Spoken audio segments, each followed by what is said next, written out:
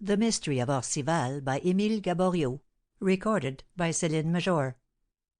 1.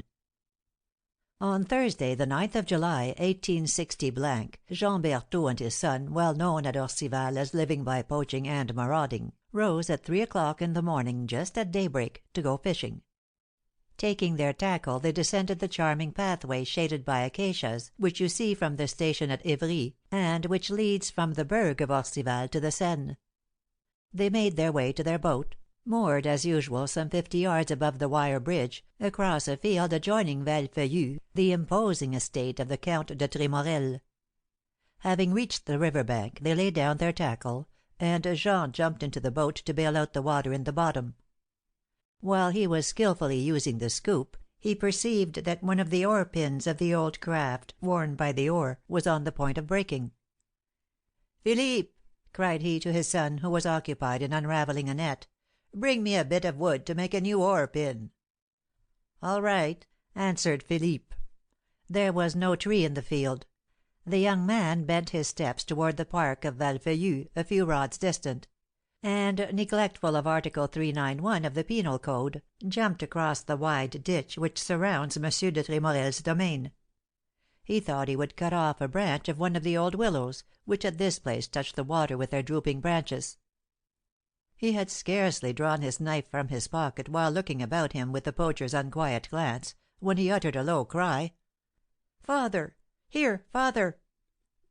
"What's the matter?" responded the old marauder, without pausing from his work. "Father, come here!" continued Philippe. "In heaven's name, come here, quick!" Jean knew by the tone of his son's voice that something unusual had happened. He threw down his scoop, and, anxiety quickening him, in 3 leaps was in the park. He also stood still, horror struck, before the spectacle which had terrified Philippe. On the bank of the river, among the stumps and flags, was stretched a woman's body. Her long, dishevelled locks lay among the water shrubs. Her dress, of gray silk, was soiled with mire and blood. All the upper part of the body lay in shallow water, and her face had sunk in the mud. "A murder!" muttered Philippe, whose voice trembled. "That's certain," responded Jean, in an indifferent tone. "But who can this woman be? Really, one would say the countess." "We'll see," said the young man. He stepped toward the body. His father caught him by the arm. "What would you do, fool?" said he. "You ought never to touch the body of a murdered person without legal authority." "You think so?" "Certainly. There are penalties for it." "Then come along, and let's inform the mayor." "Why? As if people hereabouts were not against us enough already! Who knows that they would not accuse us?" "But, father—" "If we go and inform Monsieur Courtois, he will ask us how and why we came to be in Monsieur de Tremorel's park to find this out. What is it to you that the countess has been killed? They'll find her body without you. Come, let's go away." But Philippe did not budge. Hanging his head, his chin resting upon his palm, he reflected. "We must make this known," said he, firmly. "We are not savages. We will tell Monsieur Courtois that in passing along by the park in our boat we perceived the body." Old Jean resisted at first, then, seeing that his son would, if need be, go without him, yielded. They recrossed the ditch, and, leaving their fishing tackle in the field, directed their steps hastily toward the mayor's house. Orcival, situated a mile or more from Corbeil, on the right bank of the Seine, is one of the most charming villages in the environs of Paris, despite the infernal etymology of its name. The gay and thoughtless Parisian who on Sunday wanders about the fields, more destructive than the rook, has not yet discovered this smiling country. The distressing odor of the frying from coffee gardens does not there stifle the perfume of the honeysuckles. The refrains of bargemen, the brazen voices of boat horns, have never awakened echoes there. Lazily situated on the gentle slopes of a bank washed by the Seine, the houses of Orcival are white, and there are delicious shades, and a bell tower, which is the pride of the place. On all sides vast pleasure domains, kept up at great cost, surround it. From the upper part, the weathercocks of 20 châteaux may be seen. On the right is the forest of Montprévoire, and the pretty country house of the Countess de la Brèche. Opposite, on the other side of the river, is Mousseau and Petit Bourg, the ancient domain of Aguado, now the property of a famous coachmaker. On the left, those beautiful copses belong to the Count de Tremorel. That large park is des Tilleuls, and in the distance beyond is Corbeil. That vast building, whose roofs are higher than the oaks, is the d'Herblay mill. The mayor of Orcival occupies a handsome, pleasant mansion at the upper end of the village. Formerly a manufacturer of dry goods, M. Courtois entered business without a penny, and after 30 years of absorbing toil, he retired with 4 round millions of francs. Then he proposed to live tranquilly with his wife and children, passing the winter at Paris and the summer at his country house. But all of a sudden he was observed to be disturbed and agitated. Ambition stirred his heart. He took vigorous measures to be forced to accept the mayoralty of Orcival. And he accepted it, quite in self-defense, as he will himself tell you. This office was at once his happiness and his despair. Apparent despair, interior and real happiness. It quite befits him, with clouded brow, to rail at the cares of power. He appears yet better when, his waist encircled with the gold-laced scarf, he goes in triumph at the head of the municipal body. Everybody was sound asleep at the mayor's when the 2 Berthaults rapped the heavy knocker of the door. After a moment a servant, half asleep, appeared at one of the ground-floor windows. "What's the matter, you rascals?" asked he, growling. Jean did not think it best to revenge an insult which his reputation in the village too well justified. "We want to speak to Monsieur the Mayor," he answered. "There is terrible need of it. Go call him, Monsieur Baptiste. He won't blame you." "I'd like to see anybody blame me!" snapped out Baptiste. It took 10 minutes of talking and explaining to persuade the servant. Finally the Berthaults were admitted to a little man, fat and red, very much annoyed at being dragged from his bed so early. It was Monsieur Courtois. They had decided that Philippe should speak. "Monsieur Mayor," he said, "we have come to announce to you a great misfortune. A crime has been committed at Monsieur de Tremorel's." Monsieur Courtois was a friend of the Count's. He became whiter than his shirt at the sudden news. "My God!" stammered he, unable to control his emotion. "What do you say? A crime?" "Yes. We have just discovered a body, and, as sure as you are here, I believe it to be that of the countess." The worthy man raised his arms heavenward with a wandering air. "But where? When?" "Just now, at the foot of the park, as we were going to take up our nets." "It is horrible!" exclaimed the good Monsieur Courtois. "What a calamity! So worthy a lady! But it is not possible. You must be mistaken. I should have been informed." "We saw it distinctly, Monsieur Mayor." "Such a crime in my village! Well, you have done wisely to come here. I will dress at once, and will hasten off." "No, wait." He reflected a moment, then called, "Baptiste!" The valet was not far off. With ear and eye alternately pressed against the keyhole, he heard and looked with all his might. At the sound of his master's voice he had only to stretch out his hand and open the door. "Monsieur called me." "Run to the justice of the peace," said the mayor. "There is not a moment to lose. A crime has been committed, perhaps a murder. You must go quickly. And you," addressing the poachers, "await me here while I slip on my coat." The justice of the peace at Orcival, M. Planta, Papa Planta, as he was called, was formerly an attorney at Melun. At 50, M. Planta, whose career had been one of unbroken prosperity, lost in the same month his wife whom he adored, and his 2 sons, charming youths, one 18, the other 22 years old. These successive losses crushed a man whom 30 years of happiness left without defence against misfortune. For a long time his reason was despaired of. Even the sight of a client, coming to trouble his grief, to recount stupid tales of self-interest, exasperated him. It was not surprising that he sold out his professional effects and goodwill at half price. He wished to establish himself at ease in his grief, with the certainty of not being disturbed in its indulgence. But the intensity of his mourning diminished, and the ills of idleness came. The justiceship of the peace of Orcival was vacant, and M. Plantin applied for and obtained it. Once installed in this office he suffered less from ennui. This man, who saw his life drawing to an end, undertook to interest himself in the thousand diverse cases which came before him. He applied to these all the forces of a superior intelligence, the resources of a mind admirably fitted to separate the false from the true among the lies he was forced to hear. He persisted besides in living alone, despite the urging of M. Courtois, pretending that society fatigued him, and that an unhappy man is a bore in company. Misfortune, which modifies characters for good or bad, had made him, apparently, a great egotist. He declared that he was only interested in the affairs of life as a critic tired of its active scenes. He loved to make a parade of his profound indifference for everything, swearing that a rain of fire descending upon Paris would not even make him turn his head. To move him seemed impossible.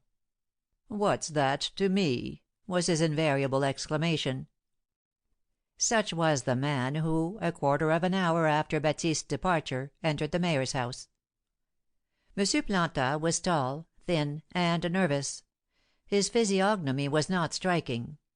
His hair was short, his restless eyes seemed always to be seeking something, his very long nose was narrow and sharp. After his affliction, his mouth, formerly well shaped, became deformed; his lower lip had sunk, and gave him a deceptive look of simplicity. "They tell me," said he, at the threshold, "that Madame de Tremorel has been murdered." "These men here at least pretend so," answered the mayor, who had just reappeared. M. Courtois was no longer the same man. He had had time to make his toilette a little. His face attempted to express a haughty coldness. He had been reproaching himself for having been wanting in dignity, in showing his grief before the Berthos. "Nothing ought to agitate a man in my position," said he to himself. And being terribly agitated, he forced himself to be calm, cold, and impassible. M. Plantin was so naturally. "This is a very sad event," said he, in a tone which he forced himself to make perfectly disinterested; "but, after all, how does it concern us? We must, however, hurry and ascertain whether it is true. I have sent for the brigadier, and he will join us." "Let us go," said M. Courtois. "I have my scarf in my pocket." They hastened off. Philippe and his father went first, the young man eager and impatient, the old one sombre and thoughtful. The mayor, at each step, made some exclamation. "I can't understand it," muttered he. "A murder in my commune! A commune where, in the memory of men, no crime has been committed." And he directed a suspicious glance toward the two Berthos. The road which led toward the château of M. de Tremorel was an unpleasant one, shut in by walls a dozen feet high. On one side is the park of the Marchioness de la Nascolle; on the other, the spacious garden of St. Jouan.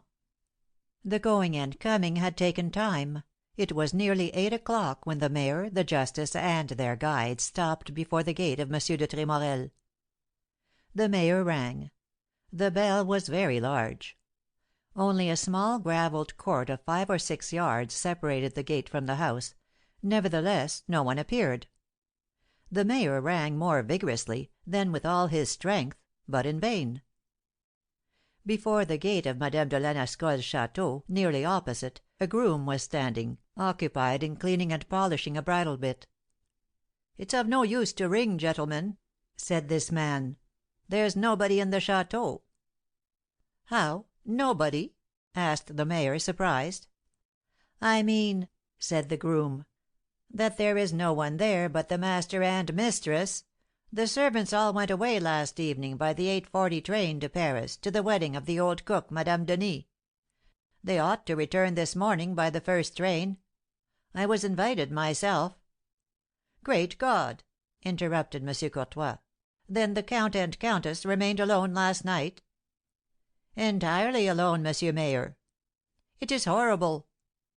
M. Plantin seemed to grow impatient during this dialogue. "Come," said he, "we cannot stay for ever at the gate. The gendarmes do not come. Let us send for the locksmith." Philippe was about to hasten off when at the end of the road singing and laughing were heard. 5 persons, 3 women and 2 men, soon appeared. "Ah, there are the people of the château!" cried the groom, whom this morning visit seemed to annoy. "They ought to have a key."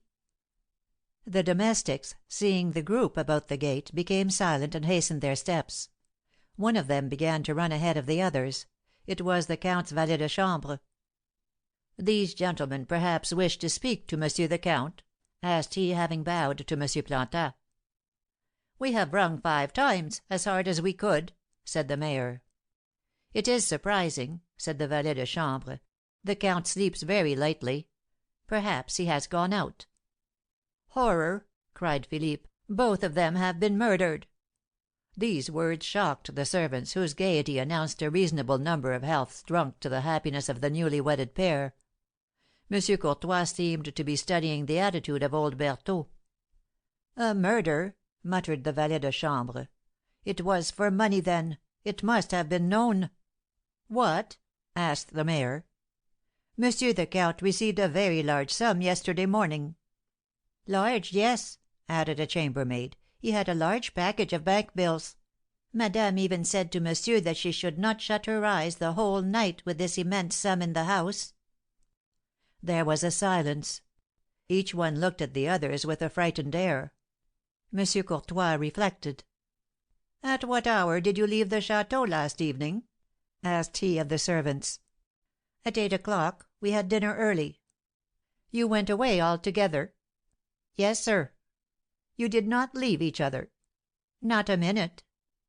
"And you returned altogether?" The servants exchanged a significant look. "All?" responded a chambermaid. "That is to say, no. One left us on reaching the Lyons station at Paris. It was Gaspin." "Yes, sir. He went away, saying that he would rejoin us at Wepler's, in the Batignolles, where the wedding took place."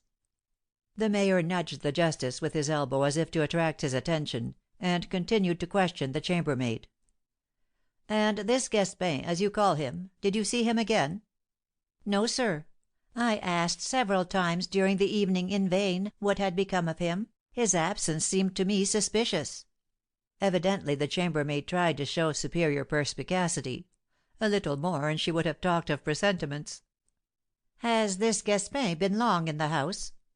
"Since spring." "What were his duties?"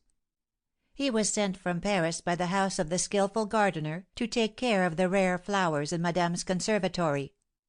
"And did he know of this money?"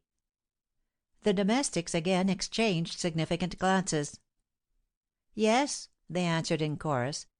"We had talked a great deal about it among ourselves." The chambermaid added, "He even said to me, 'To think that Monsieur the Count has enough money in his cabinet to make all our fortunes!'" "What kind of a man is this?"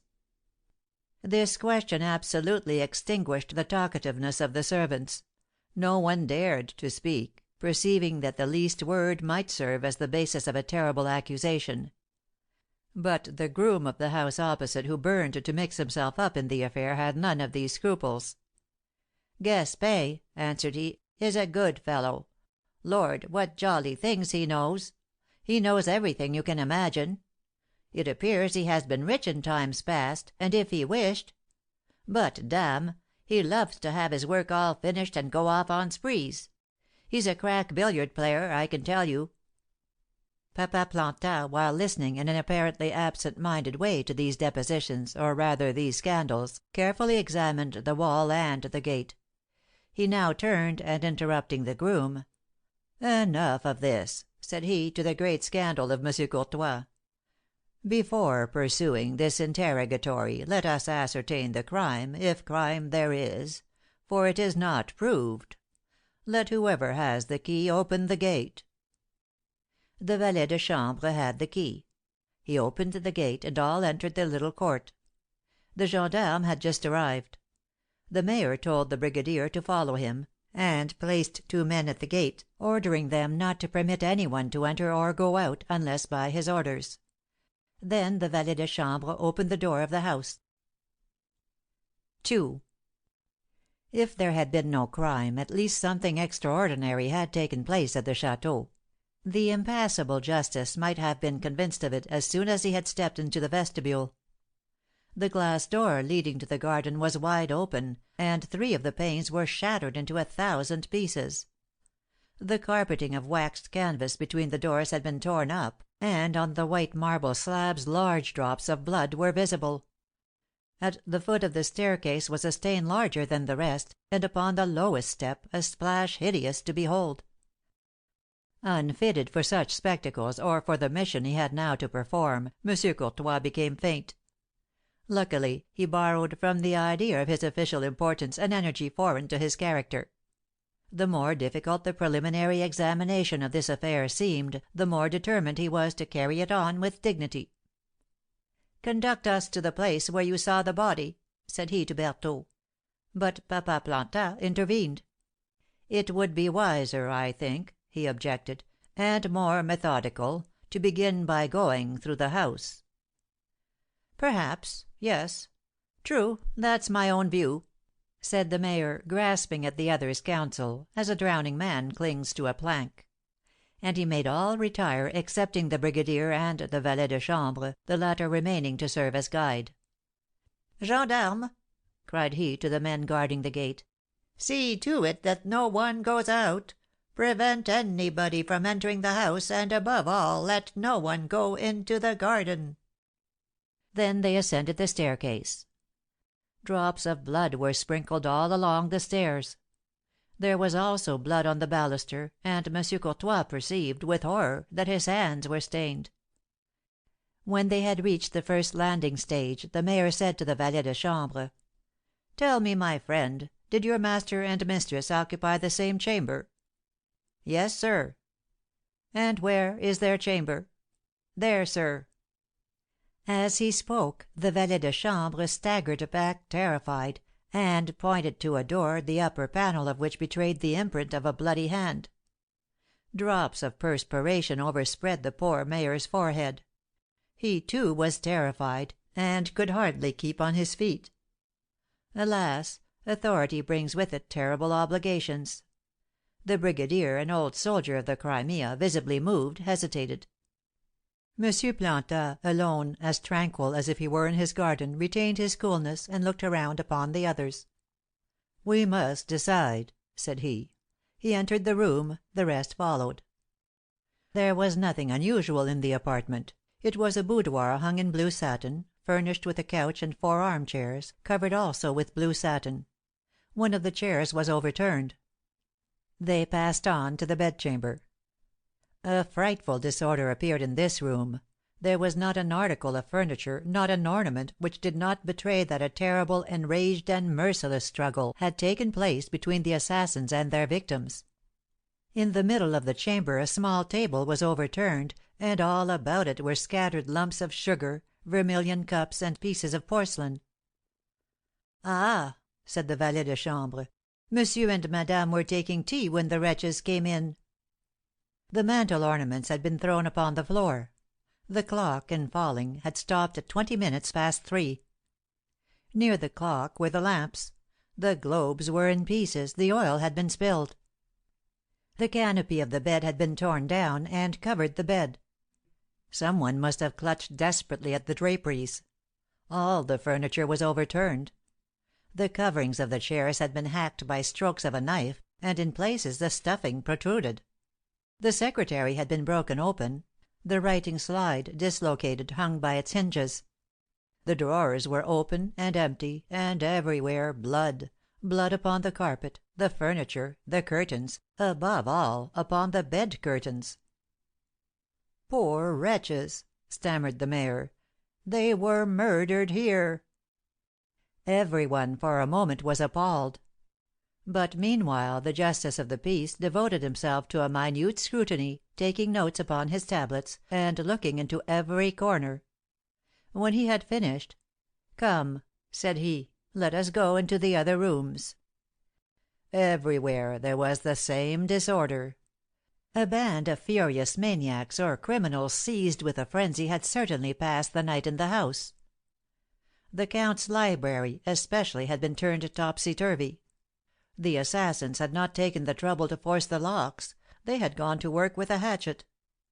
Surely they were confident of not being overheard, for they must have struck tremendous blows to make the massive oaken bureau fly in pieces.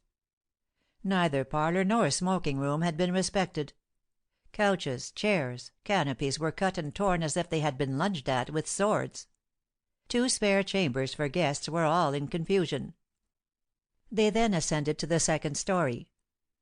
There, in the first room which they penetrated, they found, beside a trunk which had been assaulted, but which was not opened, a hatchet for splitting wood which the valet de chambre recognized as belonging to the house.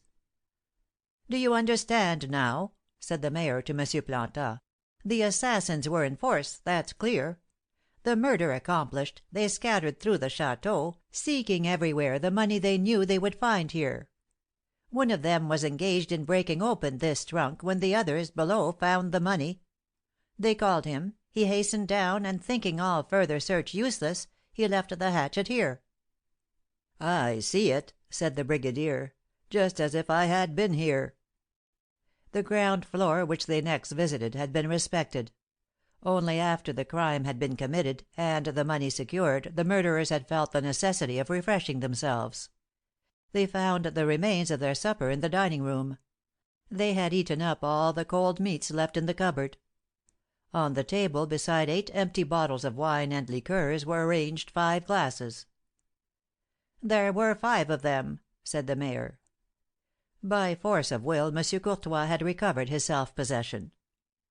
"Before going to view the bodies," said he, "I will send word to the Procureur of Corbeil. In an hour we will have a judge of instruction, who will finish our painful task." A gendarme was instructed to harness the count's buggy, and to hasten to the Procureur. Then the mayor and the justice, followed by the brigadier, the valet de chambre, and the 2 Berthaults, took their way toward the river. The park of Val Feuillu was very wide from right to left. From the house to the Seine it was almost 200 steps. Before the house was a grassy lawn interspersed with flower beds. 2 paths led across the lawn to the river bank. But the murderers had not followed the paths. Making a short cut, they had gone straight across the lawn. Their traces were perfectly visible. The grass was trampled and stamped down as if a heavy load had been dragged over it. In the midst of the lawn they perceived something red. M. Planta went and picked it up. It was a slipper, which the valet de chambre recognized as the Count's. Farther on they found a white silk handkerchief, which the valet declared he had often seen around the Count's neck. This handkerchief was stained with blood. At last they arrived at the river bank, under the willows from which Philippe had intended to cut off a branch. There they saw the body. The sand at this place was much indented by feet seeking a firm support.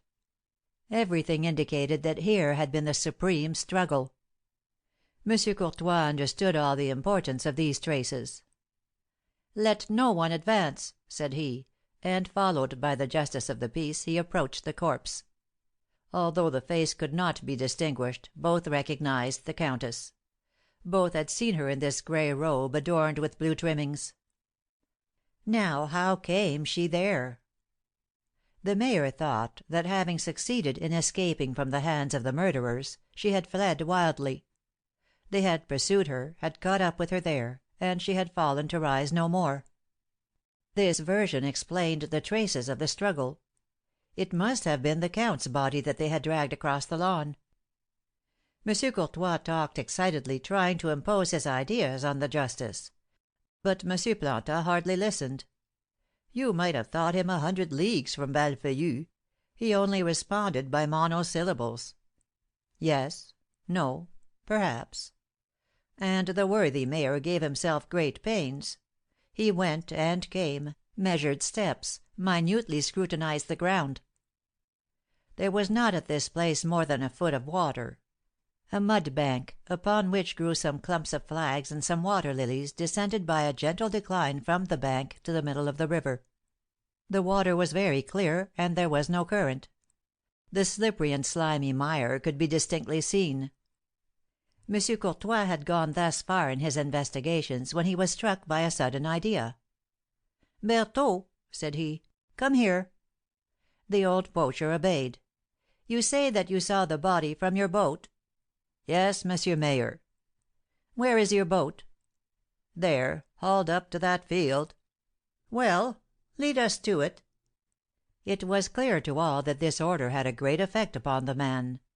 He trembled and turned pale under his rough skin, tanned as it was by sun and storm. He was even seen to cast a menacing look toward his son. "Let us go," said he at last.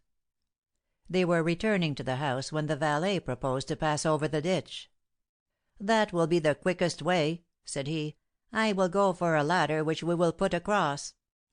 He went off, and quickly reappeared with his improvised foot bridge. But at the moment he was adjusting it, the mayor cried out to him: "Stop!" The imprints left by the Berthaults on both sides of the ditch had just caught his eye. "What is this?" said he.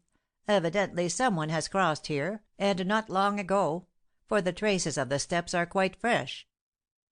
After an examination of some minutes, he ordered that the ladder should be placed farther off. When they had reached the boat, he said to Jean: "Is this the boat with which you went to take up your nets this morning?" "Yes." "Then," resumed M. Courtois, "what implements did you use? Your cast net is perfectly dry. This boat hook and these oars have not been wet for 24 hours." The distress of the father and son became more and more evident. "Do you persist in what you say, Berthault?" said the mayor. "Certainly." "And you, Philippe?" "Monsieur," stammered the young man, "we have told the truth." "Really?" said M. Courtois, in an ironical tone. "Then you will explain to the proper authorities how it was that you could see anything from a boat which you had not entered. It will be proved to you, also, that the body is in a position where it is impossible to see it from the middle of the river. Then you will still have to tell what these footprints on the grass are, which go from your boat to the place where the ditch has been crossed several times and by several persons." The two Berthaults hung their heads. "Brigadier," ordered the mayor, "arrest these two men in the name of the law, and prevent all communication between them." Philippe seemed to be ill. As for old Jean, he contented himself with shrugging his shoulders and saying to his son: "Well, you would have it so, wouldn't you?"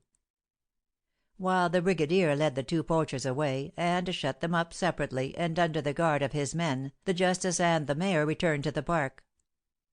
"With all this," muttered M. Courtois, "no traces of the count." They proceeded to take up the body of the countess. The mayor sent for 2 planks, which, with 1,000 precautions, they placed on the ground, being able thus to move the countess without effacing the imprints necessary for the legal examination. Alas! it was indeed she who had been the beautiful, the charming Countess de Tremorel. Here were her smiling face, her lovely speaking eyes, her fine, sensitive mouth. There remained nothing of her former self. The face was unrecognizable, so soiled and wounded was it. Her clothes were in tatters. Surely a furious frenzy had moved the monsters who had slain the poor lady. She had received more than 20 knife wounds, and must have been struck with a stick or rather with a hammer. She had been dragged by her feet and by her hair. In her left hand she grasped a strip of common cloth, torn doubtless from the clothes of one of the assassins. The mayor, in viewing the spectacle, felt his legs fail him, and supported himself on the arm of the impassible Planta. "Let us carry her to the house," said the justice, "and then we will search for the count." The valet and the brigadier, who had now returned, called on the domestics for assistance. The women rushed into the garden. There was then a terrible concert of cries, lamentations, and imprecations. "The wretches! So noble a mistress! So good a lady!" Monsieur and Madame de Tremorel, one could see, were adored by their people. The countess had just been laid upon the billiard table on the ground floor, when the judge of instruction and a physician were announced. "At last!" sighed the worthy mayor, and in a lower tone he added, The finest metals have their reverse." For the first time in his life, he seriously cursed his ambition, and regretted being the most important personage in Orcival. End of chapters 1 and 2.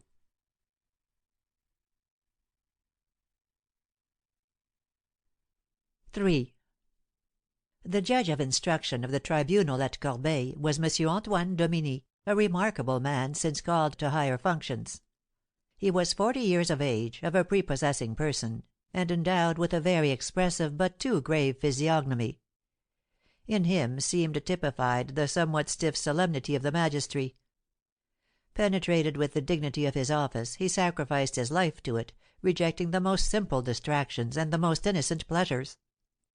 He lived alone, seldom showing himself abroad, rarely received his friends, not wishing, as he said, that the weaknesses of the man should derogate from the sacred character of the judge. This latter reason had deterred him from marrying, though he felt the need of a domestic sphere.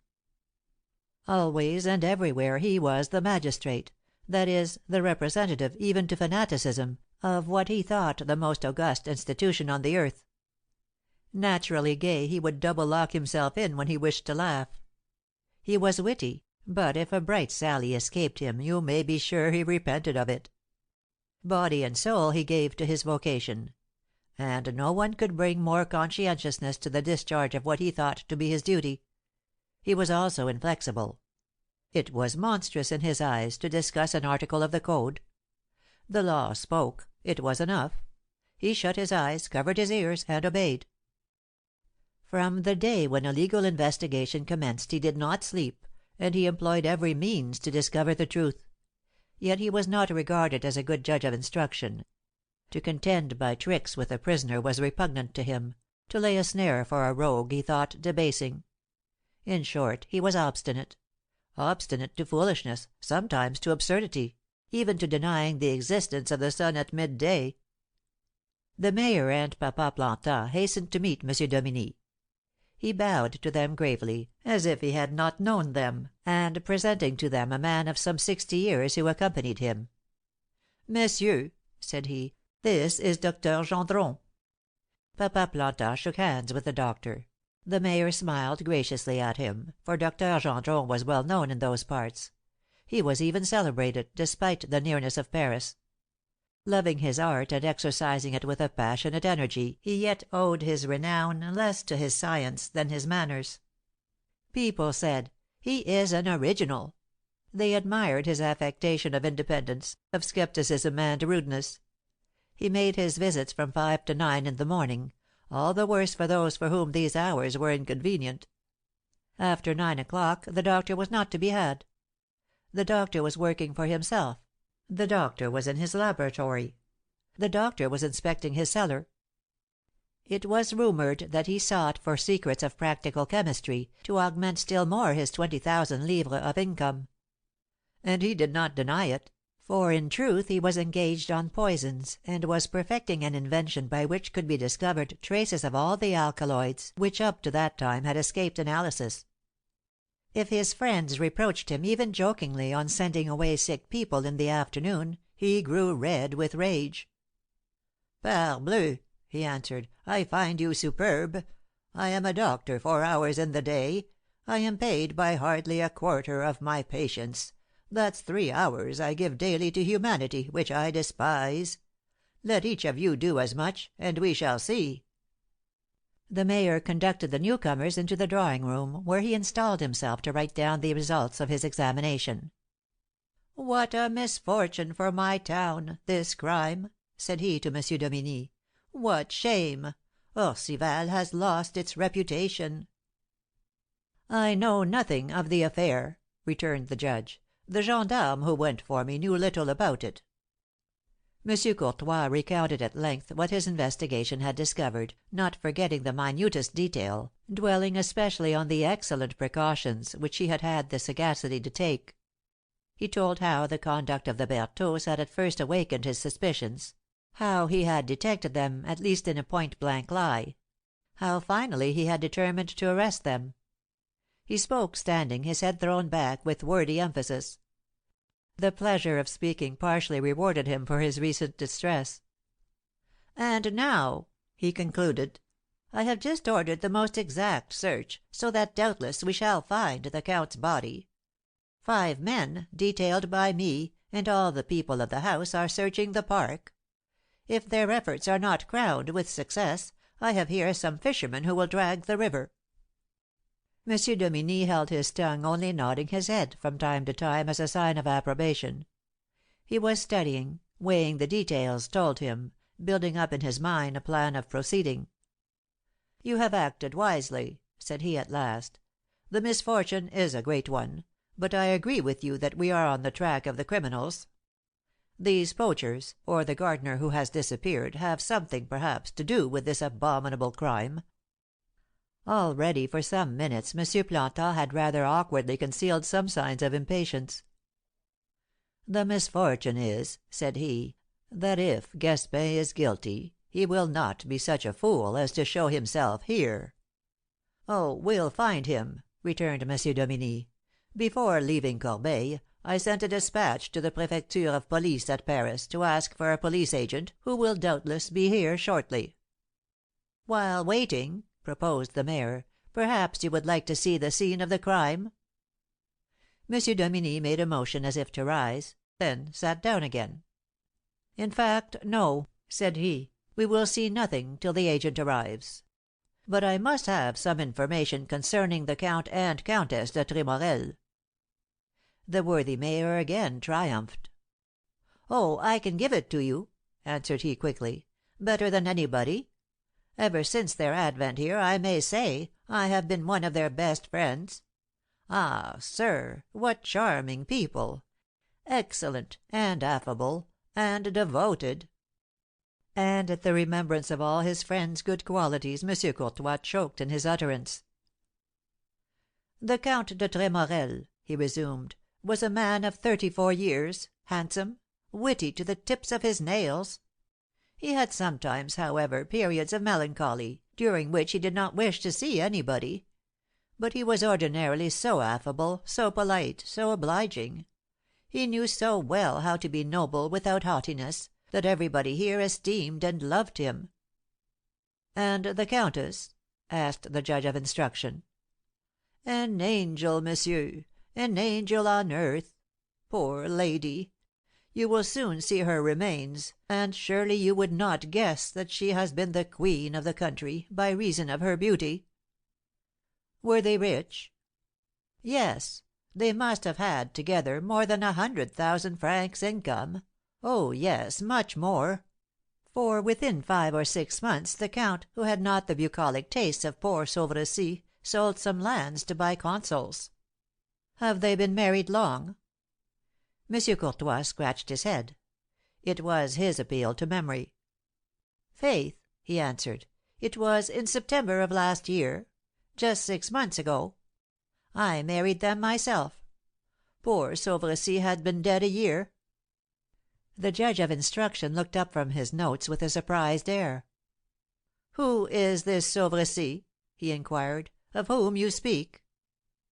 Papa Plantin, who was furiously biting his nails in a corner, apparently a stranger to what was passing, rose abruptly. "Monsieur Sauvercy," said he, "was the first husband of Madame de Tremorel. My friend Courtois has omitted this fact." "Oh!" said the mayor, in a wounded tone. "It seems to me that under present circumstances " "Pardon me," interrupted the judge.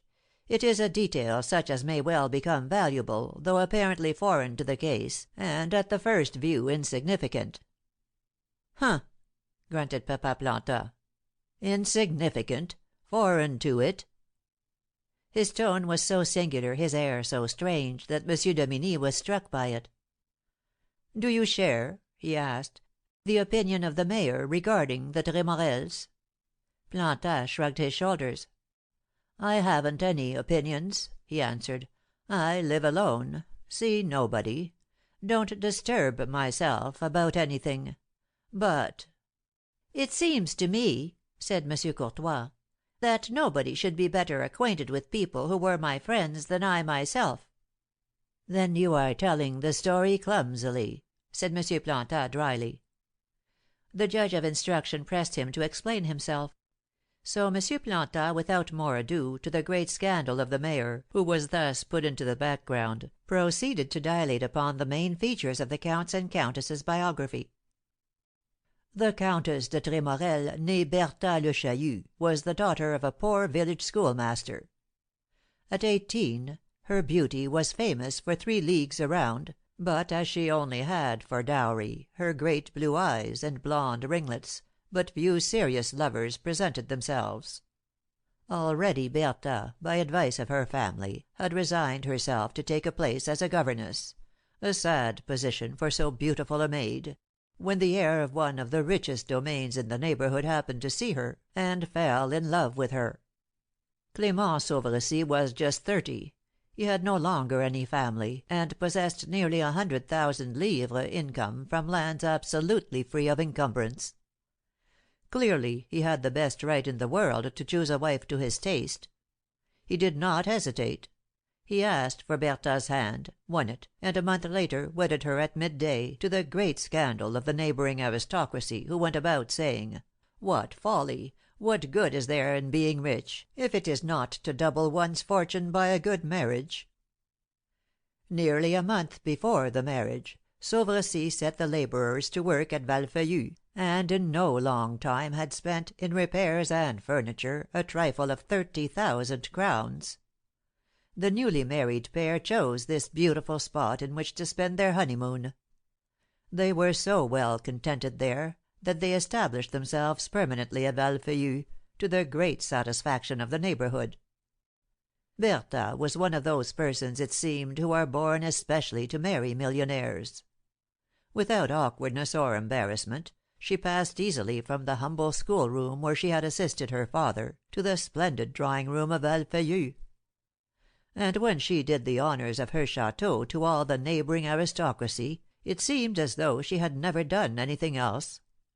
She knew how to remain simple, approachable, modest, all the while that she took the tone of the highest society. She was beloved. "But it appears to me," interrupted the mayor, "that I said the same thing, and it was really not worth while." A gesture from M. Dominie closed his mouth, and M. Planta continued. Sauvercy was also liked, for he was one of those golden hearts which know not how to suspect evil. He was one of those men with a robust faith, with obstinate illusions whom doubts never disturb. He was one of those who thoroughly confide in the sincerity of their friends, in the love of their mistresses. This new domestic household ought to be happy. It was so. Bertha adored her husband, that frank man who, before speaking to her a word of love, offered her his hand.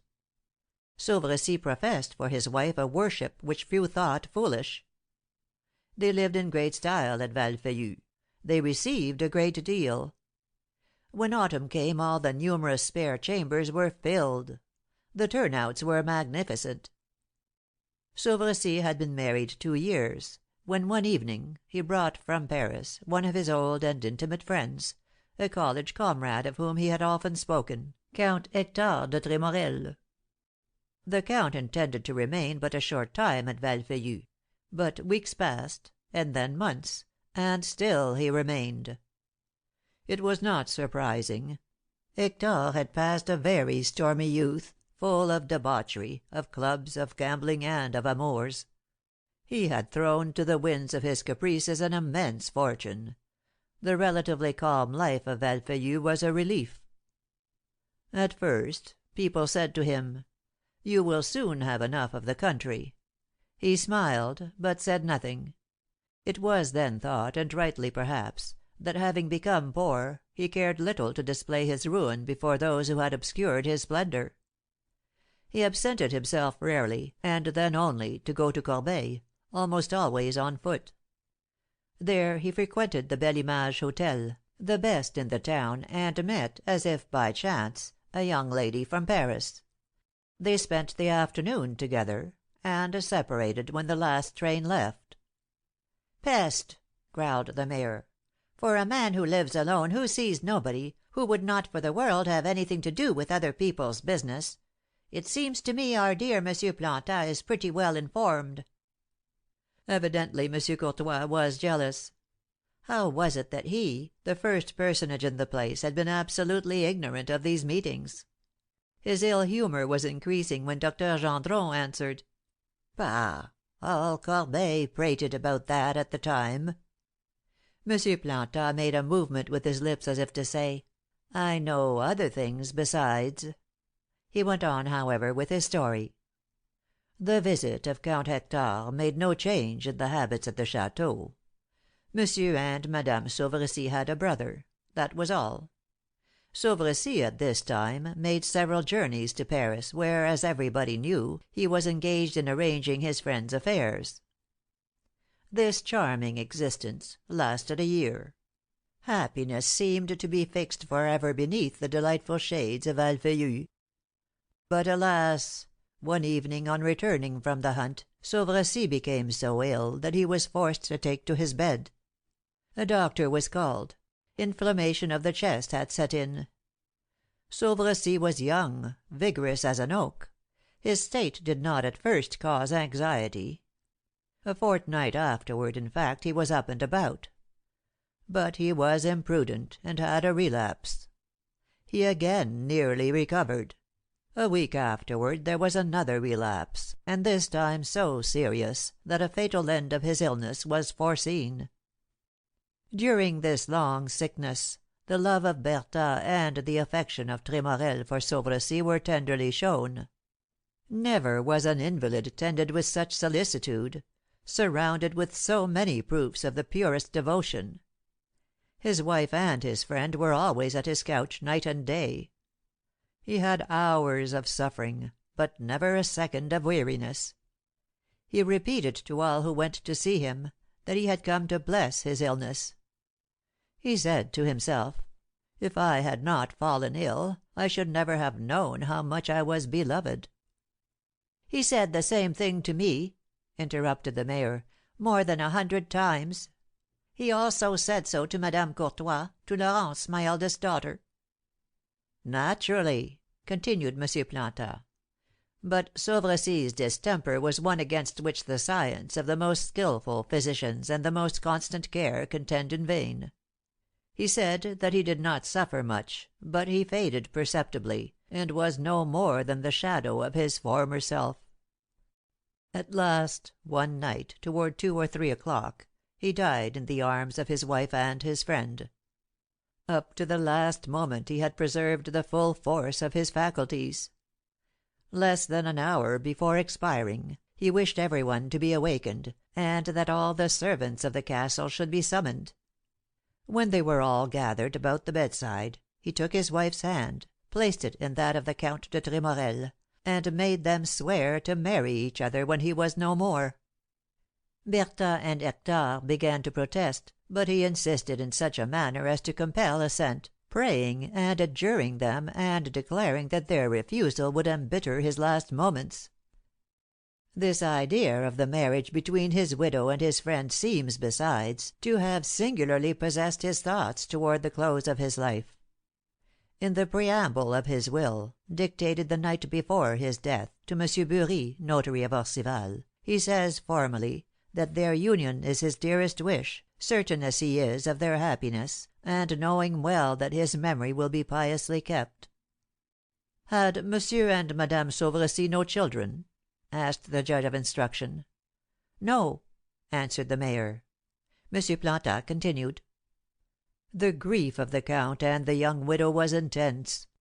M. de Tremorel especially seemed absolutely desperate, and acted like a madman. The countess shut herself up, forbidding even those whom she loved best from entering her chamber, even Madame Courtois. When the count and Madame Bertha reappeared, they were scarcely to be recognized, so much had both changed. Monsieur Hector seemed to have grown 20 years older. Would they keep the oath made at the deathbed of Sauvrecy, of which every one was apprised?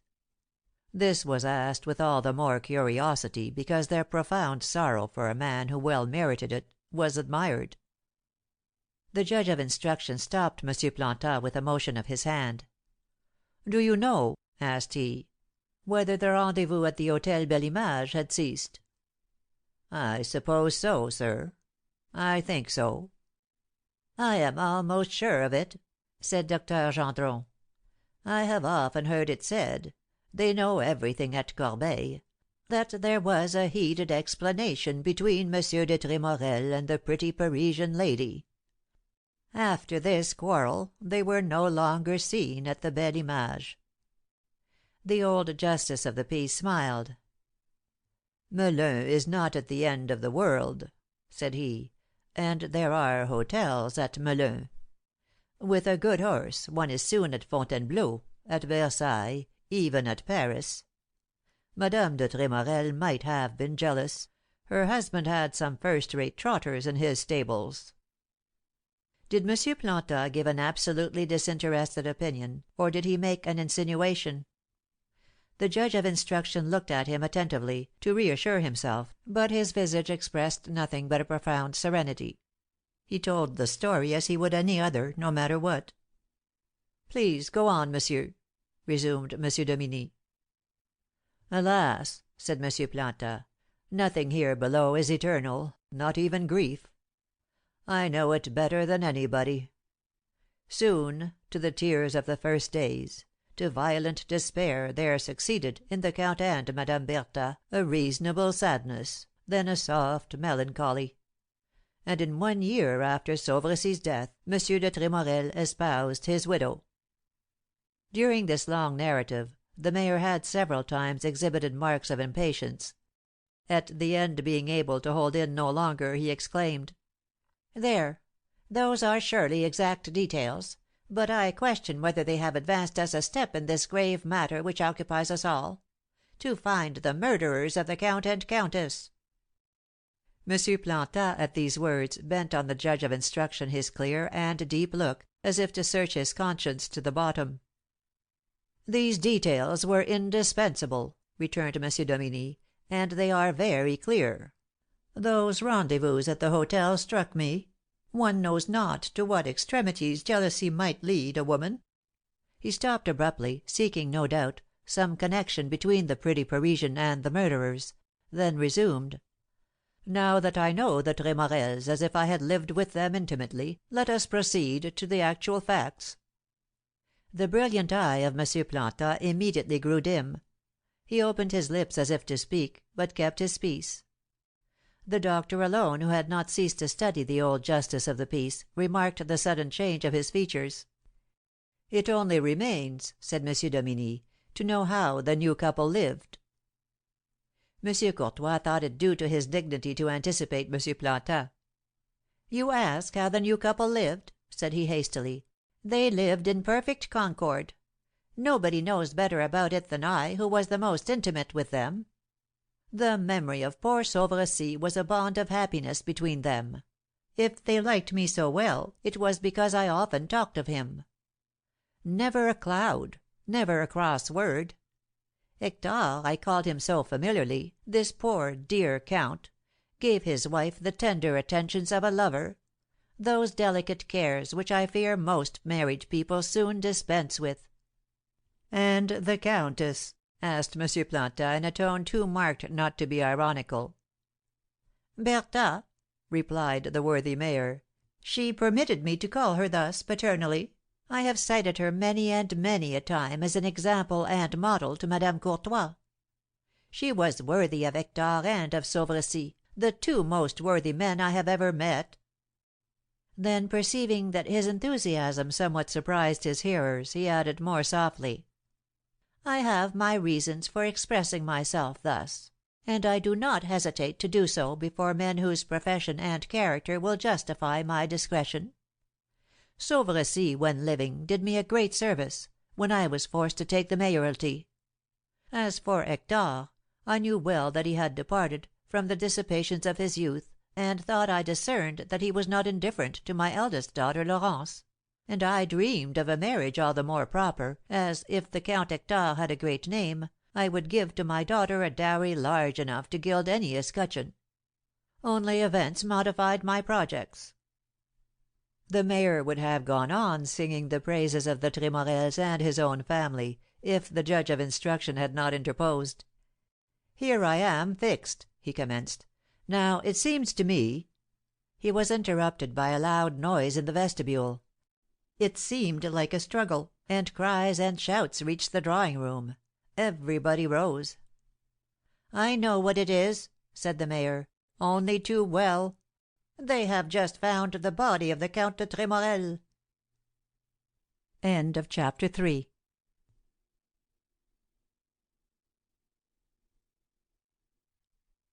4.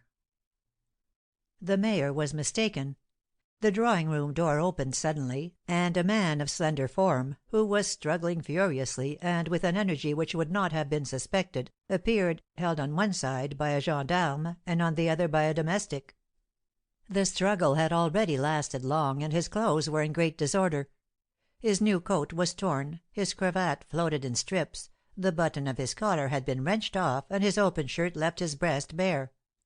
In the vestibule and court were heard the frantic cries of the servants and the curious crowd, of whom there were more than 100, whom the news of the crime had collected about the gate, and who burned to hear and above all to see.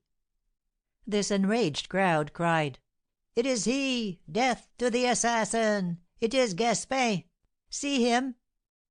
And the wretch, inspired by an immense fright, continued to struggle. "Help!" shouted he, hoarsely. "Leave me alone! I am innocent!" He had posted himself against the drawing room door, and they could not force him forward. "Push him!" ordered the mayor. "Push him!" It was easier to command than to execute. Terror lent to Gaspin enormous force. But it occurred to the doctor to open the second wing of the door. The support failed the wretch, and he fell, or rather rolled at the foot of the table at which the judge of instruction was seated. He was straightway on his feet again, and his eyes sought a chance to escape. Seeing none, for the windows and doors were crowded with the lookers on, he fell into a chair. The fellow appeared the image of terror, wrought up to paroxysm. On his livid face, black and blue, were visible the marks of the blows he had received in the struggle. His white lips trembled, and he moved his jaws as if he sought a little saliva for his burning tongue. His staring eyes were bloodshot, and expressed the wildest distress. His body was bent with convulsive spasms. So terrible was this spectacle that the mayor thought it might be an example of great moral force. He turned toward the crowd, and pointing to Gaspin, said in a tragic tone: "See what crime is!" The others exchanged surprised looks. "If he is guilty," muttered M. Planta, "why on earth has he returned?" It was with difficulty that the crowd was kept back. The brigadier was forced to call in the aid of his men. Then he returned and placed himself beside Gaspin, thinking it not prudent to leave him alone with unarmed men. But the man was little to be feared. The reaction came. His over-excited energy became exhausted, his strained muscles flaccid, and his prostration resembled the agony of brain fever. Meanwhile the brigadier recounted what had happened. "Some of the servants of the château and the neighboring houses were chatting near the gate about the crime and the disappearance of Gaspin last night, when all of a sudden some one perceived him at a distance, staggering and singing boisterously as if he were drunk." "Was he really drunk?" asked M. Dominy. "Very," returned the brigadier. "Then we owe it to the wine that we have caught him, and thus all will be explained. On perceiving this wretch," pursued the gendarme, who seemed not to have the shadow of a doubt of Gaspin's guilt, "François, the Count's valet de chambre, and Baptiste, the mayor's servant, who were there, hastened to meet him and seized him. He was so tipsy that he thought they were fooling with him. When he saw my men he was undeceived. Just then one of the women cried out, 'Brigand, it was you who might have this night assassinated the count and the countess.' He immediately became paler than death, and remained motionless and dumb. Then he began to struggle so violently that he nearly escaped. Ah, he's strong, the rogue, although he does not look like it." "And he said nothing?" said Planta. "Not a word. His teeth were so tightly shut with rage that I am sure he couldn't say bread. But we've got him. I've searched him, and this is what I have found in his pockets: a handkerchief, a pruning knife, 2 small keys, a scrap of paper covered with figures, and an address of the establishment of Vulcan's Forge. But that's not all." The brigadier took a step, and eyed his auditors mysteriously. He was preparing his effect. "That's not all. While they were bringing him along in the courtyard, he tried to get rid of his wallet. Happily I had my eyes open, and saw the dodge. I picked up the wallet, which he had thrown among the flowers near the door. Here it is. In it are a 100-franc note, 3 napoleons, and 7 francs in change. Yesterday the rascal hadn't a sou." "How do you know that?" asked M. Dominie. "Dame! Monsieur Juge, he borrowed of the valet François, who told me of it, 25 francs, pretending that it was to pay his share of the wedding expenses." "Tell François to come here," said the judge of instruction. "Now, sir," he continued, when the valet presented himself, "do you know whether Gaspin had any money yesterday?" "He had so little, monsieur," answered François promptly, "that he asked me to lend him 25 francs during the day, saying that otherwise he could not go to the wedding, not having enough even to pay his railway fare. But he might have some savings, a 100-franc note, for instance, which he didn't like to change." François shook his head with an incredulous smile. "Gaspin isn't the man to have savings," said he. "Women and cards exhaust all his wages. No longer ago than last week the keeper of the Café du Commerce came here and made a row on account of what he owed him, and threatened to go to the Count about it." Perceiving the effect of what he said, the valet, as if to correct himself, hastened to add, "I have no ill will toward Gaspin. Before to day I've always considered him a clever fellow, though he was too much of a practical joker. He was perhaps a little proud, considering his bringing up." "You may go," said the judge, cutting the disquisition of M. François short. The valet retired. During this colloquy Gaspin had little by little come to himself. The judge of instruction, Planta, and the mayor narrowly watched the play of his countenance, which he had not the coolness to compose, while the doctor held his pulse and counted its beating. "Remorse and fear of punishment," muttered the mayor. "Innocence and the impossibility of proving it," responded Planta in a low tone. M. Dominie heard both these exclamations, but did not appear to take notice of them. His opinion was not formed, and he did not wish that any one should be able to foretell by any word of his what it would be. "Are you better, my friend?" asked Dr. Gendron of Gaspin. The poor fellow made an affirmative sign; then, having looked around with the anxious glance of a man who calculates a precipice over which he has fallen, he passed his hand across his eyes, and stammered, "Something to drink?" A glass of water was brought, and he drank it at a draught, with an expression of intense satisfaction. Then he got upon his feet.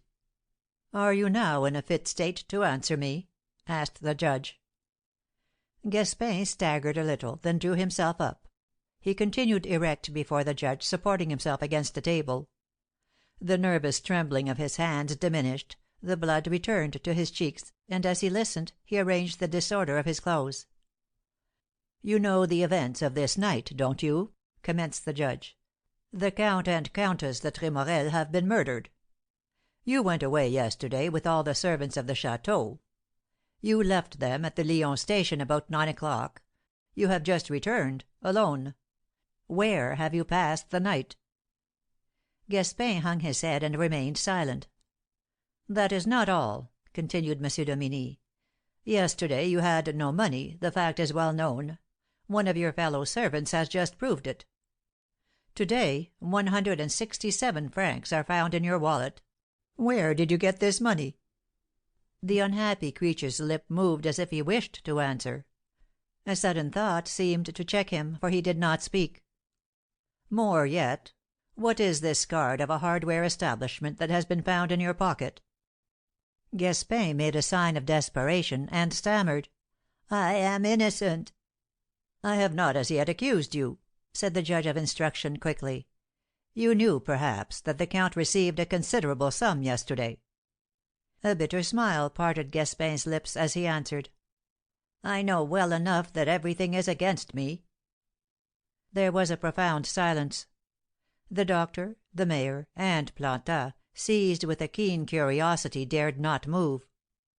Perhaps nothing in the world is more thrilling than one of these merciless duels between justice and a man suspected of a crime. The questions may seem insignificant, the answers irrelevant. Both questions and answers envelop terrible, hidden meanings. The smallest gesture, the most rapid movement of physiognomy may acquire deep significance, a fugitive light in the eye betray an advantage gained. An imperceptible change in the voice may be a confession. The coolness of M. Dominie was disheartening. "Let us see," said he, after a pause. "Where did you pass the night? How did you get this money? And what does this address mean?" "Eh?" cried Gaspin, with the rage of powerlessness. "I should tell you what you would not believe." The judge was about to ask another question, but Gaspin cut him short. "No, you wouldn't believe me," he repeated, his eyes glistening with anger. "Do men like you believe men like me? I have a past, you know, of antecedents, as you would say. The past! They throw that in my face, as if the future depended on the past. Well, yes, it's true. I'm a debauchee, a gambler, a drunkard, an idler, but what of it? It's true I have been before the police court, and condemned for night poaching. What does that prove? I have wasted my life, but whom have I wronged if not myself? My past! Have I not sufficiently expiated it?"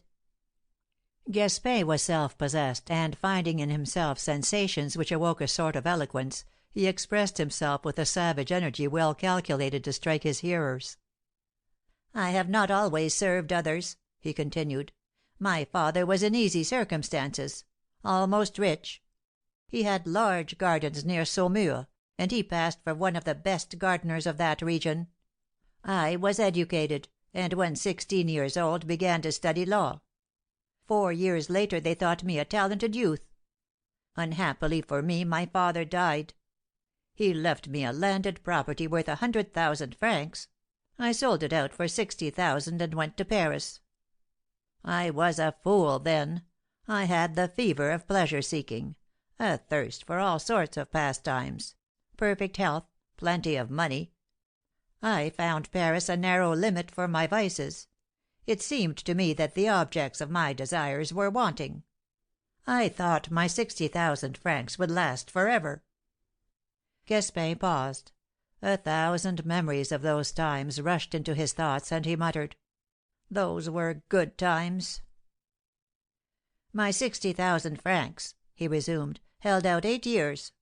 Then I hadn't a sou, yet I longed to continue my way of living. You understand, don't you? About this time the police one night arrested me.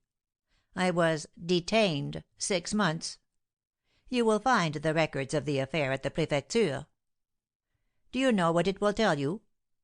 It will tell you that on leaving prison I fell into that shameful and abominable misery which exists in Paris. I will tell you that I have lived among the worst and lowest outcasts of Paris, and it is the truth." The worthy mayor was filled with consternation. "Good heaven!" thought he, "what an audacious and cynical rascal! And to think that one is liable at any time to admit such servants into his house!" The judge held his tongue. He knew that Gaspin was in such a state that, under the irresistible impulse of passion, he might betray his innermost thoughts. "But there is one thing," continued the suspected man, "that the record will not tell you, that, disgusted with this abject life, I was tempted to suicide. It will not tell you anything of my desperate attempts, my repentance, my relapses. At last I was able in part to reform. I got work, and after being in 4 situations, engaged myself here. I found myself well off. I always spent my month's wages in advance, it's true; but what would you have? And ask if any one has ever had to complain of me." It is well known that among the most intelligent criminals, those who have had a certain degree of education and enjoyed some good fortune are the most redoubtable. According to this, Gaspin was decidedly dangerous. So thought those who heard him. Meanwhile, exhausted by his excitement, he paused and wiped his face, covered with perspiration. M. Dominie had not lost sight of his plan of attack. "All that is very well," said he. "We will return to your confession at the proper time and place. But just now the question is, how you spent your night, and where you got this money?" This persistency seemed to exasperate Gaspin. "Eh?" cried he. "How do you want me to answer? The truth? You wouldn't credit it. As well keep silent. It is a fatality." "I warn you, for your own sake," resumed the judge, "that if you persist in refusing to answer, the charges which weigh upon you are such that I will have you arrested as suspected of this murder." This menace seemed to have a remarkable effect on Gaspin. Great tears filled his eyes, up to that time dry and flashing, and silently rolled down his cheeks. His energy was exhausted. He fell on his knees, crying: "Mercy! I beg you, monsieur, not to arrest me. I swear I am innocent. I swear it." "Speak, then." "You wish it?" said Gaspin, rising. Then he suddenly changed his tone. "No, I will not speak. I cannot. One man alone could save me. It is the count, and he is dead. I am innocent. Yet if the guilty are not found I am lost. Everything is against me. I know it too well. Now do with me as you please. I will not say another word." Gaspin's determination, confirmed by his look, did not surprise the judge. "You will reflect," said he quietly. "Only, when you have reflected, I shall not have the same confidence in what you say as I should have now. Possibly," and the judge spoke slowly and with emphasis, "you have only had an indirect part in this crime. If so " "Neither indirect nor direct," interrupted Gaspin; and he added violently, "What misery! To be innocent, and not able to defend myself!" "Since it is so," resumed M. Dominie, "you should not object to be placed before Madame de Tremorel's body." The accused did not seem affected by this menace. He was conducted into the hall whither they had fetched the countess. There he examined the body with a cold and calm eye. He said simply: "She is happier than I. She is dead. She suffers no longer. And I, who am not guilty, am accused of her death." M. Dominie made one more effort. "Come, Gaspin, if in any way you know of this crime, I conjure you, tell me. If you know the murderers, name them. Try to merit some indulgence for your frankness and repentance." Gaspin made a gesture as if resigned to persecution. "By all that is most sacred," he answered, "I am innocent. Yet I see clearly that if the murderer is not found I am lost." Little by little M. Dominie's conviction was formed and confirmed. An inquest of this sort is not so difficult as may be imagined. The difficulty is to seize at the beginning, in the entangled skein, the main thread, which must lead to the truth through all the mazes, the ruses, silence, falsehoods of the guilty. M. Dominie was certain that he held this precious thread. Having one of the assassins, he knew well that he would secure the others. Our prisons where good soup is eaten, and good beds are provided, have tongues, as well as the dungeons of the mediæval ages. The judge ordered the brigadier to arrest Gaspin, and told him not to lose sight of him. He then sent for old Berthelot. This worthy personage was not one of the people who worry themselves. He had had so many affairs with the men of law that one inquisition the more disturbed him little. "This man has had a bad reputation in my commune," whispered the mayor to M. Dominie. Berthelot heard it, however, and smiled. Questioned by the judge of instruction, he recounted very clearly and exactly what had happened in the morning, his resistance, and his son's determination. He explained the reason for the falsehood they told; and here again the chapter of antecedents came up. "Look here, I'm better than my reputation after all," said he. "There are many folks who can't say as much. You see many things when you go about at night. Enough." He was urged to explain his illusions, but in vain. When he was asked where and how he had passed the night, he answered that having left the Cabaret at 10 o'clock, he went to put down some traps in Mauprevoir Wood, and had gone home and to bed about 1 o'clock. By the by," added he, "there ought to be some game in those traps by this time." "Can you bring a witness to prove that you went home at one?" asked the mayor, who bethought him of the Count's clock, stopped at 20 minutes past 3. "Don't know, I'm sure," carelessly responded the poacher. "It's quite likely that my son didn't wake up when I went to bed." He added, seeing the judge reflect, "I suspect that you are going to imprison me until the murderers are discovered. If it was winter I wouldn't complain much. A fellow is well off in prison then, for it's warm there. But just at the time for hunting, it's provoking. It will be a good lesson for that Philippe. It'll teach him what it costs to render a service to gentlefolks." "Enough!" interrupted M. Dominie sternly. "Do you know Gaspin?" This name suddenly subdued the careless insolence of the marauder. His little gray eyes experienced a singular restlessness. "Certainly," he answered, in an embarrassed tone. "We have often made a party at cards, you understand, while sipping our Gloria (coffee and brandy)." The man's inquietude struck the four who heard him. Plantin especially betrayed profound surprise.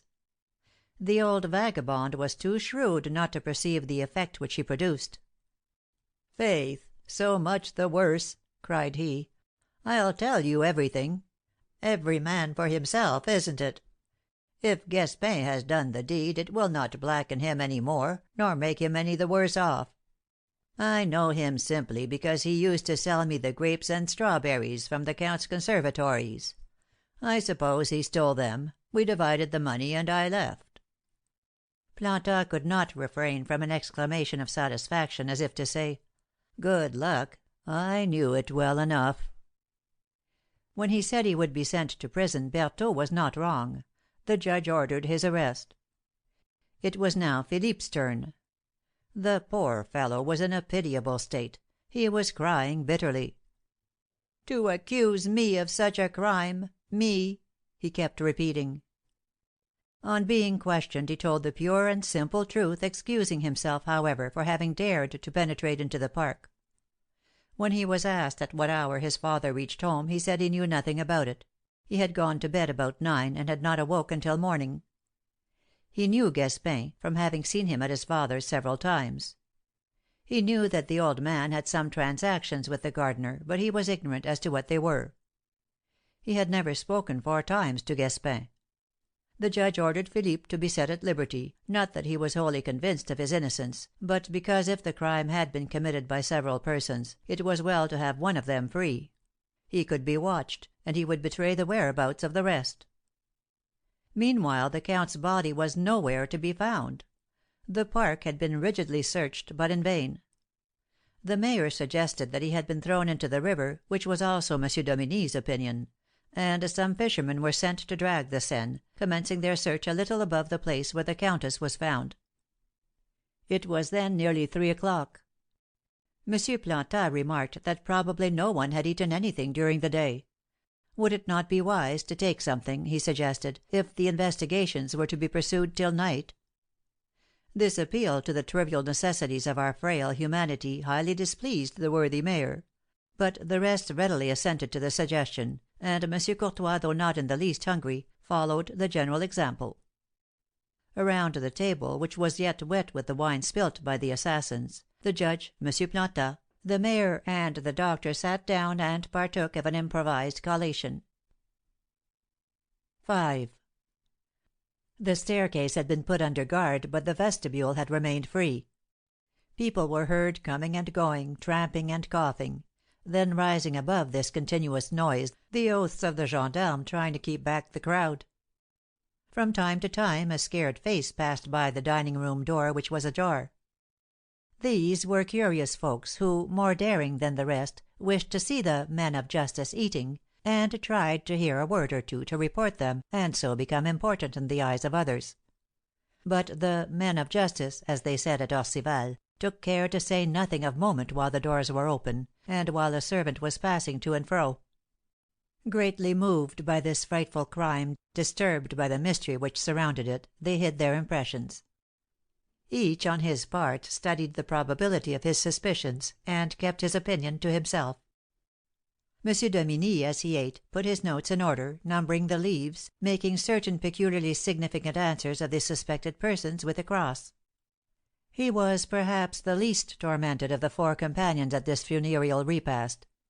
The crime did not seem to him one of those which keep judges of instruction sleepless through the night. He saw clearly the motive of it, and he had Berthaud and Gaspin, two of the assassins, or at least accomplices, secure. Monsieur Plantat and Dr. Gendron, seated next each other, were talking of the illness which carried off Sauvrecy. Monsieur Courtois listened to the hubbub without. The news of the double murder was soon noised about the neighbourhood, and the crowd increased every minute. It filled the court, and became bolder and bolder. The gendarmes were overwhelmed. Then or never was the time for the mayor to show his authority. "I am going to make these people listen to reason," said he, "and make them retire." And at once, wiping his mouth, he threw his tumbled napkin on the table and went out. It was time. The brigadier's injunctions were no longer heeded. Some curious people, more eager than the rest, had flanked the position, and were forcing an entrance through the gate leading to the garden. The mayor's presence did not perhaps intimidate the crowd much, but it redoubled the energy of the gendarmes. The vestibule was cleared amid murmurings against the arm of the law. What a chance for a speech! Monsieur Courtois was not wanting to the occasion. He believed that his eloquence, endowed with the virtues of a cold shower bath, would calm this unwonted effervescence of his constituency. He stepped forward upon the steps, his left hand resting in the opening of his vest, gesturing with his right in the proud and impassible attitude which the sculptor lends to great orators.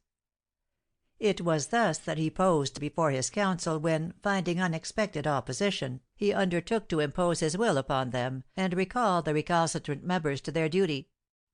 His speech in fragments penetrated to the dining room. According as he turned to the right or to the left, his voice was clear and distinct, or was lost in space. He said: "Fellow citizens, an atrocious crime, unheard of before in our commune, has shocked our peaceable and honest neighbourhood. I understand and excuse your feverish emotion, your natural indignation. As well as you, my friends, more than you, I cherished and esteemed the noble Count de Tremorel and his virtuous wife. We mourn them together." "I assure you," said Dr. Gendron to Monsieur Plantat, "that the symptoms you describe are not uncommon after pleurisy. From the acute state, the inflammation passes to the chronic state, and becomes complicated with pneumonia." "But nothing," pursued the mayor, "can justify a curiosity which, by its importunate attempts to be satisfied, embarrasses the investigation, and is, at all events, a punishable interference with the cause of justice. Why this unwonted gathering? Why these rumours and noises? These premature conjectures?" "There were several consultations," said Monsieur Plantat, "which did not have favourable results. Sauvrecy suffered altogether strange and unaccountable tortures. He complained of troubles so unwonted, so absurd, if you'll excuse the word, that he discouraged all the conjectures of the most experienced physicians." "Was it not R of Paris who attended him?" "Exactly. He came daily, and often remained overnight. Many times I have seen him ascending the principal street of the village, with troubled countenance, as he went to give his prescription to the apothecary." "Be wise enough," cried Monsieur Courtois, "to moderate your just anger. Be calm. Be dignified." "Surely," continued Dr. Gendron, "your apothecary is an intelligent man. But you have at Orcival a fellow who quite outdoes him, a fellow who knows how to make money, one Robelot." "Robelot, the bone setter?" "That's the man. I suspect him of giving consultations and prescribing sub rosa. He is very clever. In fact, I educated him. 5 or 6 years ago he was my laboratory boy, and even now I employ him when I have a delicate operation on hand." The doctor stopped. struck by the alteration in the impassible Planta's features. "What is the matter, my friend?" he asked. "Are you ill?" The judge left his notes to look at him. "Why," said he, "Monsieur Planta is very pale." But Monsieur Planta speedily resumed his habitual expression. "'Tis nothing," he answered, "really nothing. With my abominable stomach, as soon as I change my hour of eating." Having reached his peroration, Monsieur Courtois raised his voice. "Return," said he, "to your peaceable homes, your quiet avocations. Rest assured the law protects you. Already justice has begun its work. 2 of the criminals are in its power, and we are on the track of their accomplices." "Of all the servants of the château," remarked M. Planta, "there remains not one who knew Sauvercy. The domestics have one by one been replaced." "No doubt," answered the doctor, "the sight of the old servants would be disagreeable to Monsieur de Tremorel." He was interrupted by the mayor, who re entered, his eyes glowing, his face animated, wiping his forehead. "I have let the people know," said he, "the indecency of their curiosity. They have all gone away. They were anxious to get at Philippe Berthaud, the brigadier says. Public opinion has a sharp scent." Hearing the door open, he turned and found himself face to face with a man whose features were scarcely visible, so profoundly did he bow, his hat pressed against his breast. "What do you wish?" sternly asked M. Courtois. "By what right have you come in here? Who are you?" The man drew himself up. "I am M. Lecoq," he replied, with a gracious smile. "M. Lecoq of the detective force, sent by the Prefect of Police, in reply to a telegram, for this affair." This declaration clearly surprised all present, even the judge of instruction. In France each profession has its special externals, as it were, insignia, which betray it at first view. Each profession has its conventional type, and when public opinion has adopted a type, it does not admit it possible that the type should be departed from. What is a doctor? A grave man, all in black, with a white cravat. A gentleman with a capacious stomach adorned with heavy gold seals can only be a banker. Everybody knows that the artist is a merry liver, with a peaked hat, a velvet vest, and enormous ruffles. By virtue of this rule, the detective of the Prefecture ought to have an eye full of mystery, something suspicious about him, a negligence of dress, and imitation jewelry. The most obtuse shopkeeper is sure that he can scent a detective at 20 paces, a big man with moustaches, and a shining felt hat, his throat imprisoned by a collar of hair, dressed in a black threadbare surtout, carefully buttoned up on account of the entire absence of linen. Such is the type. But according to this, M. Lecoq, as he entered the dining room at Val Feuillu, had by no means the air of a detective. True, M. Lecoq can assume whatever air he pleases. His friends declare that he has a physiognomy peculiar to himself, which he resumes when he enters his own house, and which he retains by his own fireside with his slippers on; but the fact is not well proved. What is certain is that his mobile face lends itself to strange metamorphoses; that he moulds his features according to his will, as the sculptor moulds clay for modelling. He changes everything, even his look. "So," said the judge of instruction, "the Prefect has sent you to me, in case certain investigations become necessary." "Yes, monsieur, quite at your service." M. Lecoq on this day assumed a handsome wig of lank hair, of that vague colour called Paris blonde, parted on the side by a line pretentiously fanciful; whiskers of the same colour puffed out with bad pomade encircled a pallid face. His big eyes seemed congealed within their red border, an open smile rested on his thick lips, which in parting discovered a range of long yellow teeth. His face otherwise expressed nothing in particular. It was a nearly equal mixture of timidity, self-sufficiency, and contentment. It was quite impossible to concede the least intelligence to the possessor of such a phiz. One involuntarily looked for a goitre. The retail haberdashers who, having cheated for 30 years in their threads and needles, retire with large incomes, should have such heads as this. His apparel was as dull as his person. His coat resembled all coats, his trousers all trousers. A hair chain, the same color as his whiskers, was attached to a large silver watch, which bulged out his left waistcoat pocket. While speaking he fumbled with a confection box made of transparent horn, full of little square lozenges, and adorned by a portrait of a very homely, well dressed woman, the defunct, no doubt. As the conversation proceeded, according as he was satisfied or disturbed, Monsieur Lecoq munched a lozenge, or directed glances toward the portrait, which were quite a poem in themselves. Having examined the man a long time, the judge of instruction shrugged his shoulders. "Well," said Monsieur Dominie, finally, "now that you are here, we will explain to you what has occurred." "Oh, that's quite useless," responded Lecoq, with a satisfied air. "Perfectly useless, sir." "Nevertheless, it is necessary that you should know." "What, that which Monsieur the Judge knows?" interrupted the detective, "for that I already know. Let us agree there has been a murder, with theft as its motive, and start from that point. The countess's body has been found, not so that of the count. What else? Berthault, an acknowledged rogue, is arrested. He merits a little punishment, doubtless. Gaspin came back drunk. Ah, there are sad charges against this Gaspin. His past is deplorable. It is not known where he passed the night, he refuses to answer, he brings no alibi. This is, indeed, grave."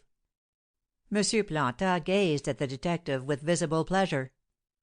"Who has told you about these things?" asked Monsieur Dominie. "Well, everybody has told me a little." "But where?" "Here. I have already been here 2 hours, and even heard the mayor's speech."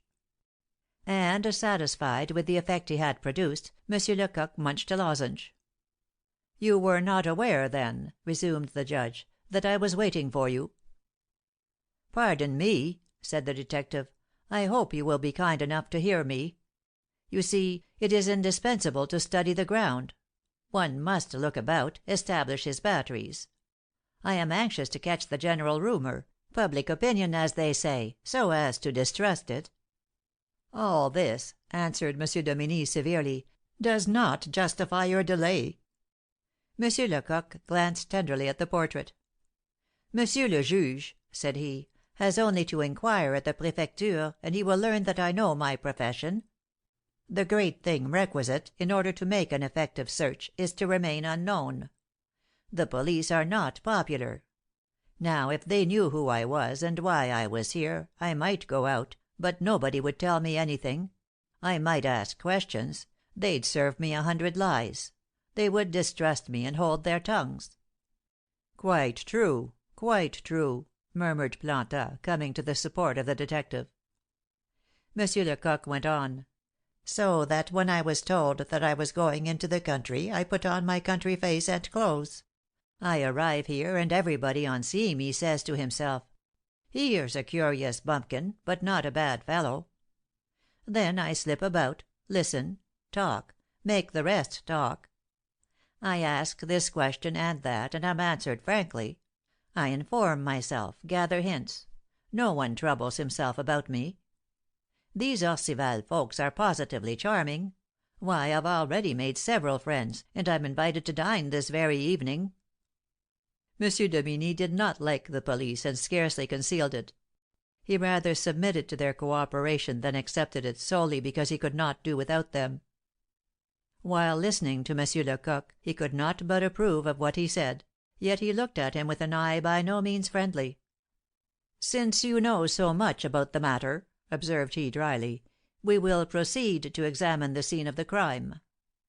"I am quite at Monsieur the Judge's orders," returned the detective, laconically. As everyone was getting up, he took the opportunity to offer Monsieur Planta his lozenge box. "Monsieur perhaps uses them?"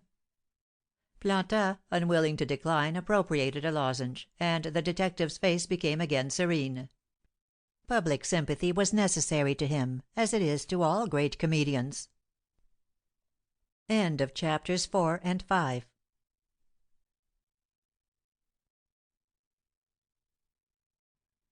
6. Monsieur Lecoq was the first to reach the staircase, and the spots of blood at once caught his eye. "Oh!" cried he at each spot he saw. "Oh! oh! the wretches!" Monsieur Courtois was much moved to find so much sensibility in a detective. The latter, as he continued to ascend, went on: "The wretches! They don't often leave traces like this everywhere, or at least they wipe them out." On gaining the first landing and the door of the boudoir which led into the chamber, he stopped, eagerly scanning, before he entered, the position of the rooms. Then he entered the boudoir, saying: "Come, I don't see my way clear yet." "But it seems to me," remarked the Judge, "that we have already important materials to aid your task. It is clear that Gaspin, if he is not an accomplice, at least knew something about the crime." M. Lecoq had recourse to the portrait in the lozenge box. It was more than a glance, it was a confidence. He evidently said something to the dear defunct which he dared not say aloud. "I see that Gaspin is seriously compromised," resumed he. "Why didn't he want to tell where he passed the night? But then public opinion is against him, and I naturally distrust that." The detective stood alone in the middle of the room, the rest, at his request, remained at the threshold, and looking keenly about him, searched for some explanation of the frightful disorder of the apartment. "Fools!" cried he, in an irritated tone. "Double brutes! Because they murder people so as to rob them, is no reason why they should break everything in the house. Sharp folks don't smash up furniture, they carry pretty picklocks, which work well and make no noise. Idiots! One would say—" He stopped, with his mouth wide open. "Eh! Not so bungling, after all, perhaps." The witnesses of this scene remained motionless at the door, following, with an interest mingled with surprise, the detective's movements. Kneeling down, he passed his flat palm over the thick carpet among the broken porcelain. "It's damp, very damp. The tea was not all drunk, it seems, when the cups were broken." "Some tea might have remained in the teapot," suggested Planta. "I know it," answered M. Lecoq. "Just what I was going to say. So that this dampness cannot tell us the exact moment when the crime was committed." "But the clock does, and very exactly," interrupted the mayor. "The mayor," said M. Dominie, "in his notes, well explains that the movements of the clock stopped when it fell." "But see here," said M. Planta, "it was the odd hour marked by that clock that struck me. The hands point to 20 minutes past 3, yet we know that the countess was fully dressed when she was struck. Was she up taking tea at 3 in the morning? It's hardly probable." "I, too, was struck with that circumstance," returned M. Lecoq, "and that's why I said, 'Not so stupid.' Well, let's see." He lifted the clock with great care, and replaced it on the mantel, being cautious to set it exactly upright. The hands continued to point to 20 minutes past 3. "20 past 3," muttered he, while slipping a little wedge under the stand. "People don't take tea at that hour. Still less common is it that people are murdered at daylight." He opened the clock case with some difficulty, and pushed the longer hand to the figure of half past 3. The clock struck 11. "Good!" cried M. Lecoq, triumphantly. "That is the truth." And drawing the lozenge box from his pocket, he excitedly crushed a lozenge between his teeth. The simplicity of this discovery surprised the spectators. The idea of trying the clock in this way had occurred to no one. M. Courtois especially was bewildered. "There's a fellow," whispered he to the doctor, "who knows what he's about." "Ergo," resumed M. Lecoq, who knew Latin, "we have here, not brutes, as I thought at first, but rascals who looked beyond the end of their knife.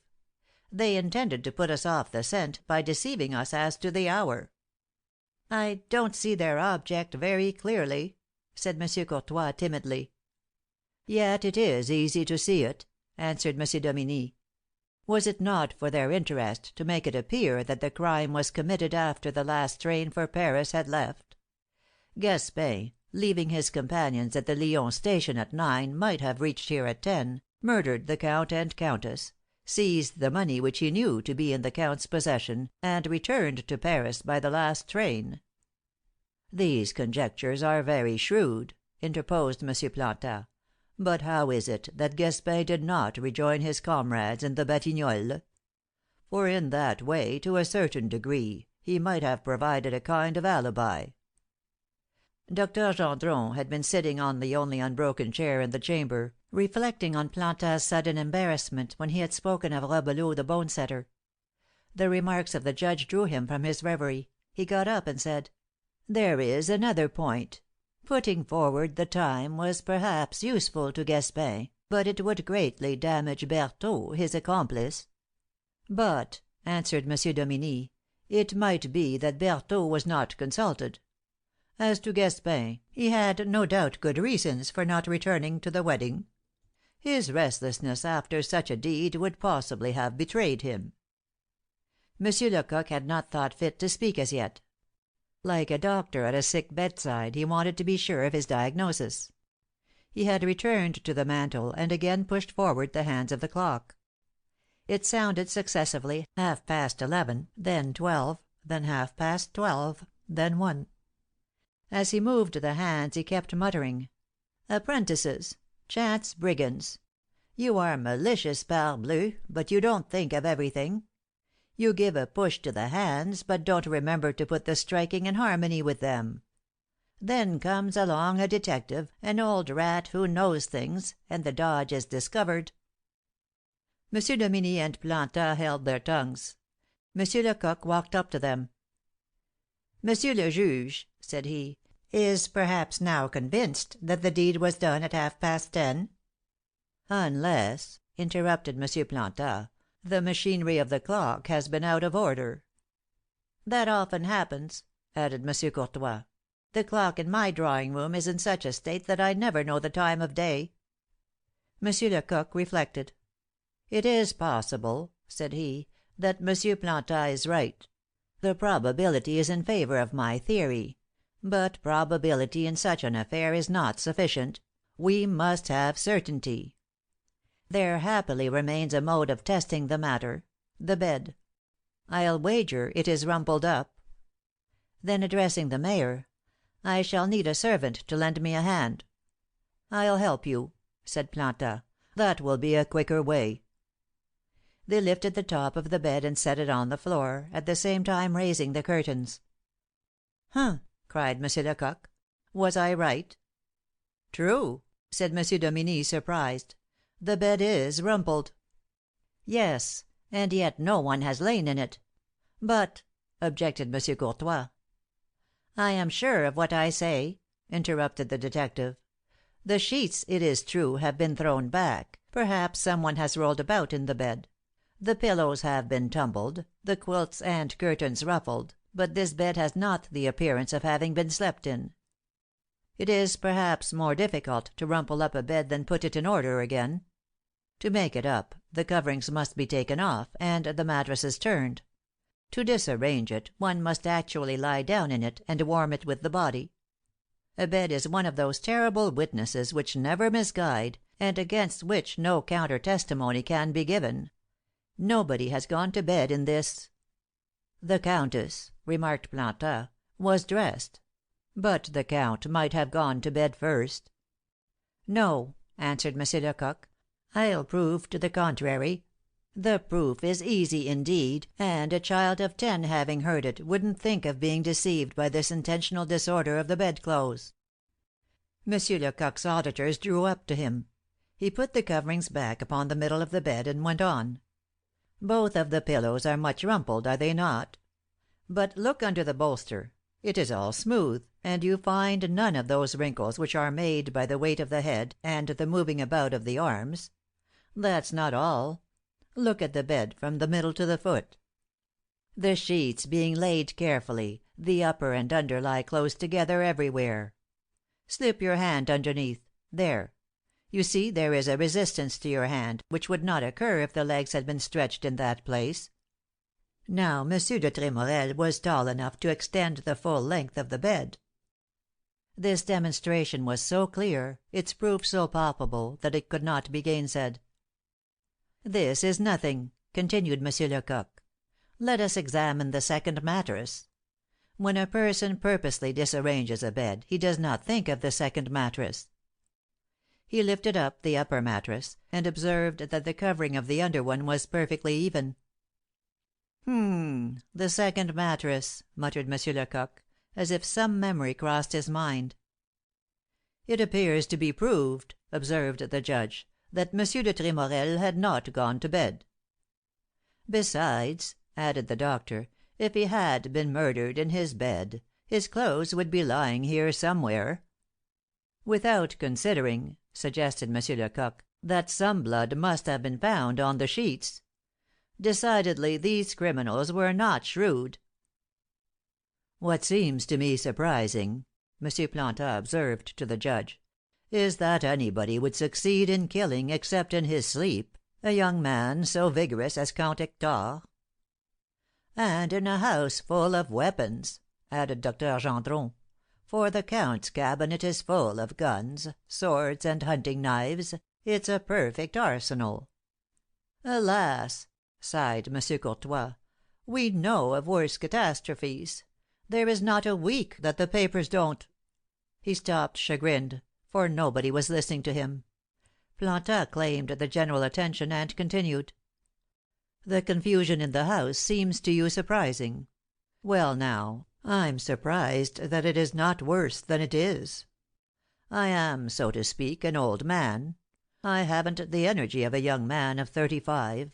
Yet it seems to me that if assassins should get into my house when I was there and up, it would go hard with them. I don't know what I would do. Probably I should be killed. But surely I would give the alarm. I would defend myself, and cry out, and open the windows, and set the house afire." "Let us add," insisted the doctor, "that it is not easy to surprise a man who is awake. There is always an unexpected noise which puts one on his guard. Perhaps it is a creaking door, or a cracking stair. However cautious the murderer, he does not surprise his victim." "They may have used firearms," struck in the worthy mayor. "That has been done. You are quietly sitting in your chamber. It is summer, and your windows are open. You are chatting with your wife, and sipping a cup of tea. Outside, the assassins are supplied with a short ladder.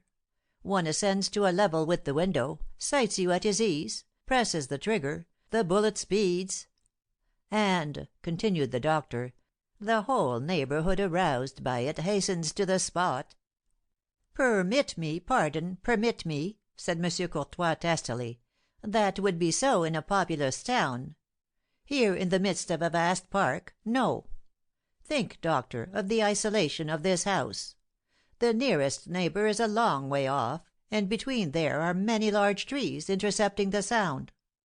Let us test it by experience. I will fire a pistol in this room, and I'll wager that you will not hear the echo in the road." "In the daytime, perhaps, but not in the night."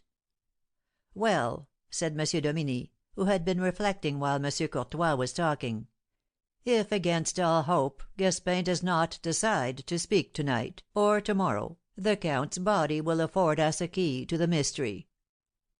During this discussion M. Lecoq had continued his investigations, lifting the furniture, studying the fractures, examining the smallest pieces, as if they might betray the truth.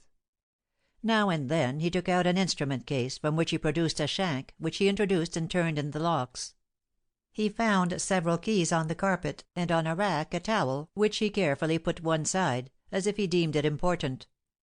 He came and went from the bedroom to the Count's cabinet without losing a word that was said; noting in his memory not so much the phrases uttered, as the divers accents and intonations with which they were spoken. In an inquest such as that of the crime of Orcival, when several officials find themselves face to face, they hold a certain reserve toward each other. They know each other to have nearly equal experience, to be shrewd, clear headed, equally interested in discovering the truth, not disposed to confide in appearances, difficult to surprise. Each one, likely enough, gives a different interpretation to the facts revealed. Each may have a different theory of the deed. but a superficial observer would not note these differences. Each, while dissimulating his real thoughts, tries to penetrate those of his neighbor, and if they are opposed to his own, to convert him to his opinion. The great importance of a single word justifies this caution. Men who hold the liberty and lives of others in their hands, a scratch of whose pen condemns to death, are apt to feel heavily the burden of their responsibility. It is an ineffable solace to feel that this burden is shared by others. This is why no one dares take the initiative, or express himself openly, but each awaits others' opinions to adopt or oppose them. They exchange fewer affirmations than suggestions. They proceed by insinuation. Then they utter commonplaces, ridiculous suppositions, asides, provocative, as it were, of other explanations. In this instance, the judge of instruction and Plantard were far from being of the same opinion. They knew it before speaking a word. But M. Dominy, whose opinion rested on material and palpable facts, which appeared to him indisputable, was not disposed to provoke contradiction. Plantard, on the contrary, whose system seemed to rest on impressions, on a series of logical deductions, would not clearly express himself without a positive and pressing invitation. His last speech, impressively uttered, had not been replied to. He judged that he had advanced far enough to sound the detective. "Well, Monsieur Lecoq," asked he, "have you found any new traces?" Monsieur Lecoq was at that moment curiously examining a large portrait of the Count Hector, which hung opposite the bed. Hearing Monsieur Plantard's question, he turned. "I have found nothing decisive," answered he, "and I have found nothing to refute my conjectures. But " He did not finish. Perhaps he too recoiled before his share of the responsibility. "What?" insisted M. Dominy sternly. "I was going to say," resumed M. Lecoq, "that I am not yet satisfied. I have my lantern, and a candle in it. I only need a match." "Please preserve your decorum," interrupted the judge severely. "Very well, then," continued M. Lecoq, in a tone too humble to be serious, "I still hesitate. If the doctor now would kindly proceed to examine the countess's body, he would do me a great service." "I was just going to ask the same favor, doctor," said M. Dominy. The doctor, answering "willingly," directed his steps toward the door. M. Lecoq caught him by the arm. "If you please," said he, in a tone totally unlike that he had used up to this time, "I would like to call your attention to the wounds on the head, made by a blunt instrument, which I suppose to be a hammer. I have studied these wounds, and though I am no doctor, they seem to me suspicious. And to me," M. Plantard quickly added, "it seemed to me that in the places struck there was no emission of blood in the cutaneous vessels. The nature of these wounds," continued M. Lecoq, "will be a valuable indication which will fix my opinion." And as he felt keenly the brusque manner of the judge, he added, "It is you, doctor, who hold the match."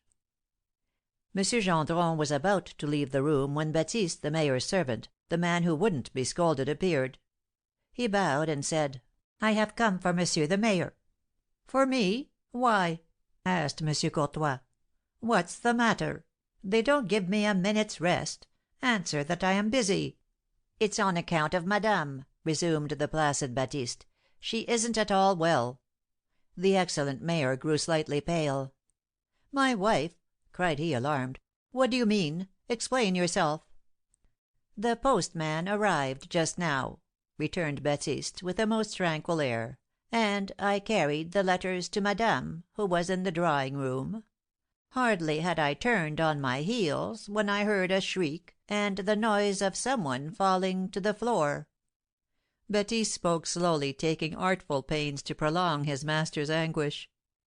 "Speak! Go on!" cried the mayor, exasperated. "Speak, won't you?" "I naturally opened the drawing room door again. What did I see? Madame at full length on the floor. I called for help. The chambermaid, cook, and others came hastening up, and we carried madame to her bed. Justine said that it was a letter from Mademoiselle Laurence which overcame my mistress. At each word Baptiste hesitated, reflected, his eyes giving the lie to his solemn face, betrayed the great satisfaction he felt in relating his master's misfortunes. His master was full of consternation. As it is with all of us, when we know not exactly what ill is about to befall us, he dared not ask any questions. He stood still, crushed, lamenting instead of hastening home.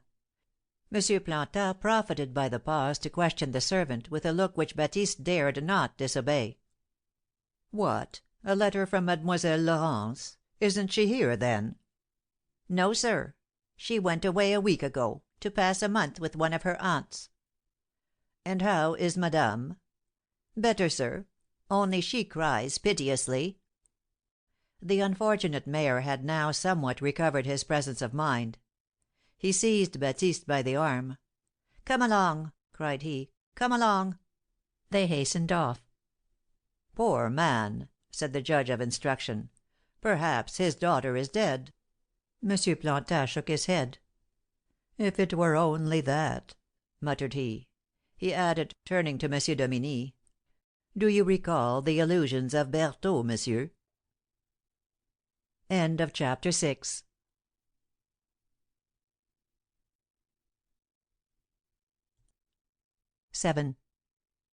The judge of instruction, the doctor, and M. Plantin exchanged a significant look. What misfortune had befallen M. Courtois, this worthy and, despite his faults, excellent person? Decidedly this was an ill omened day. "If we are to speak of Berthaud's illusions," said M. Lecoq, "I have heard two very curious stories, though I have been here but a few hours. It seems that this Mademoiselle Laurence—" M. Plantin abruptly interrupted the detective.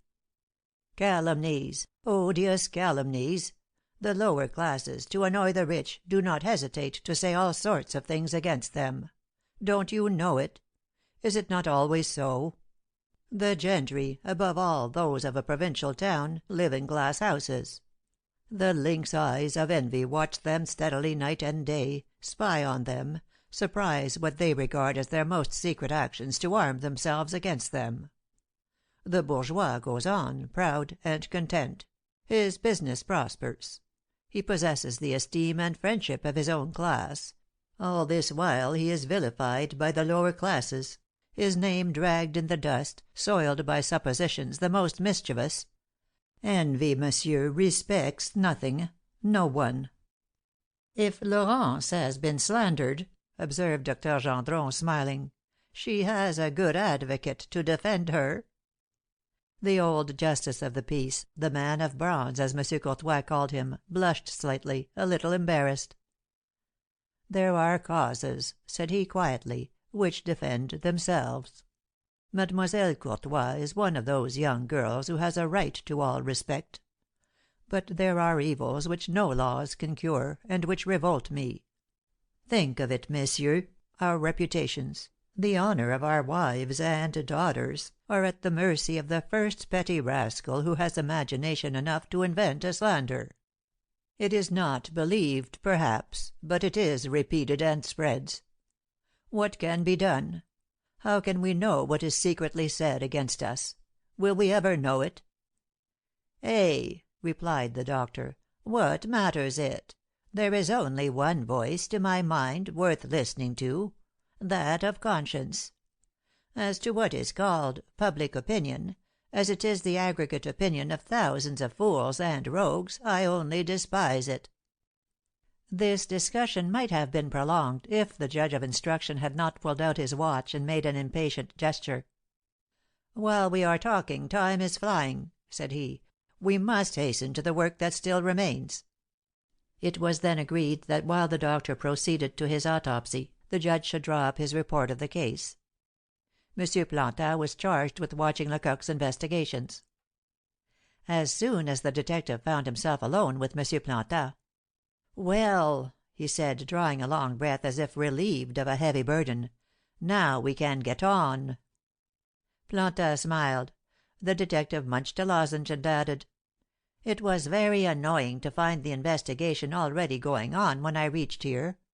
Those who were here before me have had time to get up a theory, and if I don't adopt it at once there is the deuce to pay. Monsieur Dominy's voice was heard in the entry calling out to his clerk. "Now there's the judge of instruction," continued Lecoq, "who thinks this is a very simple affair; while I, Lecoq, the equal at least of Gevrol, the favorite pupil of Papa Tabaret, I do not see it at all clearly yet." He stopped, and after apparently going over in his mind the result of his discoveries, went on: "No, I'm off the track, and have almost lost my way. I see something underneath all this. But what? What?" Monsieur Planta's face remained placid, but his eyes shone. "Perhaps you are right," said he carelessly. "Perhaps there is something underneath." The detective looked at him. He didn't stir. His face seemed the most undisturbed in the world. There was a long silence, by which Monsieur Lecoq profited to confide to the portrait of the defunct the reflections which burdened his brain. "See here, my dear darling," said he, "this worthy person seems a shrewd old customer, and I must watch his actions and gestures carefully. He does not argue with the judge. He's got an idea that he doesn't dare to tell, and we must find it out. At the very first he guessed me out, despite these pretty blonde locks. As long as he thought he could, by misleading me, make me follow Monsieur Dominy's tack, he followed and aided me, showing the way. Now that he sees me on the scent he crosses his arms and retires. He wants to leave me the honour of the discovery. Why? He lives here. Perhaps he is afraid of making enemies. No, he isn't a man to fear much of anything. What then? He shrinks from his own thoughts. He has found something so amazing that he dares not explain himself." A sudden reflection changed the course of Monsieur Lecoq's confidences. "A thousand imps!" thought he. "Suppose I'm wrong. Suppose this old fellow is not shrewd at all. Suppose he hasn't discovered anything, and only obeys the inspirations of chance. I've seen stranger things. I've known so many of these folks whose eyes seem so very mysterious, and announce such wonders. After all, I have found nothing, and was cheated. But I intend to sound this old fellow well."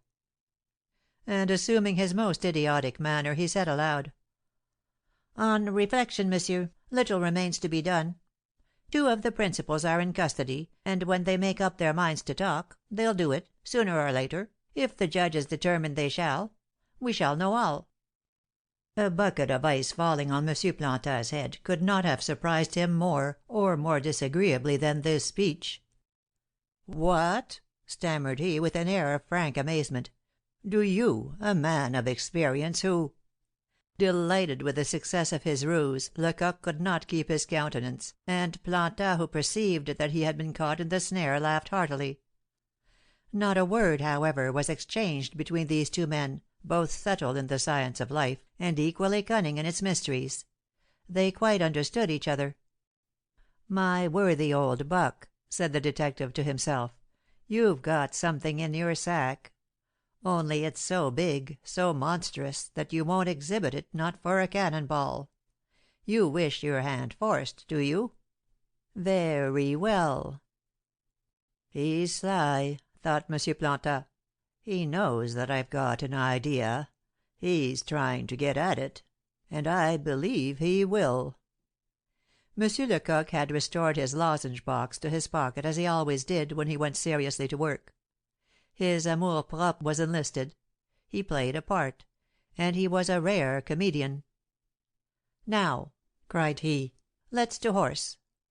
According to the mayor's account, the instrument with which all these things were broken has been found." "In the room in the 2nd story," answered Monsieur Planta. "Overlooking the garden, we found a hatchet on the floor, near a piece of furniture which had been assailed, but not broken open. I forbade any one to touch it." "And you did well. Is it a heavy hatchet?" "It weighs about 2 pounds." "Good. Let's see it." They ascended to the room in question, and Monsieur Lecoq, forgetting his part of a haberdasher, and regardless of his clothes, went down flat on his stomach, alternately scrutinizing the hatchet, which was a heavy, terrible weapon, and the slippery and well waxed oaken floor.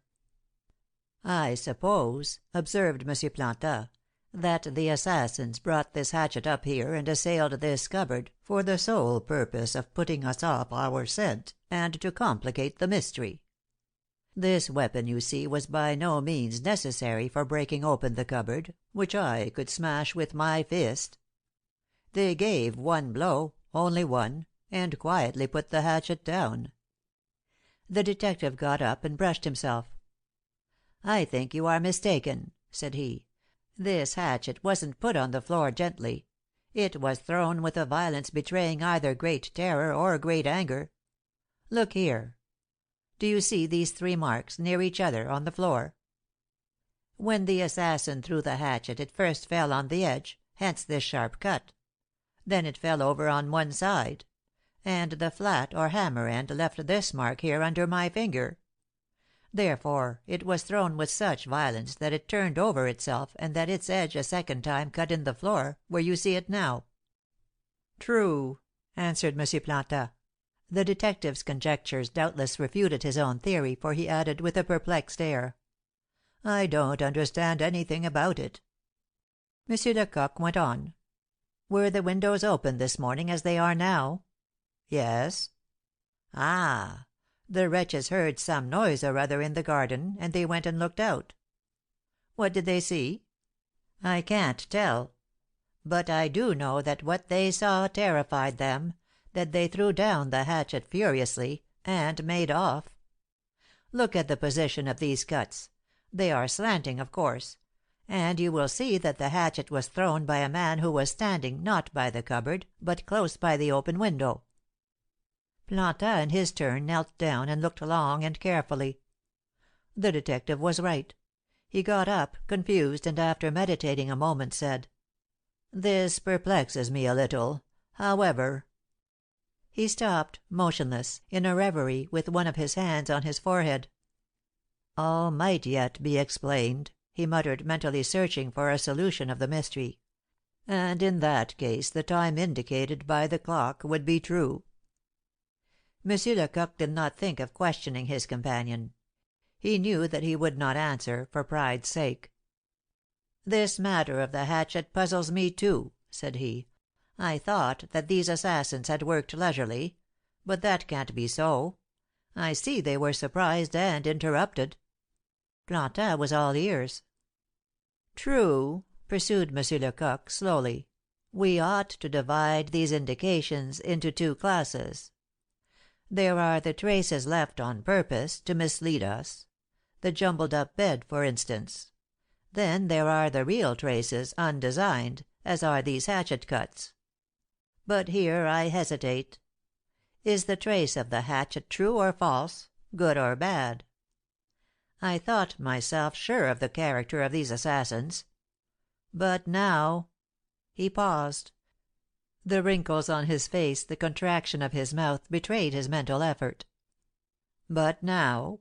asked M. Plantin. M. Lecoq at this question seemed like a man just roused from sleep. "I beg your pardon," said he. "I forgot myself. I've a bad habit of reflecting aloud. That's why I almost always insist on working alone. My uncertainty, hesitation, the vacillation of my suspicions lose me the credit of being an astute detective, of being an agent for whom there is no such thing as a mystery." Worthy M. Plantin gave the detective an indulgent smile. "I don't usually open my mouth," pursued M. Lecoq, "until my mind is satisfied. Then I speak in a peremptory tone, and say, 'This is thus,' or 'This is so.' But to day I am acting without too much restraint, in the company of a man who knows that a problem such as this seems to me to be is not solved at the first attempt. So I permit my gropings to be seen without shame. You cannot always reach the truth at a bound, but by a series of diverse calculations, by deductions and inductions. Well, just now my logic is at fault." "How so?" "Oh, it's very simple. I thought I understood the rascals, and knew them by heart; and yet I have only recognized imaginary adversaries. Are they fools, or are they mighty sly? That's what I ask myself. The tricks played with the bed and clock had, I supposed, given me the measure and extent of their intelligence and invention. Making deductions from the known to the unknown, I arrived, by a series of very simple consequences, at the point of foreseeing all that they could have imagined to throw us off the scent. My point of departure admitted, I had only, in order to reach the truth, to take the contrary of that which appearances indicated. I said to myself, 'A hatchet has been found in the second story; therefore the assassins carried it there, and designedly forgot it. They left 5 glasses on the dining room table; therefore they were more or less than 5, but they were not 5. There were the remains of a supper on the table; therefore they neither drank nor ate. The countess's body was on the river bank; therefore it was placed there deliberately. A piece of cloth was found in the victim's hand; therefore it was put there by the murderers themselves. Madame de Tremorel's body is disfigured by many dagger strokes, and horribly mutilated; therefore she was killed by a single blow.'" "Bravo! Yes, bravo!" cried M. Planta, visibly charmed. "No, not bravo yet," returned M. Lecoq, "for here my thread is broken. I have reached a gap. If my deductions were sound, this hatchet would have been very carefully placed on the floor." "Once more bravo!" added the other, "for this does not at all affect our general theory. It is clear, nay certain, that the assassins intended to act as you say. An unlooked for event interrupted them." "Perhaps that's true. But I see something else." "What?" "Nothing, at least for the moment. Before all, I must see the dining room and the garden." They descended at once, and Planta pointed out the glasses and bottles, which he had put one side. The detective took the glasses one after another, held them level with his eye toward the light, and scrutinized the moist places left on them. "No one has drank from these glasses," said he, firmly. "What, from neither one of them?" The detective fixed a penetrating look upon his companion, and in a measured tone said, "From neither one." M. Planta only answered by a movement of the lips as if to say, "You are going too far." The other smiled, opened the door, and called, "François!" The valet hastened to obey the call. His face was suffused with tears; he actually bewailed the loss of his master. "Hear what I've got to say, my lad," said M. Lecoq, with true detective like familiarity, "and be sure and answer me exactly, frankly, and briefly." "I will, sir." "Was it customary here at the château to bring up the wine before it was wanted?" "No, sir. Before each meal I myself went down to the cellar for it." "Then no full bottles were ever kept in the dining room?" "Never." "But some of the wine might sometimes remain in draught?" "No. The count permitted me to carry the dessert wine to the servants' table." "And where were the empty bottles put?" "I put them in this corner cupboard, and when they amounted to a certain number I carried them down cellar." "When did you last do so?" "Oh!" François reflected. "At least 5 or 6 days ago." "Good. Now what liqueurs did the count drink?" "The count scarcely ever drank liqueurs. If, by chance, he took a notion to have a small glass of eau de vie, he got it from the liquor closet, there, over the stove." "There were no decanters of rum or cognac in any of the cupboards?" "No." "Thanks. You may retire." As François was going out, M. Lecoq called him back. "While we are about it, look in the bottom of the closet, and see if you find the right number of empty bottles." The valet obeyed, and looked into the closet.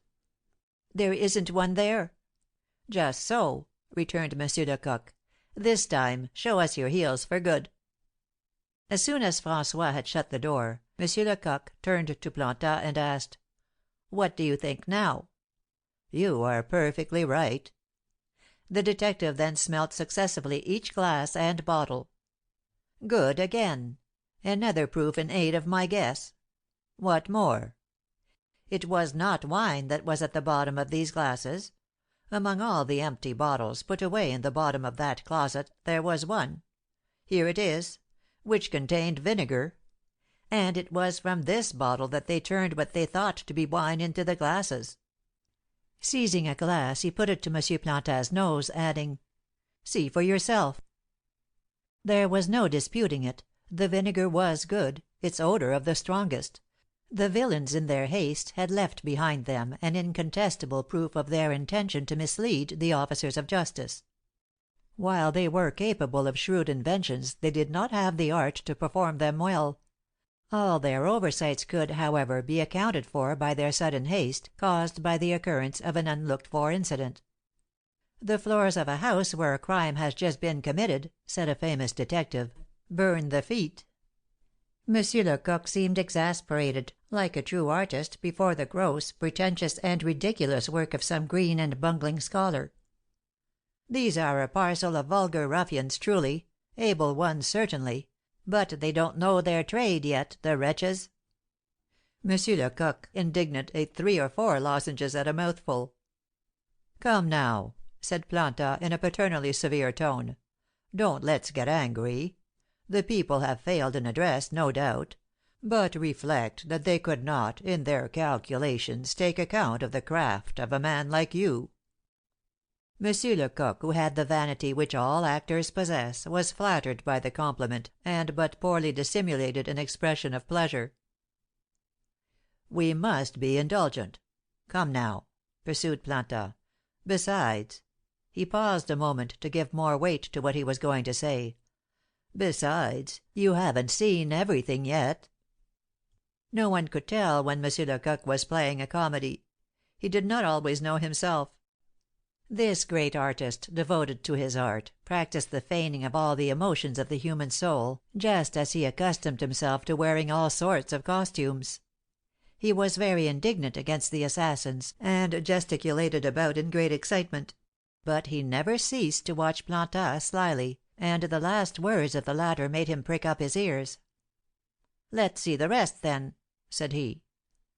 As he followed his worthy comrade to the garden he renewed his confidences to the dear defunct. "Confound this old bundle of mystery! We can't take this obstinate fellow by surprise, that's clear. He'll give us the word of the riddle when we have guessed it, not before. He is as strong as we, my darling. He only needs a little practice. But look you, if he has found something which has escaped us, he must have previous information, that we don't know of." Nothing had been disturbed in the garden. "See here, Monsieur Lecoq," said the old justice of the peace, as he followed a winding pathway which led to the river. "It was here that one of the Count's slippers was found. Below there, a little to the right of these geraniums, his silk handkerchief was picked up." They reached the river bank and lifted, with great care, the planks which had been placed there to preserve the footprints. "We suppose," said M. Planta, "that the countess in her flight succeeded in getting to this spot, and that here they caught up with her and gave her a finishing blow." Was this really Planta's opinion, or did he only report the morning's theory? M. Lecoq could not tell. "According to my calculations," he said, "the countess could not have fled, but was brought here already dead, or logic is not logic. However, let us examine this spot carefully." He knelt down and studied the sand on the path, the stagnant water, and the reeds and water plants. Then, going along a little distance, he threw a stone, approaching again to see the effect produced on the mud. He next returned to the house, and came back again under the willows, crossing the lawn where were still clearly visible traces of a heavy burden having been dragged over it.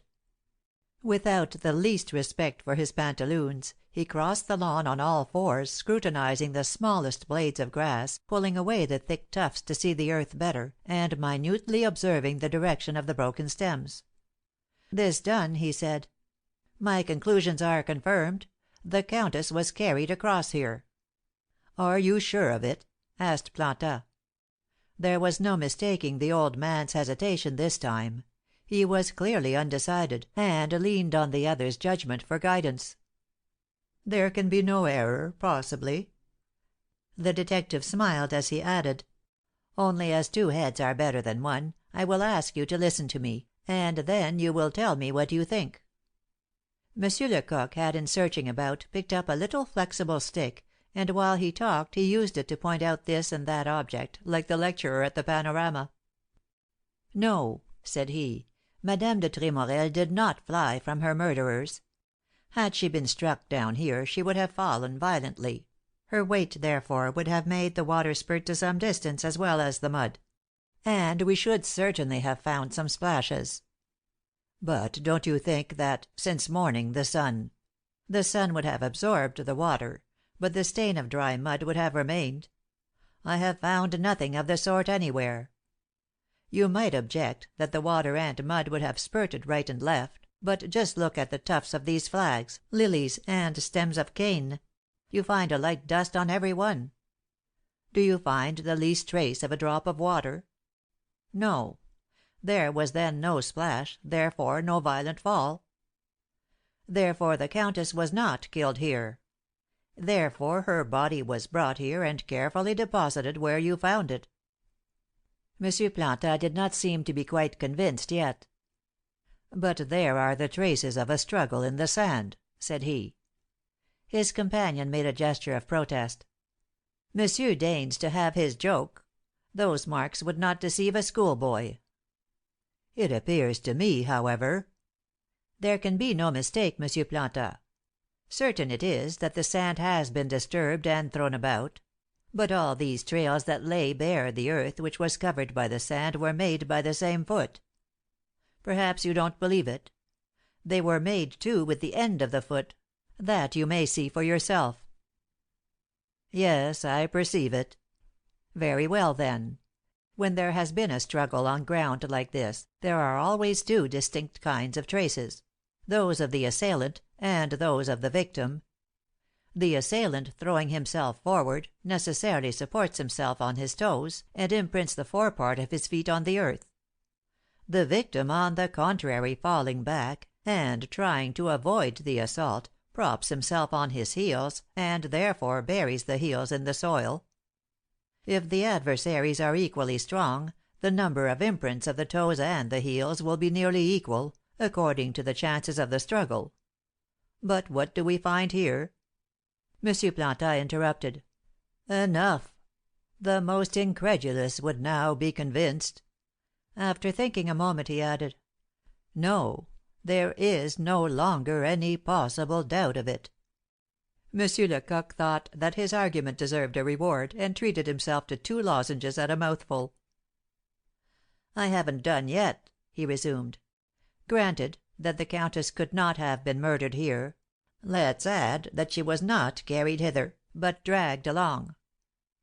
There are only 2 ways of dragging a body: by the shoulders, and in this case the feet, scraping along the earth, leave 2 parallel trails; or by the legs, in which case the head, lying on the earth, leaves a single furrow, and that a wide one." Plantin nodded assent. "When I examined the lawn," pursued M. Lecoq, "I found the parallel trails of the feet, but yet the grass was crushed over a rather wide space. How was that? Because it was the body, not of a man, but of a woman, which was dragged across the lawn, a woman full dressed, with heavy petticoats, that, in short, of the countess, and not of the count." M. Lecoq paused in expectation of a question or a remark. But the old justice of the peace did not seem to be listening, and appeared to be plunged into the deepest meditation. Night was falling; a light fog hung like smoke over the Seine. "We must go in," said M. Plantin abruptly, "and see how the doctor has got on with his autopsy." They slowly approached the house. The judge of instruction awaited them on the steps. He appeared to have a satisfied air. "I am going to leave you in charge," said he to M. Plantin, "for if I am to see the procureur I must go at once. When you sent for him this morning he was absent." M. Plantin bowed. "I shall be much obliged if you will watch this affair to the end. The doctor will have finished in a few minutes, he says, and will report to morrow morning. I count on your co operation to put seals wherever they are necessary, and to select the guard over the château. I shall send an architect to draw up an exact plan of the house and garden." "Well, sir," asked M. Dominie, turning to the detective, "have you made any fresh discoveries?" "I have found some important facts, but I cannot speak decisively till I have seen everything by daylight. If you will permit me, I will postpone making my report till to morrow afternoon.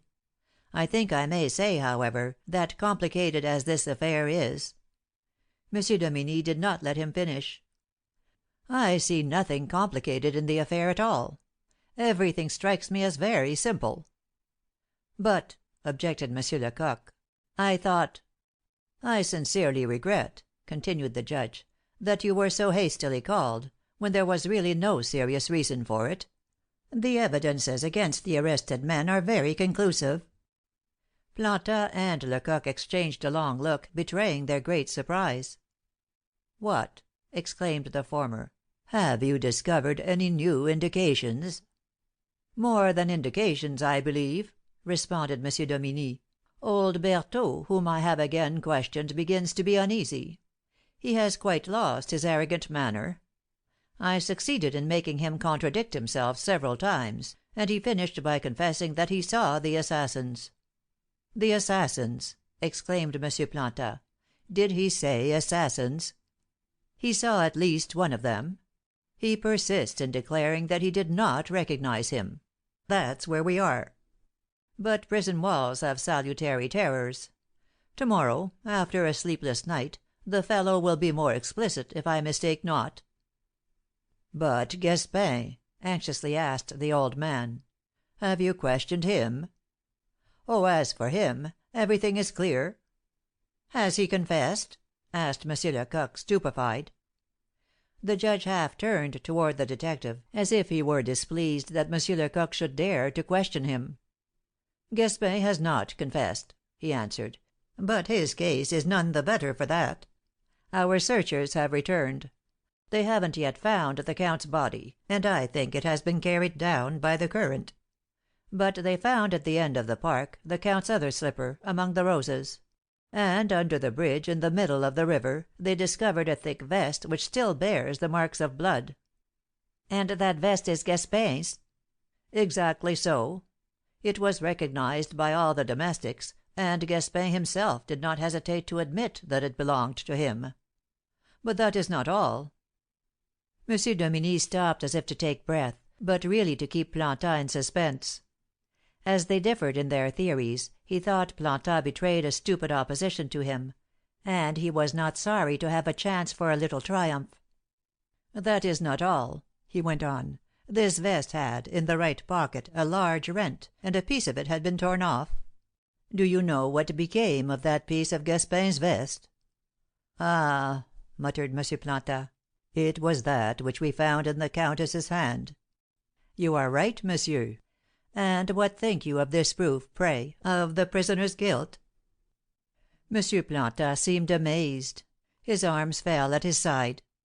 As for M. Lecoq, who in the presence of the judge had resumed his haberdasher manner, he was so much surprised that he nearly strangled himself with a lozenge. "A thousand devils!" exclaimed he. "That stuff, that is!" He smiled sillily, and added in a low tone meant only for Plantin's ear, "Mighty tough, though quite foreseen in our calculations. The countess held a piece of cloth tightly in her hand, therefore it was put there, intentionally, by the murderers." M. Dominie did not hear this remark. He shook hands with M. Plantin, and made an appointment to meet him on the morrow at the court house. Then he went away with his clerk. Gaspin and old Berthaud, handcuffed, had a few minutes before being led off to the prison of Corbeil, under the guard of the Orcival gendarmes. CHAPter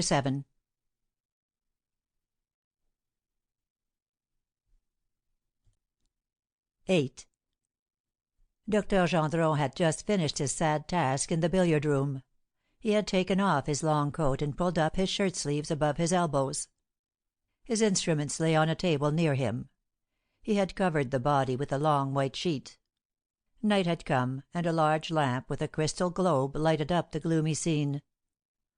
The doctor, leaning over a water basin, was washing his hands when the old justice of the peace and the detective entered.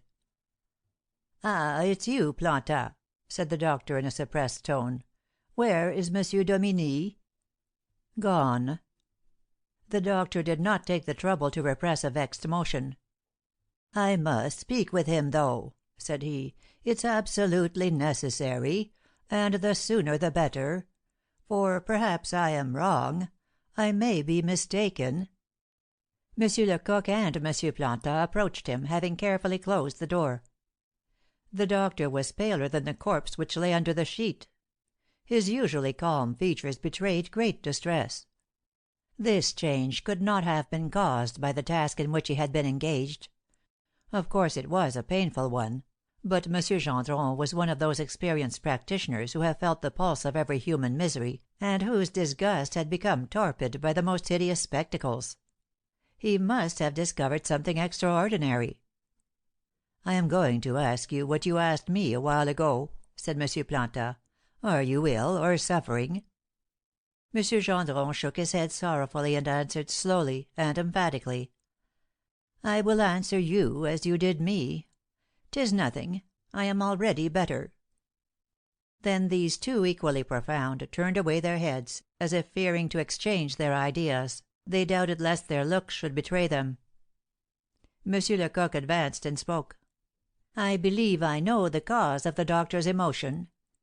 He has just discovered that Madame de Tremorel was killed by a single blow, and that the assassins afterwards set themselves to disfiguring the body when it was nearly cold." The doctor's eyes fastened on the detective with a stupefied expression. "How could you divine that?" he asked. "Oh, I didn't guess it alone. I ought to share the honour of the theory which has enabled us to foresee this fact with M. Planta." "Oh!" cried the doctor, striking his forehead. "Now I recollect your advice. In my worry I must say I had quite forgotten it. Well," he added, "your foresight is confirmed. Perhaps not so much time as you suppose elapsed between the first blow and the rest, but I am convinced that the countess had ceased to live nearly 3 hours when the last blows were struck." M. Gendron went to the billiard table and slowly raised the sheet, discovering the head and part of the bust. "Let us inform ourselves, Planta," he said. The old justice of the peace took the lamp and passed to the other side of the table. His hand trembled so that the globe tingled. The vacillating light cast gloomy shadows upon the walls. The countess's face had been carefully bathed, the blood and mud effaced. The marks of the blows were thus more visible, but they still found upon that livid countenance the traces of its beauty. M. Lecoq stood at the head of the table, leaning over to see more clearly. "The countess," said Dr. Gendron, "received 18 blows from a dagger. Of these but one is mortal. It is this one, the direction of which is nearly vertical, a little below the shoulder, you see." He pointed out the wound sustaining the body in his left arm. The eyes had preserved a frightful expression. It seemed as if the half open mouth were about to cry, "Help! Help!" Planta, the man with a heart of stone, turned away his head, and the doctor, having mastered his first emotion, continued in a professionally apathetic tone. "The blade must have been an inch wide and 8 inches long. All the other wounds, those on the arms, breast, and shoulders, are comparatively slight. They must have been inflicted at least 2 hours after that which caused death."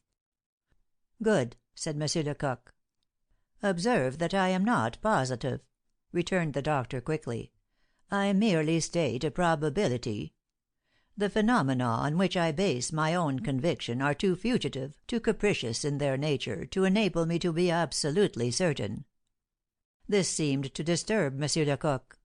"But from the moment when " "What I can affirm," interrupted Dr. Gendron, "what I would affirm under oath is, that all the wounds on the head, excepting one, were inflicted after death. No doubt of that whatever. None whatever. Here, above the eye, is the blow given while the countess was alive." "It seems to me, doctor," observed M. Lecoq, "that we may conclude from the proved fact that the countess, after death, was struck by a flat implement, that she had also ceased to live when she was mutilated by the knife." Monsieur Gendron reflected a moment. "It is possible that you are right. As for me, I am persuaded of it.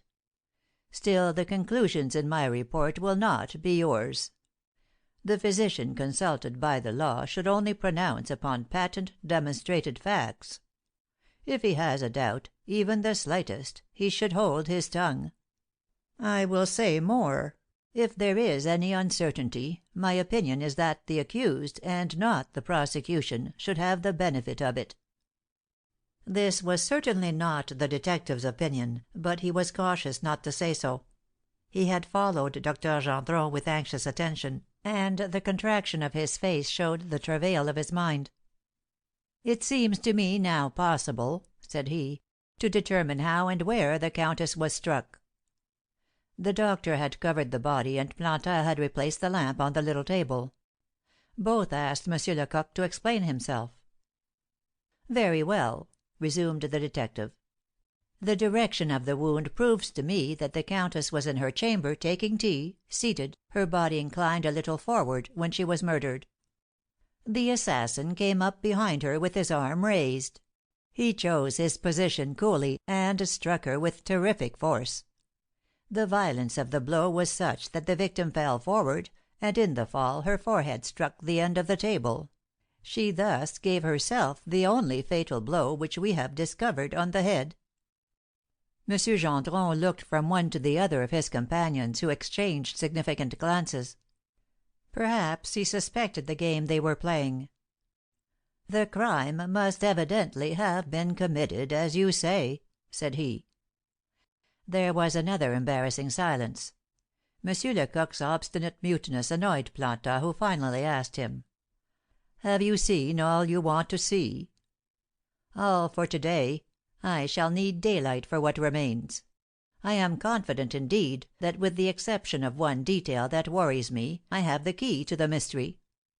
"We must be here, then, early to morrow morning." "I will be here at any hour you will name." "Your search finished, we will go together to M. Dominie at Corbeil." "I am quite at your orders." There was another pause. M. Plantin perceived that M. Lecoq guessed his thoughts, and did not understand the detective's capriciousness. A little while before he had been very loquacious, but now held his tongue. M. Lecoq, on the other hand, was delighted to puzzle the old man a little, and formed the intention to astonish him the next morning by giving him a report which should faithfully reflect all his ideas. Meanwhile he had taken out his lozenge box, and was entrusting 100 secrets to the portrait. "Well," said the doctor, "there remains nothing more to be done except to retire." "I was just going to ask permission to do so," said M. Lecoq. "I have been fasting ever since morning." M. Plantin now took a bold step. "Shall you return to Paris to night, M. Lecoq?" asked he abruptly. "No. I came prepared to remain overnight.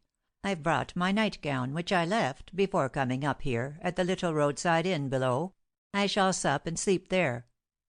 "You will be poorly off at the Faithful Grenadier," said the old justice of the peace. "You will do better to come and dine with me."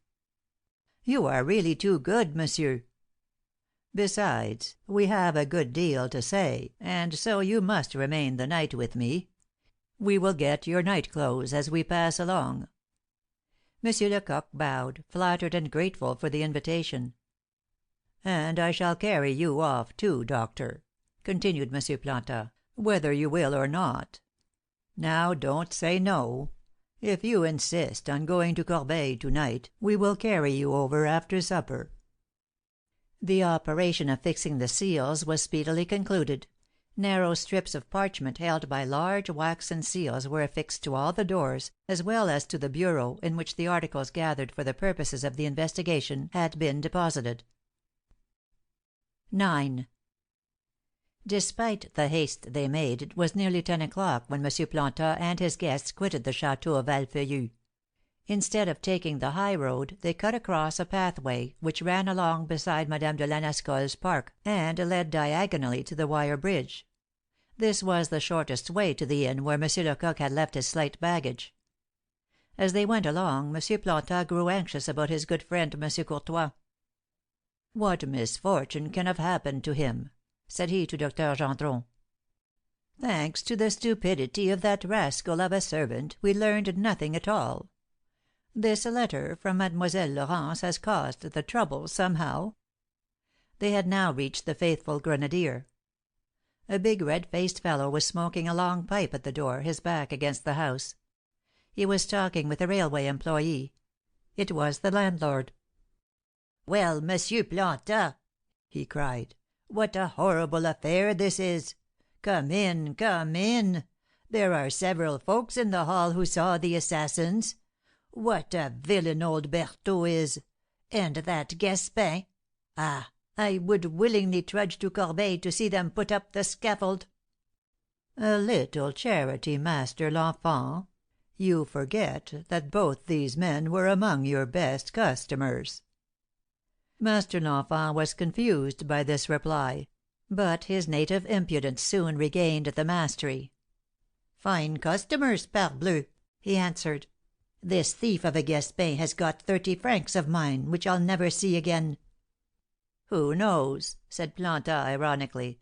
"Besides, you are going to make more than that to night, there's so much company at the Orcival festival." During this brief conversation, M. Lecoq entered the inn for his nightgown. His office being no longer a secret, he was not now welcomed as when he was taken for a simple retired haberdasher. Madame L'Enfant, a lady who had no need of her husband's aid to show penniless sots the door, scarcely deigned to answer him. When he asked how much he owed, she responded with a contemptuous gesture, "Nothing." When he returned to the door, his nightgown in hand, M. Planta said, "Let's hurry, for I want to get news of our poor mayor." The three hastened their steps, and the old justice of the peace, oppressed with sad presentiments, and trying to combat them, continued, "If anything had happened at the mayor's, I should certainly have been informed of it by this time. Perhaps Laurence has written that she is ill, or a little indisposed. Madame Courtois, who is the best woman in the world, gets excited about nothing. She probably wanted to send her husband for Laurence at once.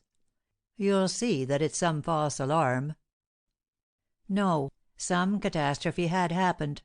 A number of the village women were standing before the mayor's gate. Baptiste, in the midst of the group, was ranting and gesticulating; but at M. Planta's approach the women fled like a troop of frightened gulls. The old man's unexpected appearance annoyed the placid Baptiste not a little, for he was interrupted by the sudden departure of his audience, in the midst of a superb oratorical flight.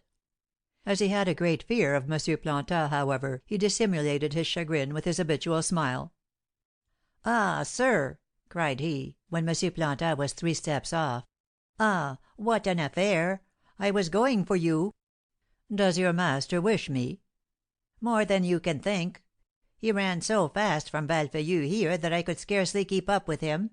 He's not usually fast, you know; but you ought to have seen him this time, fat as he is." M. Planta stamped impatiently. "Well, we got here at last," resumed the man, "and Monsieur rushed into the drawing room, where he found Madame sobbing like a Magdalene. He was so out of breath he could hardly speak. His eyes stuck out of his head, and he stuttered like this: 'What's the matter? What's the matter?' Madame, who couldn't speak either, held out Mademoiselle's letter, which she had in her hand." The 3 auditors were on coals of fire. The rogue perceived it, and spoke more and more slowly.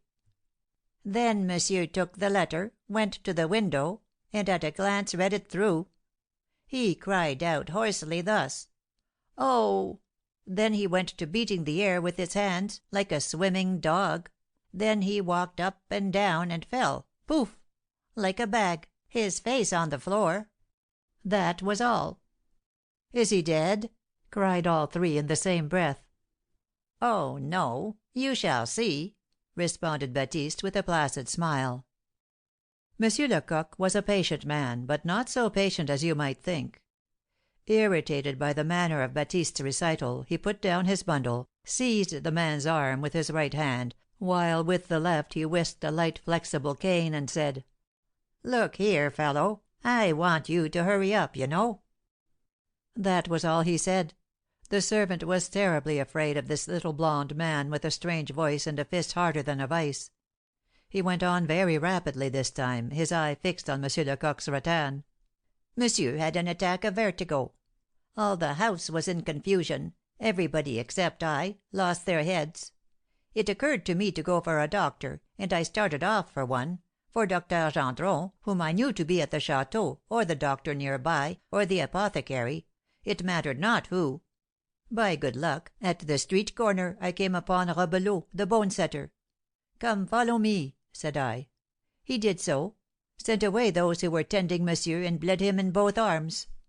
Shortly after he breathed, then he opened his eyes, and then he spoke. Now he is quite restored, and is lying on one of the drawing room lounges, crying with all his might. He told me he wanted to see Monsieur Planta, and I—" "And Mademoiselle Laurence?" asked M. Planta, with a trembling voice. Baptiste assumed a tragic pose. "Ah, gentlemen," said he, "don't ask me about her. 'Tis heart–rending." The doctor and M. Planta heard no more, but hurried in. M. Lecoq followed, having confided his nightgown to Baptiste, with "Carry that to M. Planta's. Quick!" Misfortune, when it enters a house, seems to leave its fatal imprint on the very threshold. Perhaps it is not really so, but it is the feeling which those who are summoned to it experience. As the physician and the justice of the peace traversed the courtyard, this house, usually so gay and hospitable, presented a mournful aspect. Lights were seen coming and going in the upper story.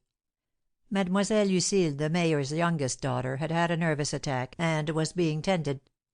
A young girl who served as Laurence's maid was seated in the vestibule on the lower stair, weeping bitterly. Several domestics were there also, frightened, motionless, not knowing what to do in all this fright. The drawing room door was wide open. The room was dimly lighted by 2 candles. Madame Courtois lay rather than sat in a large armchair near the fireplace. Her husband was reclining on a lounge near the windows at the rear of the apartment.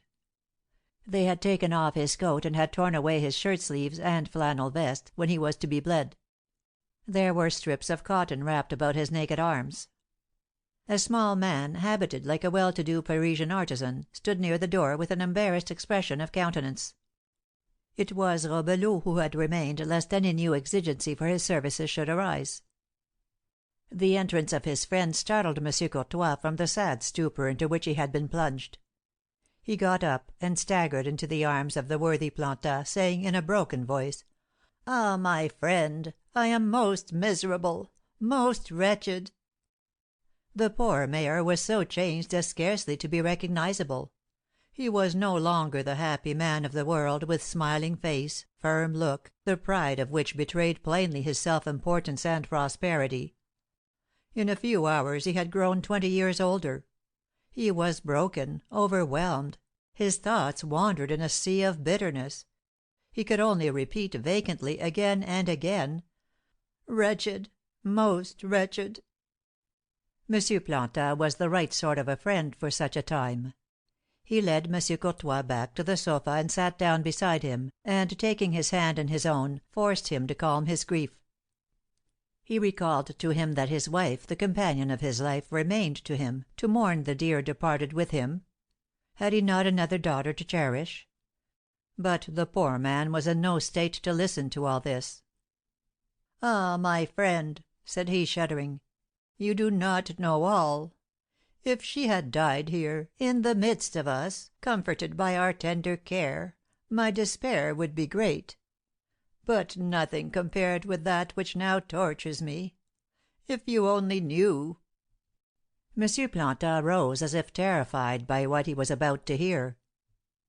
"But who can tell," pursued the wretched man, "where or how she died?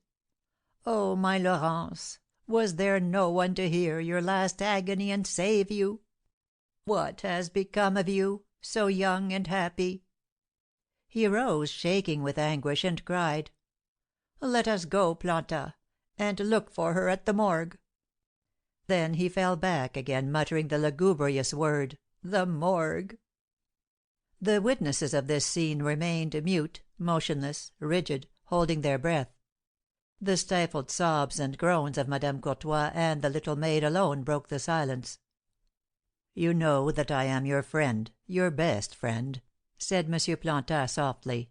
"Confide in me. Tell me all." "Well," commenced M. Courtois. "No " But his tears choked his utterance, and he could not go on.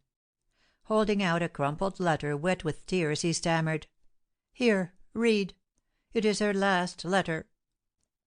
M. Plantin approached the table, and not without difficulty read: "Dearly beloved parents, forgive, forgive, I beseech you, your unhappy daughter, the distress she is about to cause you. Alas, I have been very guilty, but the punishment is terrible. In a day of wandering I forgot all, the example and advice of my dear, sainted mother, my most sacred duty, and your tenderness.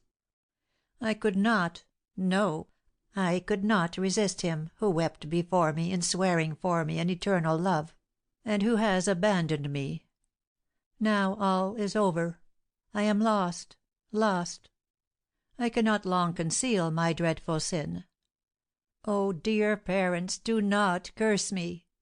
I am your daughter. I cannot bear to face contempt, I will not survive my dishonour.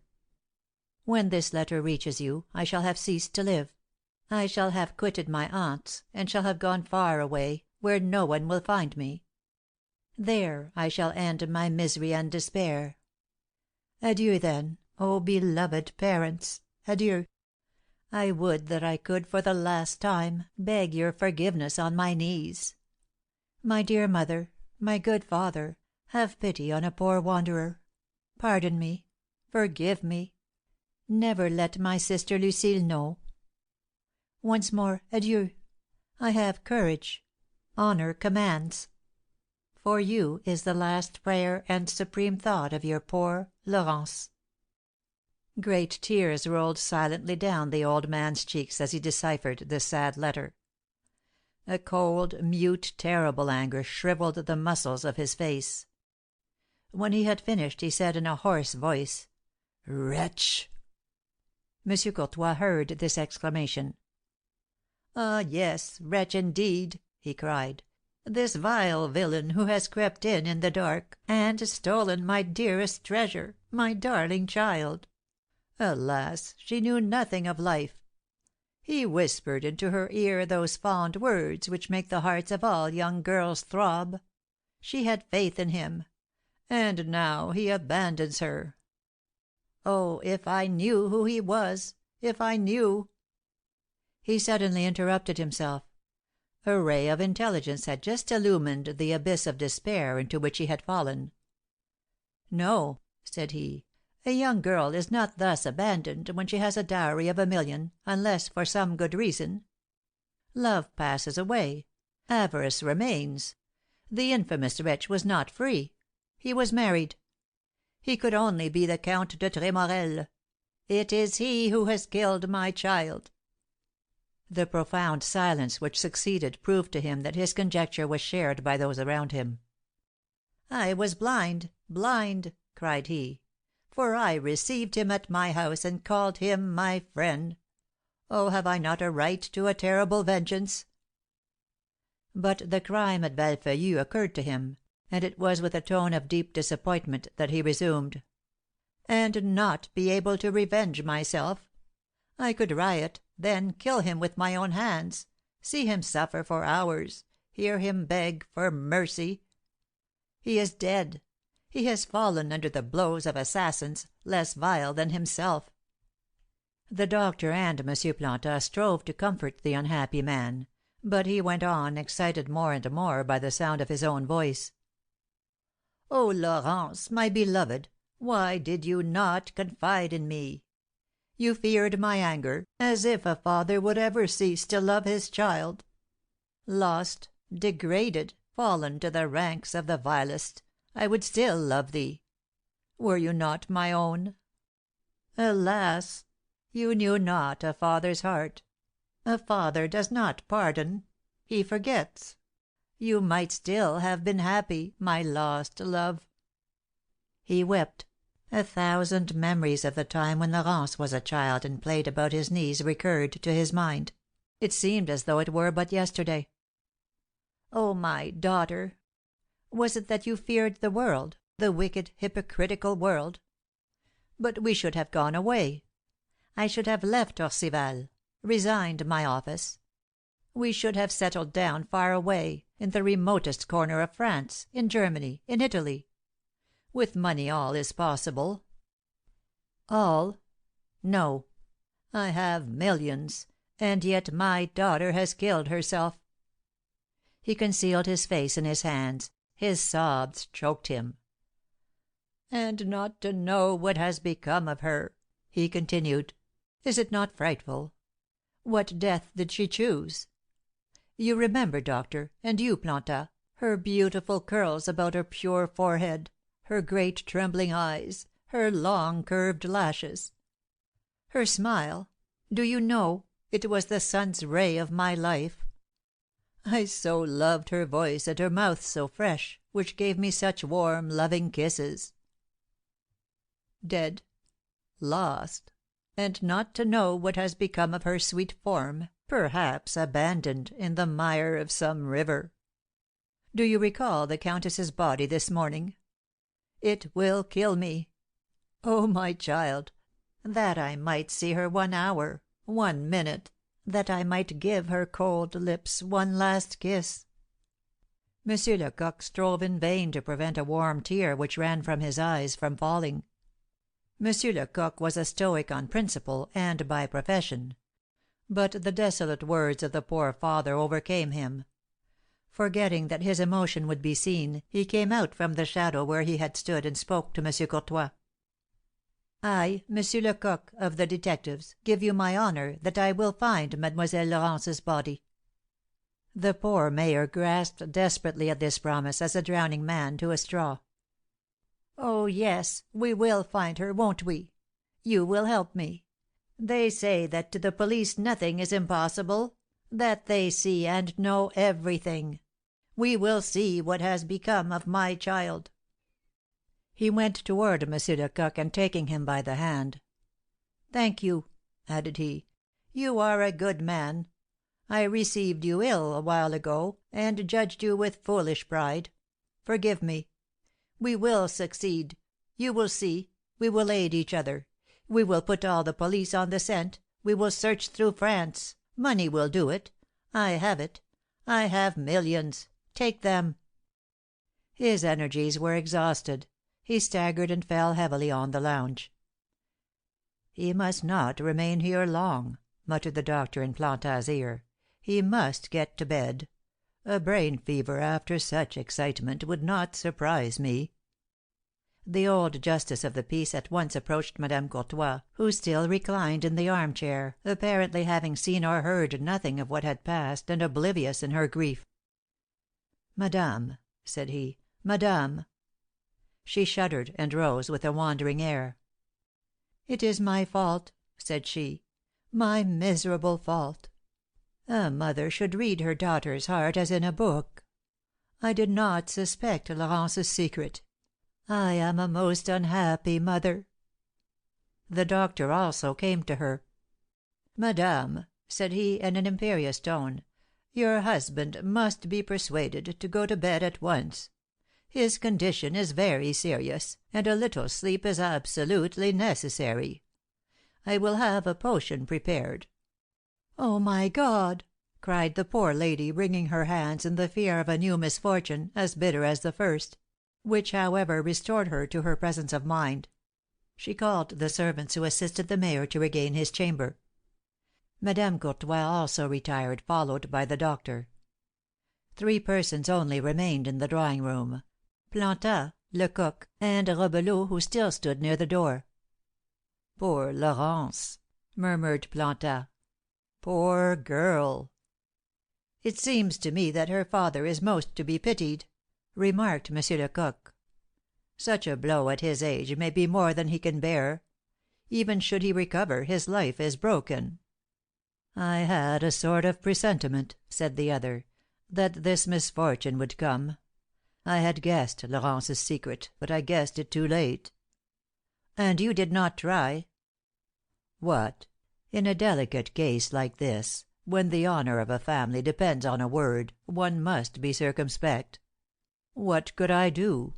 Put Courtois on his guard? Clearly not. He would have refused to believe me. He is one of those men who will listen to nothing, and whom the brutal fact alone can undeceive." "You might have dealt with the Count de Tremorel." "The Count would have denied all. He would have asked what right I had to interfere in his affairs." "But the girl?" M. Planta sighed heavily. "Though I detest mixing up with what does not concern me, I did try one day to talk with her. With infinite precaution and delicacy, and without letting her see that I knew all, I tried to show her the abyss near which she was drawing." "And what did she reply?" "Nothing. She laughed and joked as women who have a secret which they wish to conceal do. Besides, I could not get a quarter of an hour alone with her, and it was necessary to act, I knew, for I was her best friend, before committing this imprudence of speaking to her. Not a day passed that she did not come to my garden and cull my rarest flowers, and I would not, look you, give one of my flowers to the Pope himself. She had instituted me her florist in ordinary. For her sake I collected my briars of the Cape." He was talking on so wide of his subject that M. Lecoq could not repress a roguish smile. The old man was about to proceed when he heard a noise in the hall, and looking up he observed Robelot for the first time. His face at once betrayed his great annoyance. "You were there, were you?" he said. The bone setter smiled obsequiously. "Yes, monsieur, quite at your service." "You have been listening, eh?" "Oh, as to that, I was waiting to see if Madame Courtois had any commands for me." A sudden reflection occurred to M. Planta. The expression of his eye changed. He winked at M. Lecoq to call his attention, and addressing the bone setter in a milder tone, said: "Come here, Master Robelot." Lecoq had read the man at a glance. Robelot was a small insignificant looking man, but really of herculean strength. His hair, cut short behind, fell over his large intelligent forehead. His eyes shone with the fire of covetousness, and expressed, when he forgot to guard them, a cynical boldness. A sly smile was always playing about his thin lips, beneath which there was no beard. A little way off, with his slight figure and his beardless face, he looked like a Paris gamin, one of those little wretches who are the essence of all corruption, whose imagination is more soiled than the gutters where they search for lost pennies. Robelot advanced several steps, smiling and bowing. "Perhaps," said he, "monsieur has, by chance, need of me?" "None whatever, Master Robelot.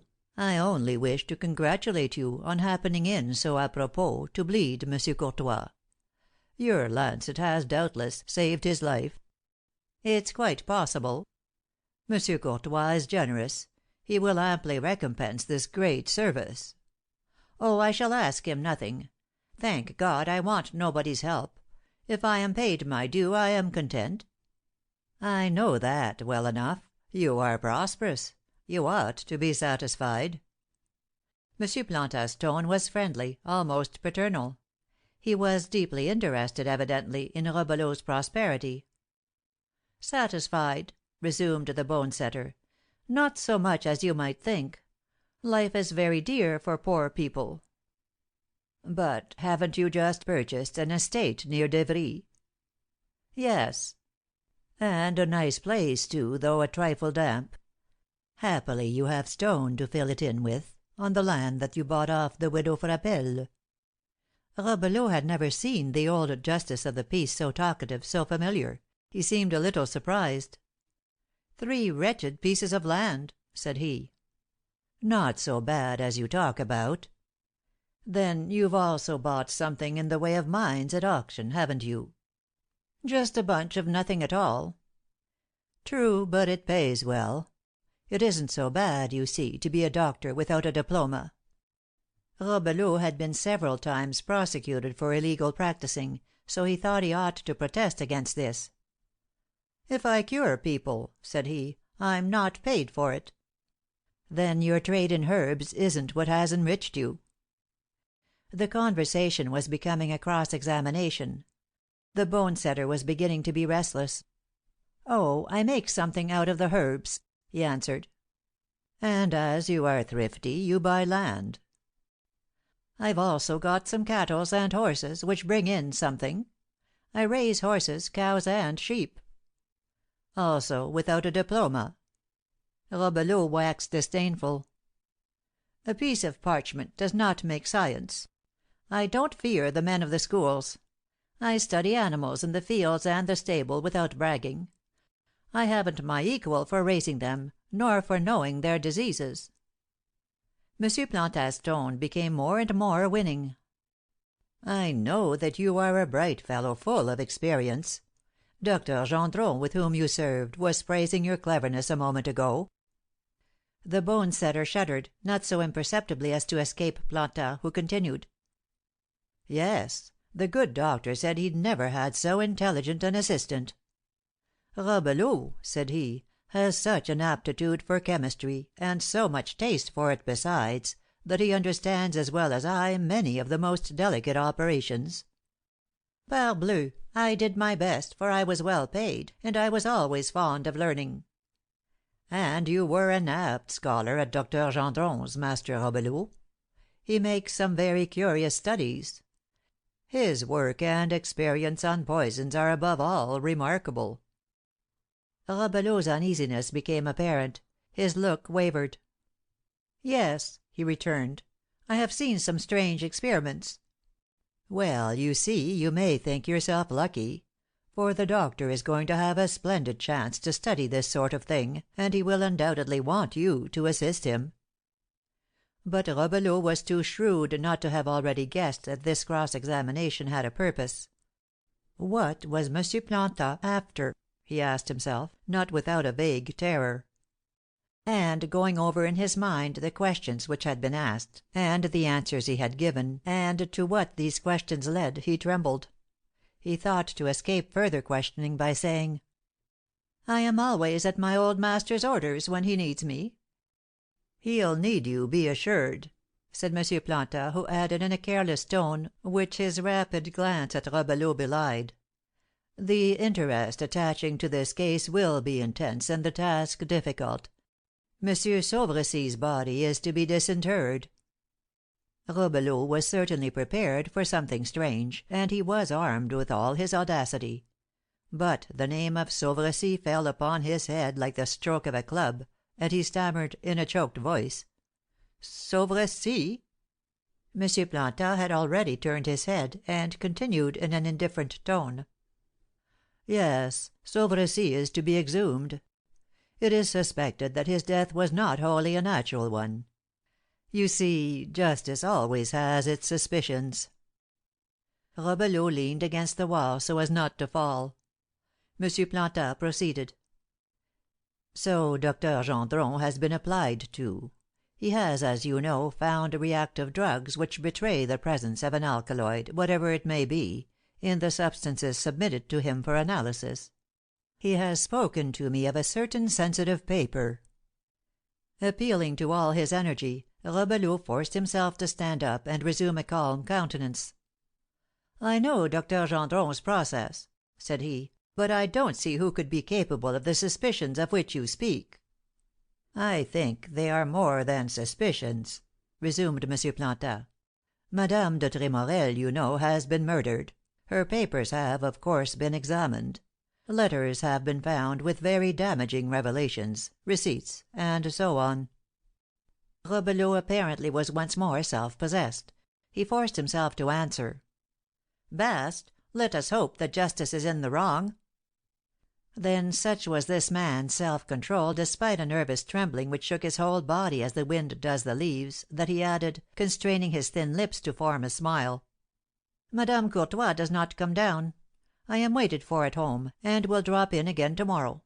Good evening, gentlemen." He walked away, and soon the sand in the court was heard creaking with his steps. As he went he staggered like a drunken man. Monsieur Lecoq went up to Monsieur Planta, and taking off his hat, "I surrender," said he, "and bow to you. You are great like my master, the great Tabaret." The detective's amour propre was clearly aroused. His professional zeal was inspired. He found himself before a great crime, one of those crimes which triple the sale of the Gazette of the Courts. Doubtless many of its details escaped him. He was ignorant of the starting point, but he saw the way clearing before him. He had surprised Planta's theory, and had followed the train of his thought step by step. Thus he discovered the complications of the crime which seemed so simple to M. Dominie. His subtle mind had connected together all the circumstances which had been disclosed to him during the day, and now he sincerely admired the old justice of the peace. As he gazed at his beloved portrait, he thought, "Between the two of us, this old fox and I, we will unravel the whole web." He would not, however, show himself to be inferior to his companion. "Monsieur," said he, "while you were questioning this rogue, who will be very useful to us, I did not lose any time. I've been looking about, under the furniture and so on, and have found this slip of paper." "Let's see. It is the envelope of the young lady's letter. Do you know where her aunt, whom she was visiting, lives?" "At Fontainebleau, I believe." "Ah, well, this envelope is stamped Paris, Saint Lazare branch post office. I know this stamp proves nothing." "It is, of course, an indication." "That is not all. I have read the letter itself. It was here on the table." Monsieur Planta frowned involuntarily. "It was, perhaps, a liberty," resumed M. Lecoq, "but the end justifies the means. Well, you have read this letter, but have you studied it, examined the handwriting, weighed the words, remarked the context of the sentences?" "Ah!" cried Planta, "I was not mistaken, then. You had the same idea strike you that occurred to me." And in the energy of his excitement he seized the detective's hands and pressed them as if he were an old friend. They were about to resume talking when a step was heard on the staircase, and presently Dr. Gendron appeared. "Courtois is better," said he. "He is in a doze, and will recover." "We have nothing more, then, to keep us here," returned M. Planta. "Let's be off. Monsieur Lecoq must be half dead with hunger." As they went away, M. Lecoq slipped Florence's letter, with the envelope, into his pocket. Chapters 8 and 9.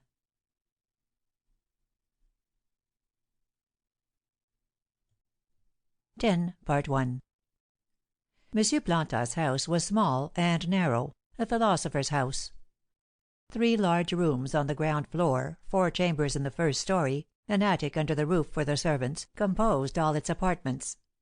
Everywhere the carelessness of a man who has withdrawn from the world into himself for years, ceasing to have the least interest in the objects which surround him, was apparent. The furniture was shabby, though it had been elegant. The mouldings had come off, the clocks had ceased to keep time, the chairs showed the stuffing of their cushions, the curtains in places were faded by the sun. The library alone betrayed a daily care and attention.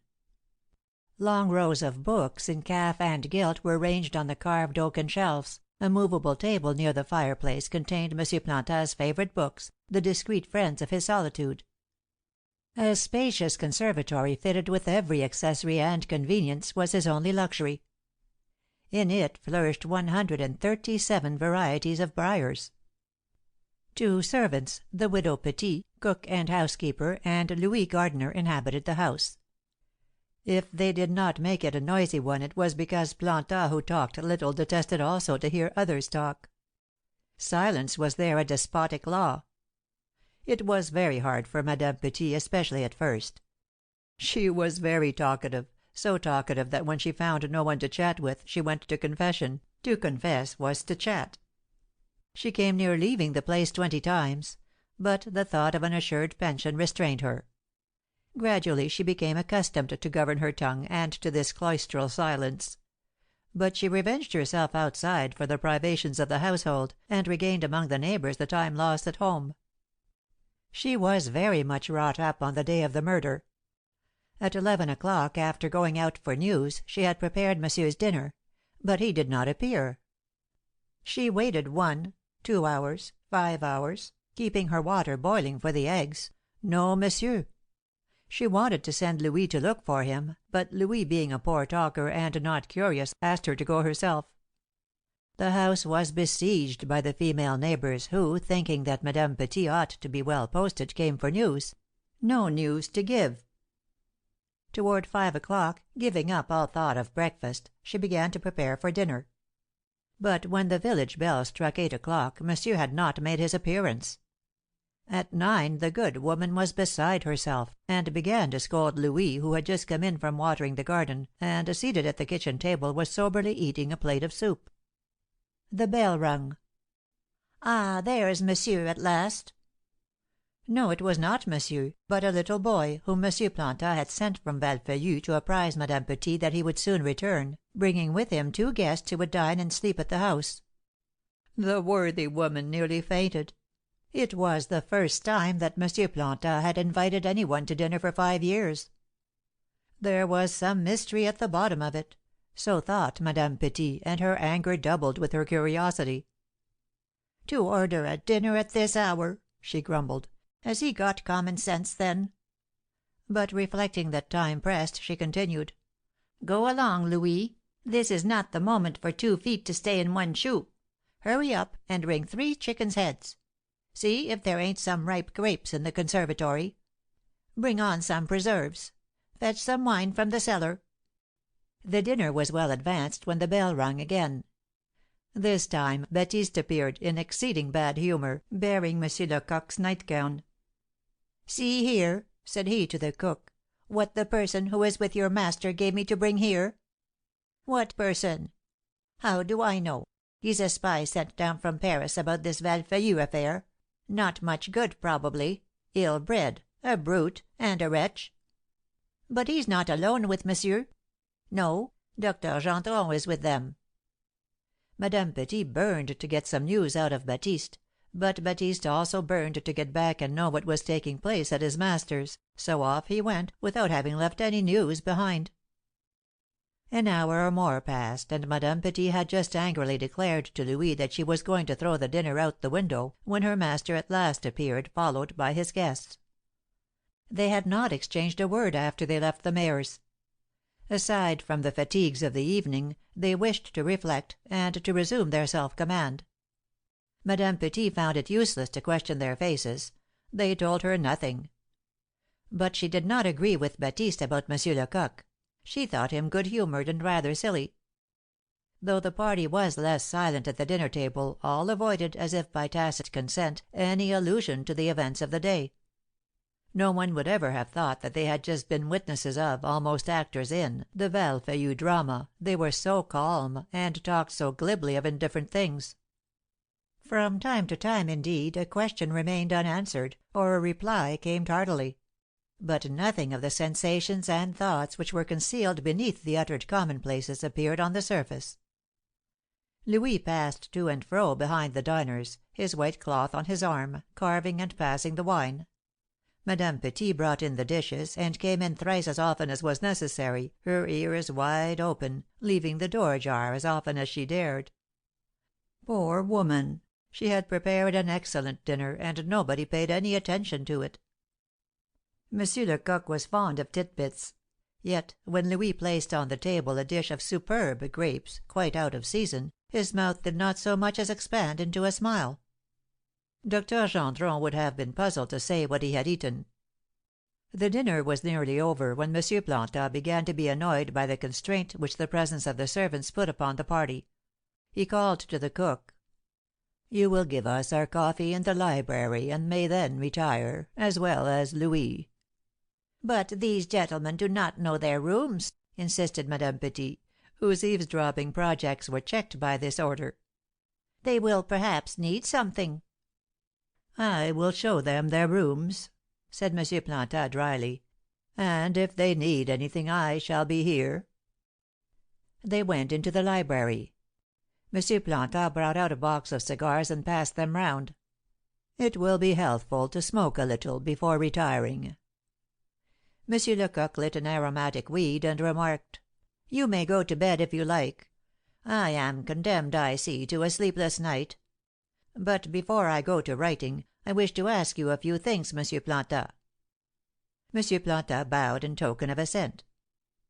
"We must resume our conversation," continued the detective, "and compare our inferences. All our lights are not too much to throw a little daylight upon this affair, which is one of the darkest I have ever met with. The situation is dangerous, and time presses.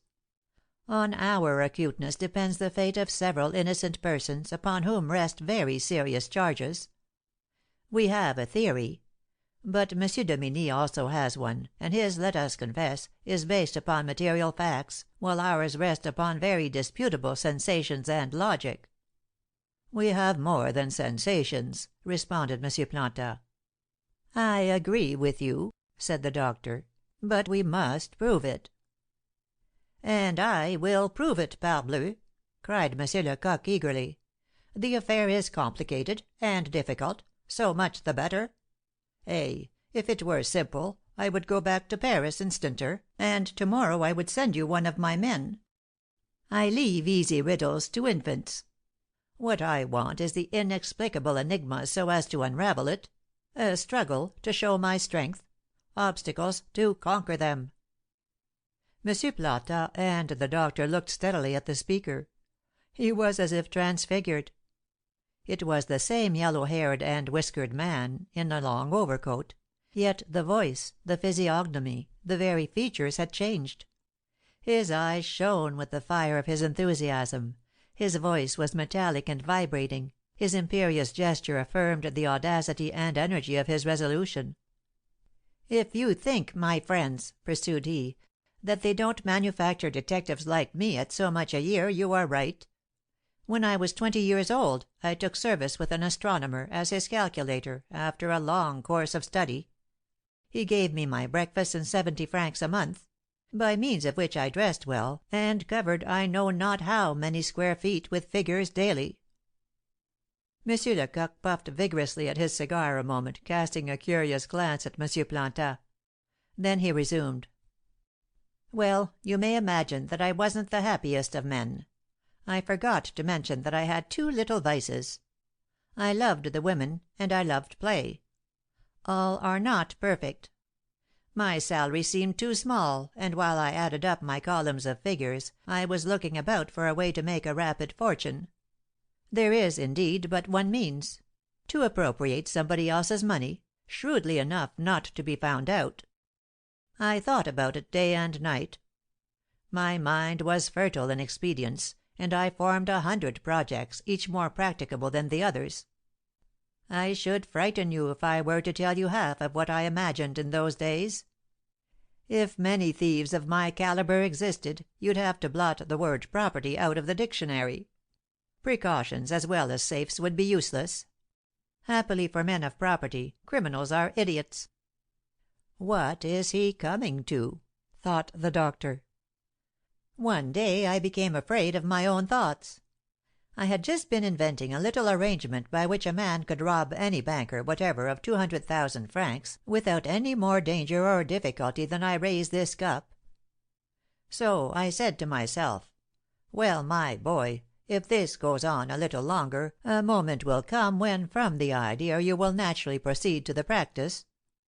Having, however, been born an honest lad, a mere chance, and being determined to use the talents which nature had given me, 8 days afterward I bid my astronomer good morning, and went to the Prefecture. My fear of being a burglar drove me into the police." "And are you satisfied with the exchange?" asked Dr. Gendron. "Faith, doctor, my first regret is yet to come. I am happy because I am free to exercise my peculiar faculties with usefulness to my race. Existence has an enormous attraction for me, because I have still a passion which overrides all others, curiosity." The detective smiled, and continued: "There are people who have a mania for the theatre. It is like my own mania. Only, I can't understand how people can take pleasure in the wretched display of fictions, which are to real life what a tallow dip is to the sun. It seems to me monstrous that people can be interested in sentiments which, though well represented, are fictitious. What! Can you laugh at the witticisms of a comedian, whom you know to be the struggling father of a family? Can you pity the sad fate of the poor actress who poisons herself, when you know that on going out you will meet her on the boulevards? It's pitiable." "Let's shut up the theatres," suggested Dr. Gendron. "I am more difficult to please than the public," returned M. Lecoq. "I must have veritable comedies, or real dramas. My theatre is society. My actors laugh honestly, or weep with genuine tears. A crime is committed, that is the prologue. I reach the scene, the first act begins. I seize at a glance the minutest shades of the scenery. Then I try to penetrate the motives, I group the characters, I link the episodes to the central fact, I bind in a bundle all the circumstances. The action soon reaches the crisis, the thread of my inductions conducts me to the guilty person. I divine him, arrest him, deliver him up. Then comes the great scene. The accused struggles, tries tricks, splits straws. But the judge, armed with the arms I have forged for him, overwhelms the wretch. He does not confess, but he is confounded. And how many secondary personages, accomplices, friends, enemies, witnesses are grouped about the principal criminal! Some are terrible, frightful, gloomy; others grotesque. And you know not what the ludicrous in the horrible is. My last scene is the court of assize. The prosecutor speaks, but it is I who furnished his ideas. His phrases are embroideries set around the canvas of my report. The president submits his questions to the jury. What emotion! The fate of my drama is being decided. The jury, perhaps, answers, "Not guilty." Very well, my piece was bad, I am hissed. If guilty, on the contrary, the piece was good, I am applauded and victorious. The next day I can go and see my hero, and, slapping him on the shoulder, say to him, "You have lost, old fellow. I am too much for you." Was M. Lecoq in earnest now, or was he playing a part? What was the object of this autobiography? Without appearing to notice the surprise of his companions, he lit a fresh cigar. Then, whether designedly or not, instead of replacing the lamp with which he lit it on the table, he put it on one corner of the mantel. Thus M. Plantin's face was in full view, while that of M. Lecoq remained in shadow. "I ought to confess," he continued, without false modesty, "that I have rarely been hissed. Like every man, I have my Achilles' heel. I have conquered the demon of play, but I have not triumphed over my passion for woman." He sighed heavily, with the resigned gesture of a man who has chosen his path. "It's this way. There is a woman before whom I am but an idiot. Yes, I, the detective, the terror of thieves and murderers, who have divulged the combinations of all the sharpers of all the nations, who for 10 years have swum amid vice and crime, who wash the dirty linen of all the corruptions, who have measured the depths of human infamy, I who knew all, who have seen and heard all, I, Lecoq, am before her more simple and credulous than an infant. She deceives me, I see it, and she proves that I have seen wrongly. She lies, I know it, I prove it to her, and I believe her. It is because this is one of those passions," he added in a low, mournful tone, "that age, far from extinguishing, only fans, and to which the consciousness of shame and powerlessness adds fire. One loves, and the certainty that he cannot be loved in return is one of those griefs which you must have felt to know its depth. In a moment of reason, one sees and judges himself. He says, 'No, it's impossible, she is almost a child, I almost an old man.' He says this, but always in the heart, more potent than reason, than will, than experience, a ray of hope remains, and he says to himself, 'Who knows? Perhaps.' He awaits what? A miracle? There are none nowadays. No matter. He hopes on." M. Lecoq stopped, as if his emotion prevented his going on. M. Planta had continued to smoke mechanically, puffing the smoke out at regular intervals. But his face seemed troubled, his glance was unsteady, his hands trembled. He got up, took the lamp from the mantel, and replaced it on the table, and sat down again. The significance of this scene at last struck Dr. Gendron. In short, M. Lecoq, without departing widely from the truth, had just attempted one of the most daring experiments of his repertoire, and he judged it useless to go further. He knew now what he wished to know. After a moment's silence he shuddered as though awaking from a dream, and pulling out his watch, said: "Parle Dieu! How I chat on, while time flies!" "And Guespin is in prison," remarked the doctor. "We will have him out," answered the detective, "if indeed he is innocent, for this time I have mastered the mystery, my romance, if you wish, and without any gap. There is, however, one fact of the utmost importance that I by myself cannot explain." "What?" asked M. Planta.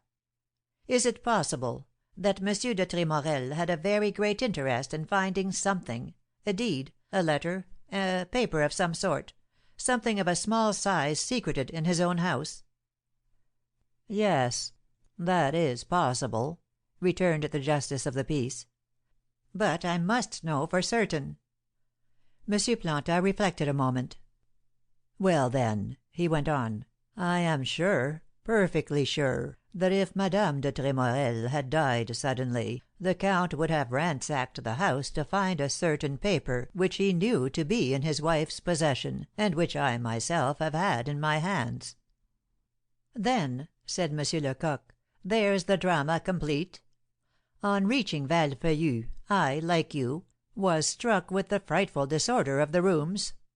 Like you, I thought at first that this disorder was the result of design. I was wrong. A more careful scrutiny has convinced me of it. The assassin, it is true, threw everything into disorder, broke the furniture, hacked the chairs in order to make us think that some furious villains had been there.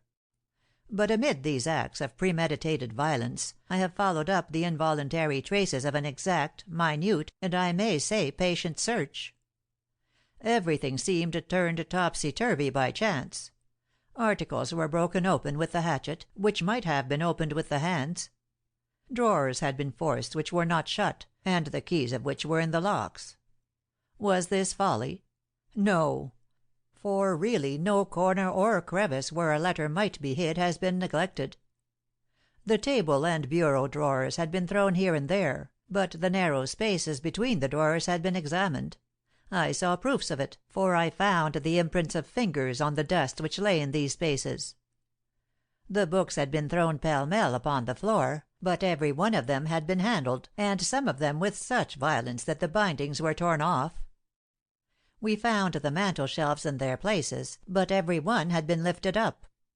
The chairs were not hacked with a sword for the mere purpose of ripping the cloth.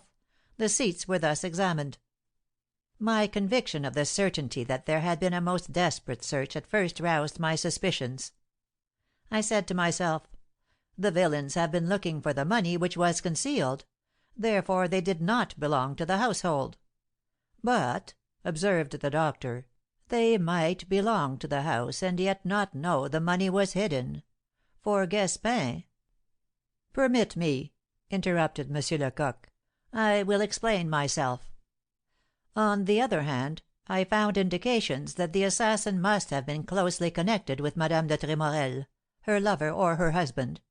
These were the ideas that then struck me." "And now?" "Now," responded the detective, "with the certainty that something besides booty might have been the object of the search, I am not far from thinking that the guilty man is he whose body is being searched for, the Count Hector de Tremorel." M. Planta and Dr. Gendron had divined the name, but neither had as yet dared to utter his suspicions. They awaited this name of Tremorel, and yet, pronounced as it was in the middle of the night, in this great sombre room, by this at least strange personage, it made them shudder with an indescribable fright. "Observe," resumed M. Lecoq, "what I say. I believe it to be so. In my eyes, the count's guilt is only as yet extremely probable. Let us see if we three can reach the certainty of it. You see, gentlemen, the inquest of a crime is nothing more nor less than the solution of a problem. Given the crime, proved, patent, you commence by seeking out all the circumstances, whether serious or superficial, the details and the particulars. When these have been carefully gathered, you classify them, and put them in their order and date. You thus know the victim, the crime, and the circumstances. It remains to find the third term of the problem, that is X, the unknown quantity, the guilty party. The task is a difficult one, but not so difficult as is imagined. The object is to find a man whose guilt explains all the circumstances, all the details found. All, understand me. Find such a man, and it is probable, and in 9 cases out of 10, the probability becomes a reality, that you hold the perpetrator of the crime." So clear had been M. Lecoq's exposition, so logical his argument, that his hearers could not repress an admiring exclamation. "Very good, very good. Let us then examine together if the assumed guilt of the Count de Tremorel explains all the circumstances of the crime at Valfeuillu." He was about to continue when Dr. Gendron, who sat near the window, rose abruptly. "There is some one in the garden," said he. All approached the window. The weather was glorious, the night very clear, and a large open space lay before the library window. They looked out, but saw no one. "You are mistaken, doctor," said Planta, resuming his armchair. CHAPter 10, Part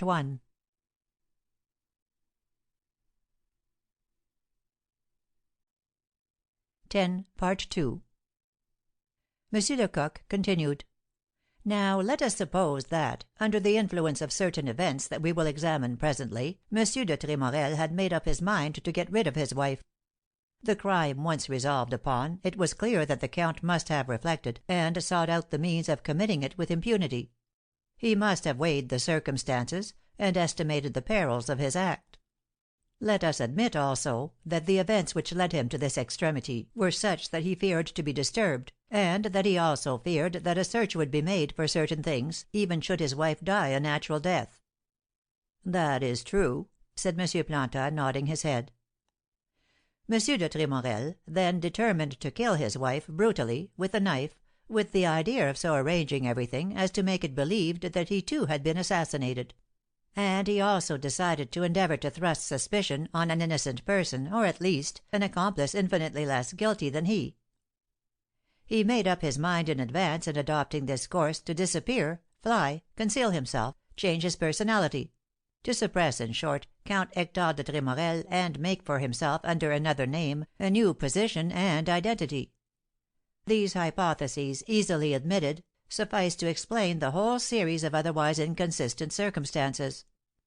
They explain to us, in the first place, how it was that on the very night of the murder there was a large fortune in ready money at Valfeuillu, and this seems to me decisive. Why, when a man receives sums like this, which he proposes to keep by him, he conceals the fact as carefully as possible. M. de Tremorel had not this common prudence. He shows his bundles of bank notes freely, handles them, parades them. The servants see them, almost touch them. He wants everybody to know and repeat that there is a large sum in the house, easy to take, carry off, and conceal. And what time of all times does he choose for this display? Exactly the moment when he knows, and every one in the neighbourhood knows, that he is going to pass the night at the château alone with Madame de Tremorel. For he is aware that all his servants are invited, on the evening of July 8th, to the wedding of the former cook. So well aware of it is he, that he defrays the wedding expenses, and himself names the day. You will perhaps say that it was by chance that this money was sent to Valfeuillu on the very night of the crime. At the worst, that might be admitted. But believe me, there was no chance about it, and I will prove it. We will go to morrow to the Count's banker, and will inquire whether the Count did not ask him, by letter or verbally, to send him these funds precisely on July 8th. Well, if he says yes, if he shows us such a letter, or if he declares that the money was called for in person, you will confess, no doubt, that I have more than a probability in favour of my theory." Both his hearers bowed in token of assent. "So far, then, there is no objection?" "Not the least," said M. Planta. "My conjectures have also the advantage of shedding light on Gaspin's position. Honestly, his appearance is against him, and justifies his arrest. Was he an accomplice, or entirely innocent? We certainly cannot yet decide. But it is a fact that he has fallen into an admirably well laid trap. The Count, in selecting him for his victim, took all care that every doubt possible should weigh upon him. I would wager that M. de Tremorel, who knew this fellow's history, thought that his antecedents would add probability to the suspicions against him, and would weigh with a terrible weight in the scales of justice. Perhaps, too, he said to himself that Gaspin would be sure to prove his innocence in the end, and he only wished to gain time to elude the first search. It is impossible that we can be deceived. We know that the countess died of the first blow as if thunderstruck. She did not struggle; therefore she could not have torn a piece of cloth off the assassin's vest. If you admit Gaspin's guilt, you admit that he was idiot enough to put a piece of his vest in his victim's hand. You admit that he was such a fool as to go and throw his torn and bloody vest into the Seine from a bridge in a place where he might know search would be made. And all this without taking the common precaution of attaching it to a stone to carry it to the bottom. That would be absurd. To me, then, this piece of cloth, this smeared vest, indicate at once Gaspin's innocence and the count's guilt." "But," objected Dr. Gendron, "if Gaspin is innocent, why don't he talk? Why don't he prove an alibi? How was it he had his purse full of money?" "Observe," resumed the detective, "that I don't say he is innocent. We are still among the probabilities. Can't you suppose that the count, perfidious enough to set a trap for his servant, was shrewd enough to deprive him of every means of proving an alibi? But you yourself deny the count's shrewdness." "I beg your pardon. Please hear me. The count's plan was excellent, and shows a superior kind of perversity. The execution alone was defective. This is because the plan was conceived and perfected in safety, while when the crime had been committed, the murderer, distressed, frightened at his danger, lost his coolness, and only half executed his project. But there are other suppositions. It might be asked whether, while Madame de Tremorel was being murdered, Gaspin might not have been committing some other crime elsewhere. This conjecture seemed so improbable to the doctor that he could not avoid objecting to it. "Oh!" muttered he. "Don't forget," replied Lecoq, "that the field of conjectures has no bounds. Imagine whatever complication of events you may, I am ready to maintain that such a complication has occurred or will present itself. Euben, a German lunatic, bet that he would succeed in turning up a pack of cards in the order stated in the written agreement. He turned and turned 10 hours per day for 20 years. He had repeated the operation 4,246,028 times when he succeeded." M. Lecoq was about to proceed with another illustration when M. Planta interrupted him by a gesture. "I admit your hypotheses. I think they are more than probable. They are true." M. Lecoq, as he spoke, paced up and down between the window and the bookshelf, stopping at emphatic words, like a general who dictates to his aids the plan of the morrow's battle. To his auditors he seemed a new man, with serious features, an eye bright with intelligence, his sentences clear and concise. Lecoq, in short, which the magistrates who have employed his talents would recognise. "Now," he resumed, "hear me. It is 10 o'clock at night. No noise without, the road deserted, the village lights extinguished, the château servants away at Paris. The count and countess are alone at Val Feuillu. They have gone to their bedroom. The countess has seated herself at the table where the tea has been served. The count, as he talks with her, paces up and down the chamber. Madame de Tremorel has no ill presentiment. Her husband, the past few days, has been more amiable, more attentive than ever. She mistrusts nothing, and so the count can approach her from behind, without her thinking of turning her head. When she hears him coming up softly, she imagines that he is going to surprise her with a kiss. He, meanwhile, armed with a long dagger, stands beside his wife. He knows where to strike that the wound may be mortal. He chooses the place at a glance, takes aim, strikes a terrible blow, so terrible that the handle of the dagger imprints itself on both sides of the wound. The countess falls without a sound, bruising her forehead on the edge of the table, which is overturned. Is not the position of the terrible wound below the left shoulder thus explained? A wound almost vertical, its direction being from right to left. The doctor made a motion of assent. And who, besides a woman's lover or her husband, is admitted to her chamber, or can approach her when she is seated without her turning round? "That's clear," muttered M. Plantat. "The countess is now dead," pursued M. Lecoq. "The assassin's first emotion is one of triumph. He is at last rid of her who was his wife, whom he hated enough to murder her, and to change his happy, splendid, envied existence for a frightful life, henceforth without country friend or refuge, proscribed by all nations, tracked by all the police, punishable by the laws of all the world. His second thought is of this letter or paper, this object of small size which he knows to be in his wife's keeping, which he has demanded 100 times, which she would not give up to him, and which he must have. Add," interrupted M. Plantat, "that this paper was one of the motives of the crime. The count thinks he knows where it is. He imagines that he can put his hand on it at once. He is mistaken. He looks into all the drawers and bureaus used by his wife, and finds nothing. He searches every corner, he lifts up the shelves, overturns everything in the chamber. Nothing. An idea strikes him. Is this letter under the mantel shelf? By a turn of the arm he lifts it, down the clock tumbles and stops. It is not yet 10:30. "Yes," murmured the doctor, "the clock betrays that." The count finds nothing under the mantel shelf except the dust which has retained traces of his fingers.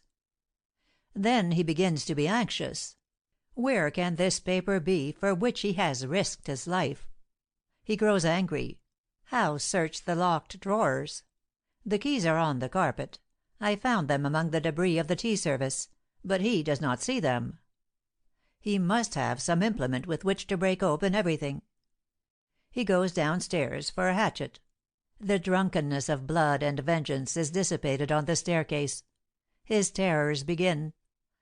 All the dark corners are peopled now with those spectres which form the cortège of assassins. He is frightened and hurries on.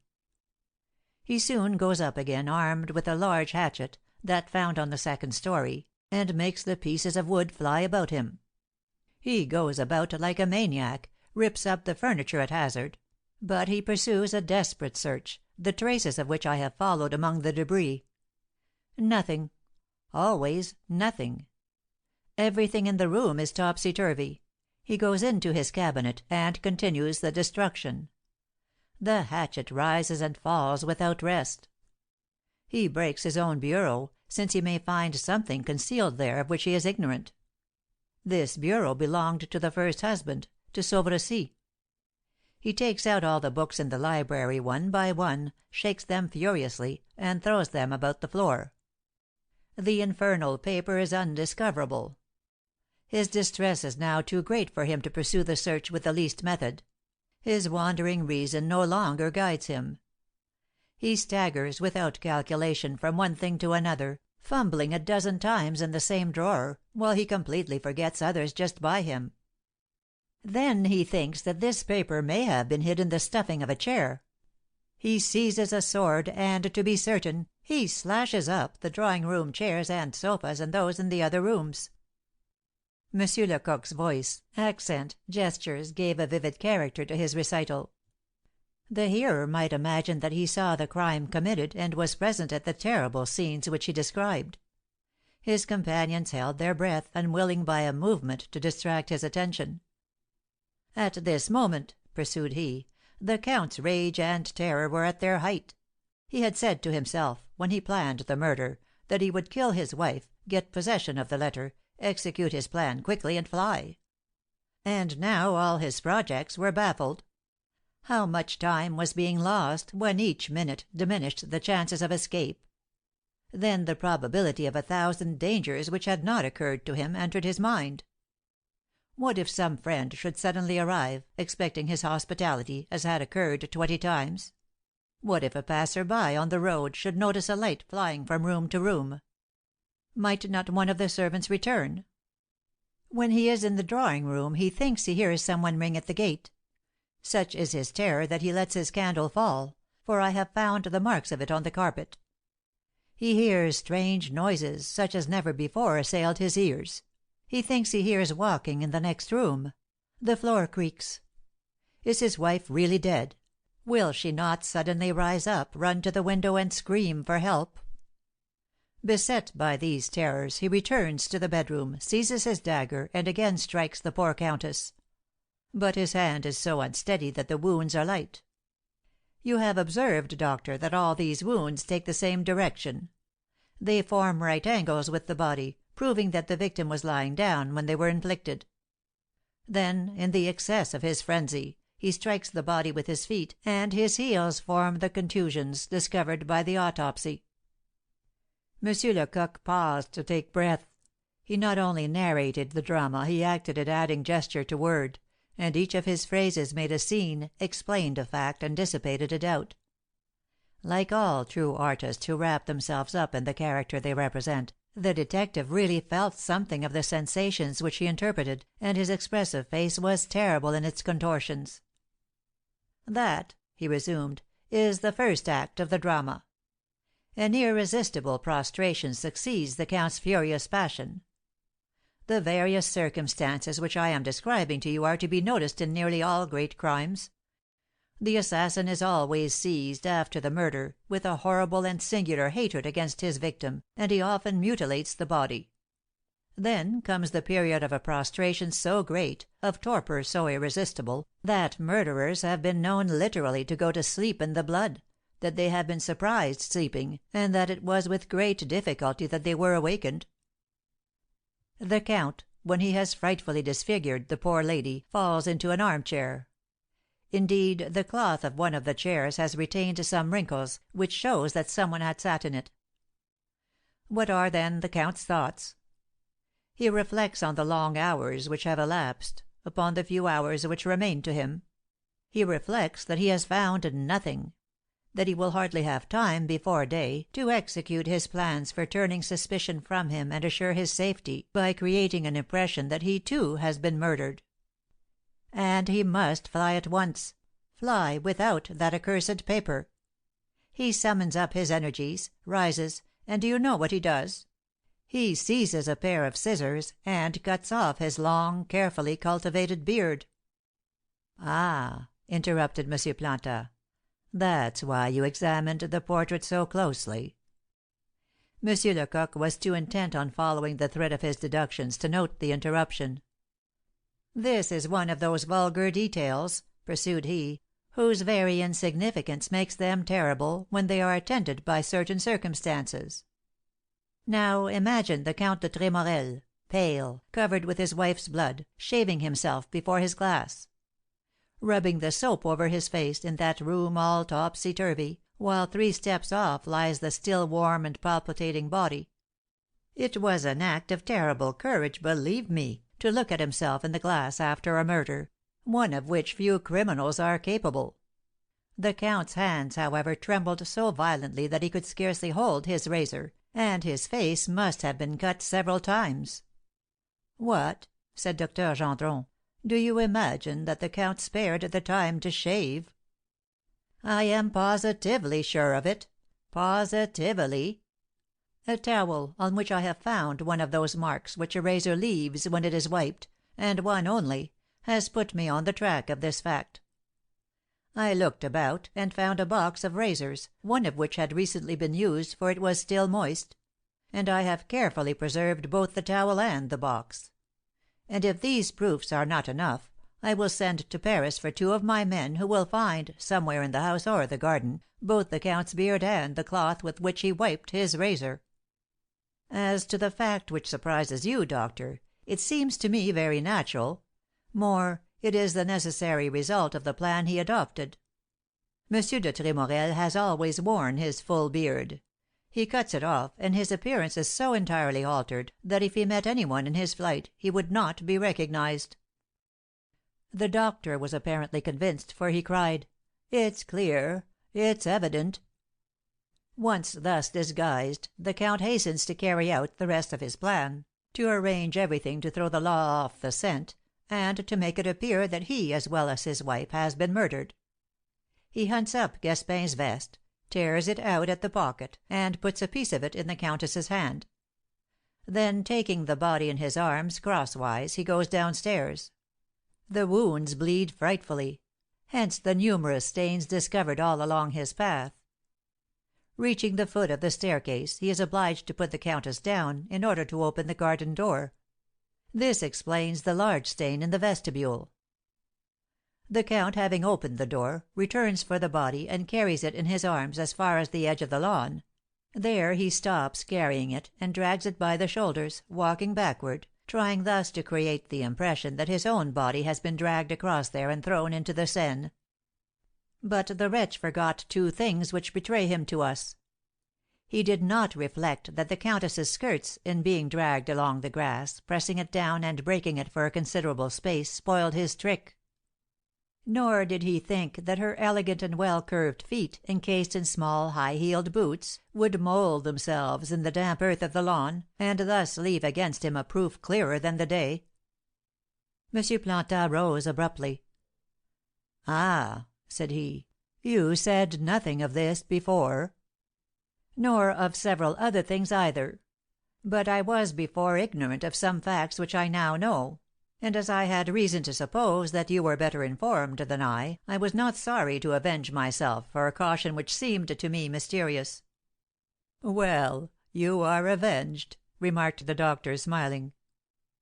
"On the other side of the lawn," continued M. Lecoq, "the count again took up the countess's body; but, forgetting the effect of water when it spurts, or, who knows, disliking to soil himself, instead of throwing her violently in the river, he put her down softly, with great precaution.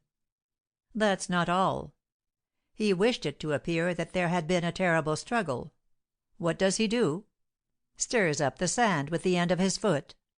And he thinks that will deceive the police." "Yes, yes," muttered Plantin, "exactly so. I saw it." Having got rid of the body, the count returns to the house.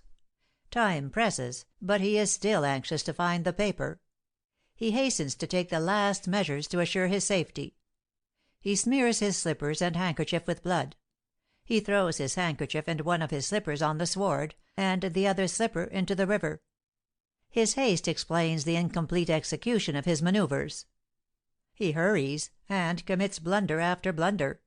He does not reflect that his valet will explain about the empty bottles which he puts on the table. He thinks he is turning wine into the 5 glasses; it is vinegar, which will prove that no one has drunk out of them. He ascends, puts forward the hands of the clock, but forgets to put the hands and the striking bell in harmony. He rumples up the bed, but he does it awkwardly; and it is impossible to reconcile these 3 facts: the bed crumpled, the clock showing 20 minutes past 3, and the countess dressed as if it were midday. He adds as much as he can to the disorder of the room. He smears a sheet with blood, also the bed curtains and furniture. Then he marks the door with the imprint of a bloody hand, too distinct and precise not to be done designedly. Is there so far a circumstance or detail of the crime which does not explain the count's guilt? "There's the hatchet," answered M. Plantin, "found on the 2nd story, the position of which seemed so strange to you." "I am coming to that. There is one point in this mysterious affair which, thanks to you, is now clear. We know that Madame de Tremorel, known to her husband, possessed and concealed a paper or a letter which he wanted, and which she obstinately refused to give up in spite of all his entreaties. You have told us that the anxiety, perhaps the necessity, to have this paper was a powerful motive of the crime. We will not be rash, then, in supposing that the importance of this paper was immense, entirely beyond an ordinary affair. It must have been, somehow, very damaging to one or the other. To whom? To both, or only the count? Here I am reduced to conjectures. It is certain that it was a menace, capable of being executed at any moment, suspended over the head of him or them concerned by it. Madame de Tremorel surely regarded this paper either as a security or as a terrible arm which put her husband at her mercy. It was surely to deliver himself from this perpetual menace that the count killed his wife. The logic was so clear, the last words brought the evidence out so lucidly and forcibly, that his hearers were struck with admiration. They both cried, "Very good!" "Now," resumed M. Lecoq, "from the various elements which have served to form our conviction, we must conclude that the contents of this letter, if it can be found, will clear away our last doubts, will explain the crime, and will render the assassin's precautions wholly useless. The count, therefore, must do everything in the world, must attempt the impossible, not to leave this danger behind him. His preparations for flight ended, Hector, in spite of his deadly peril, of the speeding time, of the coming day, instead of flying, recommences with more desperation than ever his useless search. Again he goes through all the furniture, the books, the papers, in vain. Then he determines to search the second story, and, armed with his hatchet, goes up to it. He has already attacked a bureau, when he hears a cry in the garden. He runs to the window. What does he see? Philippe and old Berthaud are standing on the river bank under the willows near the corpse. Can you imagine his immense terror?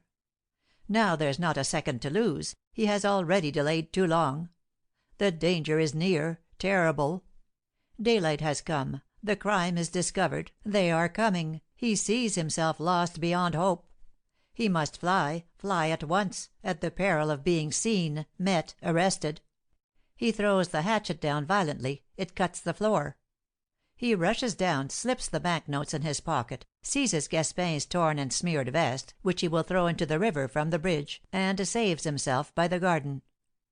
Forgetting all caution, confused, beside himself, covered with blood, he runs, clears the ditch, and it is he whom old Berthaud sees making for the forest of Mauprevoir, where he intends to arrange the disorder of his clothes.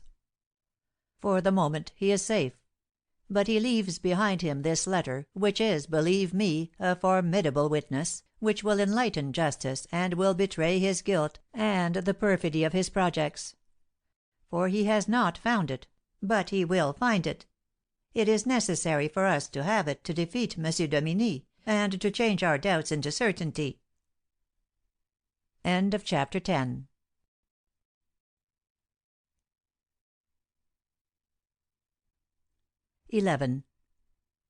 A long silence followed the detective's discourse. Perhaps his hearers were casting about for objections. At last Dr. Gendron spoke. "I don't see Gaspin's part in all this." "Nor I, very clearly," answered M. Lecoq; "and here I ought to confess to you not only the strength, but the weakness also, of the theory I have adopted. By this method, which consists of reconstructing the crime before discovering the criminal, I can be neither right nor wrong by halves. Either all my inferences are correct, or not one of them is. It's all or nothing. If I am right, Gaspin has not been mixed up with this crime, at least directly, for there isn't a single circumstance which suggests outside aid. If, on the other hand, I am wrong." M. Lecoq paused. He seemed to have heard some unexpected noise in the garden. "But I am not wrong. I have still another charge against the count, of which I haven't spoken, but which seems to be conclusive." "Oh!" cried the doctor. "What now?" "Two certainties are better than one, and I always doubt. When I was left alone a moment with François the valet, I asked him if he knew exactly the number of the count's shoes. He said yes, and took me to a closet where the shoes are kept. A pair of boots with green Russia leather tops, which François was sure the count had put on the previous morning, was missing. I looked for them carefully everywhere, but could not find them. Again, the blue cravat with white stripes, which the count wore on the 8th, had also disappeared. "There!" cried M. Planta. "That is indisputable proof that your supposition about the slippers and handkerchief was right."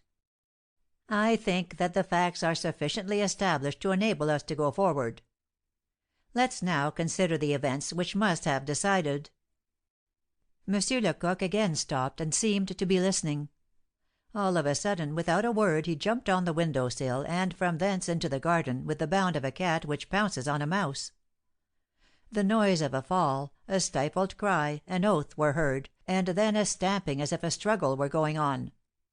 The doctor and M. Planta hastened to the window. Day was breaking, the trees shivered in the fresh wind of the early morning.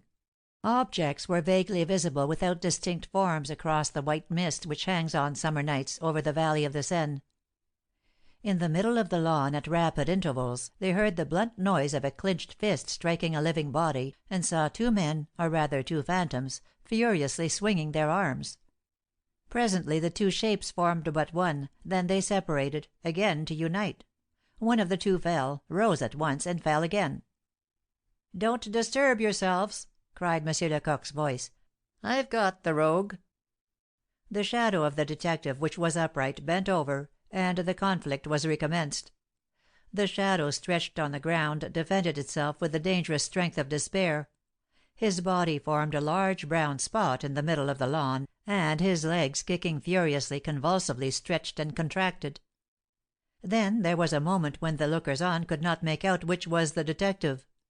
They rose again and struggled. Suddenly a cry of pain escaped, with a ferocious oath. "Ah, wretch!" And almost immediately a loud shout rent the air, and the detective's mocking tones were heard. "There he is! I've persuaded him to pay his respects to us. Light me up a little." The doctor and his host hastened to the lamp. Their zeal caused a delay, and at the moment that the doctor raised the lamp the door was rudely pushed open. "I beg to present to you," said M. Lecoq, "Master Robelot, bone setter of Orcival, herborist by prudence, and a poisoner by vocation." The stupefaction of the others was such that neither could speak. It was really the bone setter, working his jaws nervously. His adversary had thrown him down by the famous knee stroke, which is the last resort of the worst prowlers about the Parisian barriers.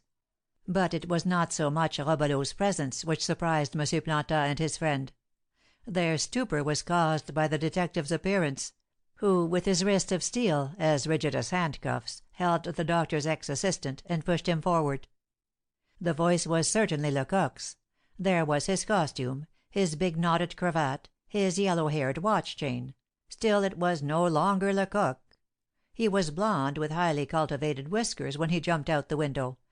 He returned brown, with a smooth face. The man who had jumped out was a middle-aged person, with an expressive face, which was in turn idiotic and intelligent. The man who returned by the door was a fine young fellow of 35, with a beaming eye and a sensitive lip. A splendid head of curly black hair brought out vividly the pallor of his complexion, and the firm outline of his head and face. A wound appeared on his neck, just below the chin. "Monsieur Lecoq!" cried M. Planta, recovering his voice. "Himself," answered the detective, "and this time the true Lecoq." Turning to Robelot, he slapped him on the shoulder, and added, "Go on, you." Robelot fell upon a sofa, but the detective continued to hold him fast. "Yes," he continued, "this rascal has robbed me of my blonde locks. Thanks to him, and in spite of myself, you see me as I am, with the head the Creator gave me, and which is really my own." He gave a careless gesture, half angry, half good humoured. "I am the true Lecoq, and, to tell you the truth, only 3 persons besides yourselves really know him. 2 trusted friends, and one who is infinitely less so, she of whom I spoke a while ago." The eyes of the other 2 met, as if to question each other, and M. Lecoq continued: "What can a fellow do? All is not rose colour in my trade. We run such dangers in protecting society as should entitle us to the esteem if not the affection of our fellow men. Why, I am condemned to death at this moment by 7 of the most dangerous criminals in France. I have caught them, you see, and they have sworn they are men of their word, too that I should only die by their hands." "Where are these wretches?" "4 at Cayenne, 1 at Brest. I've had news of them. But the other 2 I've lost their track. Who knows whether one of them hasn't followed me here, and whether to morrow, at the turning of some obscure road, I shall not get 6 inches of cold steel in my stomach." He smiled sadly. "And no reward," pursued he, "for the perils which we brave. If I should fall to morrow, they would take up my body, carry it to my house, and that would be the end." The detective's tone had become bitter, the irritation of his voice betrayed his rancour. "My precautions happily are taken. While I am performing my duties, I suspect everything, and when I am on my guard I fear no one. But there are days when one is tired of being on his guard, and would like to be able to turn a street corner without looking for a dagger. On such days I again become myself. I take off my false beard, throw down my mask, and my real self emerges from the 100 disguises which I assume in turn. I have been a detective 15 years, and no one at the Prefecture knows either my true face or the colour of my hair." Master Robelot, ill at ease on his lounge, attempted to move. "Ah, look out!" cried M. Lecoq, suddenly changing his tone. "Now get up here and tell us what you are about in the garden." "But you are wounded!" exclaimed Plantin, observing stains of blood on M. Lecoq's shirt. "Oh, that's nothing. Only a scratch that this fellow gave me with a big cutlass he had." M. Plantin insisted on examining the wound, and was not satisfied until the doctor declared it to be a very slight one. "Come, Master Robelot," said the old man, "what were you doing here?" The bone setter did not reply. "Take care," insisted Plantin. "Your silence will confirm us in the idea that you came with the worst designs." But it was in vain that M. Plantin wasted his persuasive eloquence. Robelot shut himself up in a ferocious and dogged silence. M. Gendron, hoping, not without reason, that he might have some influence over his former assistant, spoke. "Answer us. What did you come for?" Robelot made an effort. It was painful with his broken jaw to speak. "I came to rob. I confess it." "To rob what?" "I don't know." "But you didn't scale a wall and risk the gaol without a definite object." "Well, then, I wanted " He stopped. "What? Go on." "To get some rare flowers in the conservatory." "With your cutlass, eh?" said M. Lecoq. Robelot gave him a terrible look. The detective continued: "You needn't look at me that way. You don't scare me. And don't talk like a fool, either. If you think we are duller than you, you are mistaken. I warn you of it." "I wanted the flower pots," stammered the man. "Oh, come now," cried M. Lecoq, shrugging his shoulders, "don't repeat such nonsense. You, a man that buys large estates for cash, steal flower pots! Tell that to somebody else. You've been turned over to night, my boy, like an old glove. You've let out in spite of yourself a secret that tormented you furiously, and you came here to get it back again. You thought that perhaps M. Plantin had not told it to anybody, and you wanted to prevent him from speaking again for ever." Robelot made a sign of protesting. "Shut up, now," said M. Lecoq. "And your cutlass?" While this conversation was going on, M. Plantin reflected. "Perhaps," he murmured, "I've spoken too soon." "Why so?" asked M. Lecoq. "I wanted a palpable proof for M. Dominy. We'll give him this rascal, and if he isn't satisfied, he's difficult to please." "But what shall we do with him?" "Shut him up somewhere in the house. If necessary, I'll tie him up." "Here's a dark closet." "Is it secure?" "There are thick walls on 3 sides of it, and the 4th is closed with a double door. No openings, no windows, nothing. Just the place." Monsieur Plantin opened the closet, a black-looking hole, damp, narrow, and full of old books and papers. "There," said Monsieur Lecoq to his prisoner, "in here you'll be like a little king," and he pushed him into the closet. Robelot did not resist, but he asked for some water and a light. They gave him a bottle of water and a glass. "As for the light," said Monsieur Lecoq, "you may dispense with it. You'll be playing us some dirty trick." Monsieur Plantin, having shut the closet door, took the detective's hand. "Monsieur," said he earnestly, "you have probably just saved my life at the peril of your own. I will not thank you. The day will come, I trust, when I may " The detective interrupted him with a gesture.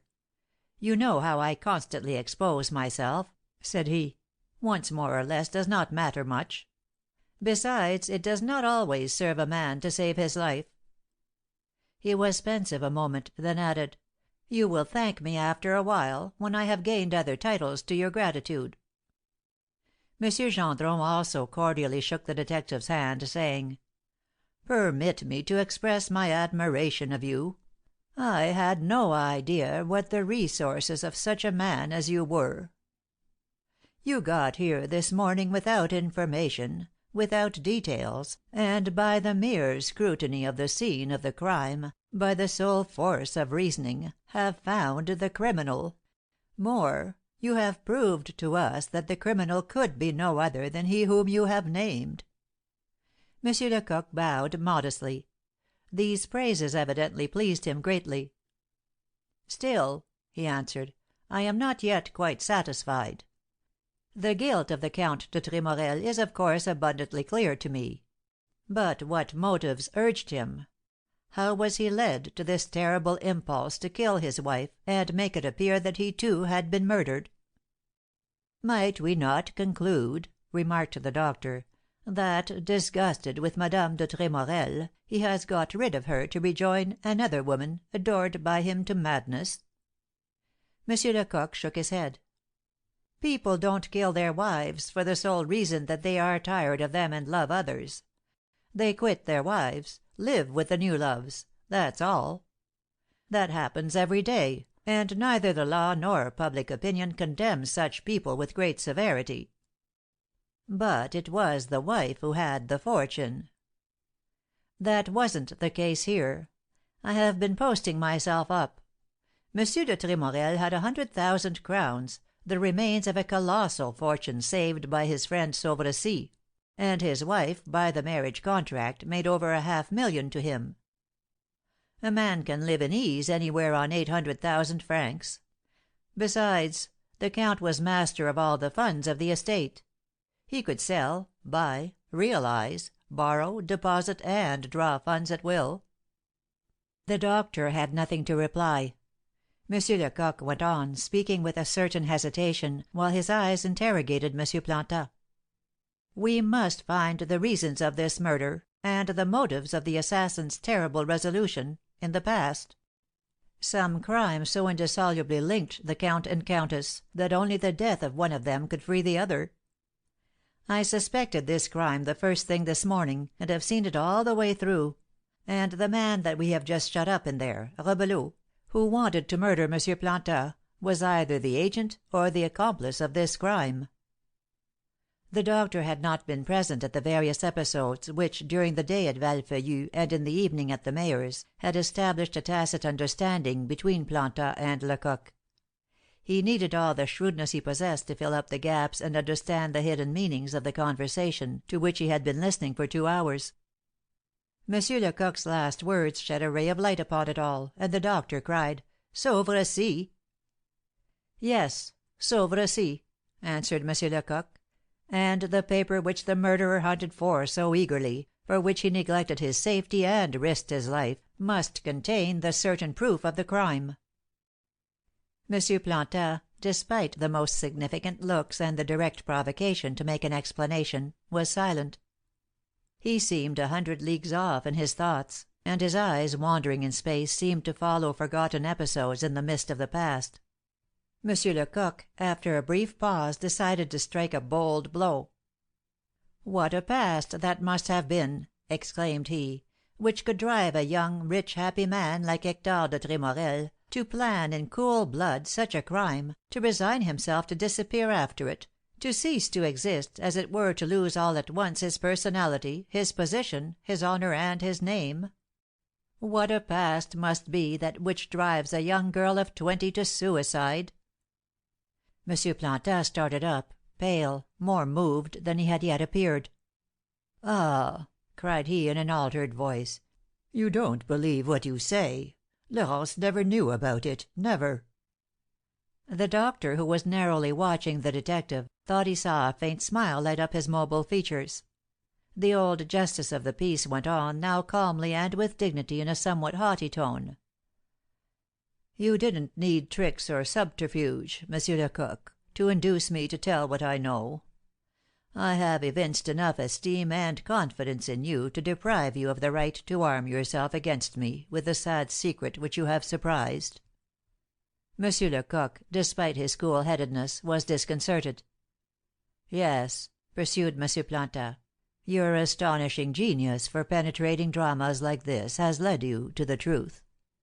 But you do not know all, and even now I would hold my tongue, had not the reasons which compelled me to be silent ceased to exist."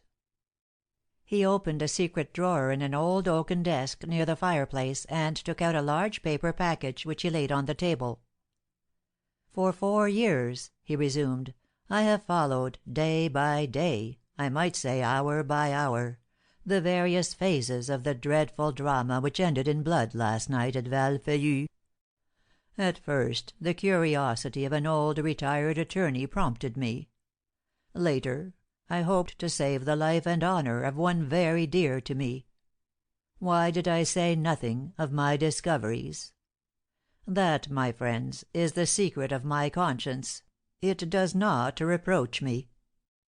Besides, I shut my eyes to the evidence even up to yesterday. I needed the brutal testimony of this deed." Day had come. The frightened blackbirds flew whistling by. The pavement resounded with the wooden shoes of the workmen going fieldward. No noise troubled the sad stillness of the library, unless it were the rustling of the leaves which M. Plantin was turning over, or now and then a groan from Rebelot.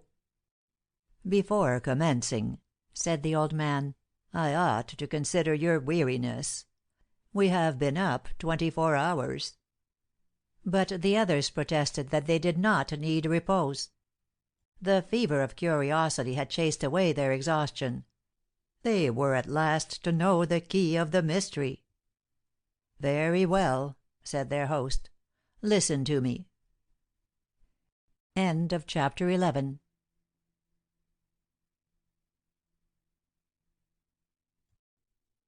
12. "Very well," said their host. "Listen to me.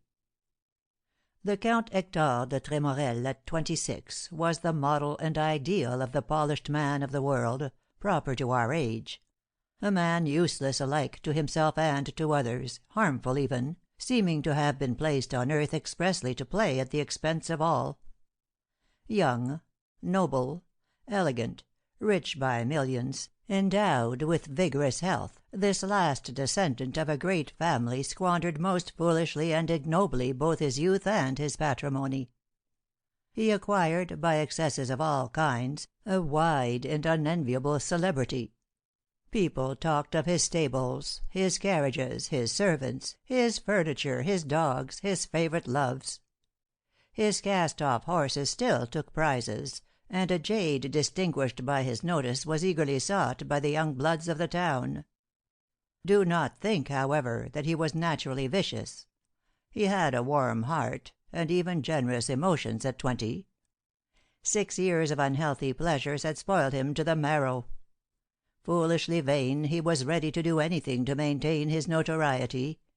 He had the bold and determined egotism of one who has never had to think of any one but himself and has never suffered. Intoxicated by the flatteries of the so-called friends who drew his money from him, he admired himself, mistaking his brutal cynicism for wit, and his lofty disdain of all morality and his idiotic scepticism for character. He was also feeble. He had caprices, but never a will. Feeble as a child, a woman, a girl. His biography was to be found in the petty journals of the day, which retailed his sayings, or what he might have said. His least actions and gestures were reported. One night, when he was supping at the Café de Paris, he threw all the plates out the window. It cost him 20,000 francs. Bravo! One morning, gossiping Paris learned with stupefaction that he had eloped to Italy with the wife of X , the banker, a lady 19 years married. He fought a duel, and killed his man. The week after, he was wounded in another. He was a hero. On one occasion he went to Baden, where he broke the bank. Another time, after playing 60 hours, he managed to lose 120,000 francs, won by a Russian prince. He was one of those men whom success intoxicates, who long for applause, but who care not for what they are applauded. Count Hector was more than ravished by the noise he made in the world. It seemed to him the acme of honor and glory to have his name or initials constantly in the columns of the Parisian world. He did not betray this, however, but said, with charming modesty, after each new adventure, "When will they stop talking about me?" On great occasions he borrowed from Louis XIV the epigram, "After me the deluge." The deluge came in his lifetime. One April morning his valet, a villainous fellow, drilled and dressed up by the Count, woke him at 9 o'clock with this speech: "Monsieur, a bailiff is downstairs in the antechamber, and has come to seize your furniture." Hector turned on his pillow, yawned, stretched, and replied, "Well, tell him to begin operations with the stables and carriage house, and then come up and dress me." He did not seem disturbed, and the servant retired amazed at his master's coolness. The Count had at least sense enough to know the state of his finances, and he had foreseen, nay, expected the bailiff's visit. 3 years before, when he had been laid up for 6 weeks in consequence of a fall from his horse, he had measured the depth of the gulf toward which he was hastening. Then he might yet have saved himself. But he must have changed his whole course of life, reformed his household, learned that 21-franc pieces made a Napoleon. Fie! Never! After mature reflection, he had said to himself that he would go on to the end. When the last hour came, he would fly to the other end of France, erase his name from his linen, and blow his brains out in some forest. This hour had now come. By contracting debts, signing bills, renewing obligations, paying interests and compound interests, giving commissions by always borrowing and never paying, Hector had consumed the princely heritage, nearly 4 millions in lands, which he had received at his father's death. The winter just past had cost him 50,000 crowns. He had tried 8 days before to borrow 100,000 francs, and had failed.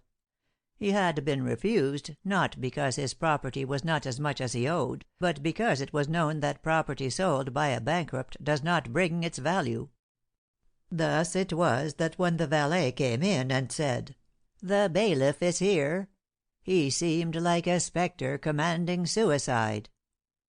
Hector took the announcement coolly, and said as he got up, "Well, here's an end of it." He was very calm, though a little confused. A little confusion is excusable when a man passes from wealth to beggary. He thought he would make his last toilette with especial care. Parbleu! The French nobility goes into battle in court costume. He was ready in less than an hour. He put on his bejeweled watch chain. Then he put a pair of little pistols, of the finest quality, in his overcoat pocket.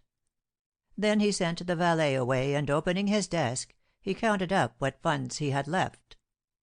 10,000 and some hundreds of francs remained. He might with this sum take a journey, prolong his life 2 or 3 months, But he repelled with disdain the thought of a miserable subterfuge, of a reprieve in disguise.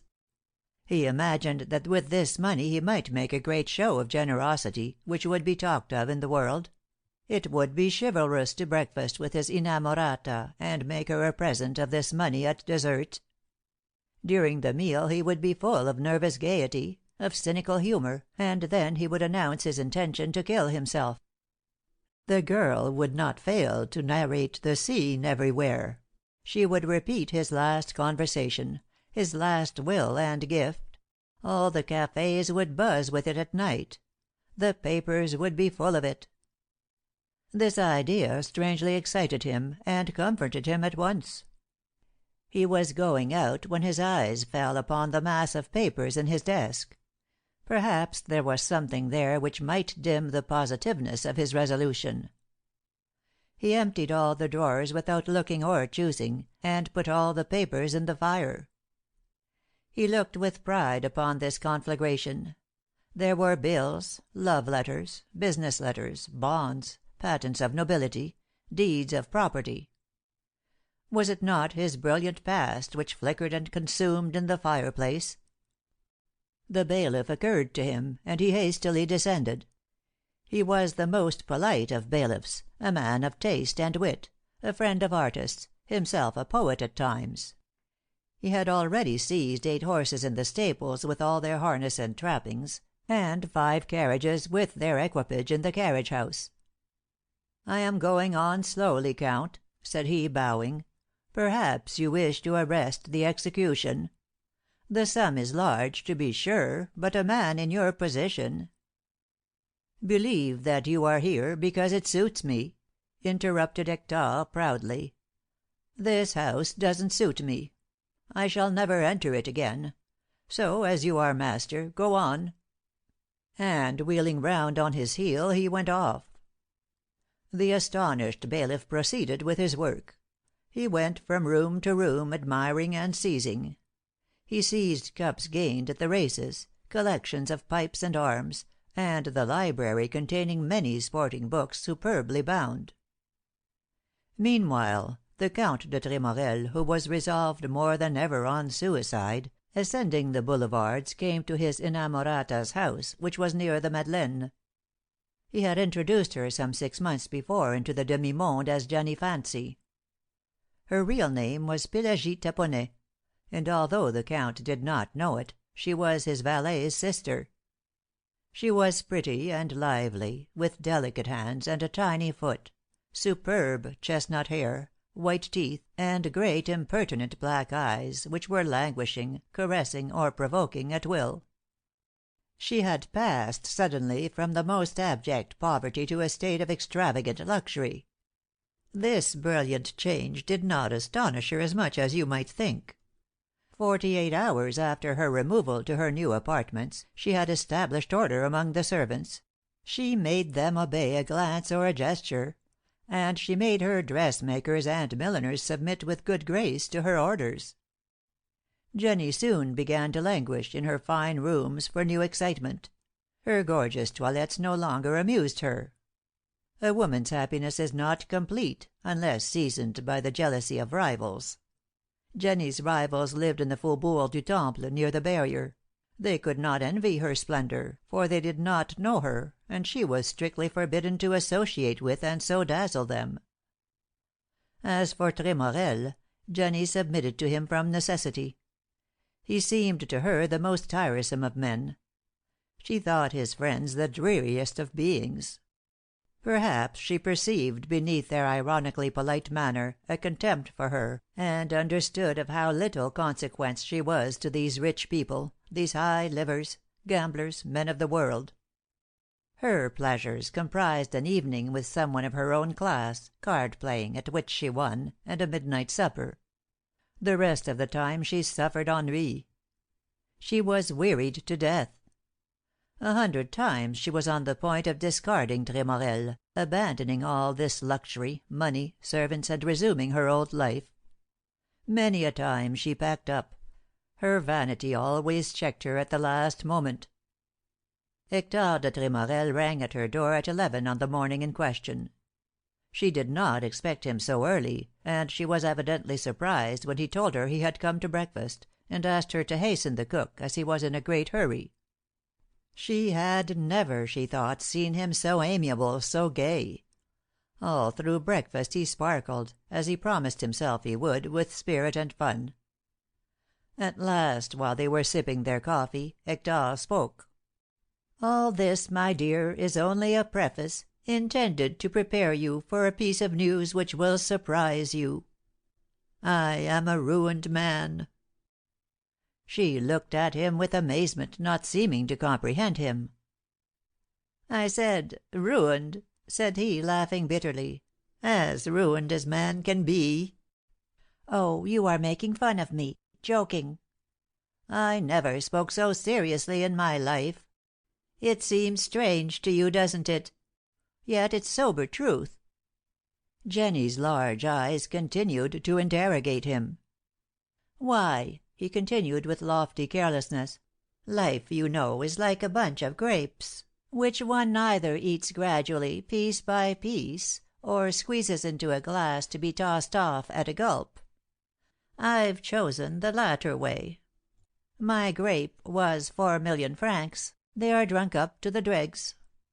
I don't regret them. I've had a jolly life for my money. But now I can flatter myself that I am as much of a beggar as any beggar in France. Everything at my house is in the bailiff's hands. I am without a domicile, without a penny." He spoke with increasing animation, as the multitude of diverse thoughts passed each other tumultuously in his brain. And he was not playing a part; he was speaking in all good faith. "But then," stammered Jenny. "What? Are you free?" "Just so." She hardly knew whether to rejoice or mourn. "Yes," he continued, "I give you back your liberty." Jenny made a gesture which Hector misunderstood. "Oh, be quiet," he added quickly. "I shan't leave you thus. I would not desert you in a state of need. This furniture is yours, and I have provided for you besides. Here in my pocket are 500 napoleons. It is my all. I have brought it to give you." He passed the money over to her on a plate, laughingly, imitating the restaurant waiters. She pushed it back with a shudder.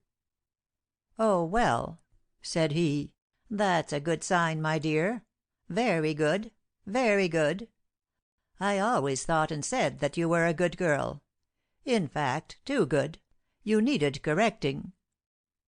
She did, indeed, have a good heart; for, instead of taking Hector's bank notes and turning him out of doors, she tried to comfort and console him. Since he had confessed to her that he was penniless, she ceased to hate him, and even commenced to love him. Hector, homeless, was no longer the dreaded man who paid to be master, the millionaire who by a caprice had raised her from the gutter. He was no longer the execrated tyrant. Ruined, he descended from his pedestal; he became a man like others, to be preferred to others, as a handsome and gallant youth. Then Jenny mistook the last artifice of a discarded vanity for a generous impulse of the heart, and was deeply touched by this splendid last gift. "You are not as poor as you say," she said, "for you still have so large a sum." "But, dear child, I have several times given as much for diamonds, which you envied." She reflected a moment, then, as if an idea had struck her, exclaimed: "That's true enough; but I can spend, oh, a great deal less, and yet be just as happy. Once before I knew you, when I was young," she was now 19, "10,000 francs seemed to me to be one of those fabulous sums which were talked about, but which few men ever saw in one pile, and fewer still in their hands." She tried to slip the money into the Count's pocket, but he prevented it. "Come, take it back, keep it." "What shall I do with it?" "I don't know, but wouldn't this money bring in more? Couldn't you speculate on the Bourse, bet at the races, play at Baden, or something? I've heard of people that are now rich as kings, who commenced with nothing, and hadn't your talents either. Why don't you do as they did? She spoke excitedly, as a woman does who is anxious to persuade. He looked at her, astonished to find her so sensitive, so disinterested. "You will, won't you?" she insisted. "Now, won't you?" "You are a good girl," said he, charmed with her. "But you must take this money. I give it to you. Don't be worried about anything." "But you have you still any money? What have you?" "I have yet " He stopped, searched his pockets, and counted the money in his purse. "Faith, here's 340 francs, more than I need. I must give some napoleons to your servants before I go." "And what, for heaven's sake, will become of you?"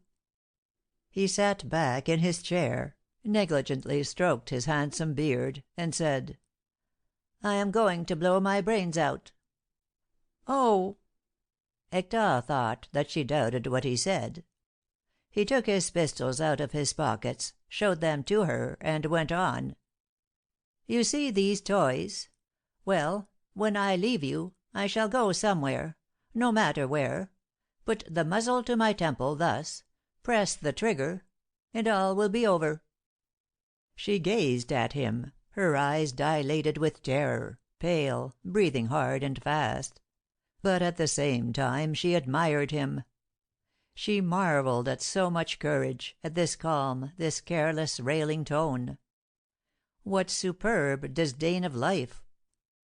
To exhaust his fortune, and then kill himself without a cry, a tear, or a regret, seemed to her an act of heroism unheard of, unexampled.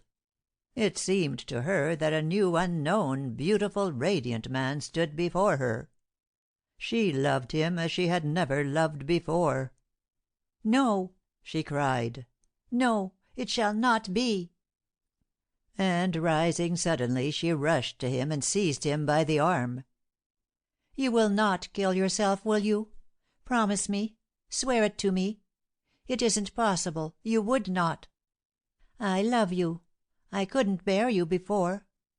Oh, I did not know you, but now come, we will be happy. You, who have lived with millions, don't know how much 10,000 francs are, but I know. We can live a long time on that, and very well, too.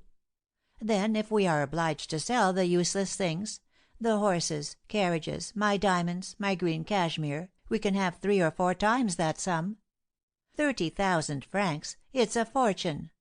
Think how many happy days!" The Count de Tremorel shook his head, smilingly. He was ravished. His vanity was flattered by the heat of the passion which beamed from the poor girl's eyes. How he was beloved! How he would be regretted! What a hero the world was about to lose! "For we will not stay here," Jenny went on. "We will go and conceal ourselves far from Paris in a little cottage. Why, on the other side of Belleville you can get a place surrounded by gardens for 1,000 francs a year. How well off we should be there! You would never leave me, for I should be jealous. Oh, so jealous! We wouldn't have any servants, and you should see that I know how to keep house." Hector said nothing. "While the money lasts," continued Jenny, "we'll laugh away the days. When it's all gone, if you are still decided, you will kill yourself, that is, we will kill ourselves together. But not with a pistol, no. We'll light a pan of charcoal, sleep in one another's arms, and that will be the end. They say one doesn't suffer that way at all." This idea drew Hector from his torpor, and awoke in him a recollection which ruffled all his vanity. 3 or 4 days before, he had read in a paper the account of the suicide of a cook, who, in a fit of love and despair, had bravely suffocated himself in his garret. Before dying he had written a most touching letter to his faithless love. The idea of killing himself like a cook made him shudder. He saw the possibility of the horrible comparison. How ridiculous! And the Count de Tremorel had a wholesome fear of ridicule. To suffocate himself at Belleville with a grisette, how dreadful! He almost rudely pushed Jenny's arms away and repulsed her. "Enough of that sort of thing," said he in a careless tone. "What you say, child, is all very pretty, but utterly absurd. A man of my name dies and doesn't choke." And taking the bank notes from his pocket, where Jenny had slipped them, he threw them on the table. "Now, good bye." He would have gone, but Jenny, red and with glistening eyes, barred the door with her body. "You shall not go," she cried. "I won't have you. You are mine, for I love you. If you take one step I will scream." The Count shrugged his shoulders. "But we must end all this." "You shan't go." "Well, then, I'll blow my brains out here." And taking out one of his pistols, he held it to his forehead, adding, "If you call out and don't let me pass, I shall fire." He meant the threat for earnest. But Jenny did not call out. She could not. She uttered a deep groan and fainted. "At last," muttered Hector, replacing the pistol in his pocket. He went out, not taking time to lift her from the floor where she had fallen, and shut the door. Then he called the servants into the vestibule, gave them 10 napoleons to divide among them, and hastened away. CHAPter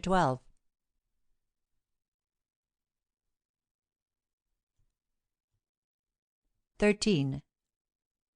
The Count de Tremorel, having reached the street, ascended the boulevard. All of a sudden he bethought him of his friends. The story of the execution must have already spread. "No, not that way," he muttered. This was because on the boulevard he would certainly meet some of his very dear cronies, and he desired to escape their condolence and offers of service. He pictured to himself their sorry visages, concealing a hidden and delicious satisfaction. He had wounded so many vanities that he must look for terrible revenges. The friends of an insolently prosperous man are rejoiced in his downfall.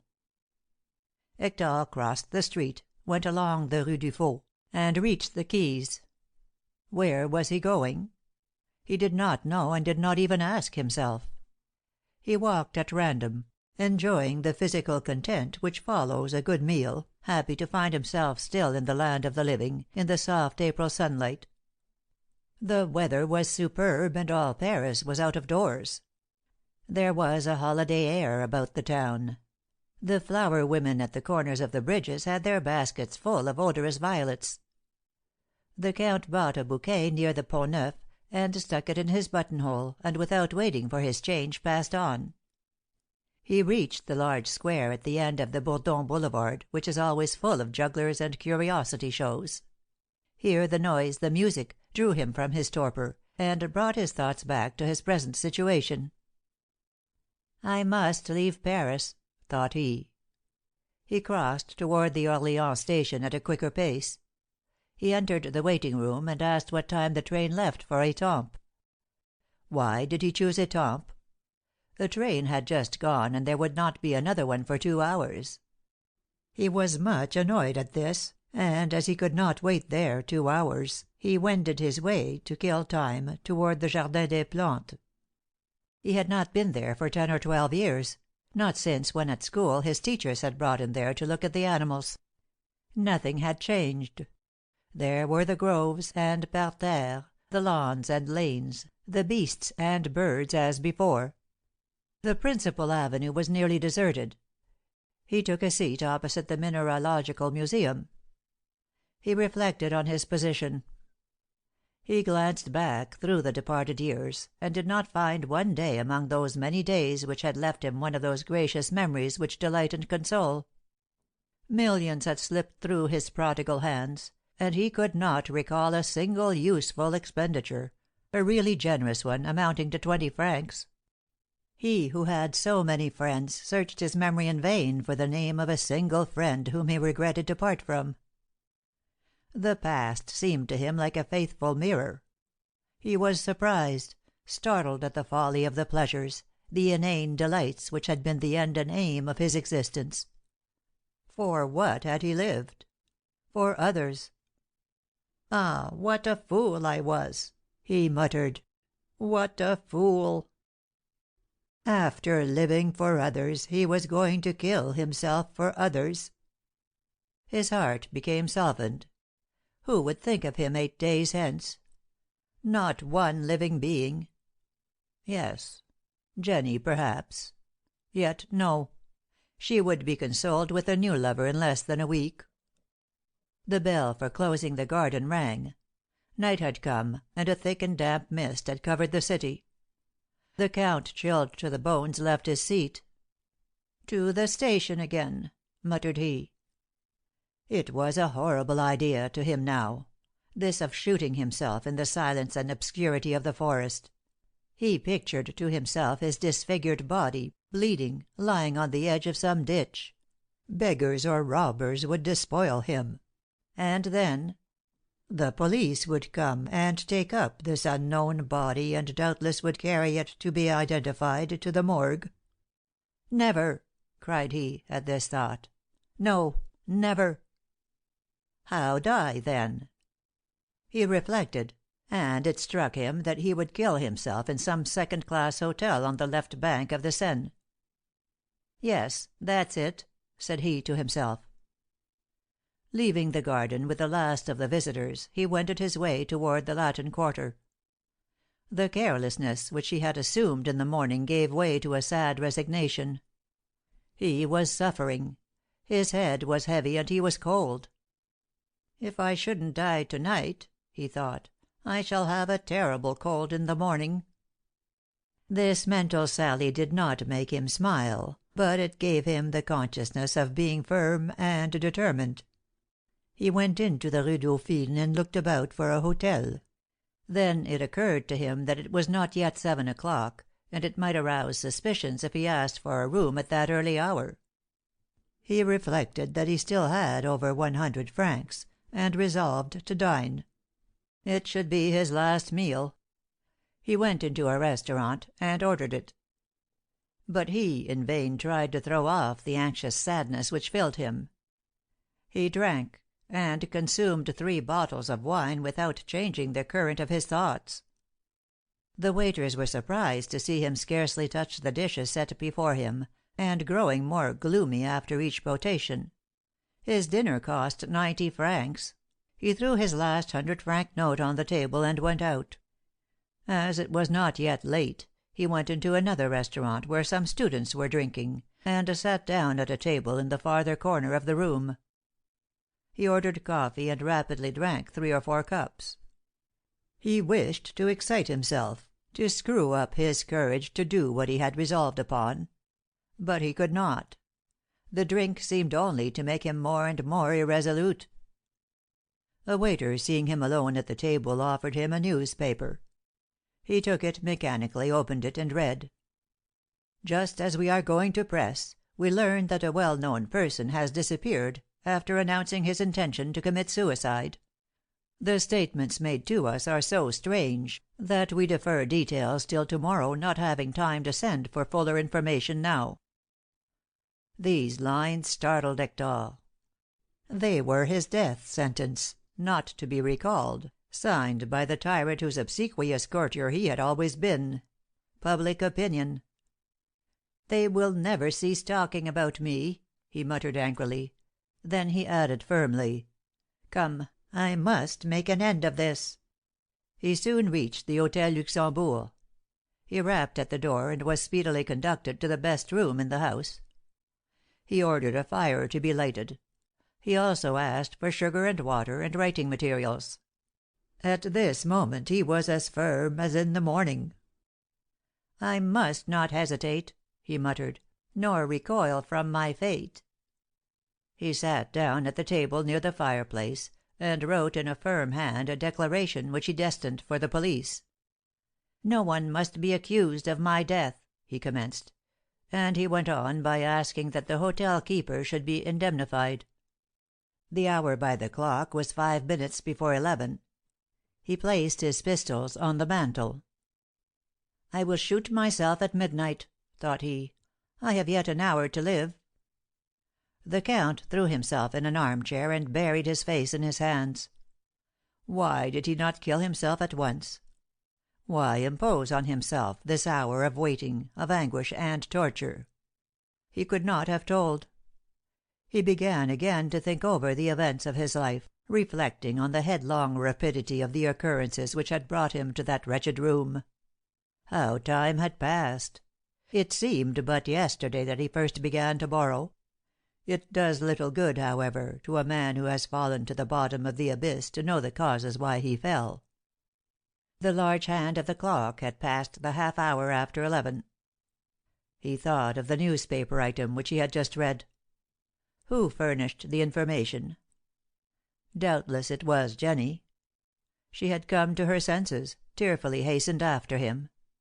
When she failed to find him on the boulevard, she had probably gone to his house, then to his club, then to some of his friends. So that to-night, at this very moment, the world was discussing him. "Have you heard the news?" "Ah, yes, poor Tremorel! What a romance! A good fellow, only—" He thought he heard this only greeted with laughter and innuendos. Time passed on. The ringing vibration of the clock was at hand. The hour had come. The Count got up, seized his pistols, and placed himself near the bed so as not to fall on the floor. The first stroke of 12. He did not fire. Hector was a man of courage. His reputation for bravery was high. He had fought at least 10 duels, and his cool bearing on the ground had always been admiringly remarked. One day he had killed a man, and that night he slept very soundly. But he did not fire. There are 2 kinds of courage. One, false courage, is that meant for the public eye, which needs the excitement of the struggle, the stimulus of rage, and the applause of lookers on.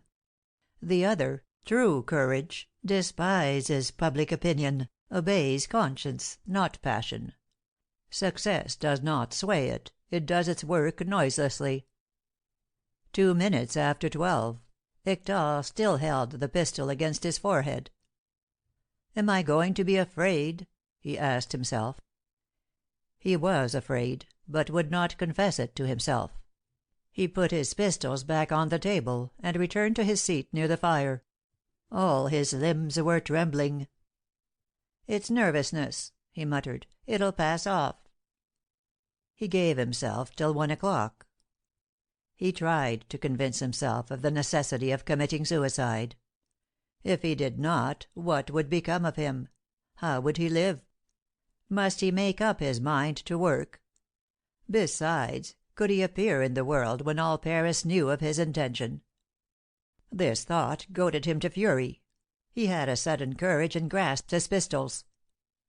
But the sensation which the touch of the cold steel gave him caused him to drop his arm and draw away shuddering. "I cannot," repeated he in his anguish. "I cannot." The idea of the physical pain of shooting himself filled him with horror. Why had he not a gentler death? Poison, or perhaps charcoal, like the little cook. He did not fear the ludicrousness of this now. All that he feared was that the courage to kill himself would fail him. He went on extending his time of grace from half hour to half hour. It was a horrible night, full of the agony of the last night of the criminal condemned to the scaffold. He wept with grief and rage, and wrung his hands and prayed. Toward daylight he fell exhausted into an uneasy slumber in his arm chair. He was awakened by 3 or 4 heavy raps on the door, which he hastily opened. It was the waiter, who had come to take his order for breakfast, and who started back with amazement on seeing Hector, so disordered was his clothing, and so livid the pallor of his features. "I want nothing," said the Count. "I'm going down." He had just enough money left to pay his bill, and 6 sous for the waiter. He quitted the hotel where he had suffered so much, without end or aim in view. He was more resolved than ever to die, only he yearned for several days of respite to nerve himself for the deed. But how could he live during these days? He had not so much as a centime left.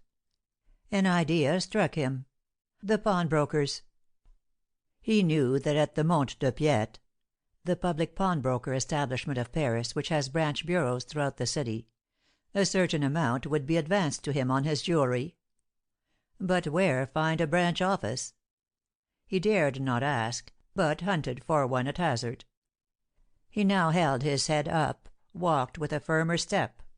He was seeking something, and had a purpose to accomplish. He at last saw the sign of the Mont de Piete on a house in the Rue Conde, and entered. The hall was small, damp, filthy, and full of people. But if the place was gloomy, the borrowers seemed to take their misfortunes good humoredly. They were mostly students and women, talking gaily as they waited for their turns. The Count de Tremorel advanced with his watch, chain, and a brilliant diamond that he had taken from his finger. He was seized with the timidity of misery, and did not know how to open his business. A young woman pitied his embarrassment. "See," said she, "put your articles on this counter, before that window with green curtains."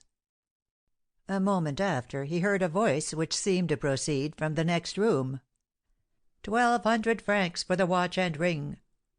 This large amount produced such a sensation as to arrest all the conversation. All eyes were turned toward the millionaire who was going to pocket such a fortune. The millionaire made no response. The same woman who had spoken before nudged his arm. "That's for you," said she. "Answer whether you will take it or not." "I'll take it," cried Hector. He was filled with a joy which made him forget the night's torture. 1,200 francs! How many days it would last! Had he not heard there were clerks who hardly got that in a year? Hector waited a long time, when one of the clerks, who was writing at a desk, called out: "Whose are the 1,200 francs?" The Count stepped forward. "Mine," said he. "Your name?" Hector hesitated. He would never give his name aloud in such a place as this. He gave the first name that occurred to him. "Durand." "Where are your papers?" "What papers?" "A passport, a receipt for lodgings, a license to hunt." "I haven't any." "Go for them, or bring 2 well-known witnesses." "But—" "There is no but." "The next." Hector was provoked by the clerk's abrupt manner. "Well, then," said he, "give me back the jewelry." The clerk looked at him jeeringly. "Can't be done. No goods that are registered can be returned without proof of rightful possession." So saying, he went on with his work. "One French shawl, 35 francs. Whose is it?" Hector, meanwhile, went out of the establishment. He had never suffered so much, had never imagined that one could suffer so much. After this ray of hope, so abruptly put out, the clouds lowered over him thicker and more hopelessly. He was worse off than the shipwrecked sailor. The pawnbroker had taken his last resources. All the romance with which he had invested the idea of his suicide now vanished, leaving bare the stern and ignoble reality. He must kill himself, not like the gay gamester who voluntarily leaves upon the roulette table the remains of his fortune, but like the Greek who, surprised and hunted, knows that every door will be shut upon him. His death would not be voluntary. He could neither hesitate nor choose the fatal hour. He must kill himself, because he had not the means of living one day longer. And life never before seemed to him so sweet a thing as now. He never felt so keenly the exuberance of his youth and strength. He suddenly discovered, all about him, a crowd of pleasures, each more enviable than the others, which he had never tasted. He who flattered himself that he had squeezed life to press out its pleasures, had not really lived. He had had all that is to be bought or sold, nothing of what is given or achieved. He already not only regretted giving the 10,000 francs to Jenny, but the 200 francs to the servants; nay, the 6 sous given to the waiter at the restaurant, even the money he had spent on the bunch of violets. The bouquet still hung in his buttonhole, faded and shriveled. What good did it do him? While the sou which he had paid for it, he did not think of his wasted millions, but could not drive away the thought of that wasted franc. True, he might, if he chose, find plenty of money still, and easily. He had only to return quietly to his house, to discharge the bailiffs, and to resume the possession of his remaining effects. But he would thus confront the world, and confess his terrors to have overcome him at the last moment. He would have to suffer glances more cruel than the pistol ball. The world must not be deceived. When a man announces that he is going to kill himself, he must kill himself. So Hector was going to die because he had said he would, because the newspapers had announced the fact. He confessed this to himself as he went along, and bitterly reproached himself. He remembered a spot in Viroflay forest, where he had once fought a duel. He would commit the deed there. He hastened toward it. The weather was fine, and he met many groups of young people going into the country for a good time. Workmen were drinking and clinking their glasses under the trees along the river bank. All seemed happy and contented, and their gaiety seemed to insult Hector's wretchedness. He left the main road at the Sèvres bridge, and descending the embankment, reached the borders of the Seine. Kneeling down, he took up some water in the palm of his hand, and drank. An invincible lassitude crept over him. He sat, or rather fell, upon the sward. The fever of despair came, and death now seemed to him a refuge, which he could almost welcome with joy. Some feet above him, the windows of a Sèvres restaurant opened toward the river. He could be seen from there as well as from the bridge. But he did not mind this nor anything else. "As well here as elsewhere," he said to himself. He had just drawn his pistol out when he heard some one call, "Hector! Hector!" He jumped up at a bound, concealed the pistol, and looked about. A man was running down the embankment toward him with outstretched arms.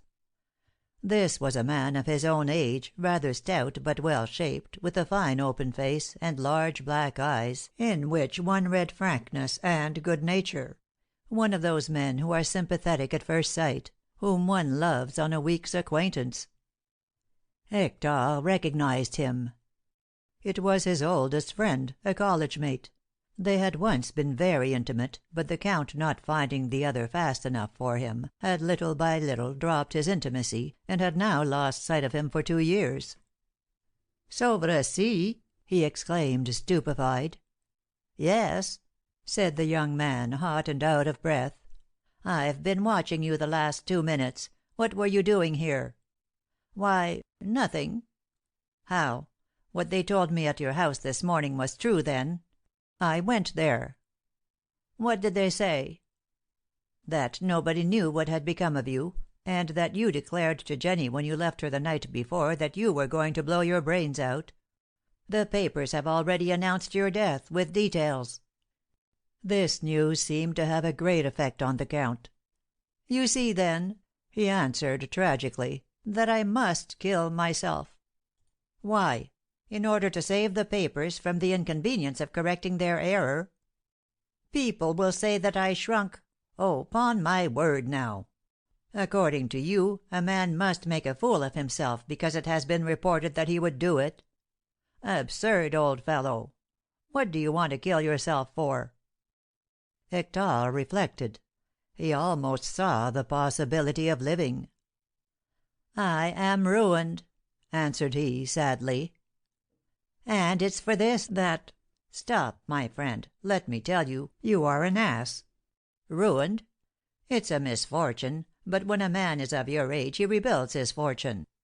Besides, you aren't as ruined as you say, because I've got an income of 100,000 francs."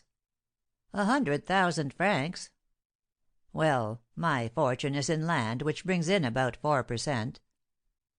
Tremorel knew that his friend was rich, but not that he was as rich as this. He answered, with a tinge of envy in his tone, "Well, I had more than that. But I had no breakfast this morning." "And you did not tell me." But true, you are in a pitiable state. Come along, quick." And he led him toward the restaurant. Tremorel reluctantly followed this friend who had just saved his life.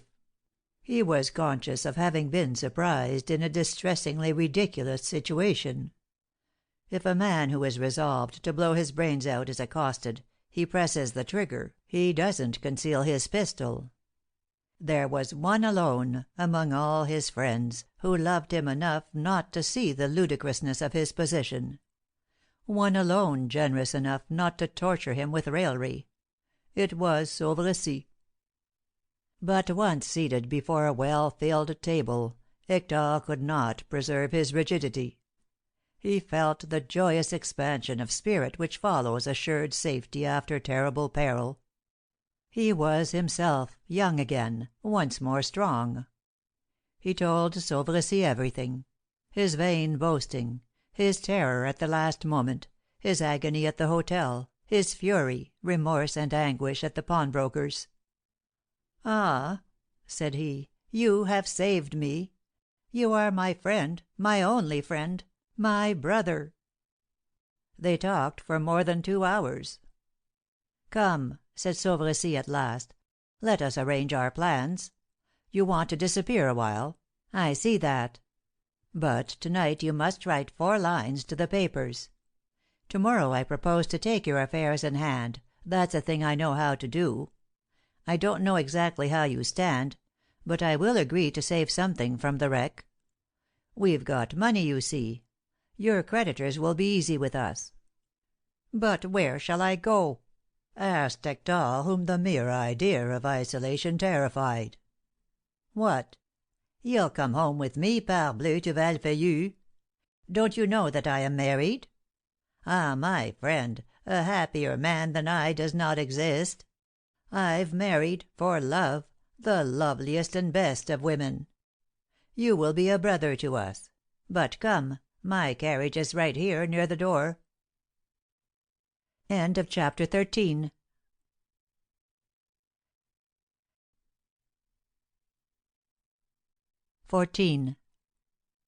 Monsieur Planta stopped. His companions had not suffered a gesture or a word to interrupt him. Monsieur Lecoq, as he listened, reflected. He asked himself where Monsieur Planta could have got all these minute details. Who had written Tremorel's terrible biography? As he glanced at the papers from which Planta read, he saw that they were not all in the same handwriting. The old justice of the peace pursued the story. Bertha Le Chaillu, though by an unhoped-for piece of good fortune she had become Madame Sauvercy, did not love her husband. She was the daughter of a poor country schoolmaster, whose highest ambition had been to be an assistant teacher in a Versailles school. Yet she was not now satisfied. Absolute queen of one of the finest domains in the land, surrounded by every luxury, spending as she pleased, beloved, adored, she was not content. Her life, so well regulated, so constantly smooth, without annoyances and disturbance, seemed to her insipid.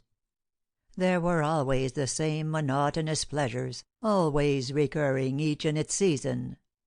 There were parties and receptions, horse rides, hunts, drives, and it was always thus. Alas, this was not the life she had dreamed of. She was born for more exciting pleasures.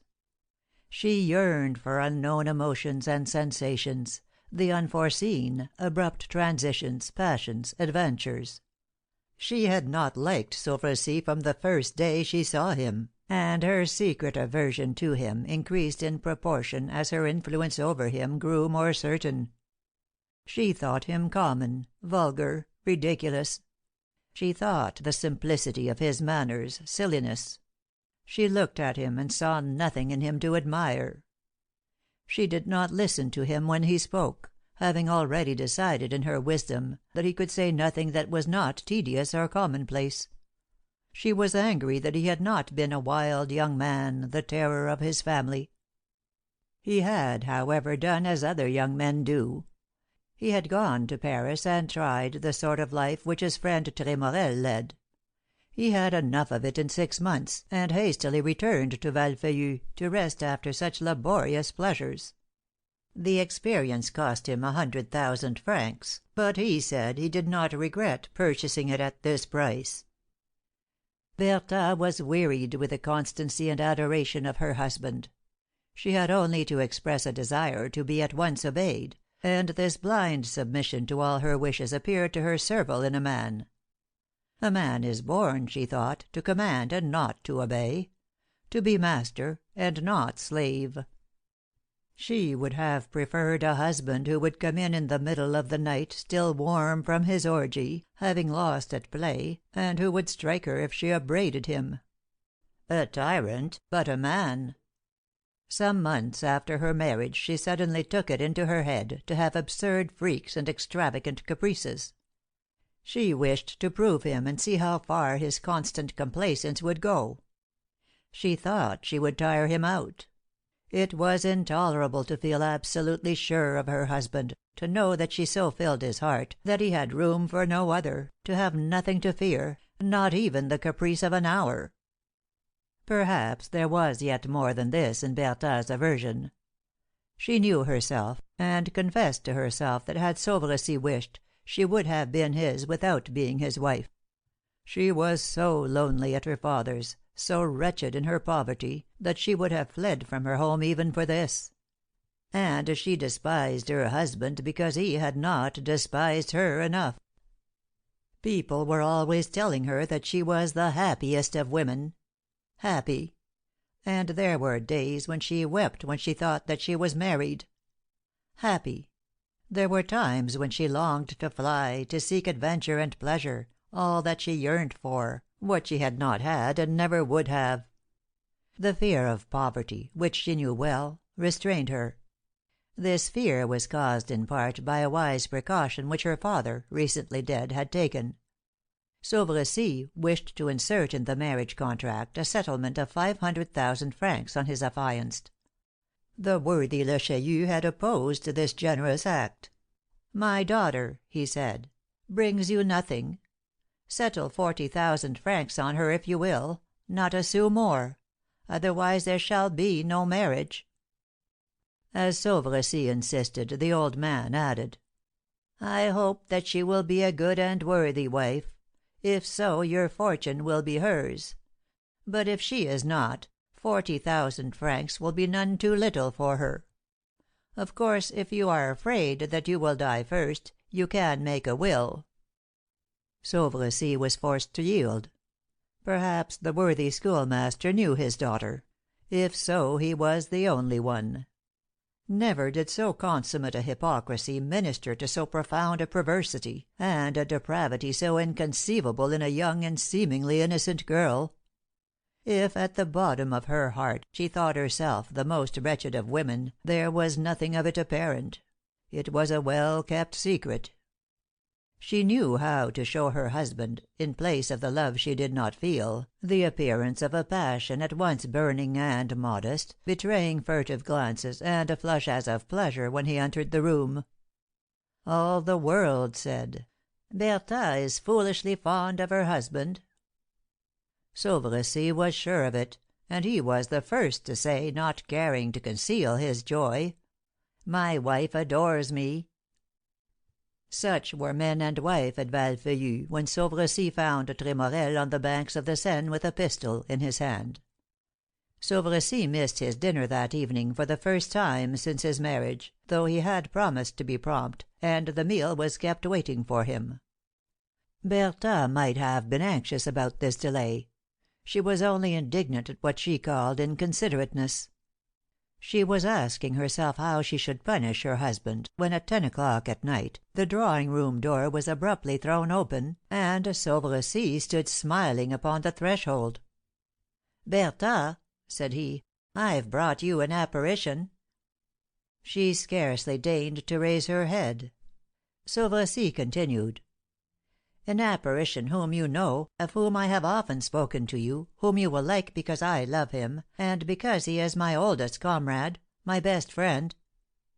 And standing aside, he gently pushed Hector into the room. "Madame Sauveressy, permit me to present to you Monsieur the Count de Tremorel."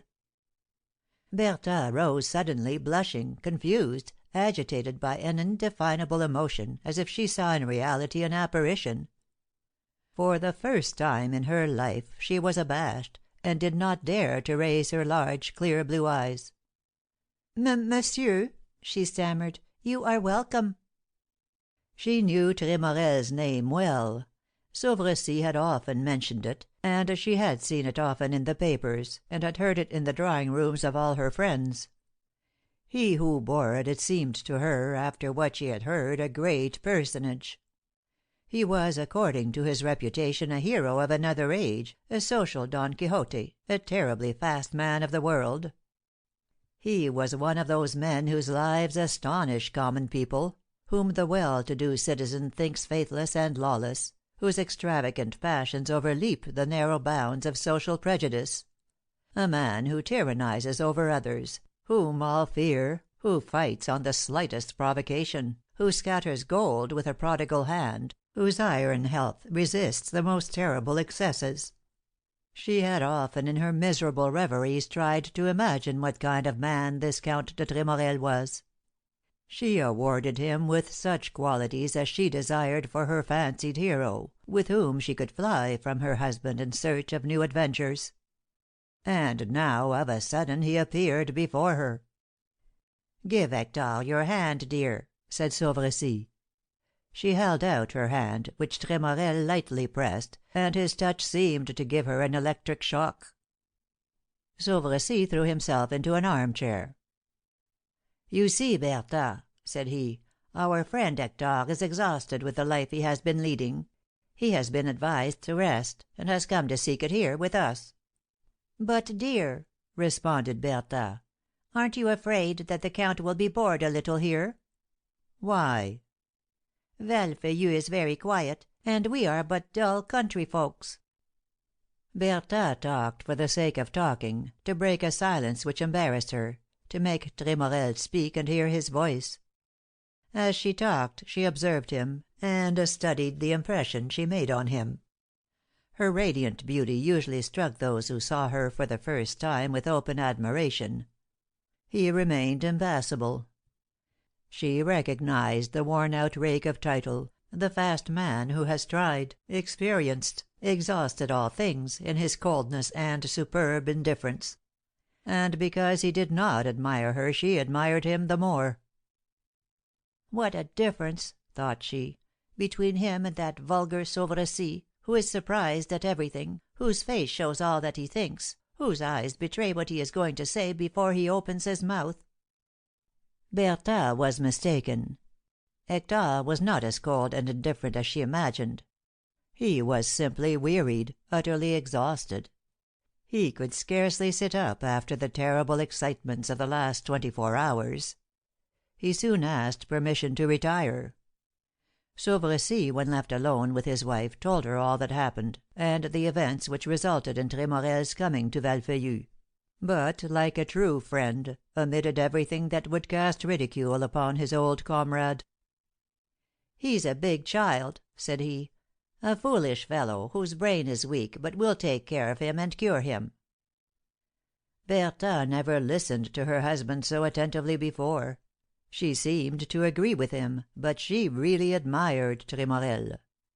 Like Jenny, she was struck with the heroism which could squander a fortune and then commit suicide. "Ah!" sighed she, "Sauvercy would not have done it." No, Sauvercy was quite a different man from the Count de Tremorel. The next day he declared his intention to adjust his friend's affairs. Hector had slept well, having spent the night on an excellent bed, undisturbed by pressing anxieties; and he appeared in the morning sleek and well dressed, the disorder and desperation of the previous evening having quite disappeared. He had a nature not deeply impressible by events. 24 hours consoled him for the worst catastrophes, and he soon forgot the severest lessons of life. If Sauvercy had bid him begone he would not have known where to go; yet he had already resumed the haughty carelessness of the millionaire, accustomed to bend men and circumstances to his will. He was once more calm and cold, coolly joking, as if years had passed since that night at the hotel, and as if all the disasters to his fortune had been repaired. Bertha was amazed at this tranquillity after such great reverses, and thought this childish recklessness force of character. "Now," said Sauvercy, "as I've become your man of business, give me my instructions and some valuable hints. What is, or was, the amount of your fortune?" "I haven't the least idea." Sauvercy provided himself with a pencil and a large sheet of paper ready to set down the figures. He seemed a little surprised. "All right," said he. "We'll put X down as the unknown quantity of the assets. Now for the liabilities." Hector made a superbly disdainful gesture. "Don't know, I'm sure, what they are." "What? Can't you give a rough guess?" "Oh, perhaps. For instance, I owe between 500,000 and 600,000 francs to Clare and Company, 500,000 to Dervois, about as much to Dubois of Orleans." "Well?" "I can't remember any more." "But you must have a memorandum of your loan somewhere." "No." "You have at least kept your bonds, bills, and the sums of your various debts." "None of them. I burnt up all my papers yesterday." Sauvercy jumped up from his chair in astonishment. Such a method of doing business seemed to him monstrous. He could not suppose that Hector was lying. Yet he was lying, and this affectation of ignorance was a conceit of the aristocratic man of the world. It was very noble, very distingué, to ruin one's self without knowing how. "But, my dear fellow," cried Sauvercy, "how can we clear up your affairs?" "Oh, don't clear them up at all. Do as I do. Let the creditors act as they please, they will know how to settle it all, rest assured. Let them sell out my property." "Never. Then you would be ruined indeed." "Well, it's only a little more or a little less." "What splendid disinterestedness!" thought Bertha. "What coolness, what admirable contempt of money, what noble disdain of the petty details which annoy common people! Was Sauvercy capable of all this?" She could not at least accuse him of avarice, since for her he was as prodigal as a thief. He had never refused her anything. He anticipated her most extravagant fancies. Still he had a strong appetite for gain, and despite his large fortune he retained the hereditary respect for money. When he had business with one of his farmers he would rise very early, mount his horse, though it were midwinter, and go several leagues in the snow to get 100 crowns. He would have ruined himself for her if she had willed it, this she was convinced of. But he would have ruined himself economically, in an orderly way. Sauvercy reflected. "You are right," said he to Hector. "Your creditors ought to know your exact position. Who knows that they are not acting in concert? Their simultaneous refusal to lend you 100,000 makes me suspect it. I will go and see them. Clare and Company, from whom I received my first loans, ought to be the best informed." "Well, I will see Clare and Company. But look here, do you know what you would do if you were reasonable?" "What?" "You would go to Paris with me, and both of us—" Hector turned very pale, and his eyes shone. "Never!" he interrupted violently. "Never!" His dear friends still terrified him. What! Reappear on the theatre of his glory, now that he was fallen, ruined, ridiculous by his unsuccessful suicide? Sauvercy had held out his arms to him. Sauvercy was a noble fellow, and loved Hector sufficiently not to perceive the falseness of his position, and not to judge him a coward because he shrank from suicide. But the others— "Don't talk to me about Paris," said he in a calmer tone. "I shall never set my foot in it again." "All right. So much the better. Stay with us. I shan't complain of it, nor my wife either. Some fine day we'll find you a pretty heiress in the neighbourhood. But," added Sauvercy, consulting his watch, "I must go if I don't want to lose the train." "I'll go to the station with you."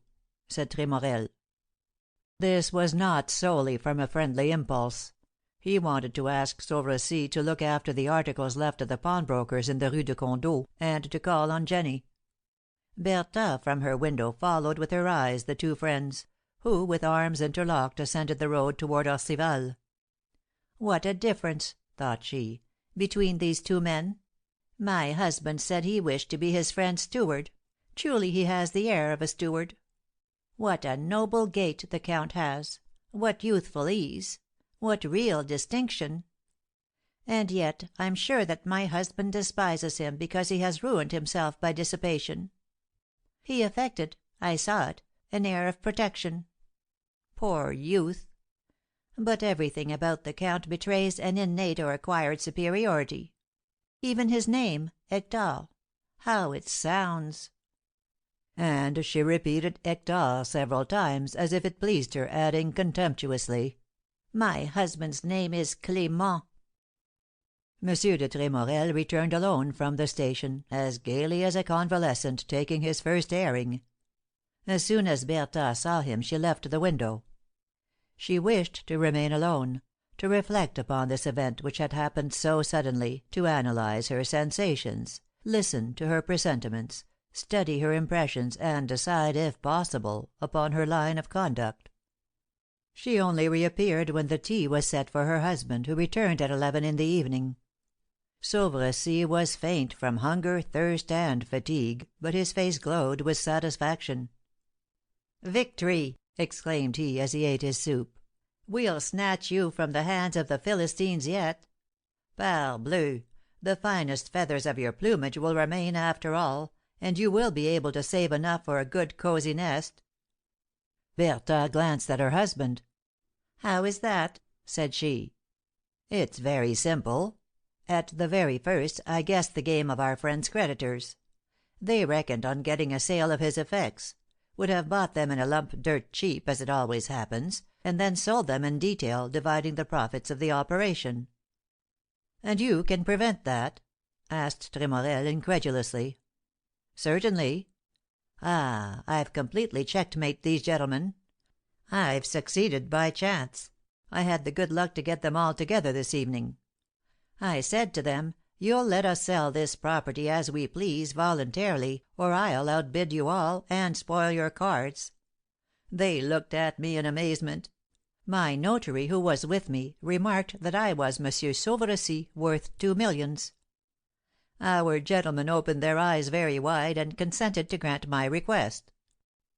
Hector, notwithstanding what he had said, knew enough about his affairs to see that this action would save him a fortune, a small one as compared with what he had possessed, yet a fortune. The certainty of this delighted him, and, moved by a momentary and sincere gratitude, he grasped both of Sauvercy's hands in his. "Ah, my friend," cried he, "you give me my honor after saving my life. How can I ever repay you?" "By committing no imprudences or foolishnesses, except reasonable ones. Such as this," added Sauvercy, leaning toward Bertha and embracing her. "And there is nothing more to fear?" "Nothing. Why, I could have borrowed the 2 millions in an hour, and they knew it. But that's not all. The search for you is suspended. I went to your house, took the responsibility of sending away all your servants except your valet and a groom. If you agree, we'll send the horses to be sold to morrow, and they'll fetch a good price. Your own saddle horse shall be brought here." These details annoyed Bertha. She thought her husband exaggerated his services, carrying them even to servility. "Really," thought she, "he was born to be a steward." "Do you know what else I did?" pursued Sauvercy.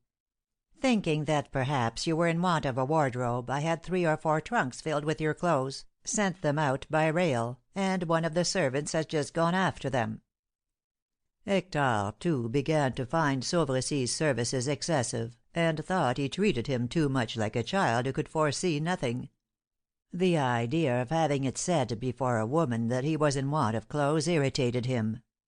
He forgot that he had found it a very simple thing in the morning to ask his friend for some linen. Just then a noise was heard in the vestibule. Doubtless the trunks had come. Bertha went out to give the necessary orders. "Quick!" cried Sauveressy.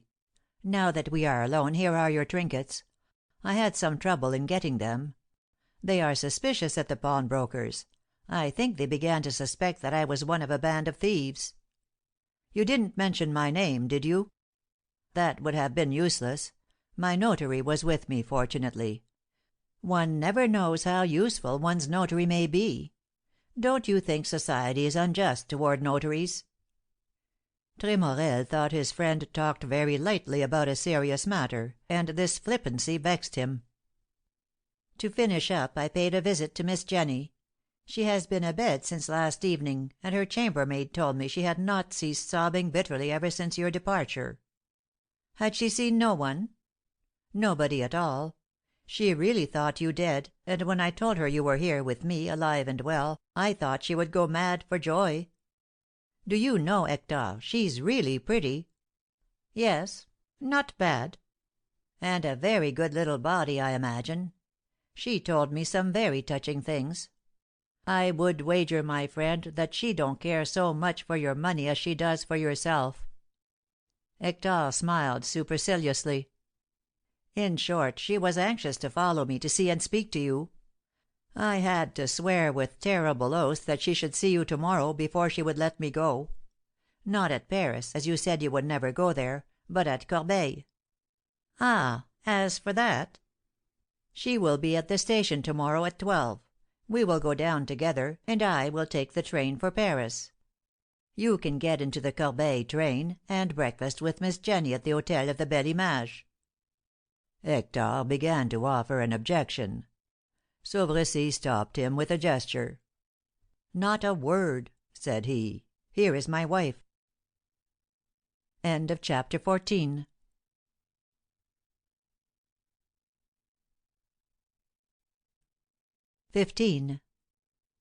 On going to bed that night the Count was less enchanted than ever with the devotion of his friend Sauveressy. There is not a diamond on which a spot cannot be found with a microscope. "Here he is," thought he, "abusing his privileges as the saver of my life. Can't a man do you a service without continually making you feel it? It seems as though because he prevented me from blowing my brains out, I had somehow become something that belongs to him. He came very near upbraiding me for Jenny's extravagance. Where will he stop?" The next day, at breakfast, he feigned indisposition so as not to eat, and suggested to Sauveressy that he would lose the train. Bertha, as on the evening before, crouched at the window to see them go away.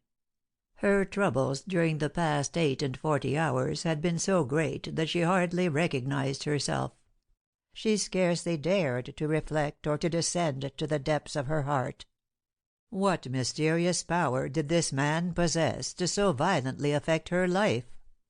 She wished that he would go, never to return, while at the same time she avowed to herself that in going he would carry with him all her thoughts. She struggled under the charm, not knowing whether she ought to rejoice or grieve at the inexpressible emotions which agitated her, being irritated to submit to an influence stronger than her own will. She decided that to day she would go down to the drawing room. He would not fail, were it only for politeness, to go in there; and then, she thought, by seeing him nearer, talking with him, knowing him better, his influence over her would vanish. Doubtless he would return, and so she watched for him, ready to go down as soon as she saw him approaching. She waited with feverish shudderings, anxiously believing that this first tête à tête in her husband's absence would be decisive. Time passed.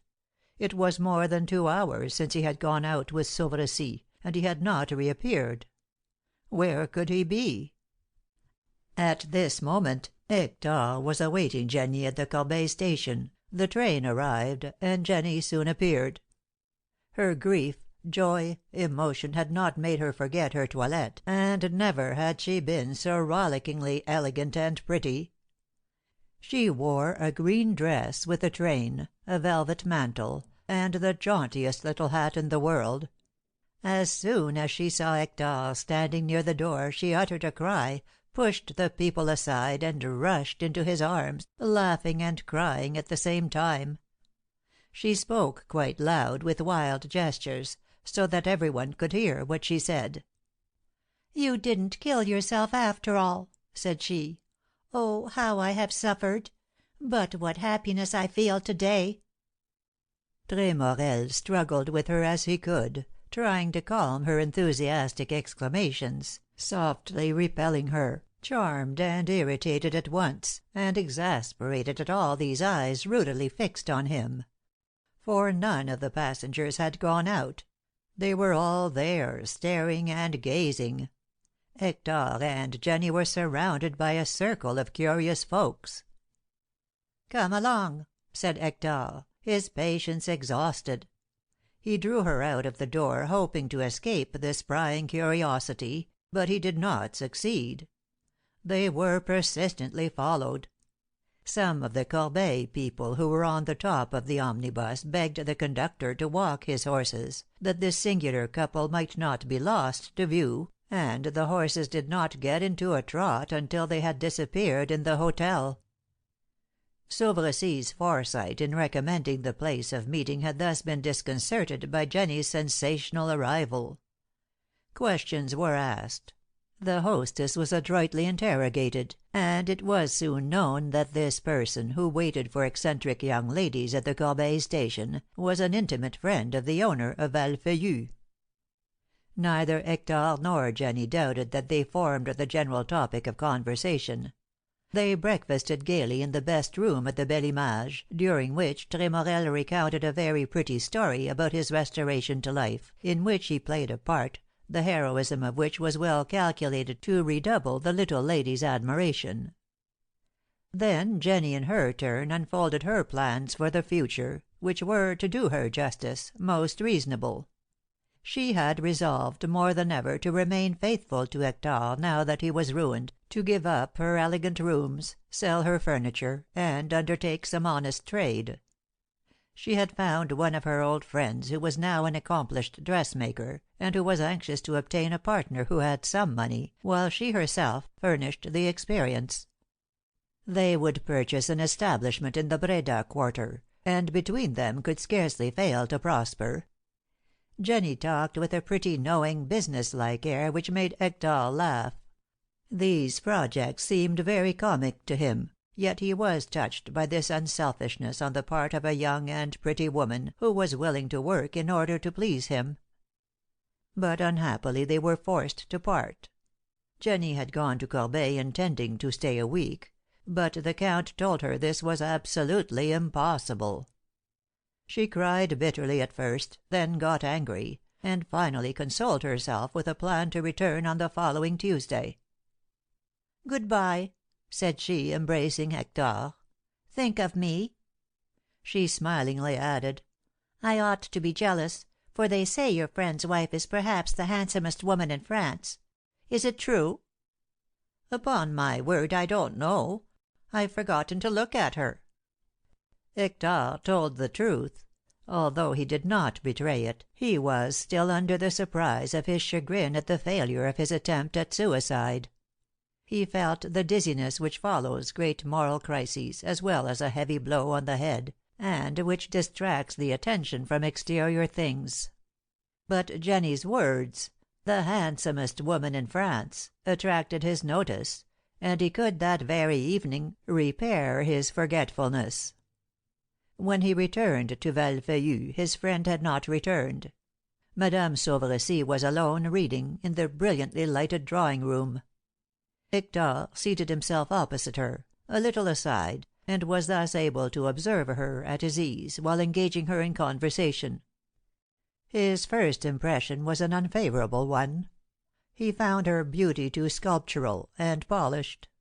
He sought for imperfections, and finding none was almost terrified by this lovely motionless face, these clear cold eyes.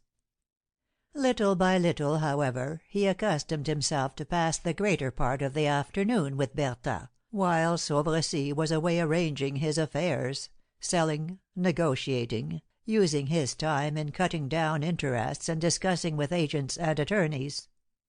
He soon perceived that she listened to him with pleasure, and he judged from this that she was a decidedly superior woman, much better than her husband.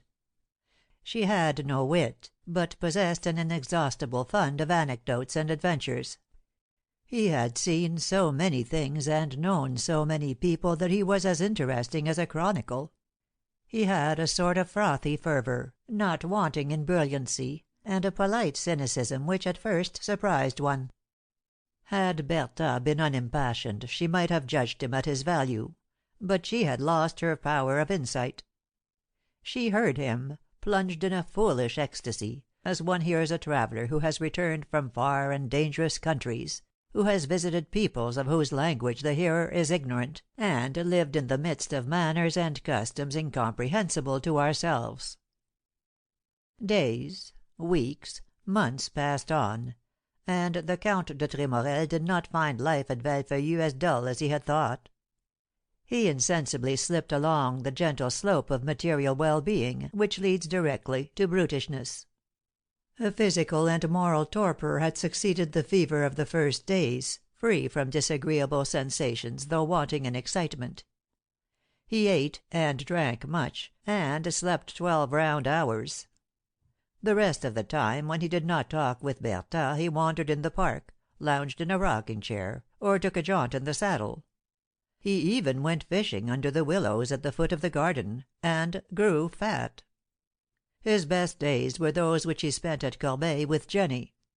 He found in her something of his past, and she always quarreled with him, which woke him up. Besides, she brought him the gossip of Paris and the small talk of the boulevards. She came regularly every week, and her love for Hector, far from diminishing, seemed to grow with each interview. The poor girl's affairs were in a troubled condition. She had bought her establishment at too high a price, and her partner at the end of the first month decamped, carrying off 3,000 francs. She knew nothing about the trade which she had undertaken, and she was robbed without mercy on all sides. She said nothing of these troubles to Hector, but she intended to ask him to come to her assistance. It was the least that he could do. At first, the visitors to Valfeuillu were somewhat astonished at the constant presence there of a young man of leisure, but they got accustomed to him. Hector assumed a melancholy expression of countenance, such as a man ought to have who had undergone unheard of misfortunes, and whose life had failed of its promise. He appeared inoffensive. People said, "The Count has a charming simplicity." But sometimes, when alone, he had sudden and terrible relapses. "This life cannot last," thought he, and he was overcome with childish rage when he contrasted the past with the present. How could he shake off this dull existence, and rid himself of these stiffly good people who surrounded him, these friends of Sauvercy? Where should he take refuge? He was not tempted to return to Paris. What could he do there? His house had been sold to an old leather merchant, and he had no money except that which he borrowed of Sauvercy. Yet Sauvercy, to Hector's mind, was a most uncomfortable, wearisome, implacable friend. He did not understand half-way measures in desperate situations. "Your boat is foundering," he said to Hector. "Let us begin by throwing all that is superfluous into the sea. Let us keep nothing of the past. That is dead. We will bury it, and nothing shall recall it. When your situation is relieved, we will see." The settlement of Hector's affairs was very laborious. Creditors sprung up at every step, on every side, and the list of them seemed never to be finished. Some had even come from foreign lands. Several of them had been already paid, but their receipts could not be found, and they were clamorous. Others, whose demands had been refused as exorbitant, threatened to go to law, hoping to frighten Sauvercy into paying. Sauvercy wearied his friend by his incessant activity. Every 2 or 3 days he went to Paris, and he attended the sales of the property in Burgundy and Orleans. The Count at last detested and hated him. Sauvercy's happy, cheerful air annoyed him. Jealousy stung him. One thought, that a wretched one, consoled him a little. "Sauvrecy's happiness," said he to himself, "is owing to his imbecility. He thinks his wife dead in love with him, whereas she can't bear him." Bertha had, indeed, permitted Hector to perceive her aversion to her husband. She no longer studied the emotions of her heart. She loved Tremorel, and confessed it to herself. In her eyes he realized the ideal of her dreams. At the same time she was exasperated to see in him no signs of love for her. Her beauty was not then irresistible, as she had often been told. He was gallant and courteous to her, nothing more. "If he loved me," thought she, "he would tell me so, for he is bold with women and fears no one." Then she began to hate the girl, her rival, whom Hector went to meet at Corbeil every week. She wished to see her, to know her. Who could she be? Was she handsome? Hector had been very reticent about Jenny.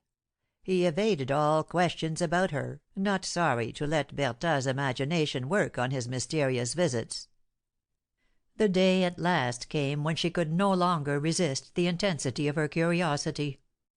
She put on the simplest of her toilettes, in black, threw a thick veil over her head, and hastened to the Corbeil station at the hour that she thought the unknown girl would present herself there. She took a seat on a bench in the rear of the waiting room. She had not long to wait. She soon perceived the Count and a young girl coming along the avenue, which she could see from where she sat. They were arm in arm, and seemed to be in a very happy mood. They passed within a few steps of her, and as they walked very slowly, she was able to scrutinize Jenny at her ease. She saw that she was pretty, but that was all. Having seen that which she wished, and become satisfied that Jenny was not to be feared, which showed her inexperience, Bertha directed her steps homeward. But she chose her time of departure awkwardly; for as she was passing along behind the cabs which concealed her, Hector came out of the station. They crossed each other's paths at the gate, and their eyes met. Did he recognize her? His face expressed great surprise, yet he did not bow to her. "Yes, he recognized me," thought Bertha, as she returned home by the river road; and surprised, almost terrified by her boldness, she asked herself whether she ought to rejoice or mourn over this meeting. What would be its result? Hector cautiously followed her at a little distance. He was greatly astonished. His vanity, always on the watch, had already apprised him of what was passing in Bertha's heart, but though modesty was no fault of his, he was far from guessing that she was so much enamoured of him as to take such a step. "She loves me," he repeated to himself as he went along. "She loves me." He did not know what to do. Should he fly? Should he still appear the same in his conduct toward her, pretending not to have seen her? He ought to fly that very evening without hesitation, without turning his head; to fly as if the house were about to tumble about his head. This was his first thought. It was quickly stifled under the explosion of the base passions which fermented in him. Ah! Sauvrecy had saved him when he was dying. Sauvrecy, after saving him, had welcomed him, opened to him his heart, purse, house. At this very moment he was making untiring efforts to restore his fortunes. Men like Tremorel can only receive such services as outrages. Had not his sojourn at Valpellu been a continual suffering? Was not his self-conceit tortured from morning till night? He might count the days by their humiliations. What! Must he always submit to, if he was not grateful for, the superiority of a man whom he had always been wont to treat as his inferior? "Besides," thought he, judging his friend by himself, "he only acts thus from pride and ostentation. What am I at his house but a living witness of his generosity and devotion? He seems to live for me. It's Tremorel here and Tremorel there. He triumphs over my misfortunes, and makes his conduct a glory and title to the public admiration. He could not forgive his friend for being so rich, so happy, so highly respected, for having known how to regulate his life while he had exhausted his own fortune at 30. And should he not seize so good an opportunity to avenge himself for the favors which overwhelmed him? "Have I run after his wife?" said he to himself, trying to impose a silence on his conscience. "She comes to me of her own will, herself, without the least temptation from me. I should be a fool if I repelled her." Conceit has irresistible arguments. Hector, when he entered the house, had made up his mind. He did not fly. Yet he had the excuse neither of passion nor of temptation. He did not love her, and his infamy was deliberate, coldly premeditated. Between her and him, a chain more solid than mutual attraction was riveted, their common hatred of Sauvercy. They owed too much to him.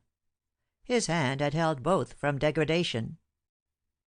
The first hours of their mutual understanding were spent in angry words, rather than the cooings of love. They perceived too clearly the disgrace of their conduct not to try to reassure each other against their remorse. They tried to prove to each other that Sauvercy was ridiculous and odious, as if they were absolved by his deficiencies, if deficiencies he had. If indeed trustfulness is foolishness, Sauvercy was indeed a fool, because he would be deceived under his own eyes, in his own house, because he had perfect faith in his wife and his friend. He suspected nothing, and every day he rejoiced that he had been able to keep Tremorel by him. He often repeated to his wife, "I am too happy." Bertha employed all her art to encourage these joyous illusions. She, who had before been so capricious, so nervous, wilful, became little by little submissive to the degree of an angelic softness. The future of her love depended on her husband, and she spared no pains to prevent the slightest suspicion from ruffling his calm confidence. Such was their prudence that no one in the house suspected their state. And yet Bertha was not happy. Her love did not yield her the joys she had expected. She hoped to be transported to the clouds, and she remained on the earth, hampered by all the miserable ties of a life of lies and deceit. Perhaps she perceived that she was Hector's revenge on her husband, and that he only loved in her the dishonored wife of an envied friend. And to crown all, she was jealous. For several months she tried to persuade Tremorel to break with Jenny. He had always the same reply, which, though it might be prudent, was irritating. "Jenny is our security. You must think of that." The fact was, however, that he was trying to devise some means of getting rid of Jenny. It was a difficult matter. The poor girl, having fallen into comparative poverty, became more and more tenacious of Hector's affection.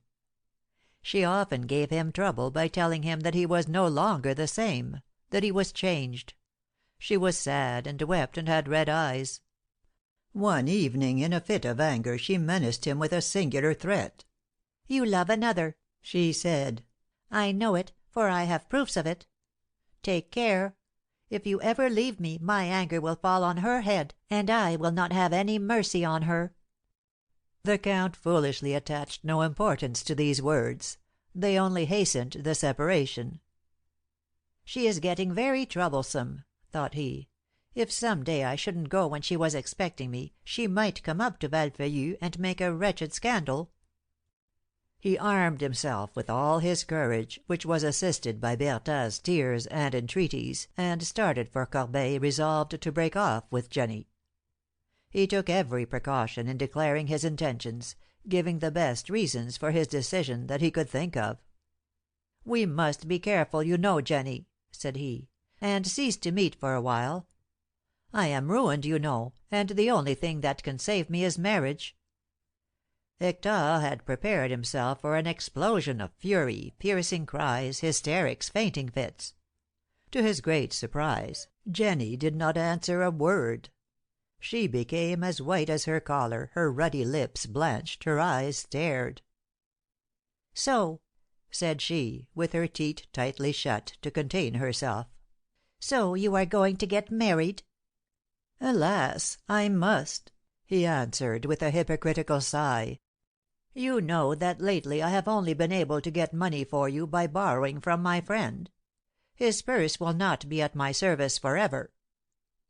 Jenny took Hector by the hand and led him to the window. There, looking intently at him, as if her gaze could frighten the truth out of him, she said, slowly: "It is really true, is it, that you are going to leave me to get married?" Hector disengaged one of his hands, and placed it on his heart. "I swear it on my honor," said he. "I ought to believe you, then." Jenny returned to the middle of the room. Standing erect before the mirror, she put on her hat, quietly disposing its ribbons as if nothing had occurred. When she was ready to go she went up to Tremorel. "For the last time," said she, in a tone which she forced to be firm, and which belied her tearful, glistening eyes. "For the last time, Hector, are we really to part?" "We must." Jenny made a gesture which Tremorel did not see. Her face had a malicious expression. Her lips parted to utter some sarcastic response, but she recovered herself almost immediately. "I am going, Hector," said she, after a moment's reflection. "If you are really leaving me to get married, you shall never hear of me again." "Why, Jenny, I hope I shall still remain your friend." "Well, only if you abandon me for another reason, remember what I tell you. You will be a dead man, and she a lost woman." She opened the door. He tried to take her hand. She repulsed him. "Adieu." Hector ran to the window to assure himself of her departure. She was ascending the avenue leading to the station. "Well, that's over," thought he, with a sigh of relief. "Jenny was a good girl." CHAPter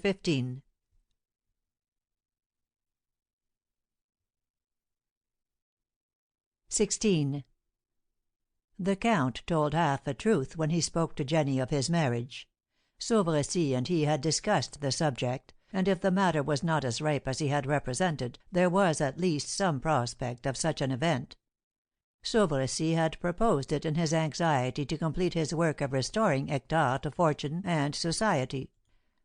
One evening, about a month before the events just narrated, he had led Hector into the library, saying: "Give me your ear for a quarter of an hour, and don't answer me hastily. What I am going to propose to you deserves serious reflection." "Well, I can be serious when it is necessary." "Let's begin with your debts. Their payment is not yet completed, but enough has been done to enable us to foresee the end. It is certain that you will have, after all debts are paid, from 300,000 to 400,000 francs." Hector had never, in his wildest hopes, expected such success. "Why, I'm going to be rich!" exclaimed he, joyously. "No, not rich, but quite above want. There is, too, a mode in which you can regain your lost position." "A mode? What?" Sauvrecy paused a moment, and looked steadily at his friend. "You must marry," said he at last. This seemed to surprise Hector, but not disagreeably. "I marry? It's easier to give that advice than to follow it." "Pardon me. You ought to know that I do not speak rashly. What would you say to a young girl of good family, pretty, well brought up, so charming that, excepting my own wife, I know of no one more attractive, and who would bring with her a dowry of 1,000,000?" "Ah, my friend, I should say that I adore her. And do you know such an angel?" "Yes, and you too; for the angel is Mademoiselle Laurence Courtois." Hector's radiant face overclouded at this name, and he made a discouraged gesture. "Never," said he. "That stiff and obstinate old merchant, Monsieur Courtois, would never consent to give his daughter to a man who has been fool enough to waste his fortune." Sauvrecy shrugged his shoulders. "Now there's what it is to have eyes and not see. Know that this Courtois whom you think so obstinate is really the most romantic of men, and an ambitious old fellow to boot. It would seem to him a grand good speculation to give his daughter to the Count Hector de Tremorel, cousin of the Duke of Semblemeuse, the relative of the Comarins, even though you hadn't a sou. What wouldn't he give to have the delicious pleasure of saying, 'Monsieur the Count, my son-in-law,' or 'my daughter, Madame the Countess Hector'? And you aren't ruined, you know. You are going to have an income of 20,000 francs, and perhaps enough more to raise your capital to 1,000,000. Hector was silent. He had thought his life ended, and now, all of a sudden, a splendid perspective unrolled itself before him.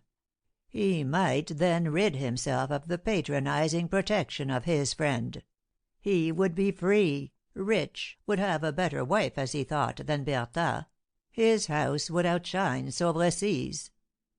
The thought of Bertha crossed his mind, and it occurred to him that he might thus escape a lover who, although beautiful and loving, was proud and bold, and whose domineering temper began to be burdensome to him. "I may say," said he seriously to his friend, "that I have always thought Monsieur Courtois an excellent and honourable man, and Mademoiselle Laurence seems to me so accomplished a young lady that a man might be happy in marrying her even without a dowry." "So much the better, my dear Hector, so much the better. But, you know, the first thing is to engage Laurence's affections. Her father adores her, and would not, I am sure, give her to a man whom she herself had not chosen." "Don't disturb yourself," answered Hector, with a gesture of triumph. "She will love me." The next day he took occasion to encounter Monsieur Courtois, who invited him to dinner. The Count employed all his practised seductions on Laurence, which were so brilliant and able that they were well fitted to surprise and dazzle the young girl. It was not long before the Count was the hero of the mayor's household.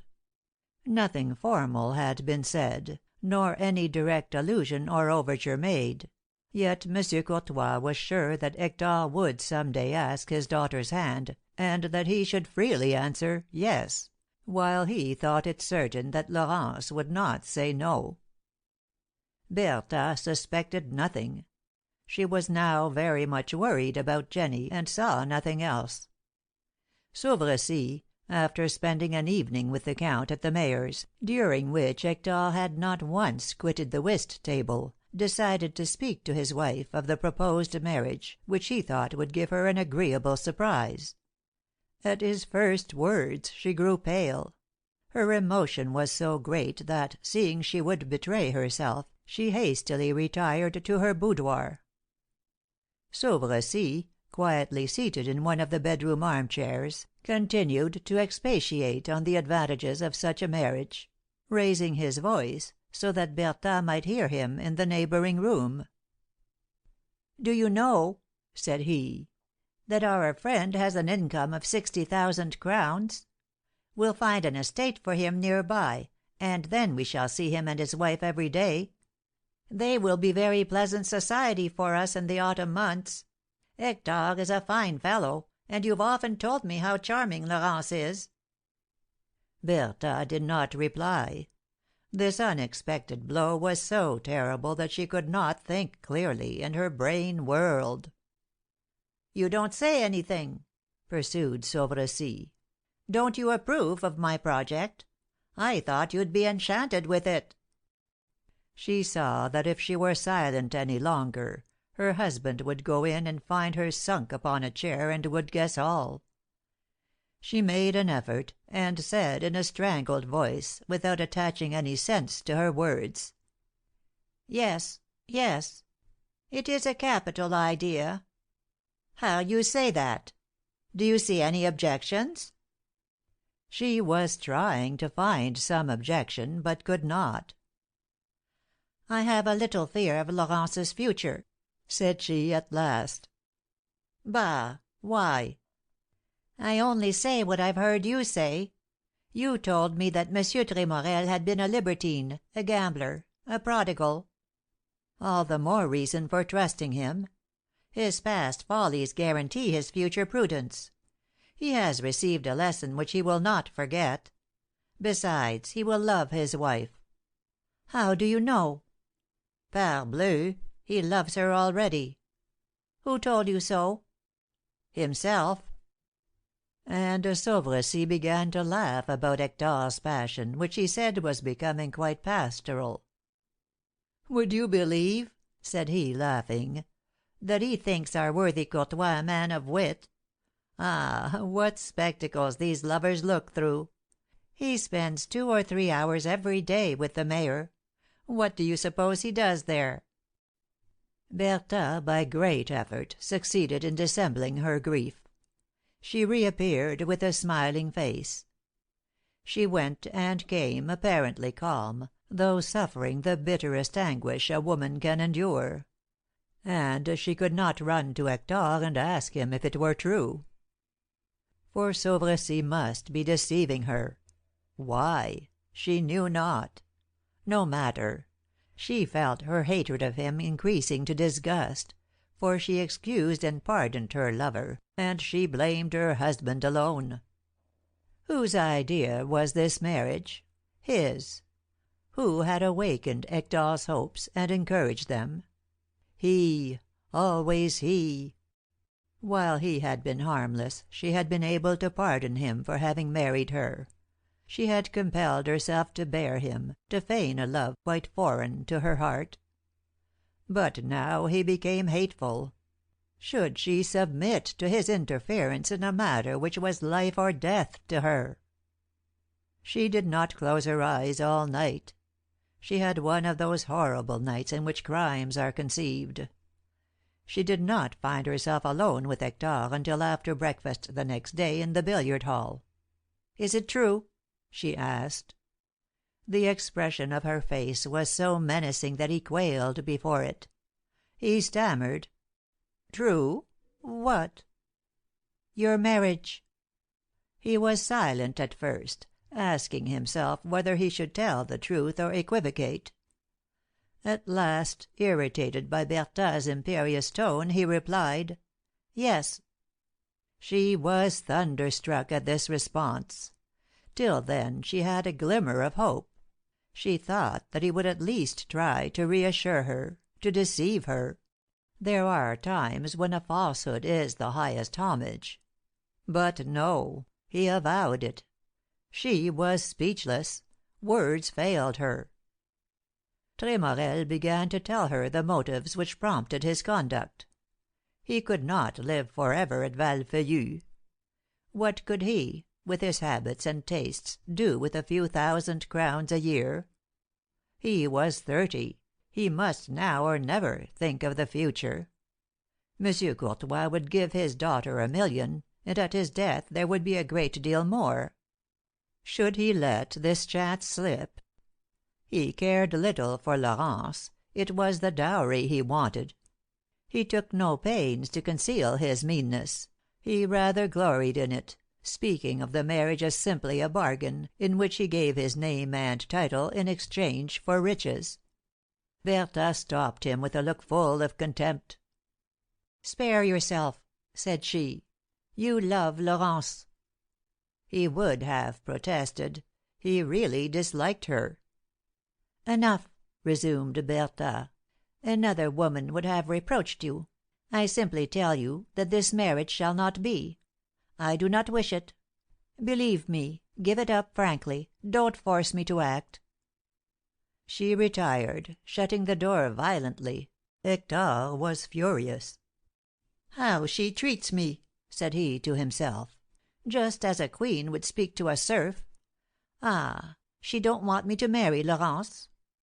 His coolness returned, and with it serious reflections. If he insisted on marrying, would not Bertha carry out her threats? Evidently, for he knew well that she was one of those women who shrink from nothing, whom no consideration could arrest. He guessed what she would do, from what she had said in a quarrel with him about Jenny. She had told him, "I will confess everything to Sauvercy, and we will be the more bound together by shame than by all the ceremonies of the Church." This was surely the mode she would adopt to break a marriage which was so hateful to her. and Tremorel trembled at the idea of Sauvercy knowing all. What would he do, thought he, if Bertha told him? He would kill me off-hand. That's what I would do in his place. Suppose he didn't? I should have to fight a duel with him, and if I killed him, quit the country. Whatever would happen, my marriage is irrevocably broken, and Bertha seems to be on my hands for all time. He saw no possible way out of the horrible situation in which he had put himself. I must wait, thought he. And he waited, going secretly to the mayor's, for he really loved Laurence. He waited, devoured by anxiety, struggling between Sauvercy's urgency and Bertha's threats. How he detested this woman who held him, whose will weighed so heavily on him. Nothing could curb her ferocious obstinacy. She had one fixed idea. He had thought to conciliate her by dismissing Jenny. It was a mistake. When he said to her, "Bertha, I shall never see Jenny again," she answered ironically, "Mademoiselle Courtois will be very grateful to you." That evening, while Sauvercy was crossing the courtyard, he saw a beggar at the gate making signs to him. "What do you want, my good man?" The beggar looked around to see that no one was listening. "I have brought you a note," said he rapidly, and in a low tone. "I was told to give it only to you, and to ask you to read it when you are alone." He mysteriously slipped a note, carefully sealed, into Sauvercy's hand. "It comes from pretty girl," added he, winking. Sauvercy, turning his back to the house, opened it and read: "Sir, you will do a great favor to a poor and unhappy girl if you will come to morrow to the Belle Image at Corbeil, where you will be awaited all day. Your humble servant, Jenny F. There was also a postscript: "Please, sir, don't say a word of this to the Count de Tremorel." "Aha!" thought Sauvercy. "There's some trouble about Hector that's bad for the marriage." "I was told, sir," said the beggar, "there would be an answer." "Say that I will come," answered Sauvercy, throwing him a franc piece. 17. The next day was cold and damp. A fog so thick that one could not discern objects 10 steps off hung over the earth. Sauvercy, after breakfast, took his gun and whistled to his dogs. "I'm going to take a turn in Mauprevoir Wood," said he. "A queer idea," remarked Hector, "for you won't see the end of your gun barrel in the woods."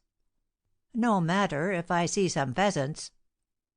This was only a pretext, for Sauvercy, on leaving Valfeuillu, took the direct road to Corbeil, and half an hour later, faithful to his promise, he entered the Belle Image tavern.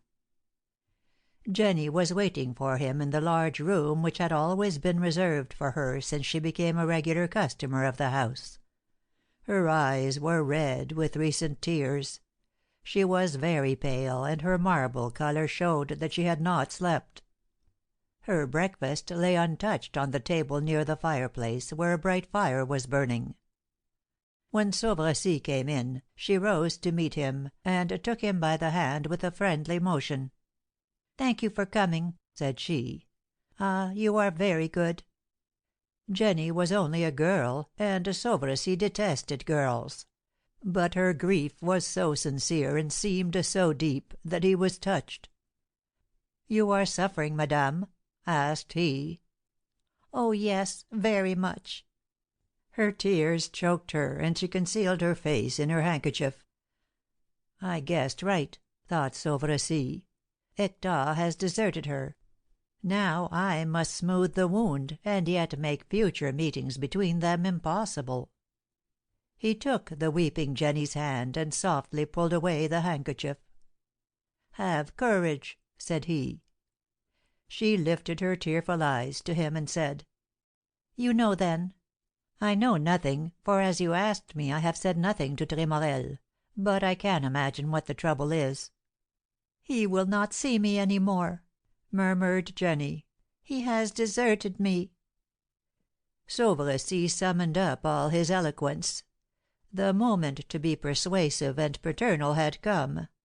He drew a chair up to Jenny's and sat down. "Come, my child," pursued he. "Be resigned. People are not always young, you know. A time comes when the voice of reason must be heard. Hector does not desert you, but he sees the necessity of assuring his future, and placing his life on a domestic foundation. He feels the need of a home." Jenny stopped crying. Nature took the upper hand, and her tears were dried by the fire of anger which took possession of her. She rose, overturning her chair, and walked restlessly up and down the room. "Do you believe that?" said she.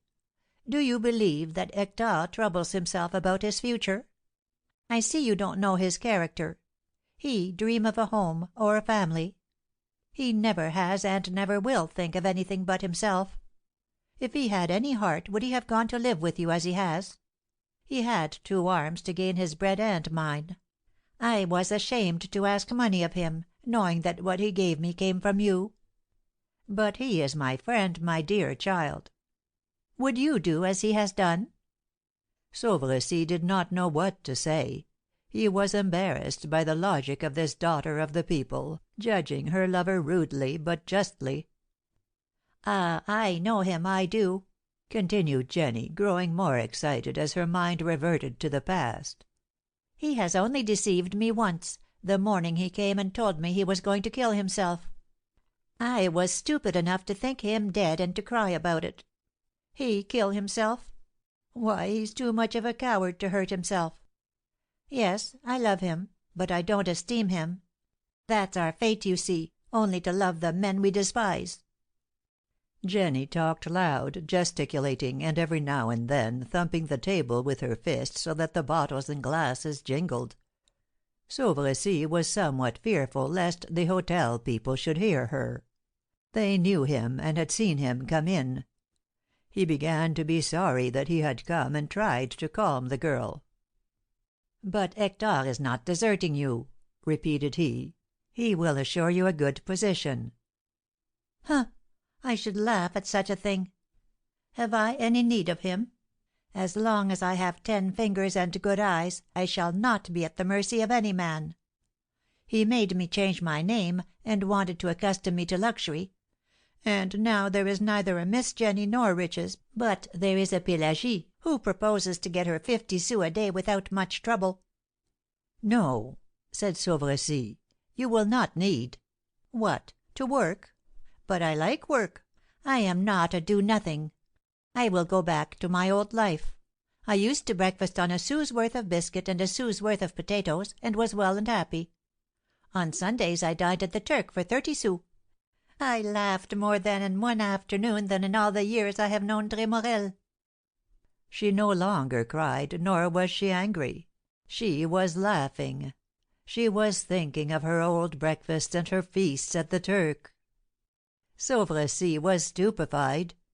He had no idea of this Parisian nature, detestable and excellent, emotional to excess, nervous, full of transitions, which laughs and cries, caresses and strikes in the same minute, which a passing idea whirls 100 leagues from the present moment. "So," said Jenny, more calmly, "I snapped my fingers at Hector." She had just said exactly the contrary, and had forgotten it. "I don't care for him, but I will not let him leave me in this way.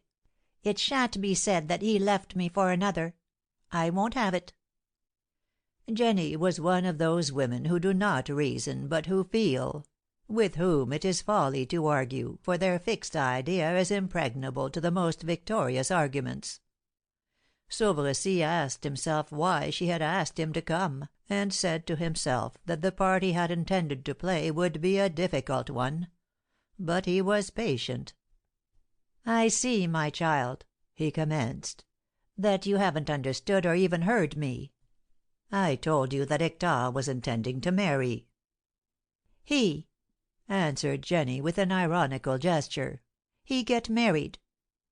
She reflected a moment, and added, If it were true, though " "I tell you it is so." "No," cried Jenny. "No, that can't be possible. He loves another, I am sure of it, for I have proofs." Sauverassie smiled. This irritated her. "What does this letter mean?" cried she, warmly, "which I found in his pocket 6 months ago?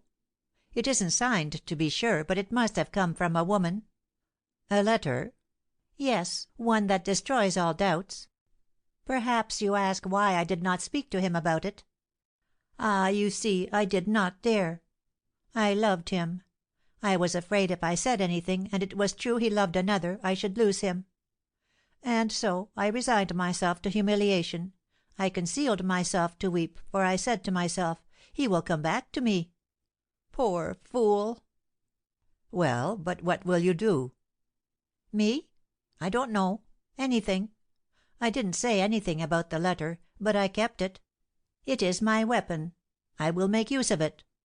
When I want to, I shall find out who she is, and then " "You will compel Tremorel, who is kindly disposed toward you, to use violence." "He? What can he do to me? Why, I will follow him like his shadow. I will cry out everywhere the name of this other. Will he have me put in St. Lazare prison? I will invent the most dreadful calumnies against him.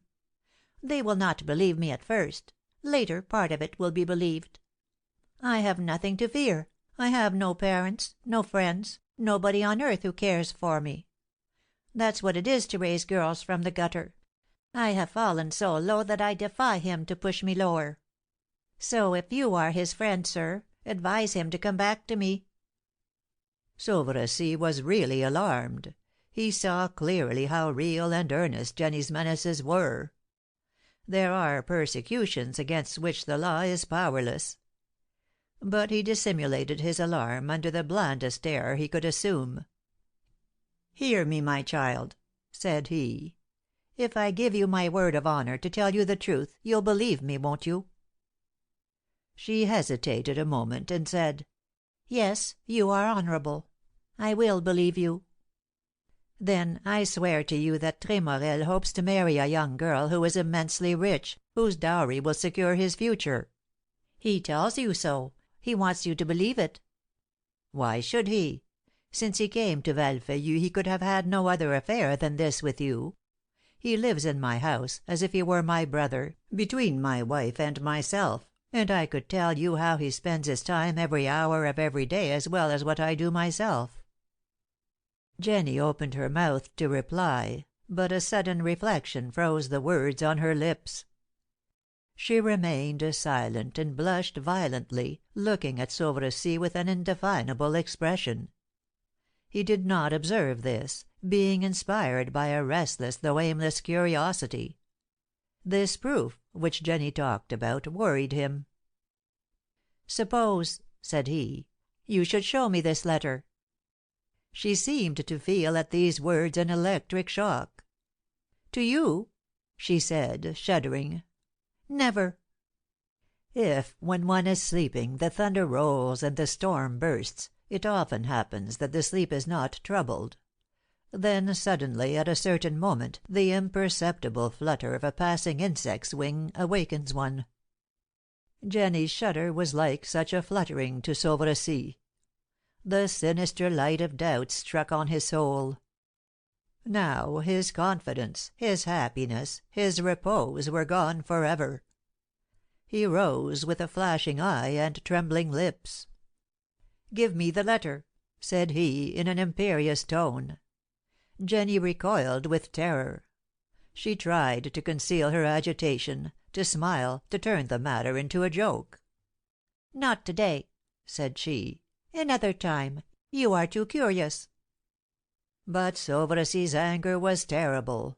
He became as purple as if he had had a stroke of apoplexy, and he repeated, in a choking voice, "The letter! I demand the letter!"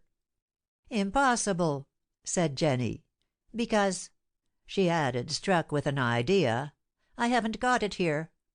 "Where is it?" "At my room in Paris." "Come, then, let us go there." She saw that she was caught. and she could find no more excuses, quick-witted as she was. She might, however, easily have followed Sauvercy, put his suspicions to sleep with her gaiety, and when once in the Paris streets might have eluded him and fled. But she did not think of that. It occurred to her that she might have time to reach the door, open it and rush downstairs. She started to do so. Sauvercy caught her at a bound, shut the door, and said in a low, hoarse voice: "Wretched girl! Do you wish me to strike you?" He pushed her into a chair, returned to the door, double locked it, and put the keys in his pocket. "Now," said he, returning to the girl, "the letter." Jenny had never been so terrified in her life. This man's rage made her tremble. She saw that he was beside himself, that she was completely at his mercy. Yet she still resisted him. "You have hurt me very much," said she, crying, "but I have done you no harm." He grasped her hands in his, and bending over her, repeated: "For the last time, the letter. Give it to me, or I will take it by force." It would have been folly to resist longer. "Leave me alone," said she. "You shall have it." He released her, remaining, however, close by her side, while she searched in all her pockets. Her hair had been loosened in the struggle, her collar was torn, she was tired, her teeth chattered, but her eyes shone with a bold resolution. "Wait. Here it is. No. It's odd. I am sure I've got it, though. I had it a minute ago." And suddenly, with a rapid gesture, she put the letter, rolled into a ball, into her mouth and tried to swallow it. But Sauvercy as quickly grasped her by the throat, and she was forced to disgorge it. He had the letter at last. His hands trembled so that he could scarcely open it. It was, indeed, Bertha's writing. Sauvercy tottered with a horrible sensation of dizziness. He could not see clearly. There was a red cloud before his eyes. His legs gave way under him, he staggered, and his hands stretched out for a support. Jenny, somewhat recovered, hastened to give him help; but her touch made him shudder, and he repulsed her. What had happened he could not tell. Ah, he wished to read this letter, and could not.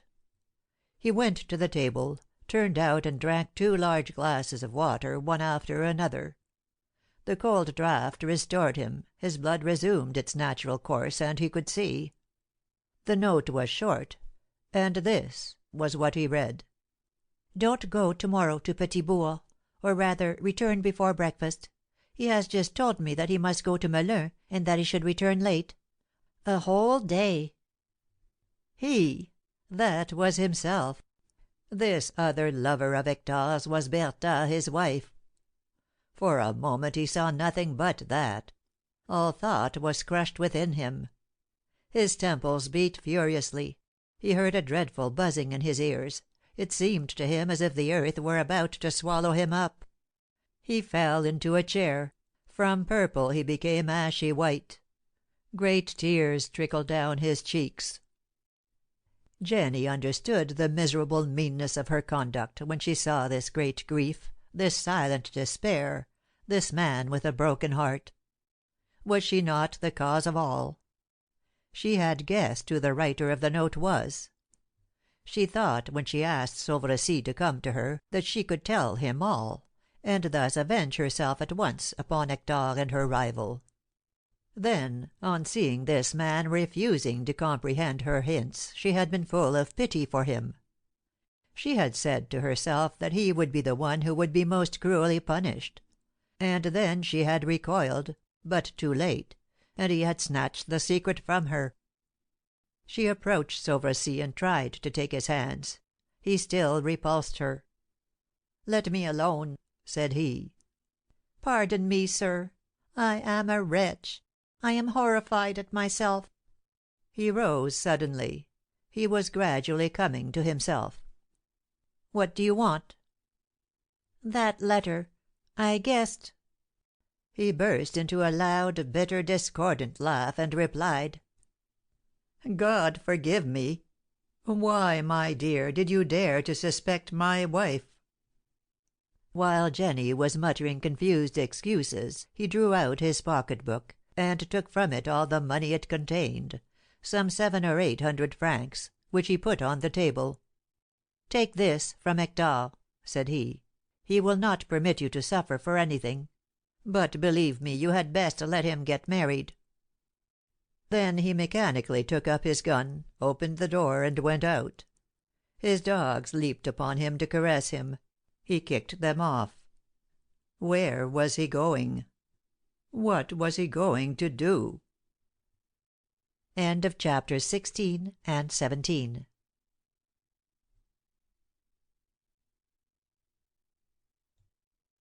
(18) A small, fine, chilly rain had succeeded the morning fog, but Sauvercy did not perceive it. He went across the fields with his head bare, wandering at hazard, without aim or discretion. He talked aloud as he went, stopping ever and anon, then resuming his course. The peasants who met him they all knew him turned to look at him after having saluted him, asking themselves whether the master of Alfeuillu had not gone mad. Unhappily he was not mad. Overwhelmed by an unheard of, unlooked for catastrophe, his brain had been for a moment paralyzed. But one by one he collected his scattered ideas and acquired the faculty of thinking and of suffering. Each one of his reflections increased his mortal anguish.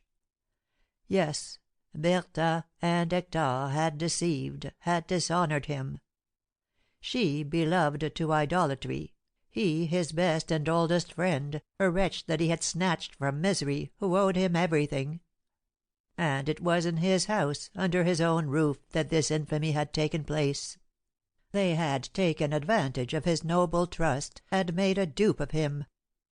The frightful discovery not only embittered the future, but also the past. He longed to blot out of his life these years past with Bertha, with whom but the night before he had recalled these happiest years of his life. The memory of his former happiness filled his soul with disgust. But how had this been done? When? How was it he had seen nothing of it? And now things came into his mind which should have warned him had he not been blind. He recalled certain looks of Bertha, certain tones of voice, which were an avowal. At times he tried to doubt. There are misfortunes so great that to be believed there must be more than evidence. "It is not possible," muttered he. Seating himself upon a prostrate tree in the midst of Montprevoir forest, he studied the fatal letter for the 10th time within 4 hours. "It proves all," said he, "and it proves nothing." And he read once more: "Do not go to morrow to Petit Bourg." Well, had he not again and again in his idiotic confidence said to Hector: "I shall be away to morrow, stay here and keep Bertha company." This sentence, then, had no positive signification. But why add: "Or rather, return before breakfast"? This was what betrayed fear, that is the fault. To go away and return again anon was to be cautious, to avoid suspicion. Then why he, instead of Clément? This word was striking. He, that is the dear one, or else the master that one hates. There is no medium. 'Tis the husband or the lover. He is never an indifferent person. A husband is lost when his wife, in speaking of him, says he. But when had Bertha written these few lines? Doubtless some evening after they had retired to their room. He had said to her, "I'm going to morrow to Melun," and then she had hastily scratched off this note and given it, in a book, to Hector. Alas! The edifice of his happiness, which had seemed to him strong enough to defy every tempest of life, had crumbled, and he stood there lost in the midst of its debris. No more happiness, joys, hopes, nothing. All his plans for the future rested on Bertha. Her name was mingled in his every dream, she was at once the future and the dream. He had so loved her that she had become something of himself, that he could not imagine himself without her. Bertha lost to him, he saw no direction in life to take, he had no further reason for living. He perceived this so vividly that the idea of suicide came to him. He had his gun, powder and balls. His death would be attributed to a hunting accident, and all would be over. Oh, but the guilty ones! They would doubtless go on in their infamous comedy, would seem to mourn for him, while really their hearts would bound with joy. No more husband, no more hypocrisies or terrors. His will giving his fortune to Bertha, they would be rich. They would sell everything, and would depart rejoicing to some distant clime. As to his memory, poor man, it would amuse them to think of him as the cheated and despised husband. "Never!" cried he, drunk with fury. "Never! I must kill myself, but first I must avenge my dishonor." But he tried in vain to imagine a punishment cruel or terrible enough. What chastisement could expiate the horrible tortures which he endured? He said to himself that, in order to assure his vengeance, he must wait, and he swore that he would wait. He would feign the same stolid confidence, and resigned himself to see and hear everything. "My hypocrisy will equal theirs," thought he. Indeed, a cautious duplicity was necessary. Bertha was most cunning, and at the first suspicion would fly with her lover. Hector had already, thanks to him, several 100,000 francs. The idea that they might escape his vengeance gave him energy and a clear head. It was only then that he thought of the flight of time, the rain falling in torrents, and the state of his clothes. "Bah!" thought he, "I will make up some story to account for myself." He was only a league from Bellefeuille, but he was an hour and a half reaching home. He was broken, exhausted; he felt chilled to the marrow of his bones. But when he entered the gate, he had succeeded in assuming his usual expression, and the gaiety which so well hinted his perfect trustfulness. He had been waited for, but in spite of his resolutions he could not sit at table between this man and woman, his two most cruel enemies. He said that he had taken cold, and would go to bed. Bertha insisted in vain that he should at least take a bowl of broth and a glass of claret. "Really," said he, "I don't feel well." When he had retired, Bertha said: "Did you notice Hector?" "What?" "Something unusual has happened to him." "Very likely, after being all day in the rain." "No. His eye had a look I never saw before. He seemed to be very cheerful, as he always is. Hector, my husband, suspects." "He? Ah, my poor good friend has too much confidence in us to think of being jealous." "You deceive yourself, Hector. He did not embrace me when he came in, and it is the first time since our marriage." Thus, at the very first, he had made a blunder. He knew it well. But it was beyond his power to embrace Bertha at that moment, and he was suffering more than he thought he should.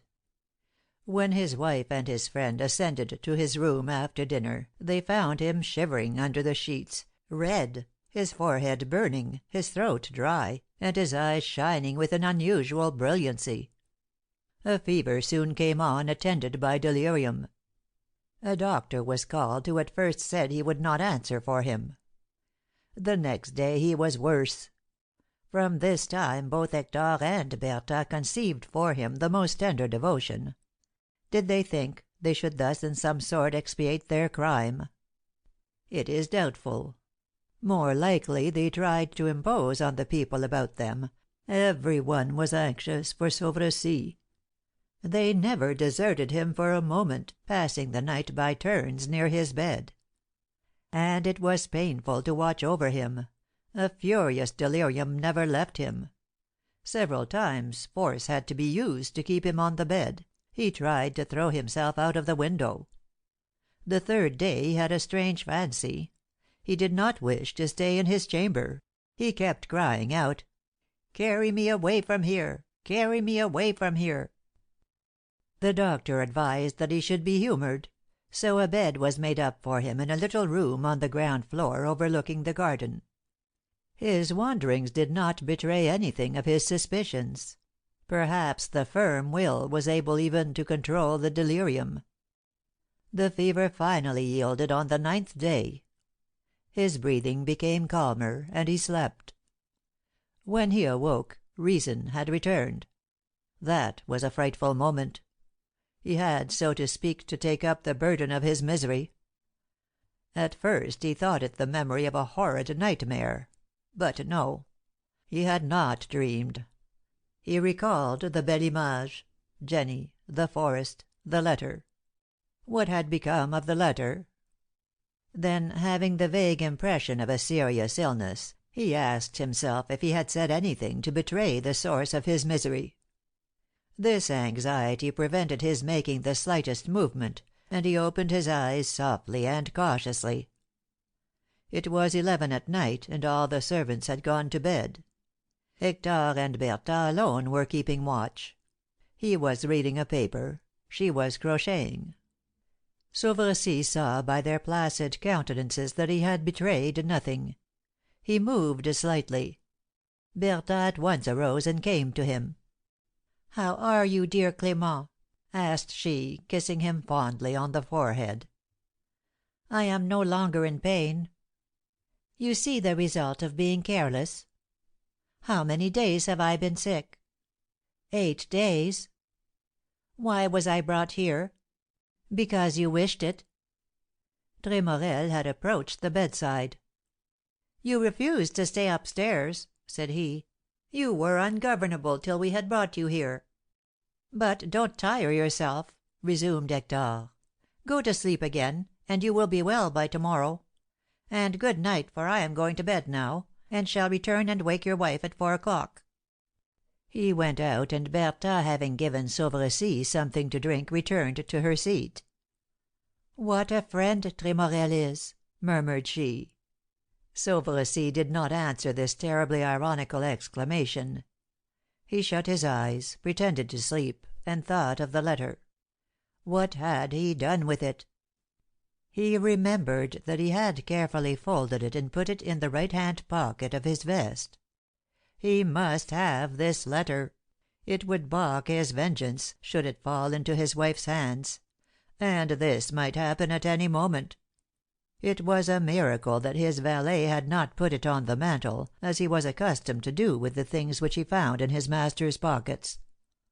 He was reflecting on some means of getting it, of the possibility of going up to his bedroom, where his vest ought to be, when Bertha got up softly.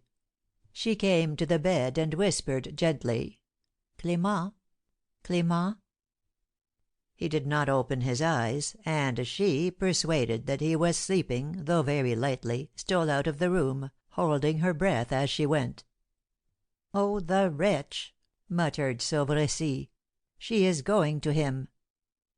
At the same time the necessity of recovering the letter occurred to him more vividly than ever.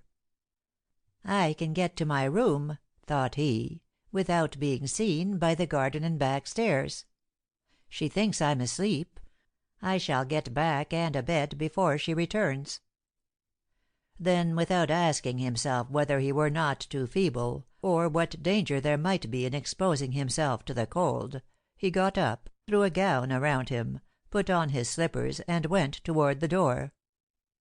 "If any one sees me I will feign delirium," said he to himself. The vestibule lamp was out, and he found some difficulty in opening the door. Finally he descended into the garden. It was intensely cold, and snow had fallen. The wind shook the limbs of the trees crusted with ice. The front of the house was sombre. One window only was lighted, that of Tremorel's room. That was lighted brilliantly by a lamp and a great blazing fire. The shadow of a man, of Hector, rested on the muslin curtains. The shape was distinct. He was near the window, and his forehead was pressed against the panes. Sauveressy instinctively stopped to look at his friend, who was so at home in his house, and who, in exchange for the most brotherly hospitality, had brought dishonour, despair, and death. Hector made a sudden movement, and turned around as if he was surprised by an unwonted noise. What was it? Sauveressy only knew too well. Another shadow appeared on the curtain, that of Bertha. And he had forced himself to doubt till now. Now proofs had come without his seeking. What had brought her to that room, at that hour? She seemed to be talking excitedly. He thought he could hear the full sonorous voice, now as clear as metal, now soft and caressing, which had made all the chords of passion vibrate in him. He once more saw those beautiful eyes which had reigned so despotically over his heart, and whose expressions he knew so well. But what was she doing? Doubtless she had gone to ask Hector something which he refused her, and she was pleading with him. Sauveressy saw that she was supplicating by her motions. He knew the gesture well. She lifted her clasped hands as high as her forehead, bent her head, half shut her eyes. What languor had been in her voice when she used to say, "Say, dear Clément, you will you not?" And now she was using the same blandishments on another. Sauveressy was obliged to support himself against a tree. Hector was evidently refusing what she wished. Then she shook her finger menacingly, and tossed her head angrily, as if she were saying, "You won't? You shall see, then." And then she returned to her supplications. "Ah," thought Sauveressy, "he can resist her prayers. I never had such courage. He can preserve his coolness, his will, when she looks at him. I never said no to her. Rather, I never waited for her to ask anything of me. I have passed my life in watching her lightest fantasies, to gratify them. Perhaps that is what ruined me." Hector was obstinate, and Bertha was roused little by little. She must be angry. She recoiled, holding out her arms, her head thrown back. She was threatening him. At last he was conquered, and nodded "Yes." Then she flung herself upon him, and the two shadows were confounded in a long embrace. Sauveressy could not repress an agonized cry which was lost amid the noises of the night. He had asked for certainty. Here it was. The truth, indisputable, evident, was clear to him. He had to seek for nothing more now, except for the means to punish surely and terribly. Bertha and Hector were talking amicably. Sauveressy saw that she was about to go downstairs, and that he could not now go for the letter. He went in hurriedly, forgetting, in his fear of being discovered, to lock the garden door. He did not perceive that he had been standing with naked feet in the snow, till he had returned to his bedroom again. He saw some flakes on his slippers, and they were damp. Quickly he threw them under the bed, and jumped in between the clothes, and pretended to be asleep. It was time, for Bertha soon came in. She went to the bed, and, thinking that he had not woke up, returned to her embroidery by the fire. Tremorel also soon reappeared. He had forgotten to take his paper, and had come back for it. He seemed uneasy. "Have you been out to night, madame?" asked he, in a low voice. "No." "Have all the servants gone to bed?" "I suppose so. But why do you ask?" "Since I have been up stairs, some one has gone out into the garden, and come back again." Bertha looked at him with a troubled glance. "Are you sure of what you say?" "Certainly. Snow is falling, and whoever went out brought some back on his shoes. This has melted in the vestibule." Madame Sauveressy seized the lamp, and, interrupting Hector, said, "Come." Tremorel was right. Here and there on the vestibule pavement were little puddles. "Perhaps this water has been here some time," suggested Bertha. "No, it was not there an hour ago, I could swear. Besides, see, here is a little snow that has not melted yet." "It must have been one of the servants." Hector went to the door and examined it. "I do not think so," said he.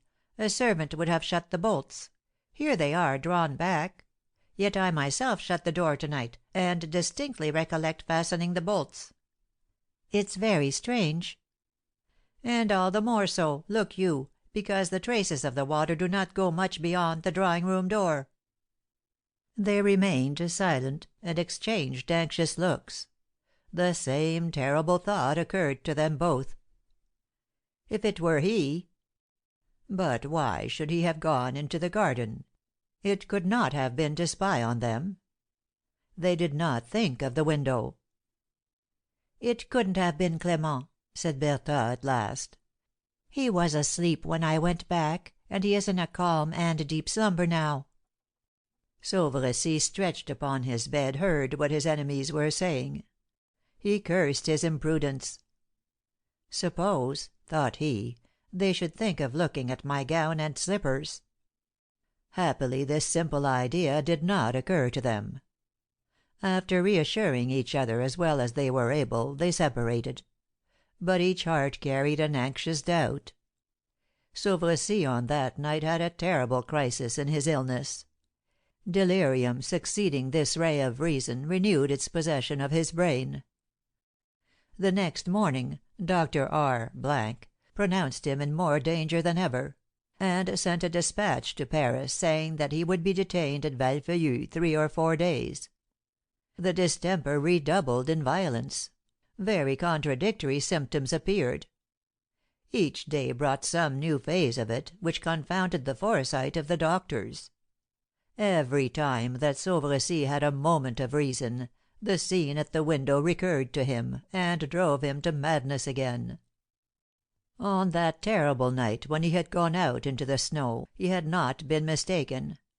Bertha was really begging something of Hector. This was it. M. Courtois, the mayor, had invited Hector to accompany himself and his family on an excursion to Fontainebleau on the following day. Hector had cordially accepted the invitation. Bertha could not bear the idea of his spending the day in Laurence's company, and begged him not to go.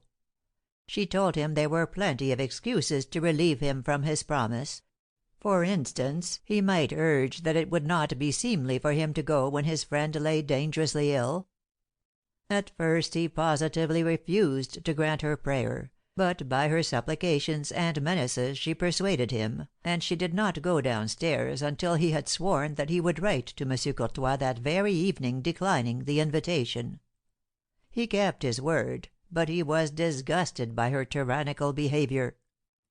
He was tired of forever sacrificing his wishes and his liberty, so that he could plan nothing, say or promise nothing without consulting this jealous woman, who would scarcely let him wander out of her sight. The chain became heavier and heavier to bear, and he began to see that sooner or later it must be wrenched apart. He had never loved either Bertha or Jenny, or any one, probably; but he now loved the mayor's daughter. Her dowry of 1 million had at first dazzled him; but little by little he had been subdued by Laurence's charms of mind and person. He, the dissipated rake, was seduced by such grave and naive innocence, such frankness and beauty. He would have married Laurence had she been poor, as Sauveressy married Bertha. But he feared Bertha too much to brave her suddenly, and so he waited. The next day after the quarrel about Fontainebleau, he declared that he was indisposed, attributed it to the want of exercise, and took to the saddle for several hours every day afterward. But he did not go far, only to the mayor's. Bertha at first did not perceive anything suspicious in Tremorel's rides; it reassured her to see him go off on his horse.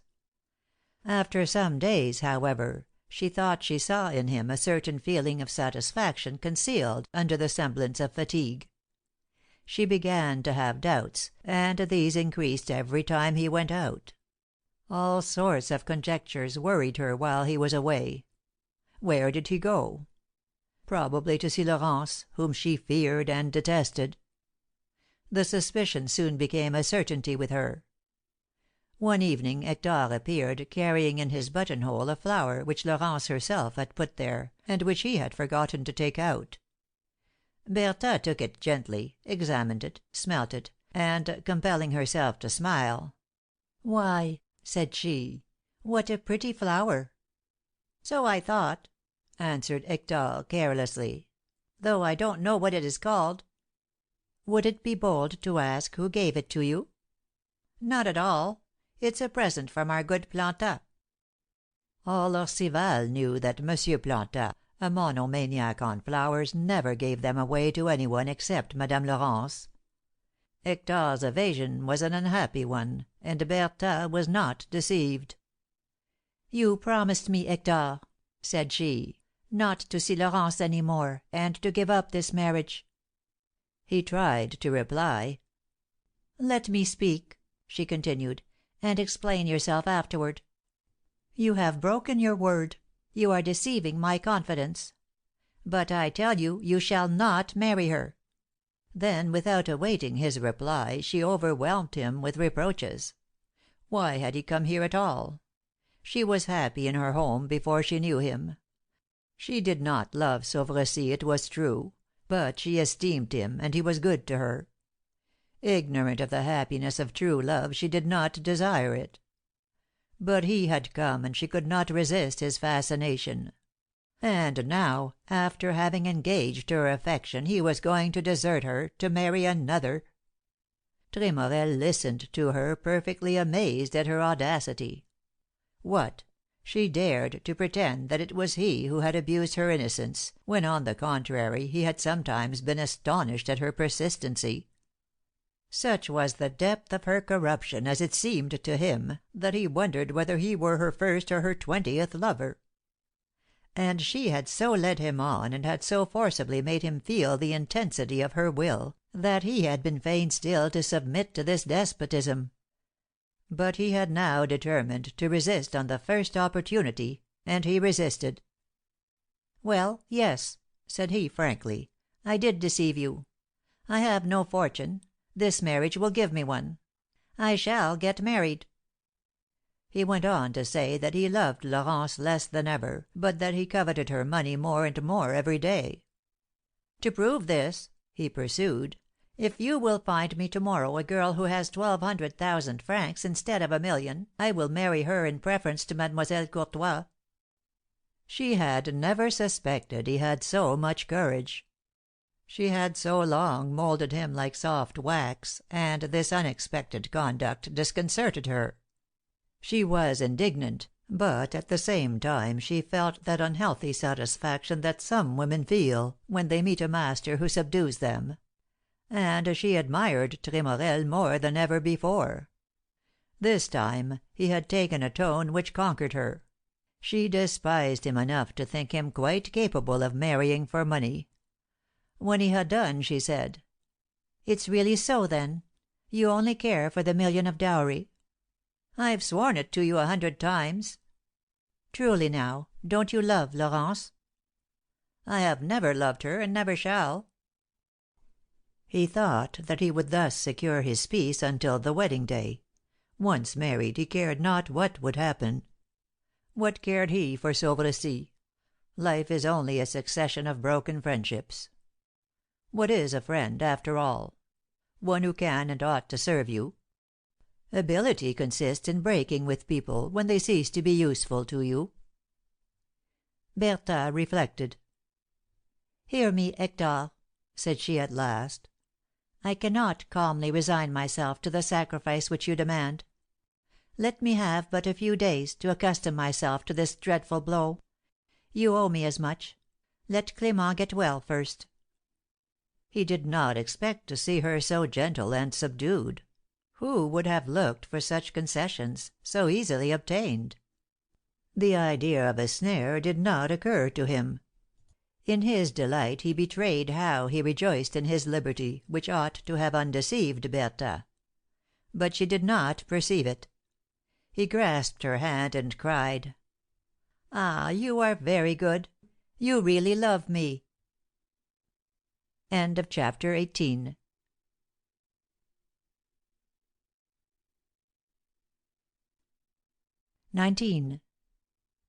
The Count de Tremorel did not anticipate that the respite which Bertha begged would last long. Sauvercy had seemed better during the last week. He got up every day and commenced to go about the house. He even received numerous visits from the neighbors, without apparent fatigue. But, alas, the master of Valfeuillu was only the shadow of himself. His friends would never have recognized in that emaciated form and white face and burning haggard eye the robust young man with red lips and beaming visage whom they remembered. He had suffered so. He did not wish to die before avenging himself on the wretches who had filched his happiness and his life. But what punishment should he inflict? This fixed idea burning in his brain gave his look a fiery eagerness. Ordinarily there are three modes in which a betrayed husband may avenge himself. He has the right, and it is almost a duty, to deliver the guilty ones up to the law which is on his side. He may adroitly watch them, surprise them and kill them.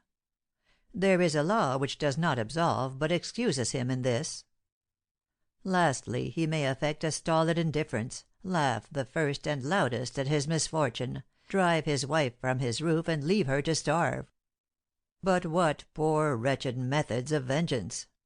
Give up his wife to the law? Would not that be to offer his name, honor, and life to public ridicule? To put himself at the mercy of a lawyer who would drag him through the mire? They do not defend the erring wife, they attack her husband.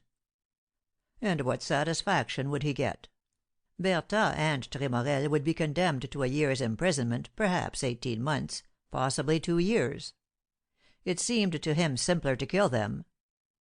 He might go in, fire a revolver at them, and they would not have time to comprehend it, for their agony would be but for a moment. And then?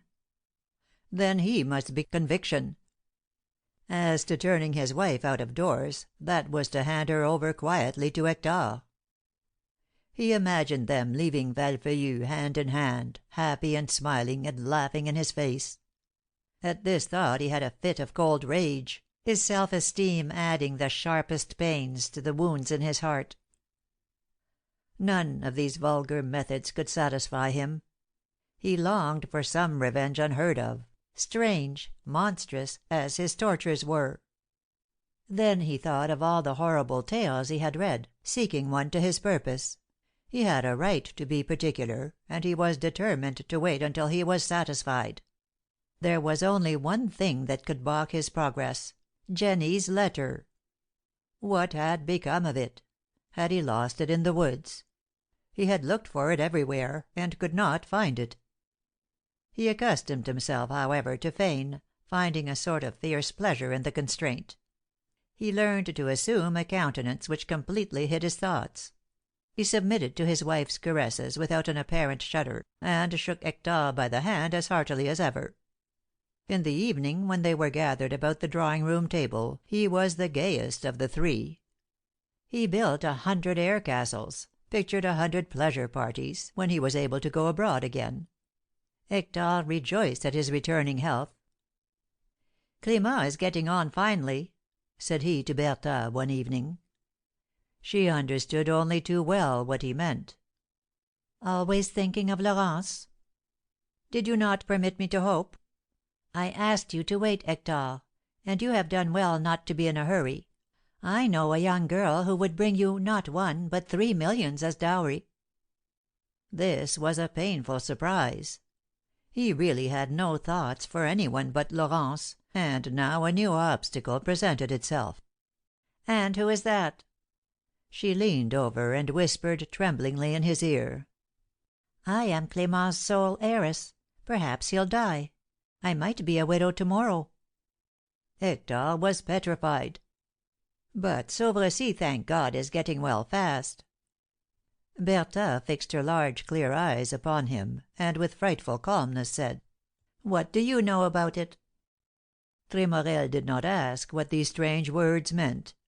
He was one of those men who shun explanations, and who, rather than put themselves on their guard in time, permit themselves to be drawn on by circumstances; soft and feeble beings who deliberately bandage their eyes so as not to see the danger which threatens them, and who prefer the sloth of doubt and acts of uncertainty to a definite and open position which they have not the courage to face.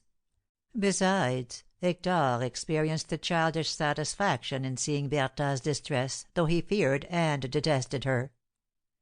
He conceived a great opinion of his own value and merit, when he saw the persistency and desperation with which she insisted on keeping her hold on him. "Poor woman!" thought he. "In her grief at losing me and seeing me in others, she has begun to wish for her husband's death." Such was the torpor of his moral sense that he did not see the vileness of Bertha's and his own thoughts. Meanwhile, Sauvercy's state was not reassuring for Hector's hopes and plans. On the very day when he had this conversation with Bertha, her husband was forced to take to his bed again. This relapse took place after he had drank a glass of quinine and water, which he had been accustomed to take just before supper. Only this time the symptoms changed entirely, as if one malady had yielded to another of a very different kind. He complained of pricking in his skin, of vertigo, of convulsive twitches which contracted and twisted his limbs, especially his arms. He cried out with excruciating neuralgic pains in the face. He was seized with a violent, persistent, tenacious craving for pepper, which nothing could assuage. He was sleepless, and morphine in large doses failed to bring him slumber; while he felt an intense chill within him, as if the body's temperature were gradually diminishing. Delirium had completely disappeared, and the sick man retained perfectly the clearness of his mind. Sauvercy bore up wonderfully under his pains, and seemed to take a new interest in the business of his estates.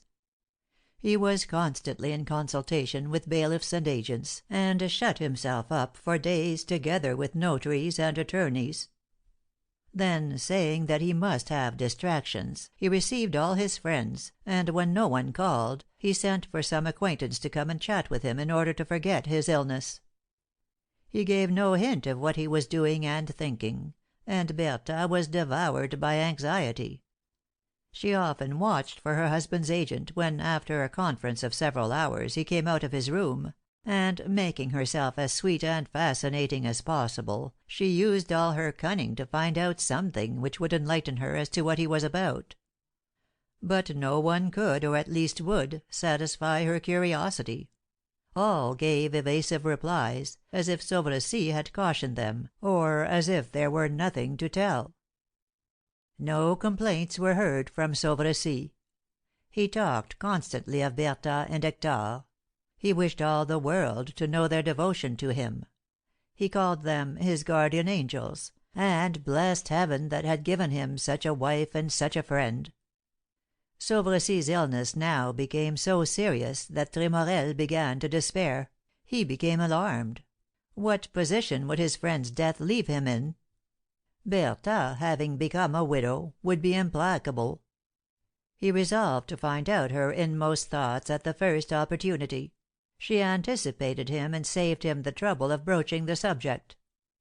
One afternoon, when they were alone, Monsieur Planta being in attendance at the sick man's bedside, Bertha commenced: "I want some advice, Hector, and you alone can give it to me. How can I find out whether Clément, within the past day or two, has not changed his will in regard to me?" "His will?" "Yes.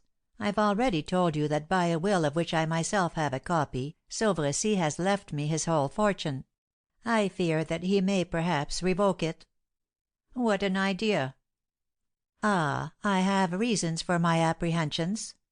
What are all these agents and attorneys doing at Valfeuillu? A stroke of this man's pen may ruin me.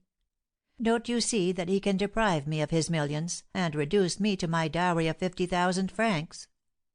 But he will not do it. He loves you." "Are you sure of it? I've told you there are 3 millions. I must have this fortune, not for myself, but for you. I want it, I must have it. But how can I find out? How? How?" Hector was very indignant. It was to this end, then, that his delays had conducted him.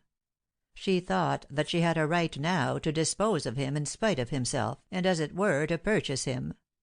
And he could not, dared not say anything.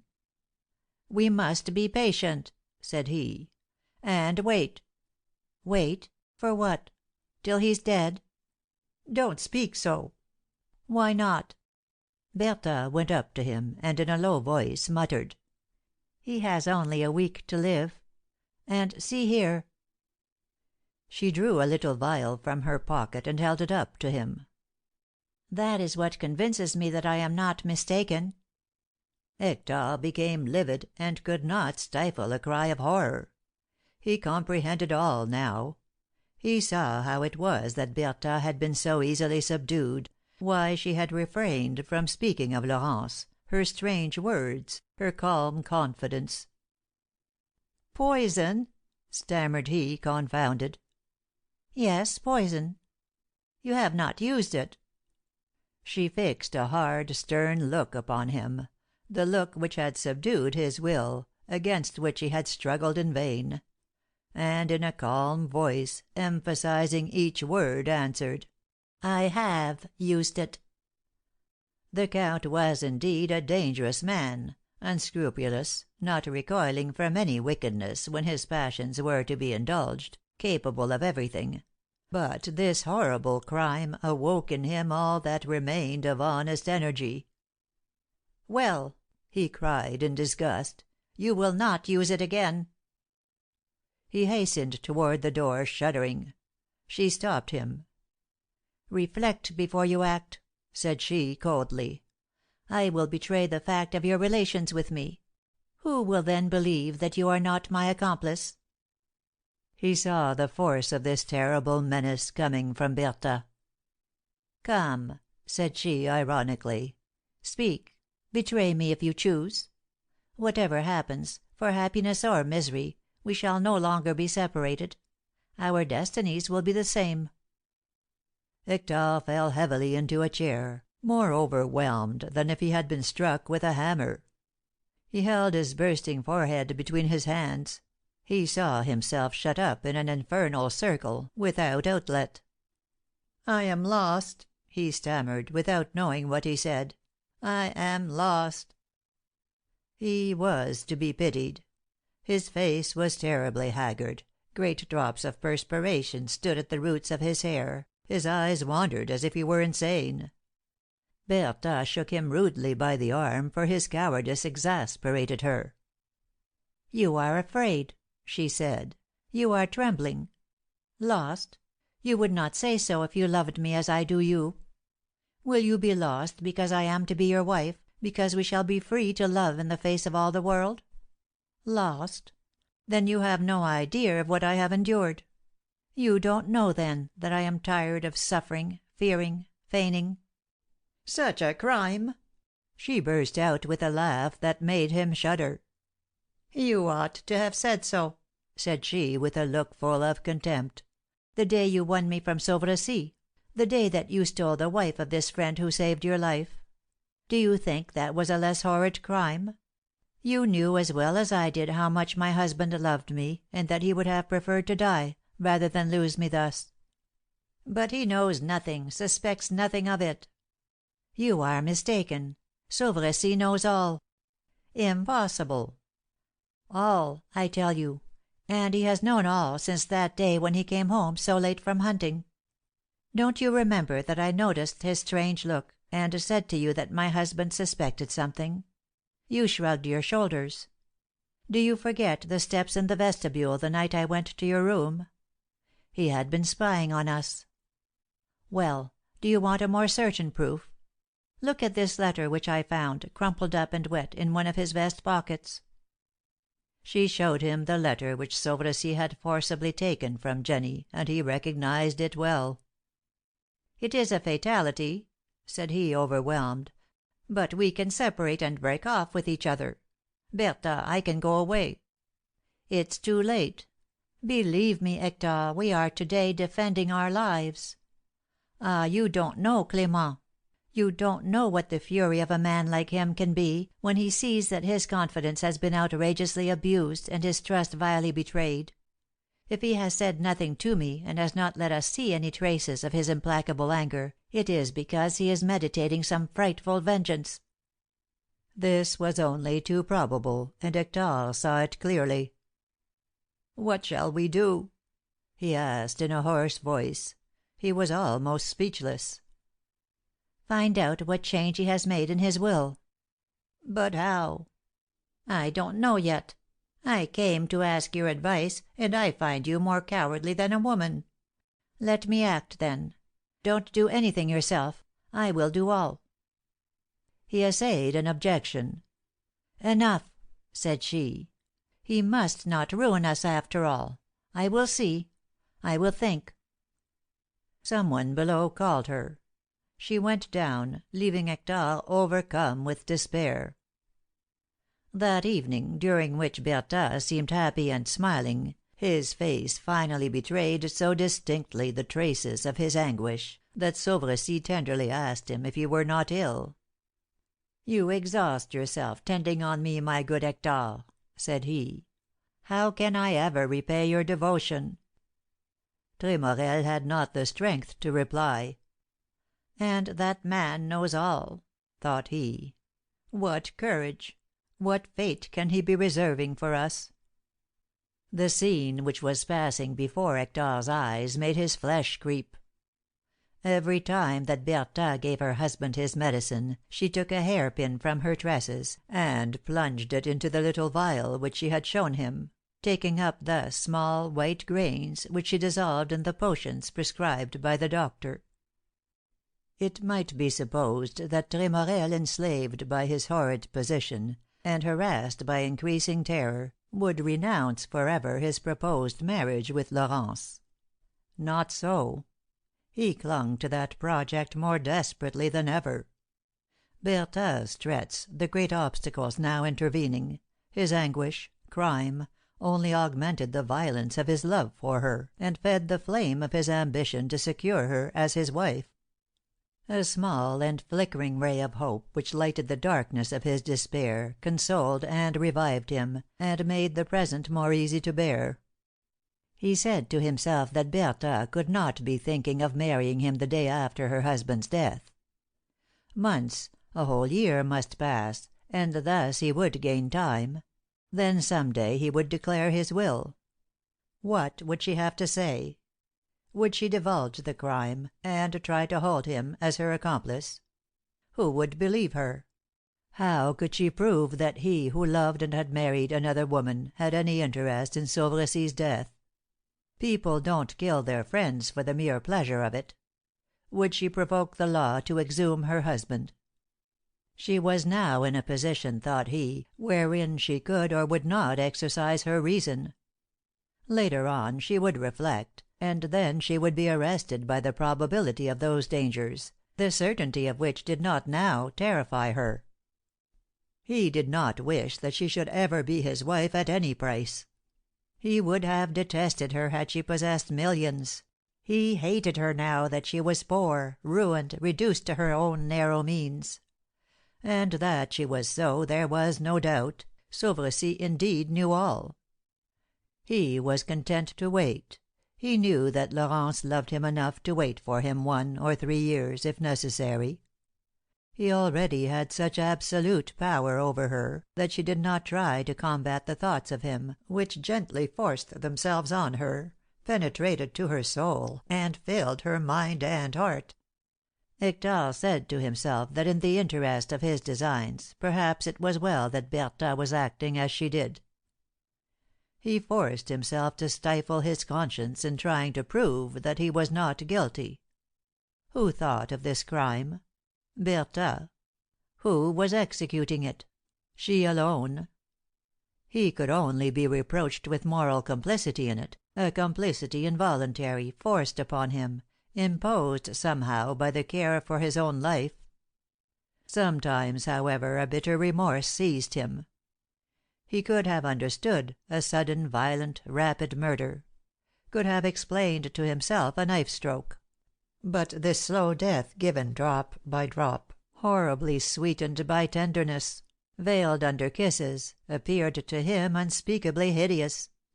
He was mortally afraid of Bertha, as of a reptile, and when she embraced him he shuddered from head to foot. She was so calm, so engaging, so natural, her voice had the same soft and caressing tones, that he could not forget it.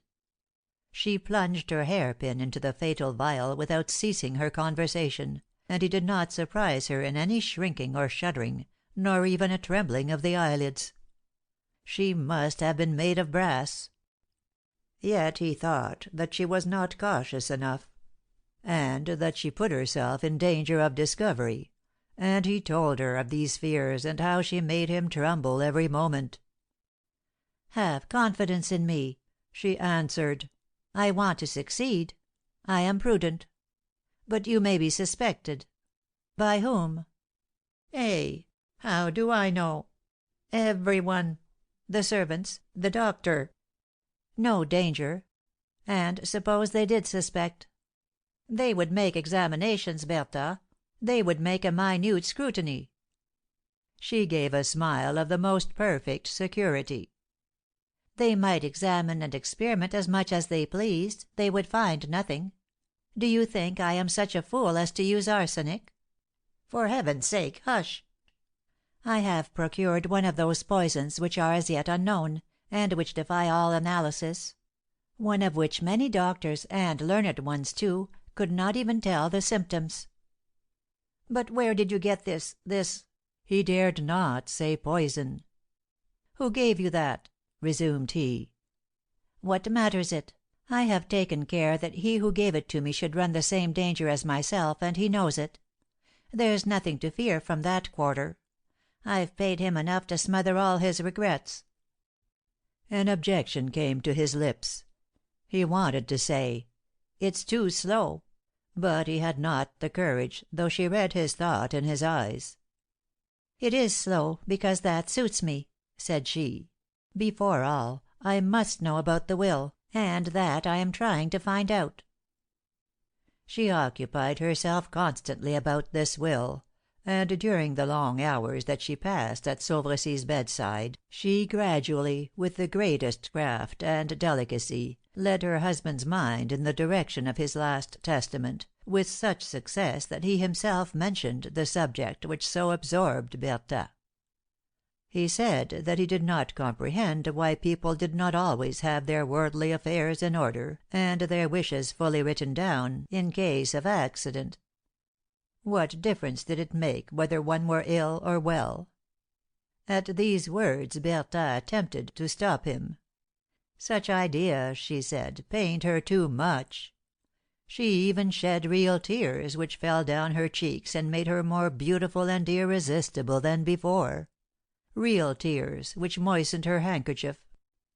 "You dear silly creature," said Sauvressy, "do you think that makes one die?" "No, but I do not wish it." "But, dear, have we been any the less happy because on the day of our marriage I made a will bequeathing you all my fortune? And stop, you have a copy of it, haven't you? If you were kind you would go and fetch it for me." She became very red, and then very pale. Why did he ask for this copy? Did he want to tear it up? A sudden thought reassured her. People do not tear up a document which can be cancelled by a scratch of the pen on another sheet of paper. Still she hesitated a moment. "I don't know where it can be." "But I do. It is in the left-hand drawer of the glass cupboard. Come, please me by getting it." While she was gone Sauvressy said to Hector, "Poor girl! Poor dear Bertha! If I died she never would survive me." Tremorel thought of nothing to reply. His anxiety was intense and visible. "And this man," thought he, "suspects something. No, it is not possible." Bertha returned. "I have found it," said she. "Give it to me." He took the copy of his will, and read it with evident satisfaction, nodding his head at certain passages in which he referred to his love for his wife. When he had finished reading it, he said, "Now give me a pen and some ink." Hector and Bertha reminded him that it would fatigue him to write, but he insisted. The two guilty ones, seated at the foot of the bed, and out of Sauveressie's sight, exchanged looks of alarm. What was he going to write? But he speedily finished it. "Take this," said he to Tremorel, "and read aloud what I have just added." Hector complied with his friend's request with trembling voice. "This day, being sound in mind though much suffering, I declare that I do not wish to change a line of this will. Never have I loved my wife more, never have I so much desired to leave her the heiress of all I possess, should I die before her. Clément Sauveressie." Mistress of herself as Bertha was, she succeeded in concealing the unspeakable satisfaction with which she was filled. All her wishes were accomplished, and yet she was able to veil her delight under an apparent sadness. "Of what good is this?" said she, with a sigh. She said this, but half an hour afterward, when she was alone with Hector, she gave herself up to the extravagance of her delight. "Nothing more to fear!" exclaimed she. "Nothing! Now we shall have liberty, fortune, love, pleasure, life. Why, Hector, we shall have at least 3 millions. You see, I've got this will myself, and I shall keep it. No more agents or notaries shall be admitted into this house henceforth. Now I must hasten." The Count certainly felt a satisfaction in knowing her to be rich, for he could much more easily get rid of a millionaire widow than of a poor, penniless woman. Sauveressie's conduct thus calmed many sharp anxieties. Her restless gaiety, however, her confident security, seemed monstrous to Hector. He would have wished for more solemnity in the execution of the crime. He thought that he ought at least to calm Bertha's delirium. "You will think more than once of Sauveressie," said he, in a graver tone. She answered with a purr, and added vivaciously, "Of him? When, and why? Oh, his memory will not weigh on me very heavily. I trust that we shall be able to live still at Val Feuillu, for the place pleases me; but we must also have a house at Paris, or we will buy yours back again. What happiness, Hector!" The mere prospect of this anticipated felicity so shocked Hector that his better self for the moment got the mastery. He essayed to move Bertha. "For the last time," said he, "I implore you to renounce this terrible, dangerous project. You see that you are mistaken, that Sauveressie suspects nothing, but loves you as well as ever." The expression of Bertha's face suddenly changed. She sat quite still in a pensive reverie. "Don't let's talk any more of that," said she, at last. "Perhaps I was mistaken. Perhaps he only had doubts. Perhaps, although he has discovered something, he hopes to win me back by his goodness. But you see " She stopped. Doubtless she did not wish to alarm him. He was already much alarmed.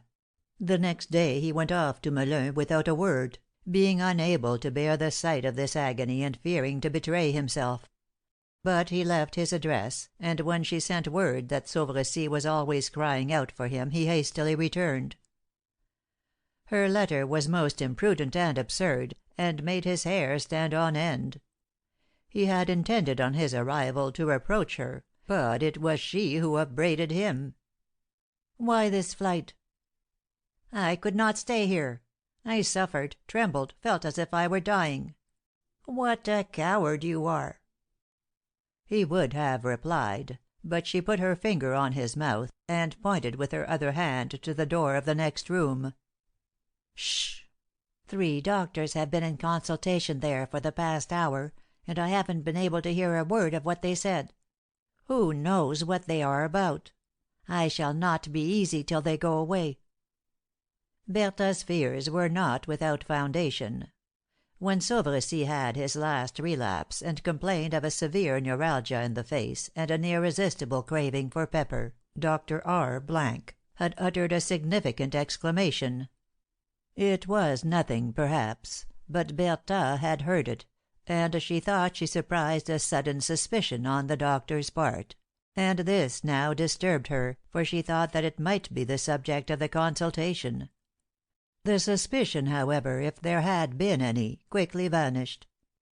The symptoms entirely changed 12 hours later, and the next day the sick man felt pains quite the opposite of those which had previously distressed him. This very inconstancy of the distemper served to puzzle the doctor's conclusions. Sauvercy in these latter days had scarcely suffered at all, he said, and had slept well at night; but he had at times strange and often distressing sensations. He was evidently failing hourly. He was dying; every one perceived it. And now Dr. R asked for a consultation, the result of which had not been reached when Tremorel returned. The drawing room door at last swung open, and the calm faces of the physicians reassured the poisoner. Their conclusions were that the case was hopeless; everything had been tried and exhausted; no human resources had been neglected; the only hope was in Sauvercy's strong constitution. Bertha, colder than marble, motionless, her eyes full of tears, seemed so full of grief on hearing this cruel decision that all the doctors were touched. "Is there no hope, then? Oh, my God!" cried she, in agonizing tones. Dr. R hardly dared to attempt to comfort her. He answered her questions evasively. "We must never despair," said he, "when the invalid is of Sauvercy's age and constitution. Nature often works miracles when least expected." The doctor, however, lost no time in taking Hector apart, and begging him to prepare the poor, devoted, loving young lady for the terrible blow about to ensue.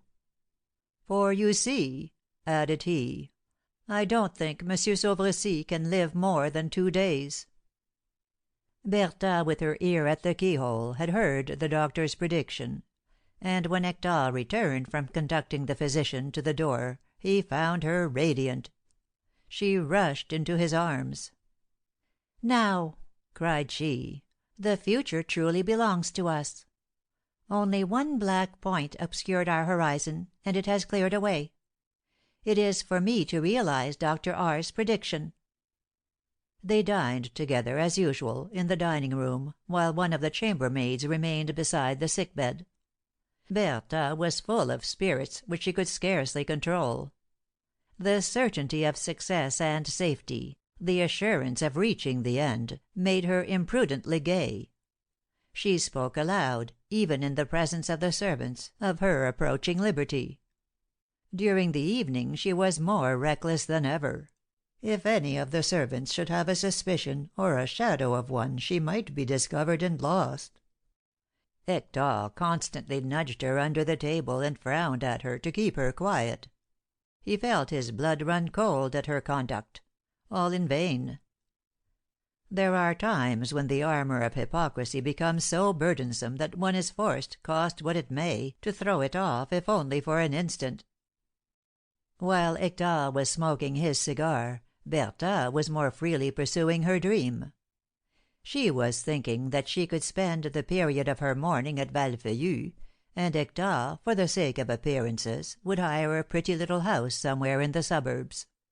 The worst of it all was that she would be forced to seem to mourn for Sauvercy, as she had pretended to love him during his lifetime. But at last a day would come when, without scandal, she might throw off her mourning clothes, and then they would get married. Where? At Paris or Orcival? Hector's thoughts ran in the same channel. He, too, wished to see his friend under the ground, to end his own terrors, and to submit to Bertha's terrible yoke. CHAPter 19.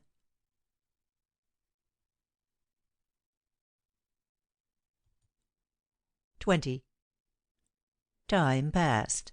Hector and Bertha repaired to Sauvercy's room. He was asleep. They noiselessly took chairs beside the fire, as usual, and the maid retired. In order that the sick man might not be disturbed by the light of the lamp, curtains had been hung so that when lying down he could not see the fireplace and mantel. In order to see these, he must have raised himself on his pillow and leaned forward on his right arm. But now he was asleep, breathing painfully feverish, and shuddering convulsively. Bertha and Hector did not speak. The solemn and sinister silence was only broken by the ticking of the clock, or by the leaves of the book which Hector was reading. 10 o'clock struck. Soon after, Sauvercy moved, turned over, and awoke. Bertha was at his side in an instant. She saw that his eyes were open. "Do you feel a little better, dear Clément?" she asked. "Neither better nor worse." "Do you want anything?" "I am thirsty." Hector, who had raised his eyes when his friend spoke, suddenly resumed his reading. Bertha, standing by the mantel, began to prepare with great care Dr. R 's last prescription. When it was ready, she took out the fatal little vial as usual, and thrust one of her hairpins into it. She had not time to draw it out before she felt a light touch upon her shoulder. A shudder shook her from head to foot. She suddenly turned and uttered a loud scream, a cry of terror and horror. "Oh!" The hand which had touched her was her husband's. While she was busied with the poison at the mantel, Sauvercy had softly raised himself. More softly still, he had pulled the curtain aside, and had stretched out his arm and touched her. His eyes glittered with hate and anger. Bertha's cry was answered by another dull cry, or rather groan. Tremorel had seen and comprehended all. He was overwhelmed. "All is discovered." Their eyes spoke these three words to each other. They saw them everywhere, written in letters of fire. There was a moment of stupor, of silence so profound that Hector heard his temples beat. Sauvercy had got back under the bedclothes again. He laughed loudly, wildly, just as a skeleton might have laughed whose jaws and teeth rattled together. But Bertha was not one of those persons who are overcome by a single blow, terrible as it might be. She trembled like a leaf, her legs staggered; but her mind was already at work seeking a subterfuge. What had Sauvercy seen? Anything? What did he know? For even had he seen the vial, this might be explained. It could only have been by simple chance that he had touched her at the moment when she was using the poison. All these thoughts flashed across her mind in a moment, as rapid as lightning shooting between the clouds. And then she dared to approach the bed, and with a frightfully constrained smile to say: "How you frightened me then!"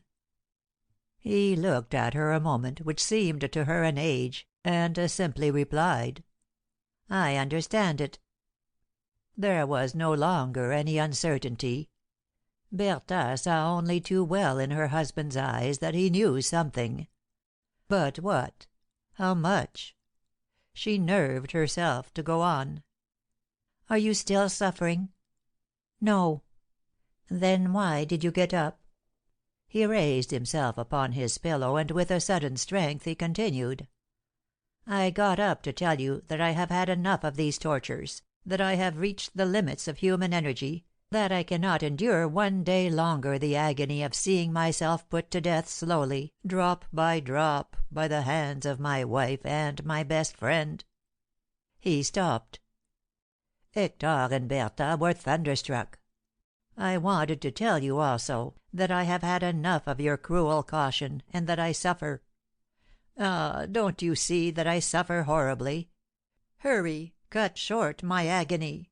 Kill me, and kill me at a blow. Poisoners!"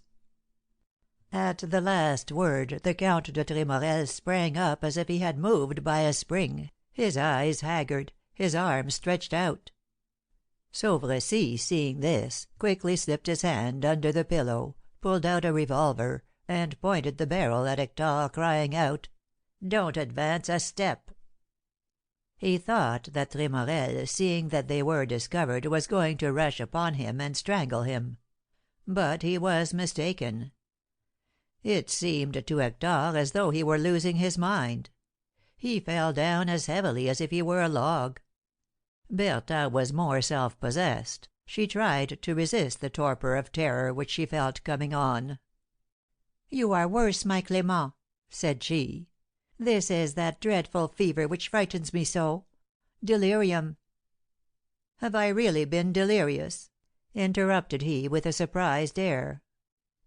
"Alas, yes, dear, that is what haunts you, and fills your poor sick head with horrid visions." He looked at her curiously. He was really stupefied by this boldness which constantly grew more bold. "What! You think that we, who are so dear to you, your friends, your—" Her husband's implacable look forced her to stop, and the words expired on her lips.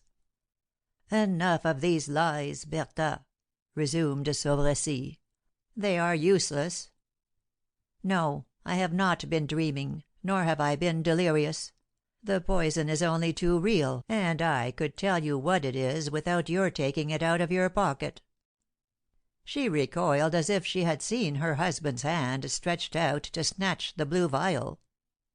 "I guessed it, and recognized it at the very first; for you have chosen one of those poisons which, it is true, leave scarcely any trace of themselves, but the symptoms of which are not deceptive. Do you remember the day when I complained of a morbid taste for pepper? The next day I was certain of it, and I was not the only one. Dr. R too had a suspicion." Bertha tried to stammer something. Her husband interrupted her. "People ought to try their poisons," pursued he, in an ironical tone, "before they use them. Didn't you understand yours, or what its effects were? Why, your poison gives intolerable neuralgia, sleeplessness, and you saw me, without surprise, sleeping soundly all night long. I complained of a devouring fire within me, while your poison freezes the blood and the entrails, and yet you are not astonished. You see all the symptoms change and disappear, and that does not enlighten you. You are fools, then. Now see what I had to do to divert Dr. R 's suspicions. I hid the real pains which your poison caused, and complained of imaginary ridiculous ones. I described sensations just the opposite of those which I felt. You were lost then, and I saved you." Bertha's malignant energy staggered beneath so many successive blows. She wondered whether she were not going mad. Had she heard aright? Was it really true that her husband had perceived that he was being poisoned, and yet said nothing? Nay, that he had even deceived the doctor? Why? What was his purpose? Sauvressy paused several minutes, and then went on. "I have held my tongue, and so saved you, because the sacrifice of my life had already been made. Yes, I had been fatally wounded in the heart on the day that I learned that you were faithless to me." He spoke of his death without apparent emotion; but at the words, "You were faithless to me," his voice faltered and trembled. I would not, could not believe it at first. I doubted the evidence of my senses rather than doubt you. But I was forced to believe at last. I was no longer anything in my house but a laughing stock. But I was in your way. You and your lover needed more room and liberty. You were tired of constraint and hypocrisy. Then it was that, believing that my death would make you free and rich, you brought in poison to rid yourselves of me." Bertha had at least the heroism of crime. All was discovered. Well, she threw down the mask. She tried to defend her accomplice, who lay unconscious in a chair. "It is I that have done it all," cried she. "He is innocent." Sauvressy turned pale with rage. "Ah, really," said he, "my friend Hector is innocent. It wasn't he, then, who, to pay me up, not for his life, for he was too cowardly to kill himself, but for his honor, which he owes to me, took my wife from me. Wretch! I hold out my hand to him when he is drowning, I welcome him like a brother, and in return he desolates my hearth. And you knew what you were doing, my friend Hector, for I told you 100 times that my wife was my all here below, my present and my future, my dream and happiness and hope and very life. You knew that for me to lose her was to die. But if you had loved her, no, it was not that you loved her, you hated me. Envy devoured you, and you could not tell me to my face, you are too happy. Then, like a coward, you dishonoured me in the dark. Bertha was only the instrument of your rancour, and she weighs upon you to day, you despise and fear her. My friend Hector, you have been in this house the vile lackey who thinks to avenge his baseness by spitting upon the meats which he puts on his master's table." The Count only responded by a shudder. The dying man's terrible words fell more cruelly on his conscience than blows upon his cheek.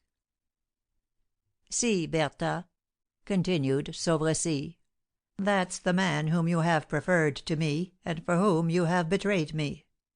You never loved me, I see it now, your heart was never mine.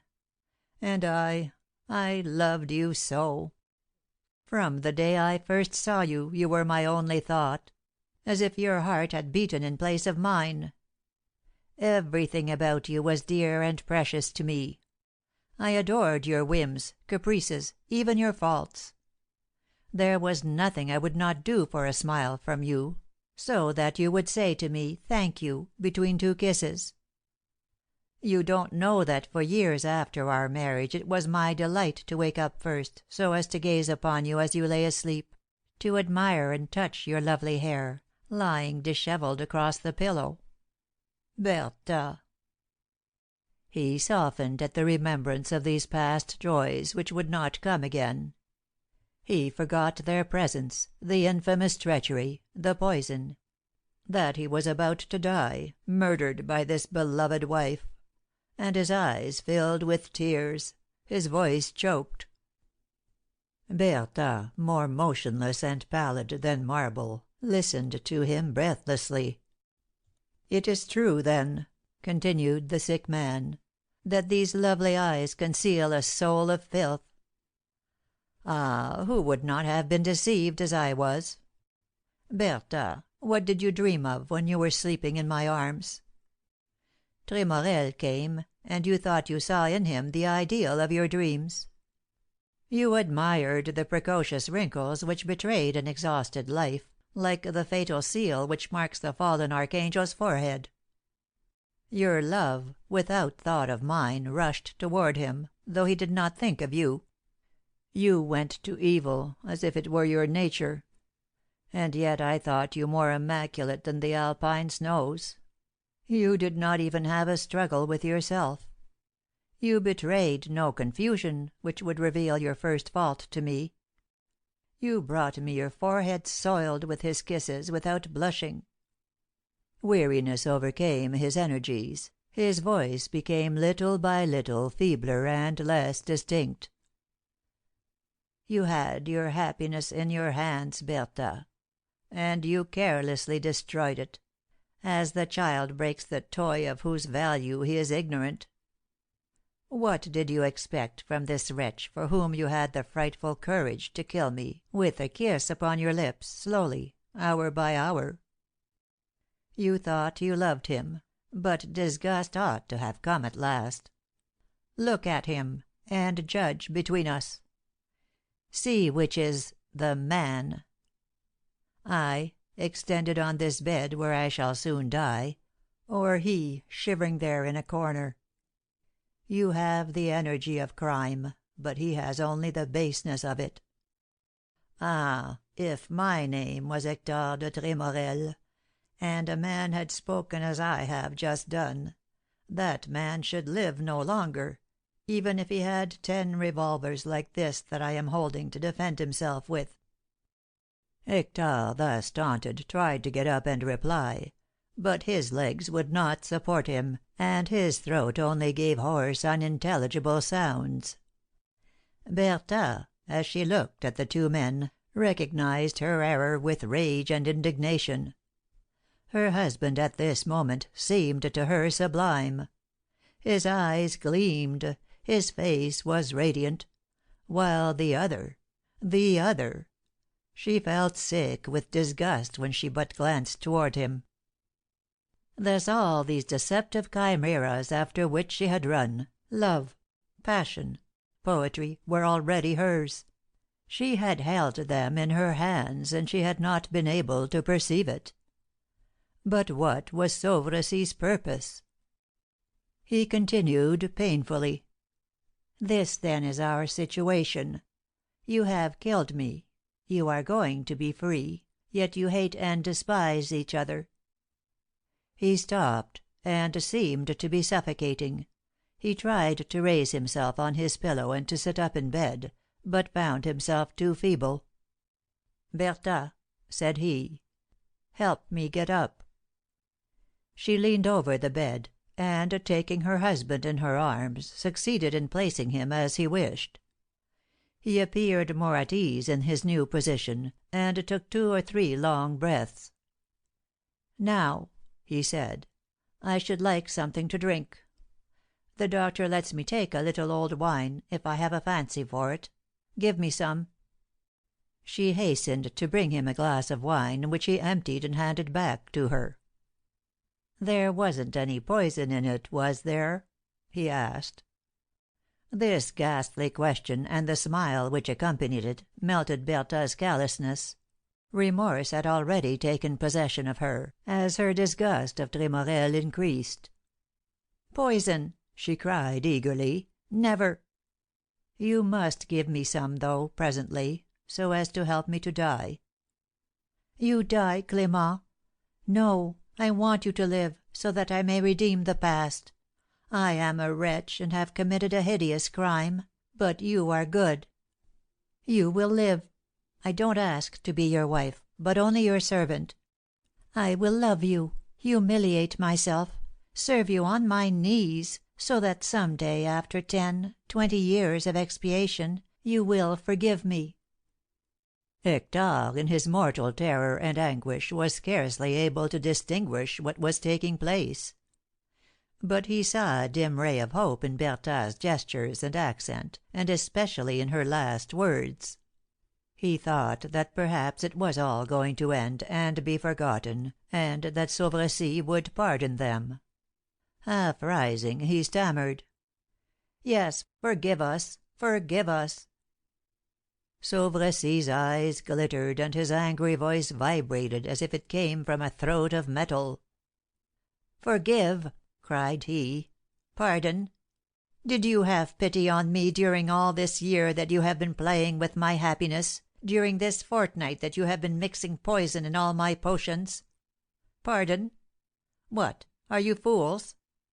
Why do you think I held my tongue when I discovered your infamy, and let myself be poisoned, and threw the doctors off the scent? Do you really hope that I did this to prepare a scene of heart–rending farewells, and to give you my benediction at the end? Ah, know me better!" Bertha was sobbing. She tried to take her husband's hand, but he rudely repulsed her. "Enough of these falsehoods," said he. "Enough of these perfidies. I hate you. You don't seem to perceive that hate is all that is still living in me." Sauvressy's expression was at this moment ferocious. "It is almost 2 months since I learned the truth. It broke me up soul and body. Ah, it cost me a good deal to keep quiet. It almost killed me. But one thought sustained me. I longed to avenge myself.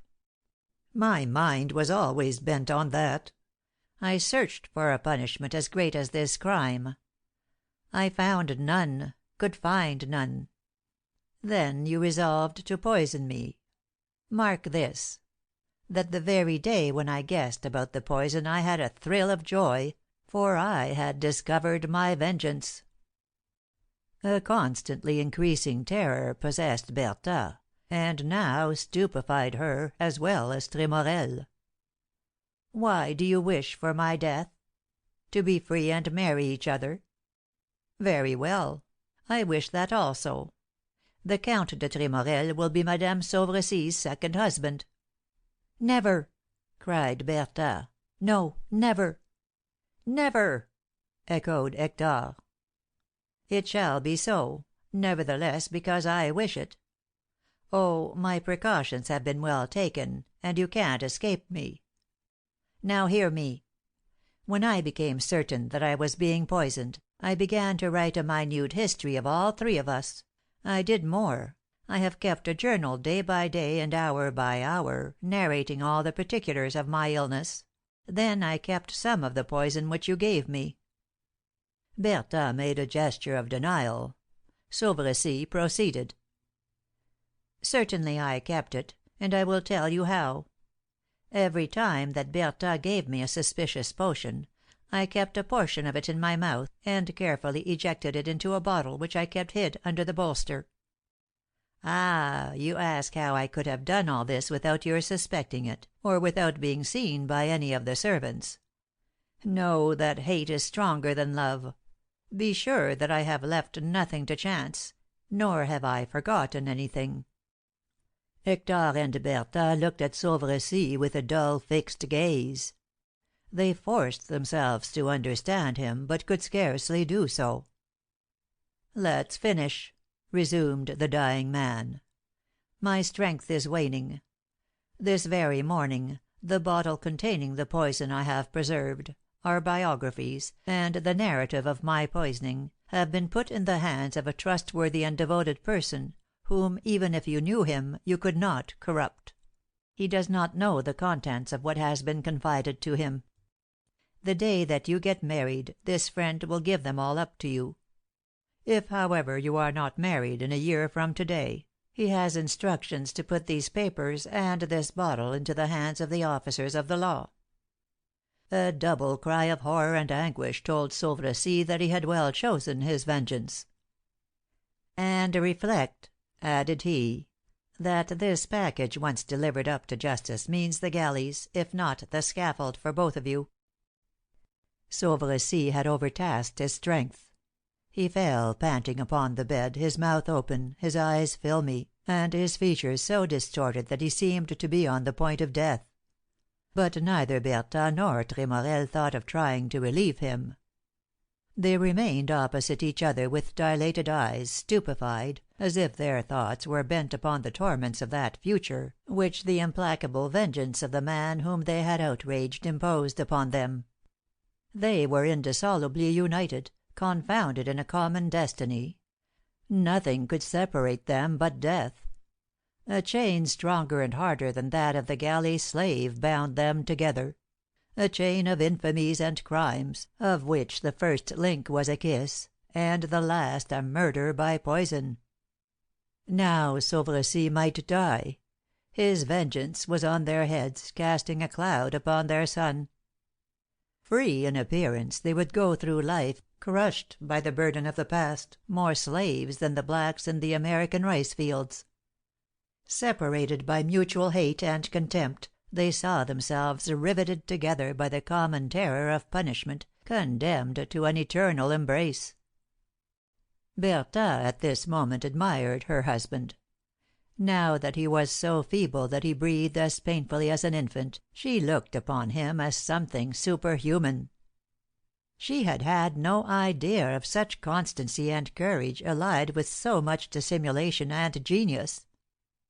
How cunningly he had found them out! How well he had known how to avenge himself! To be the master, he had only to will it. In a certain way she rejoiced in the strange atrocity of this scene. She felt something like a bitter pride in being one of the actors in it. At the same time she was transported with rage and sorrow in thinking that she had had this man in her power, that he had been at her feet. She almost loved him. Of all men, it was he whom she would have chosen were she mistress of her destinies, and he was going to escape her. Tremorel, while these strange ideas crowded upon Bertha's mind, began to come to himself. The certainty that Florence was now forever lost for him occurred to him, and his despair was without bounds. The silence continued a full quarter of an hour. Sauvercy at last subdued the spasm which had exhausted him, and spoke. "I have not said all yet," he commenced. His voice was as feeble as a murmur, and yet it seemed terrible to his hearers. "You shall see whether I have reckoned and foreseen well. Perhaps, when I was dead, the idea of flying and going abroad would strike you. I shall not permit that. You must stay at Orcival, at Valfeuillu. A friend, not he with the package, is charged, without knowing the reason for it, with the task of watching you. Mark well what I say.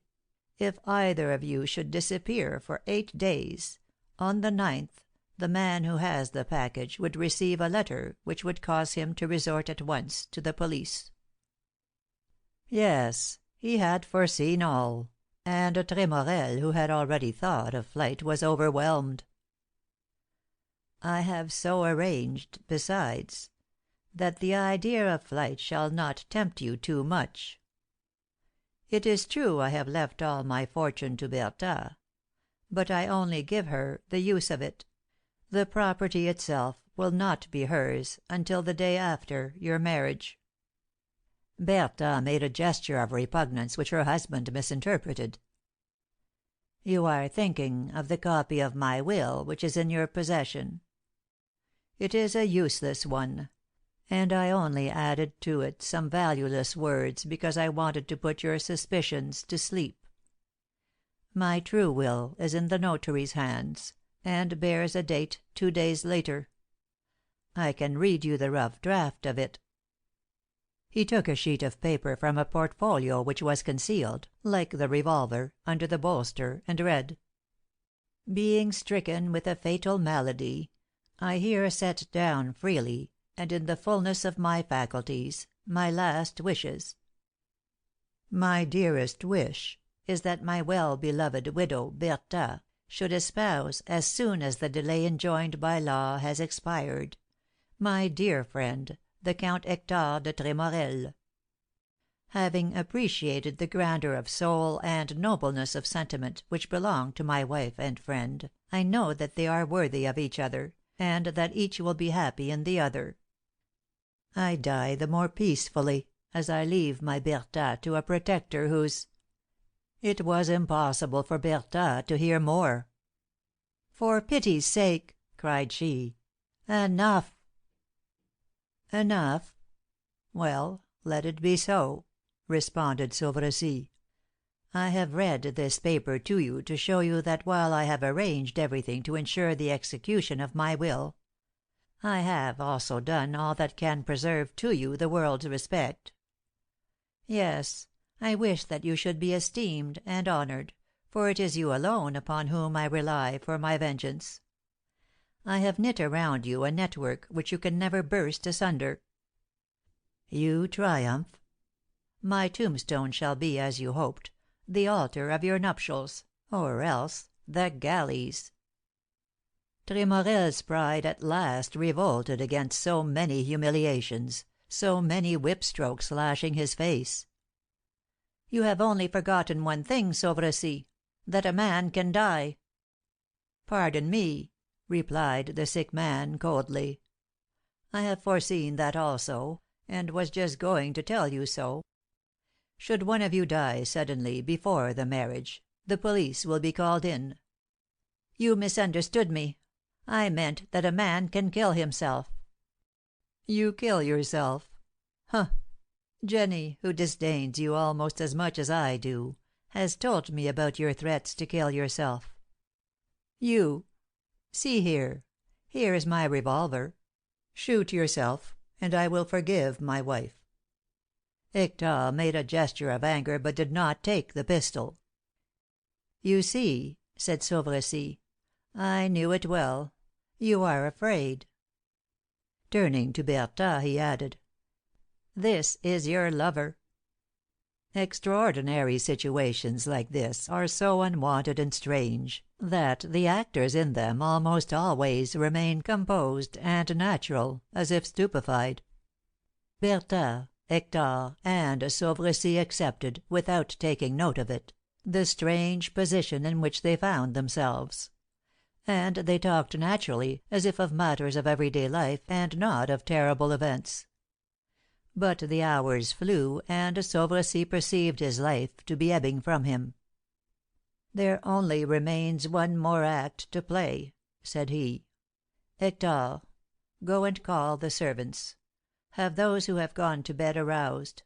I want to see them before dying." Tremorel hesitated. "Come, go along, or I shall ring, or fire a pistol to bring them here." Hector went out. Bertha remained alone with her husband. Alone. She had a hope that perhaps she might succeed in making him change his purpose, and that she might obtain his forgiveness. She knelt beside the bed. Never had she been so beautiful, so seductive, so irresistible. The keen emotions of the evening had brought her whole soul into her face, and her lovely eyes supplicated, her breast heaved, her mouth was held out as if for a kiss, and her new born passion for Sauvercy burst out into delirium. "Clément," she stammered, in a voice full of tenderness. "My husband, Clément." He directed toward her a glance of hatred. "What do you wish?" She did not know how to begin. She hesitated, trembled, and sobbed. "Hector would not kill himself," said she. "But I " "Well, what do you wish to say? Speak." "It was I, a wretch, who have killed you. I will not survive you." An inexpressible anguish distorted Sauvercy's features. She kill herself? If so, his vengeance was in vain. His own death would then appear only ridiculous and absurd; and he knew that Bertha would not be wanting in courage at the critical moment. She waited while he reflected. "You are free," said he, at last. "This would merely be a sacrifice to Hector. If you died he would marry Laurence Courtois, and in a year would forget even our name." Bertha sprang to her feet. She pictured Hector to herself married and happy. A triumphant smile, like a sun's ray, brightened Sauvercy's pale face. He had touched the right chord. He might sleep in peace as to his vengeance. Bertha would live. He knew how hateful to each other were these enemies whom he left linked together. The servants came in one by one. Nearly all of them had been long in Sauvercy's service, and they loved him as a good master.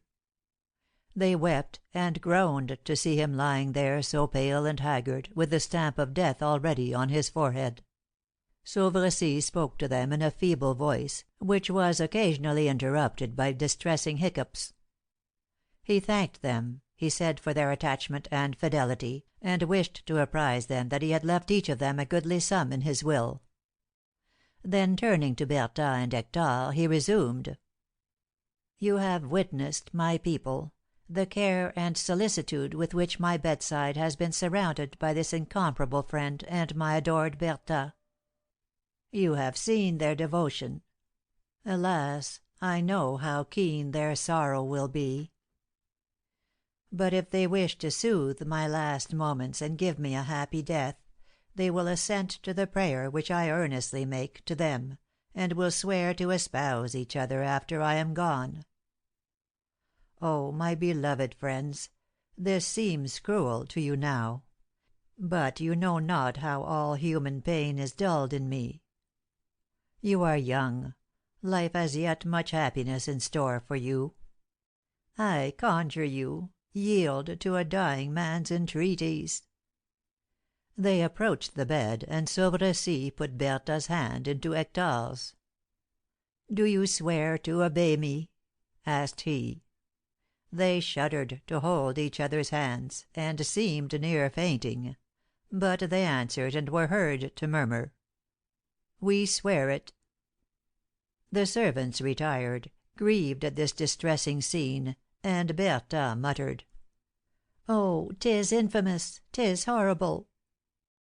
"Infamous, yes," returned Sauvercy, "but not more so than your caresses, Bertha, or than your hand pressures, Hector; not more horrible than your plans, than your hopes." His voice sank into a rattle. Soon the agony commenced. Horrible convulsions distorted his limbs; twice or thrice he cried out, "I am cold! I am cold!"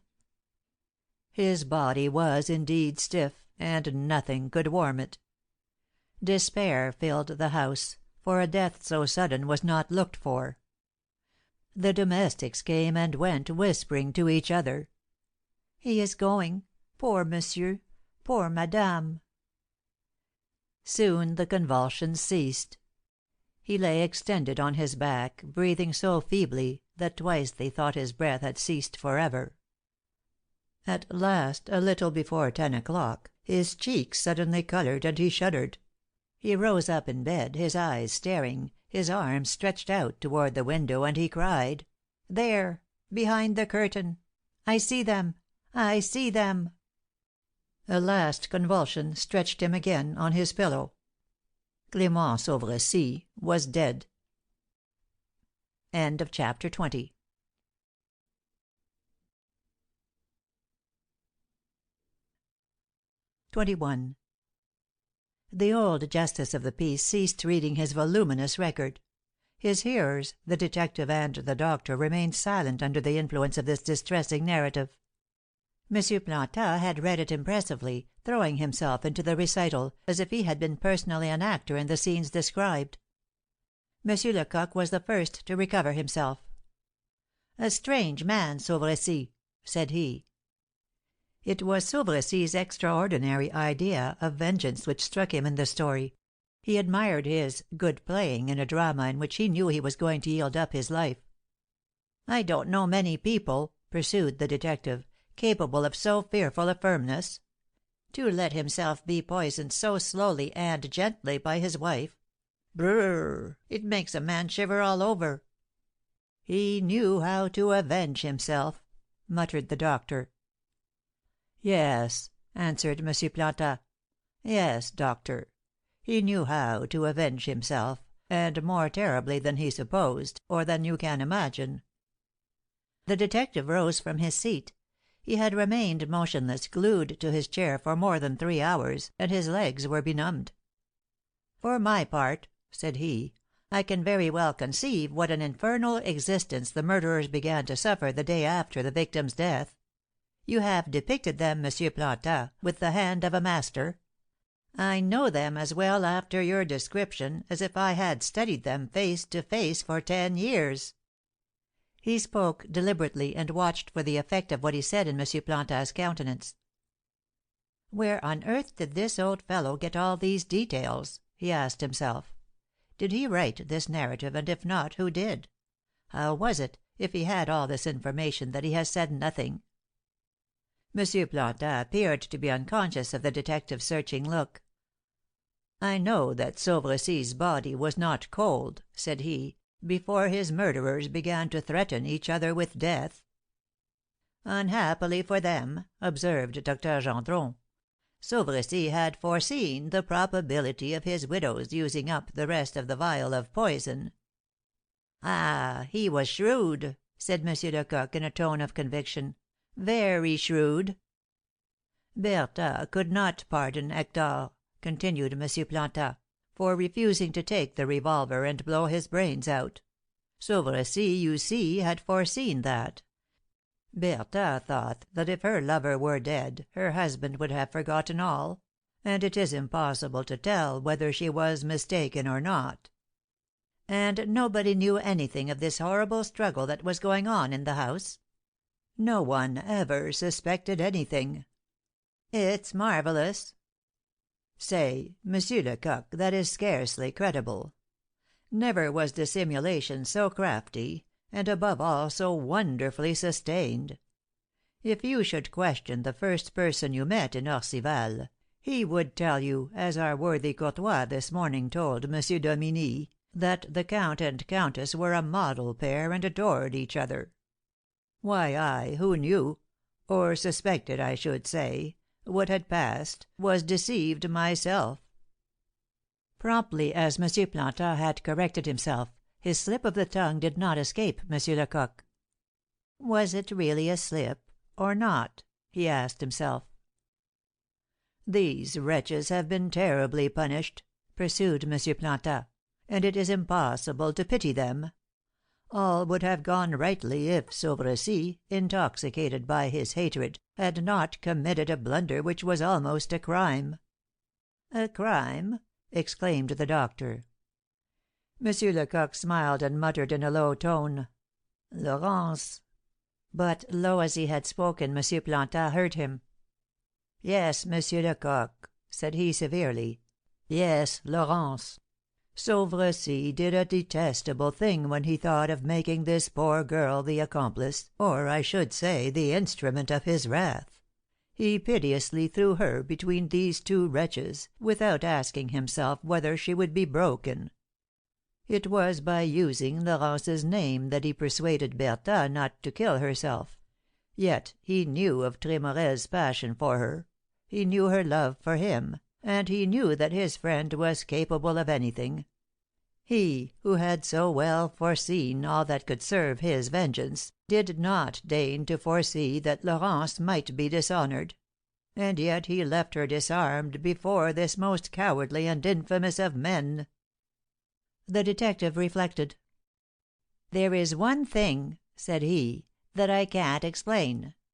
Why was it that these two, who execrated each other, and whom the implacable will of their victim chained together despite themselves, did not separate of one accord the day after their marriage, when they had fulfilled the condition which had established their crime?" The old justice of the peace shook his head. "I see," he answered, "that I have not yet made you understand Bertha's resolute character. Hector would have been delighted with a separation. His wife could not consent to it. Ah, Sauvercy knew her well. She saw her life ruined, a horrible remorse lacerated her. She must have a victim upon whom to expiate her errors and crimes. This victim was Hector. Ravenous for her prey, she would not let him go for anything in the world." "Ay, faith!" observed Dr. Gendron, "your Tremorel was a chicken-hearted wretch. What had he to fear when Sauvercy's manuscript was once destroyed?" "Who told you it had been destroyed?" interrupted M. Plantin. M. Lecoq, at this, stopped promenading up and down the room, and sat down opposite M. Plantin. "The whole case lies there," said he, "whether these proofs have or have not been destroyed." M. Plantin did not choose to answer directly. "Do you know," asked he, "to whom Sauvercy confided them for keeping?" "Ah!" cried the detective, as if a sudden idea had enlightened him, "it was you!" He added to himself, "Now, my good man, I begin to see where all your information comes from." "Yes, it was I," resumed M. Plantin. "On the day of the marriage of Madame Sauvercy and Count Hector, in conformity with the last wishes of my dying friend, I went to Valfeuillu, and asked to see Monsieur and Madame de Tremorel. Although they were full of company, they received me at once in the little room on the ground floor where Sauvercy was murdered. They were both very pale and terribly troubled. They evidently guessed the purpose of my visit, for they lost no time in admitting me to an interview. After saluting them, I addressed myself to Bertha, being enjoined to do so by the written instructions I had received. This was another instance of Sauvercy's foresight. 'Madame,' said I was charged by your late husband to hand to you on the day of your second marriage this package, which he confided to my care.' She took the package in which the bottle and the manuscript were enclosed with a smiling, even joyous air, thanked me warmly, and went out. The Count's expression instantly changed. He appeared very restless and agitated. He seemed to be on coals. I saw well enough that he burned to rush after his wife, but dared not. I was going to retire, but he stopped me. "Pardon me," said he, abruptly. "You will permit me, will you not? I will return immediately," with which he ran out. When I saw him and his wife a few minutes afterward, they were both very red. Their eyes had a strange expression and their voices trembled as they accompanied me to the door. They had certainly been having a violent altercation. "The rest may be conjectured," interrupted M. Lecoq. "She had gone to secrete the manuscript in some safe place, and when her new husband asked her to give it up to him, she replied, 'Look for it.' Sauvercy had enjoined on me to give it only into her hands. Oh, he knew how to work his revenge. He had it given to his wife so that she might hold a terrible arm against Tremorel, all ready to crush him. If he revolted, she always had this instrument of torture at hand. Ah, the man was a miserable wretch, and she must have made him suffer terribly." "Yes," said Dr. Gendron, "up to the very day he killed her." The detective had resumed his promenade up and down the library. "The question as to the poison," said he, "remains. It is a simple one to resolve, because we've got the man who sold it to her in that closet."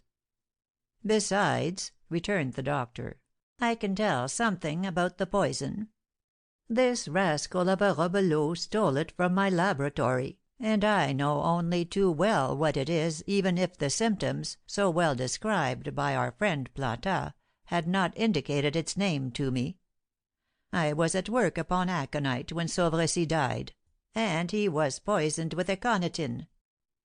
"Ah! With aconitine?" said M. Lecoq, surprised. "It's the first time that I ever met with that poison. Is it a new thing?" "Not exactly. Medea is said to have extracted her deadliest poisons from aconite, and it was employed in Rome and Greece in criminal executions." "And I did not know of it.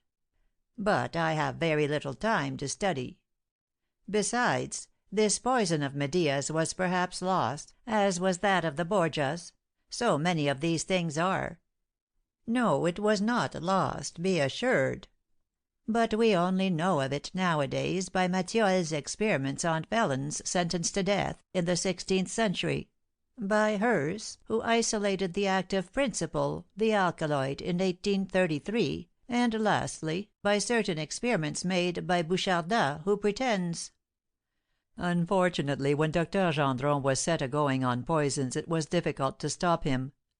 But M. Lecoq, on the other hand, never lost sight of the end he had in view. "Pardon me for interrupting you, doctor," said he, "but would traces of aconitine be found in a body which had been 2 years buried? For M. Dominy is going to order the exhumation of Sauvercy. The tests of aconitine are not sufficiently well known to permit of the isolation of it in a body.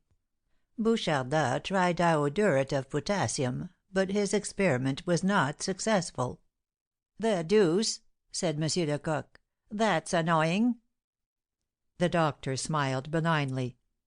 "Reassure yourself," said he. "No such process was in existence, so I invented one." "Ah!" cried Plantat, "your sensitive paper." "Precisely." "And could you find aconitine in Sauvercy's body?" "Undoubtedly." M. Lecoq was radiant, as if he were now certain of fulfilling what had seemed to him a very difficult task. "Very well," said he. "Our inquest seems to be complete. The history of the victims imparted to us by M. Plantat gives us the key to all the events which have followed the unhappy Sauvercy's death. Thus the hatred of this pair, who were in appearance so united, is explained; and it is also clear why Hector has ruined a charming young girl with a splendid dowry instead of making her his wife. There is nothing surprising in Tremorel's casting aside his name and personality to reappear under another guise. He killed his wife because he was constrained to do so by the logic of events. He could not fly while she was alive, and yet he could not continue to live at Val Fallu. And above all, the paper for which he searched with such desperation, when every moment was an affair of life and death to him, was none other than Sauvrecy's manuscript, his condemnation and the proof of his first crime. Monsieur Lecoq talked eagerly, as if he had a personal animosity against the Count de Tremorel. Such was his nature, and he always avowed laughingly that he could not help having a grudge against the criminals whom he pursued. There was an account to settle between him and them, hence the ardour of his pursuit.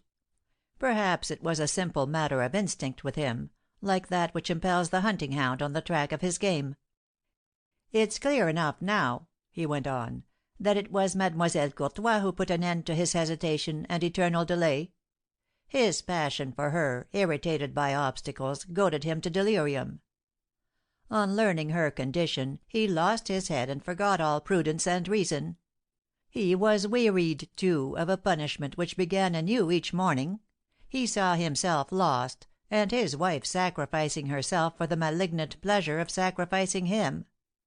Terrified, he took the resolution to commit this murder."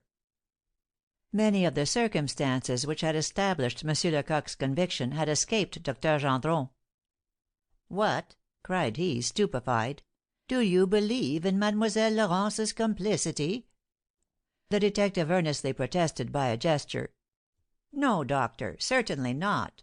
Heaven forbid that I should have such an idea. Mademoiselle Courtois was and is still ignorant of this crime. But she knew that Tremorel would abandon his wife for her. This flight had been discussed, planned, and agreed upon between them. They made an appointment to meet at a certain place on a certain day."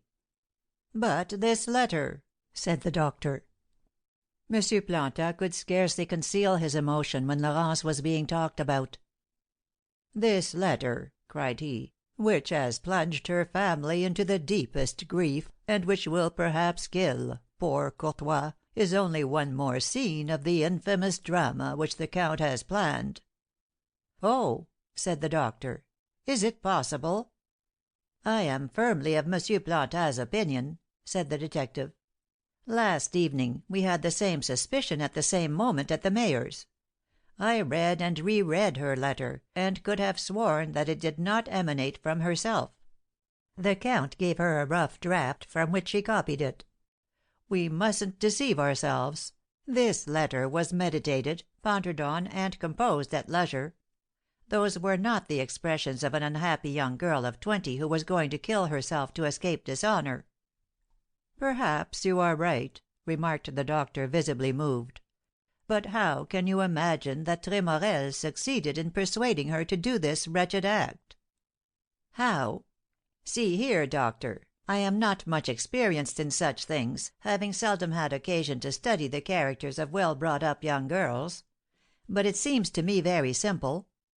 Mademoiselle Courtois saw the time coming when her disgrace would be public, and so prepared for it, and was even ready to die, if necessary." M. Planta shuddered. A conversation which he had had with Laurence occurred to him. She had asked him, he remembered, about certain poisonous plants which he was cultivating, and had been anxious to know how the poisonous juices could be extracted from them. "Yes," said he, "she has thought of dying." "Well," resumed the detective, "the count took her in one of the moods when these sad thoughts haunted the poor girl, and was easily able to complete his work of ruin. She undoubtedly told him that she preferred death to shame, and he proved to her that, being in the condition in which she was, she had no right to kill herself. He said that he was very unhappy, and that, not being free, he could not repair his fault. But he offered to sacrifice his life for her. What should she do to save both of them? Abandon her parents, make them believe that she had committed suicide, while he, on his side, would desert his house and his wife. Doubtless she resisted for a while, but she finally consented to everything. She fled, and copied and posted the infamous letter dictated by her lover." The doctor was convinced. "Yes," he muttered, "those are doubtless the means he employed." "But what an idiot he was," resumed M. Lecoq, "not to perceive that the strange coincidence between his disappearance and Florence's suicide would be remarked. He said to himself, 'Probably people will think that I, as well as my wife, have been murdered, and the law having its victim in Gaspin, will not look for any other.'" M. Plantin made a gesture of impotent rage. "Ah!" cried he, "and we know not where the wretch has hid himself and Laurence." The detective took him by the arm and pressed it. "Reassure yourself," said he coolly. "We'll find him, or my name's not Lecoq. And, to be honest, I must say that our task does not seem to me a difficult one." Several timid knocks at the door interrupted the speaker. It was late, and the household was already awake and about.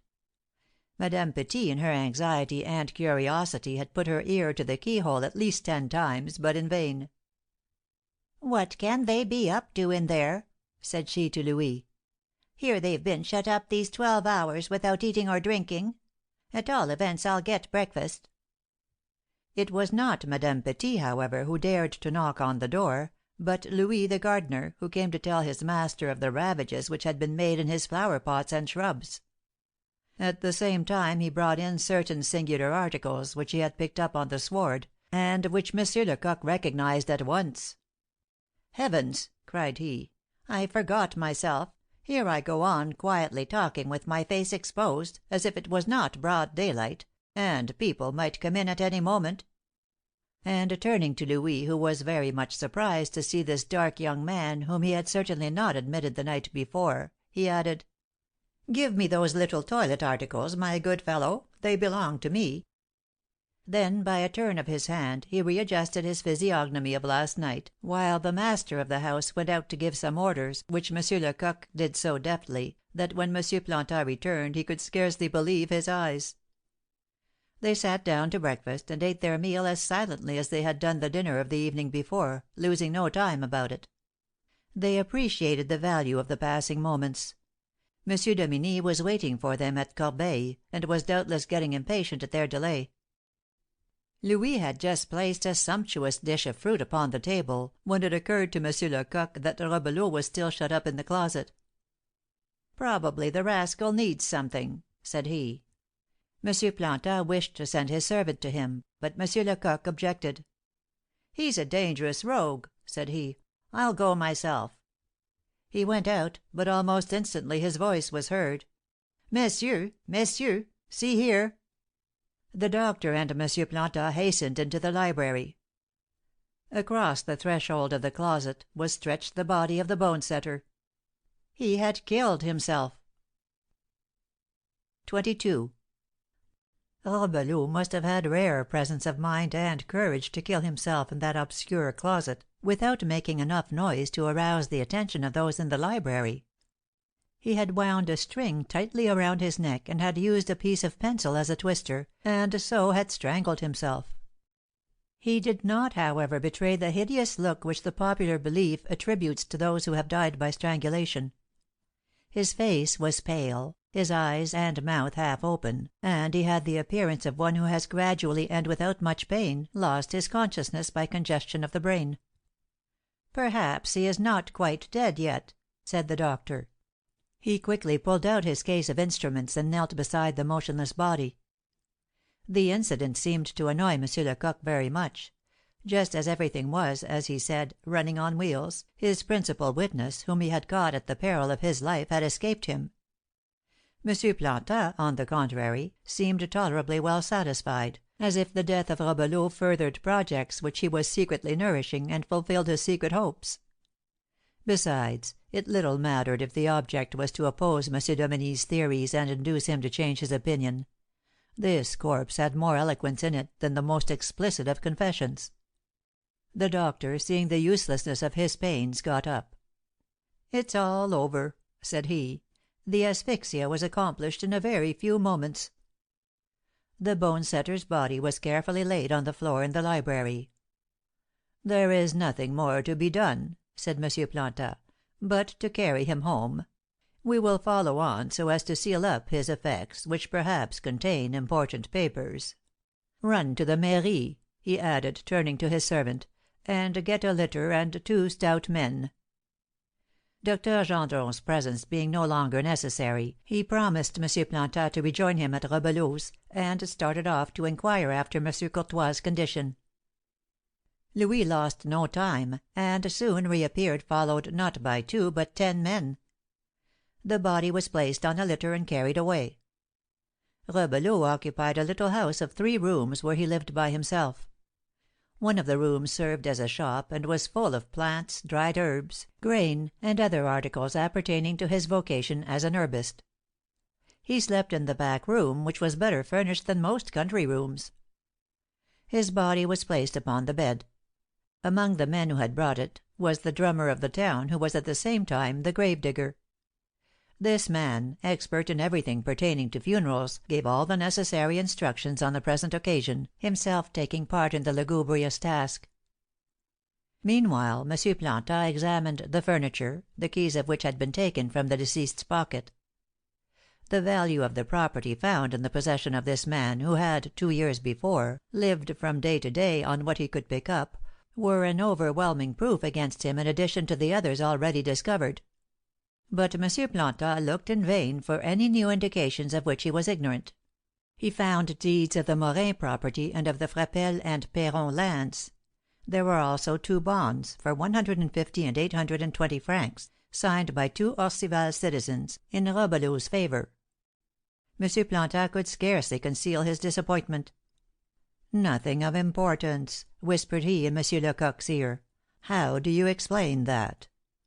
"Perfectly," responded the detective. "He was a sly rogue, this Robelot, and he was cunning enough to conceal his sudden fortune and patient enough to appear to be years accumulating it. You only find in his secretary effects which he thought he could avow without danger. How much is there in all?" Plantat rapidly added up the different sums, and said, "About 14,500 francs." "Madame Sauveressy gave him more than that," said the detective, positively. "If he had no more than this, he would not have been such a fool as to put it all into land. He must have a hoard of money concealed somewhere." "Of course he must. But where?" "Ah! Let me look." He began to rummage about, peering into everything in the room, moving the furniture, sounding the floor with his heels, and rapping on the wall here and there. Finally he came to the fireplace, before which he stopped. "This is July," said he, "and yet there are cinders here in the fireplace." "People sometimes neglect to clean them out in the spring." "True; but are not these very clean and distinct? I don't find any of the light dust and soot on them which ought to be there after they have lain several months." He went into the second room, whither he had sent the men after they had completed their task, and said, "I wish one of you would get me a pickaxe." All the men rushed out. M. Lecoq returned to his companion. "Surely," muttered he, as if apart, "these cinders have been disturbed recently, and if they have been—" He knelt down, and, pushing the cinders away, laid bare the stones of the fireplace. Then, taking a thin piece of wood, he easily inserted it into the cracks between the stones.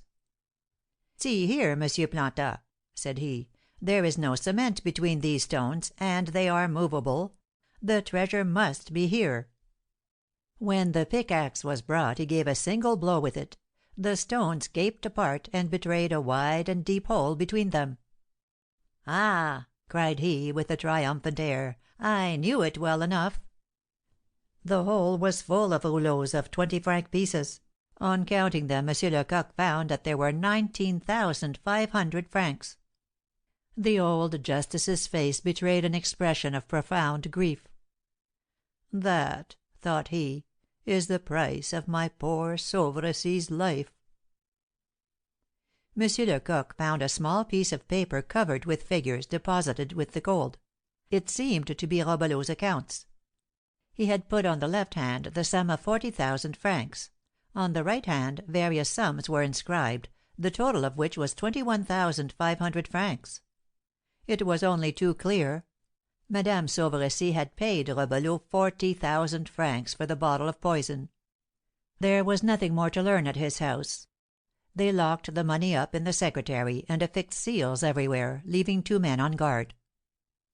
But Monsieur Lecoq was not quite satisfied yet. What was the manuscript which Planta had read? At first he had thought it was simply a copy of the papers confided to him by Sauveressy, but it could not be that. Sauveressy couldn't have thus described the last agonizing scenes of his life. This mystery mightily worried the detective, and dampened the joy he felt at having solved the crime at Valfeuillu. He made one more attempt to surprise Planta into satisfying his curiosity. Taking him by the coat lapel, he drew him into the embrasure of a window, and with his most innocent air, said: "I beg your pardon. Are we going back to your house?" "Why should we? You know the doctor is going to meet us here." "I think we may need the papers you read to us to convince Monsieur Dominie." Monsieur Planta smiled sadly, and looking steadily at him, replied: "You are very sly, Monsieur Lecoq, but I too am sly enough to keep the last key of the mystery of which you hold all the others." "Believe me," stammered Monsieur Lecoq. "I believe," interrupted his companion, "that you would like very well to know the source of my information. Your memory is too good for you to forget that when I began last evening, I told you that this narrative was for your ear alone, and that I had only one object in disclosing it: to aid our search. Why should you wish the judge of instruction to see these notes, which are purely personal, and have no legal or authentic character?" He reflected a few moments, and added: "I have too much confidence in you, Monsieur Lecoq, and esteem you too much, not to have every trust that you will not divulge these strict confidences. What you will say will be of as much weight as anything I might divulge, especially now that you have Rebelot's body to back your assertions, as well as the money found in his possession. If Monsieur Dominie still hesitates to believe you, you know that the doctor promises to find the poison which killed Sauveressy." Monsieur Planta stopped and hesitated. "In short," he resumed, "I think you will be able to keep silence as to what you have heard from me." Monsieur Lecoq took him by the hand, and pressing it significantly, said: "Count on me, monsieur." At this moment Dr. Gendron appeared at the door. "Courtois is better," said he. "He weeps like a child, but he will come out of it." "Heaven be praised!" cried the old justice of the peace. "Now, since you've come, let us hurry off to Corbeil. Monsieur Dominie, who is waiting for us this morning, must be mad with impatience." Chapters 21 and 22.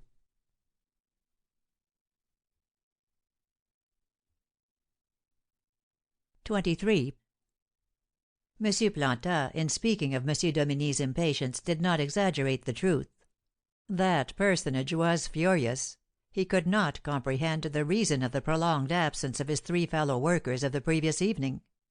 He had installed himself early in the morning in his cabinet at the court house, enveloped in his judicial robe; and he counted the minutes as they passed.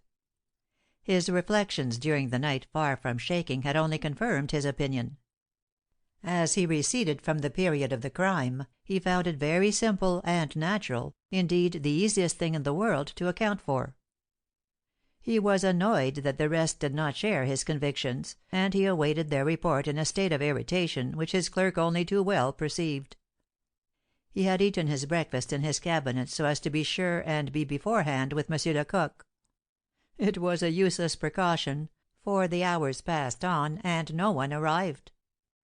To kill time he sent for Gaspin and Berthaud and questioned them anew, but learned nothing more than he had extracted from them the night before.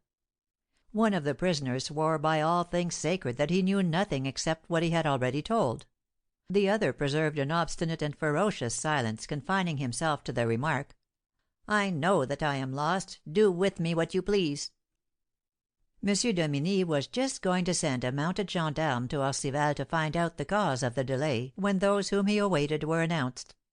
He quickly gave the order to admit them, and so keen was his curiosity, despite what he called his dignity, that he got up and went forward to meet them. "How late you are!" said he. "And yet we haven't lost a minute," replied M. Planta. "We haven't even been in bed." "There is news, then. Has the Count's body been found?" "There is much news, monsieur," said M. Lecoq; "but the Count's body has not been found, and I dare even say that it will not be found, for the very simple fact that he has not been killed. The reason is that he was not one of the victims, as at first supposed, but the assassin." At this distinct declaration on M. Lecoq's part, the judge started in his seat. "Why, this is folly!" cried he. M. Lecoq never smiled in a magistrate's presence. "I do not think so," said he, coolly. "I am persuaded that if M. Dominie will grant me his attention for half an hour, I will have the honour of persuading him to share my opinion." M. Dominie's slight shrug of the shoulders did not escape the detective, but he calmly continued: "More, I am sure that M. Dominie will not permit me to leave his cabinet without a warrant to arrest Count Hector de Tremorel, whom at present he thinks to be dead." "Possibly," said M. Dominie. "Proceed." M. Lecoq then rapidly detailed the facts gathered by himself and M. Planta from the beginning of the inquest. He narrated them not as if he had guessed or been told of them, but in their order of time and in such a manner that each new incident which he mentioned followed naturally from the preceding one. He had completely resumed his character of a retired haberdasher, with a little piping voice, and such obsequious expressions as "I have the honour," and "If Monsieur le Juge will deign to permit me." He resorted to the candy box with the portrait, and, as the night before at Valfeuillu, chewed a lozenge when he came to the more striking points. M. Dominie's surprise increased every minute as he proceeded, while at times exclamations of astonishment passed his lips. "Is it possible? That is hard to believe." M. Lecoq finished his recital. He tranquilly munched a lozenge, and added: "What does Monsieur the Judge of Instruction think now?" M. Dominie was fain to confess that he was almost satisfied. A man, however, never permits an opinion deliberately and carefully formed to be refuted by one whom he looks on as an inferior without a secret chagrin. But in this case the evidence was too abundant and too positive to be resisted. "I am convinced," said he, "that a crime was committed on M. Sauvercy with the dearly paid assistance of this Robelot. To morrow I shall give instructions to Dr. Gendron to proceed at once to an exhumation and autopsy of the late master of Valfeuillu." "And you may be sure that I shall find the poison," chimed in the doctor. "Very well," resumed M. Dominie. "But does it necessarily follow that because M. Tremorel poisoned his friend to marry his widow, he yesterday killed his wife and then fled?" "I don't think so." "Pardon me," objected Lecoq, gently. "It seems to me that Mademoiselle Courtois's supposed suicide proves at least something." "That needs clearing up. This coincidence can only be a matter of pure chance." "But I am sure that M. Tremorel shaved himself. Of that we have proof. Then we did not find the boots which, according to the valet, he put on the morning of the murder." "Softly, softly," interrupted the judge. "I don't pretend that you are absolutely wrong. It must be as you say; only I give you my objections. Let us admit that Tremorel killed his wife, that he fled and is alive. Does that clear Gaspin, and show that he took no part in the murder?" This was evidently the flaw in Lecoq's case; but being convinced of Hector's guilt, he had given little heed to the poor gardener, thinking that his innocence would appear of itself when the real criminal was arrested. He was about to reply when footsteps and voices were heard in the corridor. "Stop," said M. Dominie. "Doubtless we shall now hear something important about Gaspin." "Are you expecting some new witness?" asked M. Planta. "No. I expect one of the Corbeil police, to whom I have given an important mission." "Regarding Gaspin?" "Yes. Very early this morning a young working woman of the town, whom Gaspin has been courting, brought me an excellent photograph of him. I gave this portrait to the agent, with instructions to go to the Vulcan's Forge and ascertain if Gaspin had been there, and whether he bought anything there night before last." M. Lecoq was inclined to be jealous. The Judge's proceeding ruffled him, and he could not conceal an expressive grimace. "I am truly grieved," said he dryly, "that Monsieur the Judge has so little confidence in me that he thinks it necessary to give me assistance." This sensitiveness aroused M. Dominie, who replied: "My dear man, you can't be everywhere at once. I think you very shrewd, but you were not here, and I was in a hurry. A false step is often irreparable. Make yourself easy. I've sent an intelligent man." At this moment the door opened, and the policeman referred to by the Judge appeared on the threshold. He was a muscular man about 40 years old, with a military pose, a heavy moustache, and thick brows, meeting over the nose. He had a sly rather than a shrewd expression, so that his appearance alone seemed to awake all sorts of suspicions, and put one instinctively on his guard. "Good news," said he, in a big voice. "I didn't make the journey to Paris for the King of Prussia. We are right on the track of this rogue of a Gaspin." M. Dominie encouraged him with an approving gesture. "See here, Goulard," said he, "let us go on in order if we can. You went, then, according to my instructions, to the Vulcan's Forge?" "At once, monsieur." "Precisely. Had they seen the prisoner there?" "Yes, on the evening of Wednesday, July 8th." "At what hour?" "About 10 o'clock, a few minutes before they shut up, so that he was remarked and the more distinctly observed." The Judge moved his lips as if to make an objection, but was stopped by a gesture from M. Lecoq. "And who recognized the photograph?" "Three of the clerks. Gaspin's manner first attracted their attention. It was strange, so they said, and they thought he was drunk, or at least tipsy. Then their recollection was fixed by his talking very fast, saying that he was going to patronize them a great deal, and that if they would make a reduction in their prices he would procure for them the custom of an establishment whose confidence he possessed, the Gentil Jardinier, which bought a great many gardening tools." M. Dominie interrupted the examination to consult some papers which lay before him on his desk. It was, he found, the Gentil Jardinier which had procured Gaspin his place in Tremorel's household. The Judge remarked this aloud, and added: "The question of identity seems to be settled. Gaspin was undoubtedly at the Vulcan's Forge on Wednesday night." "So much the better for him," M. Lecoq could not help muttering. The Judge heard him, but though the remark seemed singular to him he did not notice it, and went on questioning the agent. "Well, did they tell you what Gaspin went there to obtain?" "The clerks recollected it perfectly. He first bought a hammer, a cold chisel, and a file." "I knew it!" exclaimed the Judge. "And then?" "Then Here the man, ambitious to make a sensation among his hearers, rolled his eyes tragically, and in a dramatic tone added: "Then he bought a dirk knife." The Judge felt that he was triumphing over M. Lecoq. "Well," said he to the detective, in his most ironical tone, "what do you think of your friend now? What do you say to this honest and worthy young man, who, on the very night of the crime, leaves a wedding where he would have had a good time, to go and buy a hammer, a chisel, and a dirk, everything, in short, used in the murder and the mutilation of the body?" Dr. Gendron seemed a little disconcerted at this, but a sly smile overspread M. Planta's face. As for M. Lecoq, he had the air of one who is shocked by objections which he knows he ought to annihilate by a word, and yet who is fain to be resigned to waste time in useless talk, which he might put to great profit. "I think, monsieur," said he very humbly, "that the murderers at Valfeuillu did not use either a hammer or a chisel or a file, and that they brought no instrument at all from outside, since they used a hammer." "And didn't they have a dirk besides?" asked the Judge in a bantering tone, confident that he was on the right path. "That is another question, I confess, but it is a difficult one to answer."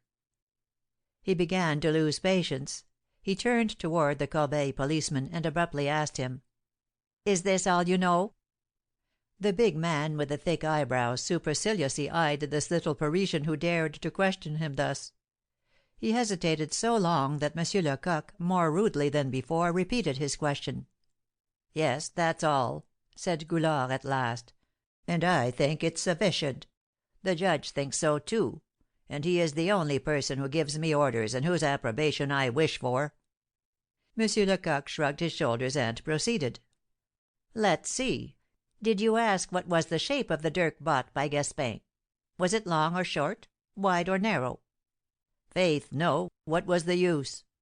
"Simply, my brave fellow, to compare this weapon with the victim's wounds, and to see whether its handle corresponds to that which left a distinct and visible imprint between the victim's shoulders." "I forgot it. But it is easily remedied." "An oversight may, of course, be pardoned, but you can at least tell us in what sort of money Gaspin paid for his purchases?" The poor man seemed so embarrassed, humiliated, and vexed, that the judge hastened to his assistance. "The money is of little consequence, it seems to me," said he. "I beg you to excuse me, I don't agree with you," returned M. Lecoq. "This matter may be a very grave one. What is the most serious evidence against Gaspin? The money found in his pocket. Let us suppose, for a moment, that night before last, at 10 o'clock, he changed a 1,000-franc note in Paris. Could the obtaining of that note have been the motive of the crime at Val Feuillu? No, for up to that hour the crime had not been committed. Where could it have come from? That is no concern of mine at present; but if my theory is correct, justice will be forced to agree that the several hundred francs found in Gaspin's possession can and must be the change for the note." "That is only a theory," urged M. Dominie, in an irritated tone. "That is true, but one which may turn out a certainty. It remains for me to ask this man how Gaspin carried away the articles which he bought. Did he simply slip them into his pocket, or did he have them done up in a bundle, and if so, how?" The detective spoke in a sharp, hard, freezing tone, with a bitter raillery in it, frightening his Corbeil colleague out of his assurance. "I don't know," stammered the latter. "They didn't tell me. I thought—" M. Lecoq raised his hands as if to call the heavens to witness.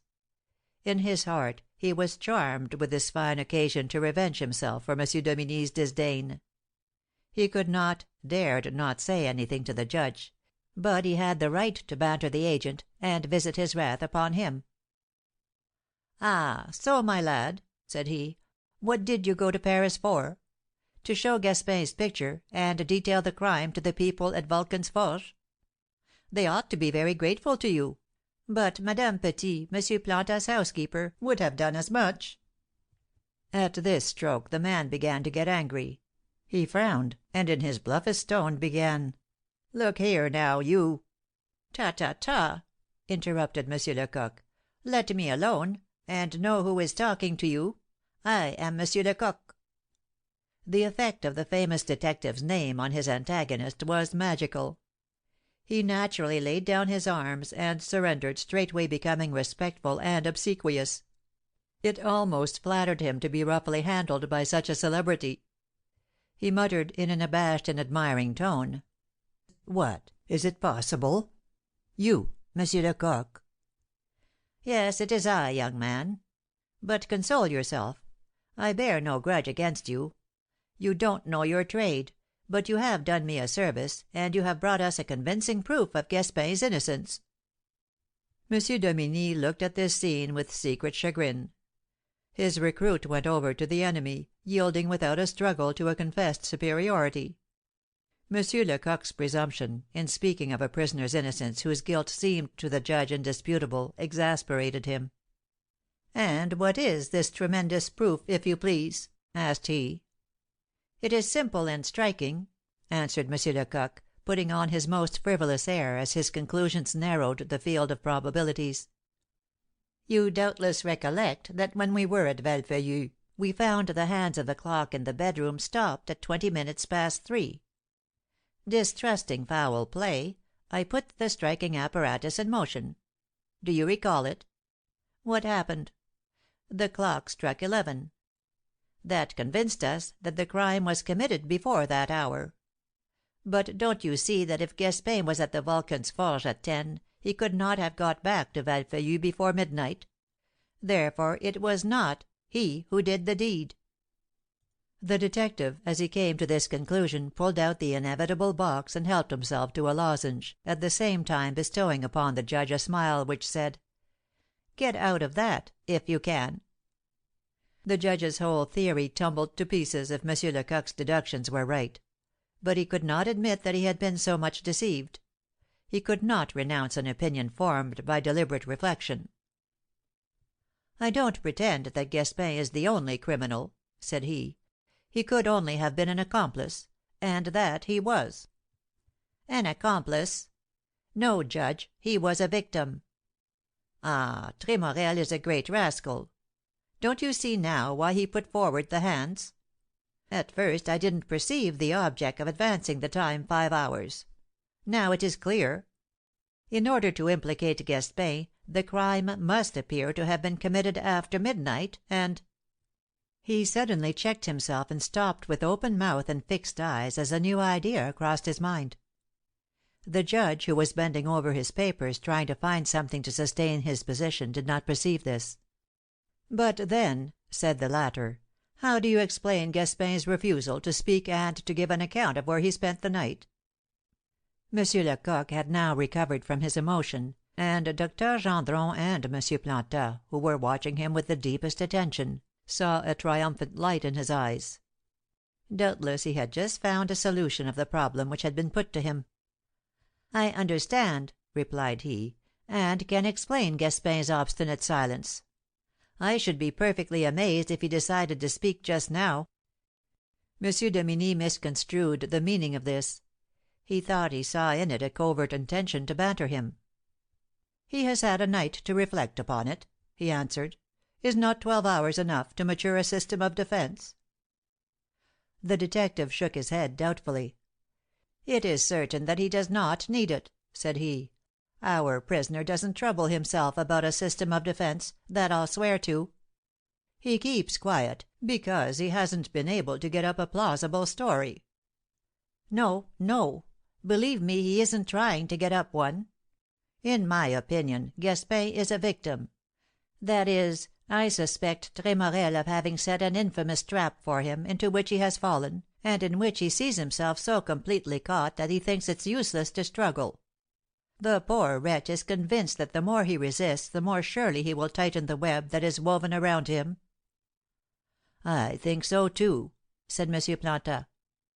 "The true criminal, Count Hector," resumed the detective, "lost his presence of mind at the last moment, and thus lost all the advantages which his previous caution had gained. Don't let us forget that he is an able man, perfidious enough to mature the most infamous stratagems, and unscrupulous enough to execute them. He knows that justice must have its victims, one for every crime. He does not forget that the police, as long as it has not the criminal, is always on the search with eye and ear open; and he has thrown us Gaspin as a huntsman, closely pressed, throws his glove to the bear that is close upon him. Perhaps he thought that the innocent man would not be in danger of his life; at all events he hoped to gain time by this ruse. While the bear is smelling and turning over the glove, the huntsman gains ground, escapes, and reaches his place of refuge. That was what Tremorel proposed to do." The Corbeil policeman was now undoubtedly Lecoq's most enthusiastic listener. Goulard literally drank in his chief's words. He had never heard any of his colleagues express themselves with such fervour and authority. He had no idea of such eloquence, and he stood erect as if some of the admiration which he saw in all the faces were reflected back on him. He grew in his own esteem as he thought that he was a soldier in an army commanded by such generals. He had no longer any opinion excepting that of his superior. It was not so easy to persuade, subjugate, and convince the judge. "But," objected the latter, "you saw Gaspin's countenance." "Ah, what matters the countenance? What does that prove? Don't we know, if you and I were arrested to morrow on a terrible charge, what our bearing would be?"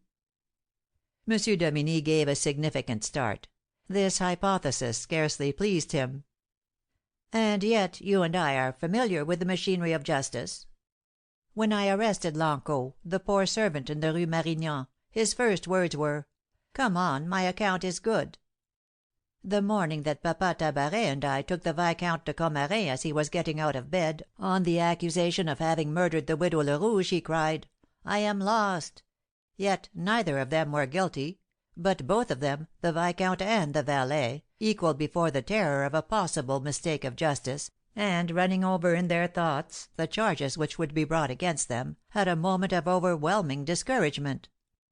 "But such discouragement does not last 2 days," said M. Dominie. M. Lecoq did not answer this.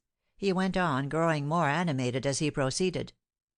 "You and I have seen enough prisoners to know how deceitful appearances are, and how little they are to be trusted.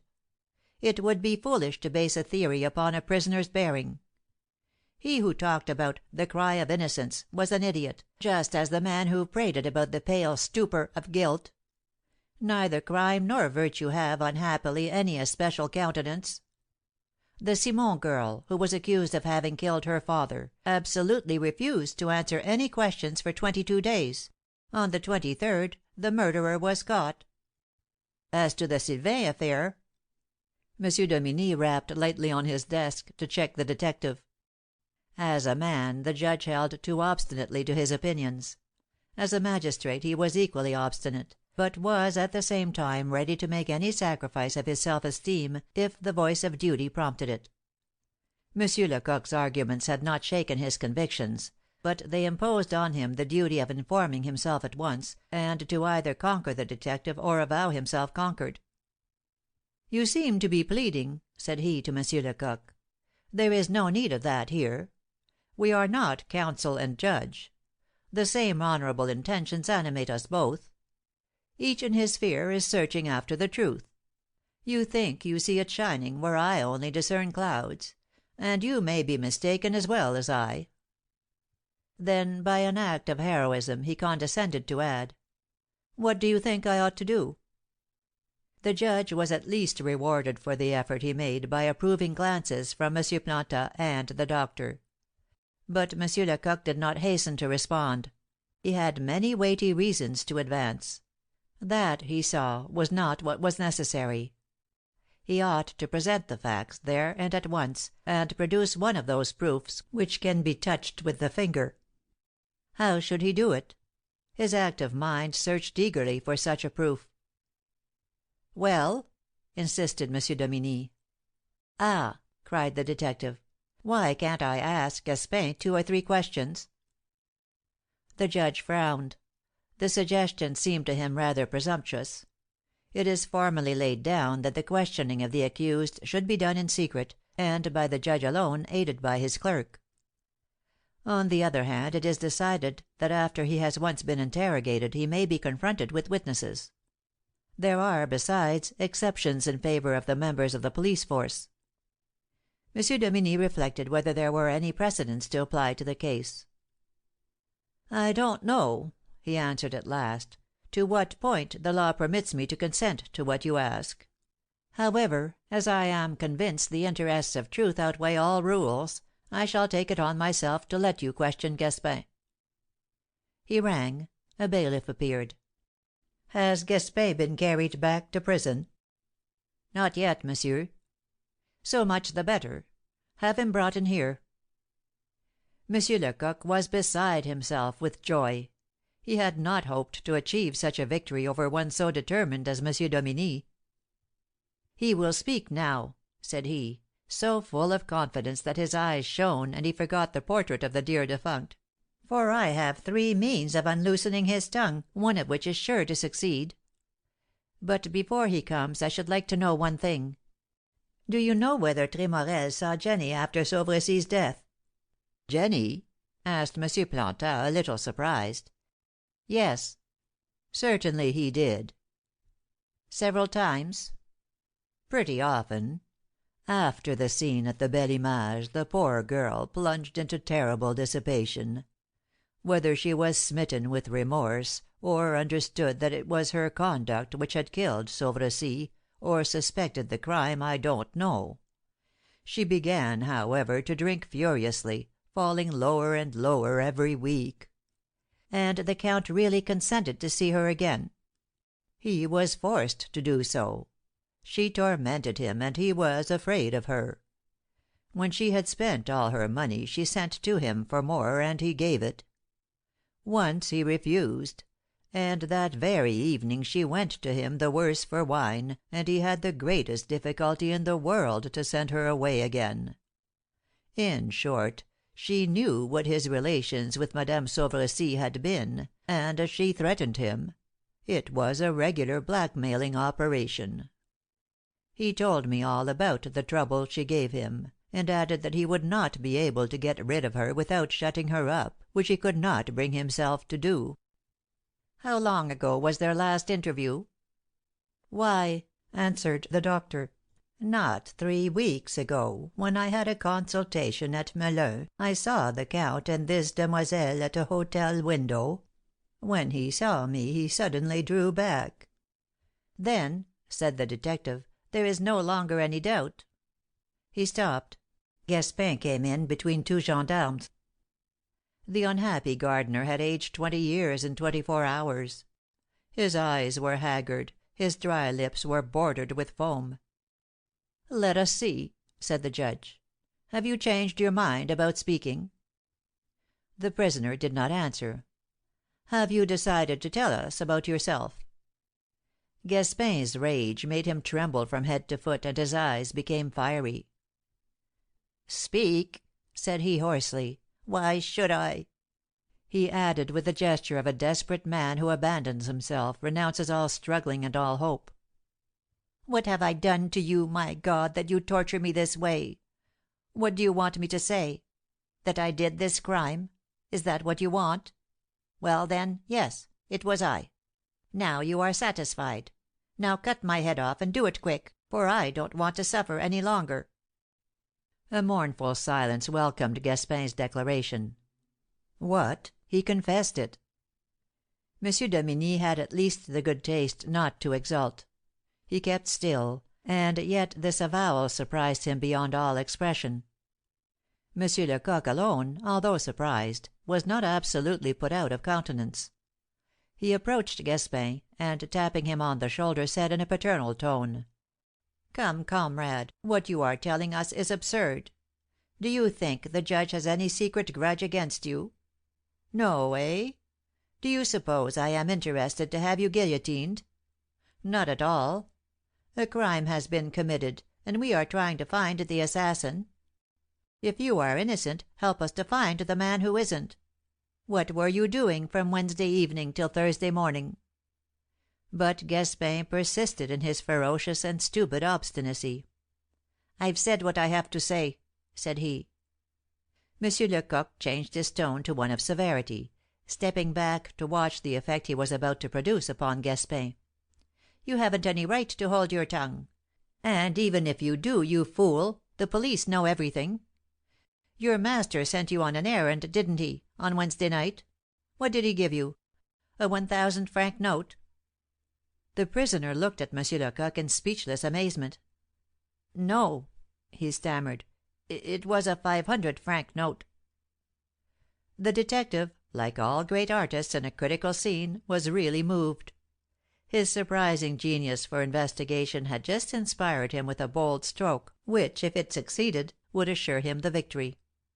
"Now," said he, "tell me the woman's name." "I don't know." "You are only a fool, then. She is short, isn't she, quite pretty, brown and pale, with very large eyes?" "You know her, then?" said Gaspin, in a voice trembling with emotion. "Yes, comrade, and if you want to know her name to put in your prayers, she is called Jenny." Men who are really able in some specialty, whatever it may be, never uselessly abuse their superiority. Their satisfaction at seeing it recognized is sufficient reward. M. Lecoq softly enjoyed his triumph, while his hearers wondered at his perspicacity. A rapid chain of reasoning had shown him not only Tremorel's thoughts, but also the means he had employed to accomplish his purpose. Gaspin's astonishment soon changed to anger. He asked himself how this man could have been informed of things which he had every reason to believe were secret. Lecoq continued: "Since I have told you the woman's name, tell me now how and why the Count gave you a 500-franc note." "It was just as I was going out. The Count had no change, and did not want to send me to Orcival for it. I was to bring back the rest." "And why didn't you rejoin your companions at the wedding in Batignolles?" No answer. "What was the errand which you were to do for the Count?" Gaspin hesitated. His eyes wandered from one to another of those present, and he seemed to discover an ironical expression on all the faces. It occurred to him that they were making sport of him, and had set a snare into which he had fallen. A great despair took possession of him. "Ah!" cried he, addressing M. Lecoq, "you have deceived me. You have been lying so as to find out the truth. I have been such a fool as to answer you, and you are going to turn it all against me. What, are you going to talk nonsense again?" "No, but I see just how it is, and you won't catch me again. Now I'd rather die than say a word." The detective tried to reassure him, but he added: "Besides, I'm as sly as you. I have told you nothing but lies." This sudden whim surprised no one. Some prisoners entrench themselves behind a system of defence, and nothing can divert them from it. Others vary with each new question, denying what they have just affirmed, and constantly inventing some new absurdity which anon they reject again. M. Lecoq tried in vain to draw Gaspin from his silence. M. Dominy made the same attempt, and also failed. To all questions he only answered: "I don't know." At last the detective waxed impatient. "See here," said he to Gaspin, "I took you for a young man of sense, and you are only an ass. Do you imagine that we don't know anything? Listen. On the night of Madame Denis's wedding, you were ready to go off with your comrades, and had just borrowed 20 francs from the valet when the Count called you. He made you promise absolute secrecy, a promise which, to do you justice, you kept. He told you to leave the other servants at the station and go to Vulcan's Forge, where you were to buy for him a hammer, a file, a chisel, and a dirk. These you were to carry to a certain woman. Then he gave you this famous 500-franc note, telling you to bring him back the change when you returned next day. Isn't that so?" An affirmative response glistened in the prisoner's eyes. Still he answered: "I don't recollect it." "Now," pursued M. Lecoq, "I'm going to tell you what happened afterwards. You drank something, and got tipsy, and in short spent a part of the change of the note.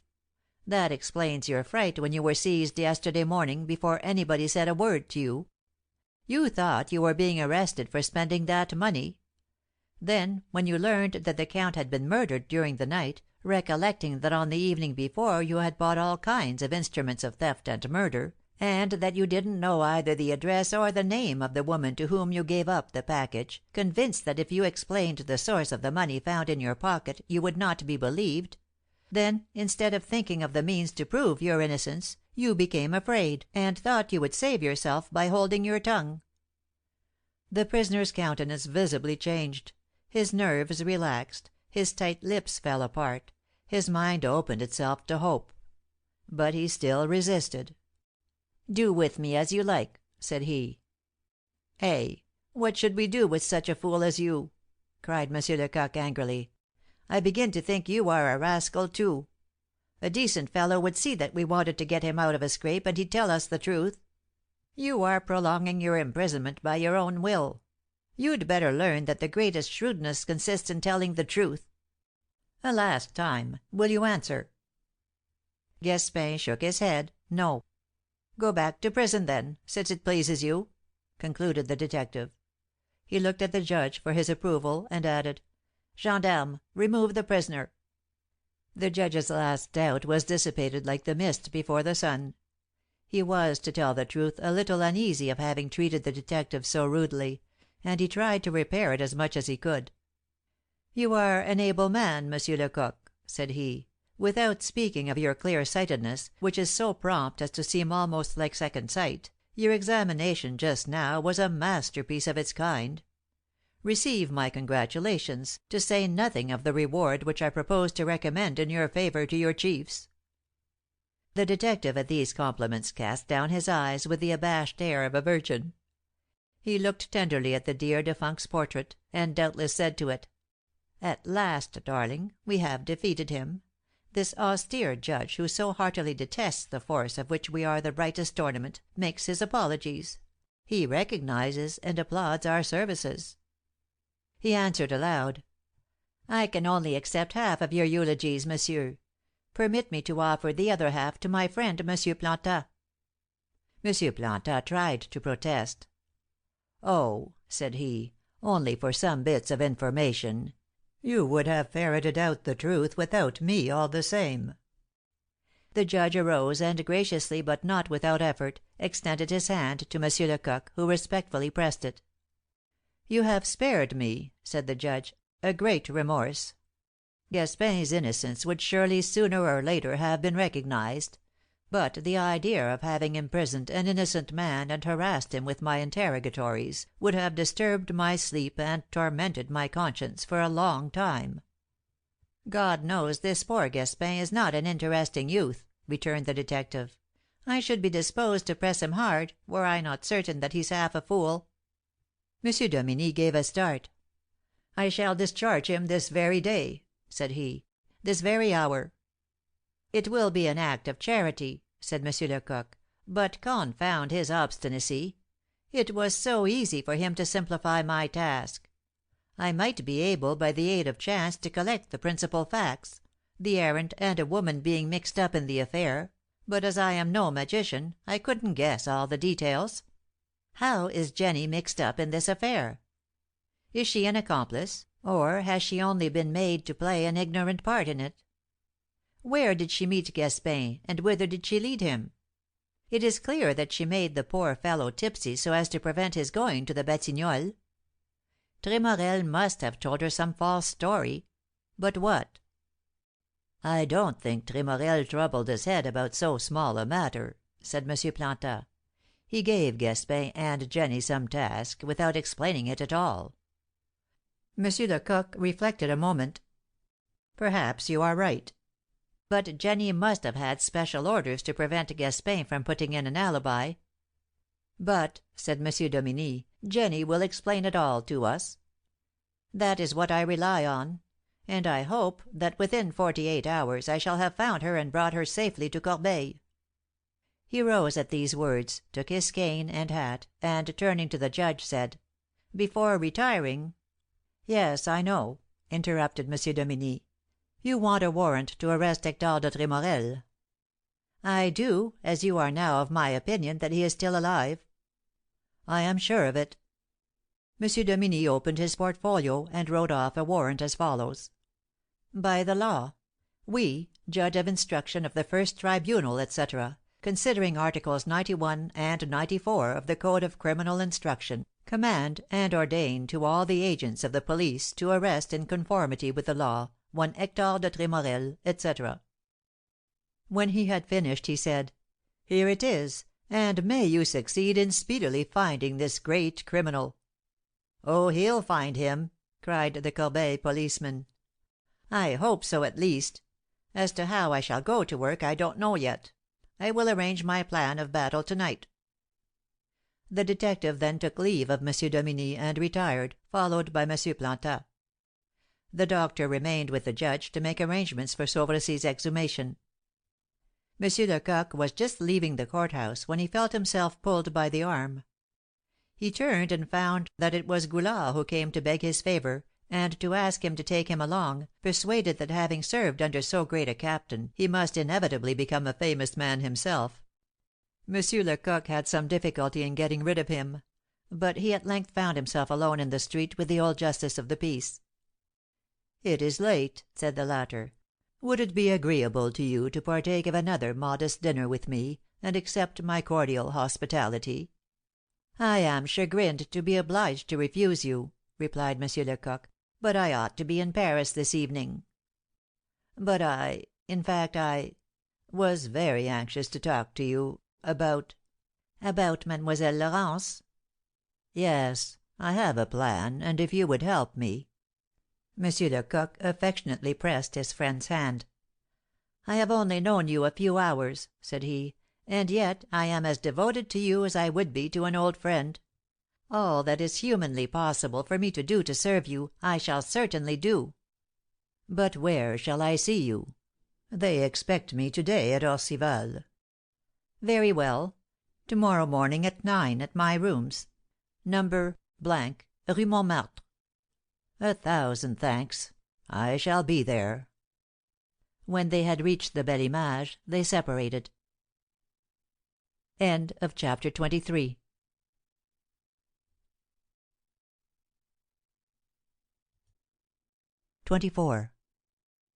9 o'clock had just struck in the belfry of the church of Saint Eustache, when M. Plantin reached Rue Montmartre and entered the house bearing the number which M. Lecoq had given him. "Monsieur Lecoq," said he to an old woman who was engaged in getting breakfast for 3 large cats which were mewing around her. The woman scanned him with a surprised and suspicious air. M. Plantin, when he was dressed up, had much more the appearance of a fine old gentleman than of a country attorney; and though the detective received many visits from all sorts of people, it was rarely that the denizens of the Faubourg St. Germain rung his bell. "Monsieur Lecoq's apartments," answered the old woman, "are on the 3rd story, the door facing the stairs." The justice of the peace slowly ascended the narrow, ill lighted staircase, which in its dark corners was almost dangerous. He was thinking of the strange step he was about to take. An idea had occurred to him, but he did not know whether it was practicable, and at all events he needed the aid and advice of the detective. He was forced to disclose his most secret thoughts, as it were, to confess himself, and his heart beat fast. The door opposite the staircase on the 3rd story was not like other doors. It was of plain oak, thick, without mouldings and fastened with iron bars. It would have looked like a prison door had not its sombreness been lightened by a heavily colored engraving of a cock crowing, with the legend, "Always Vigilant." Had the detective put his coat of arms up there? Was it not more likely that one of his men had done it? After examining the door more than a minute, and hesitating like a youth before its beloved gate, he rang the bell. A creaking of locks responded, and through the narrow bars of the peep-hole he saw the hairy face of an old crone. "What do you want?" said the woman in a deep bass voice. "Monsieur Lecoq." "What do you want of him?" "He made an appointment with me for this morning." "Your name and business?" "Monsieur Plantin, Justice of the Peace at Orcival." "All right. Wait." The peep-hole was closed and the old man waited. "Peste!" growled he. "Everybody can't get in here, it seems."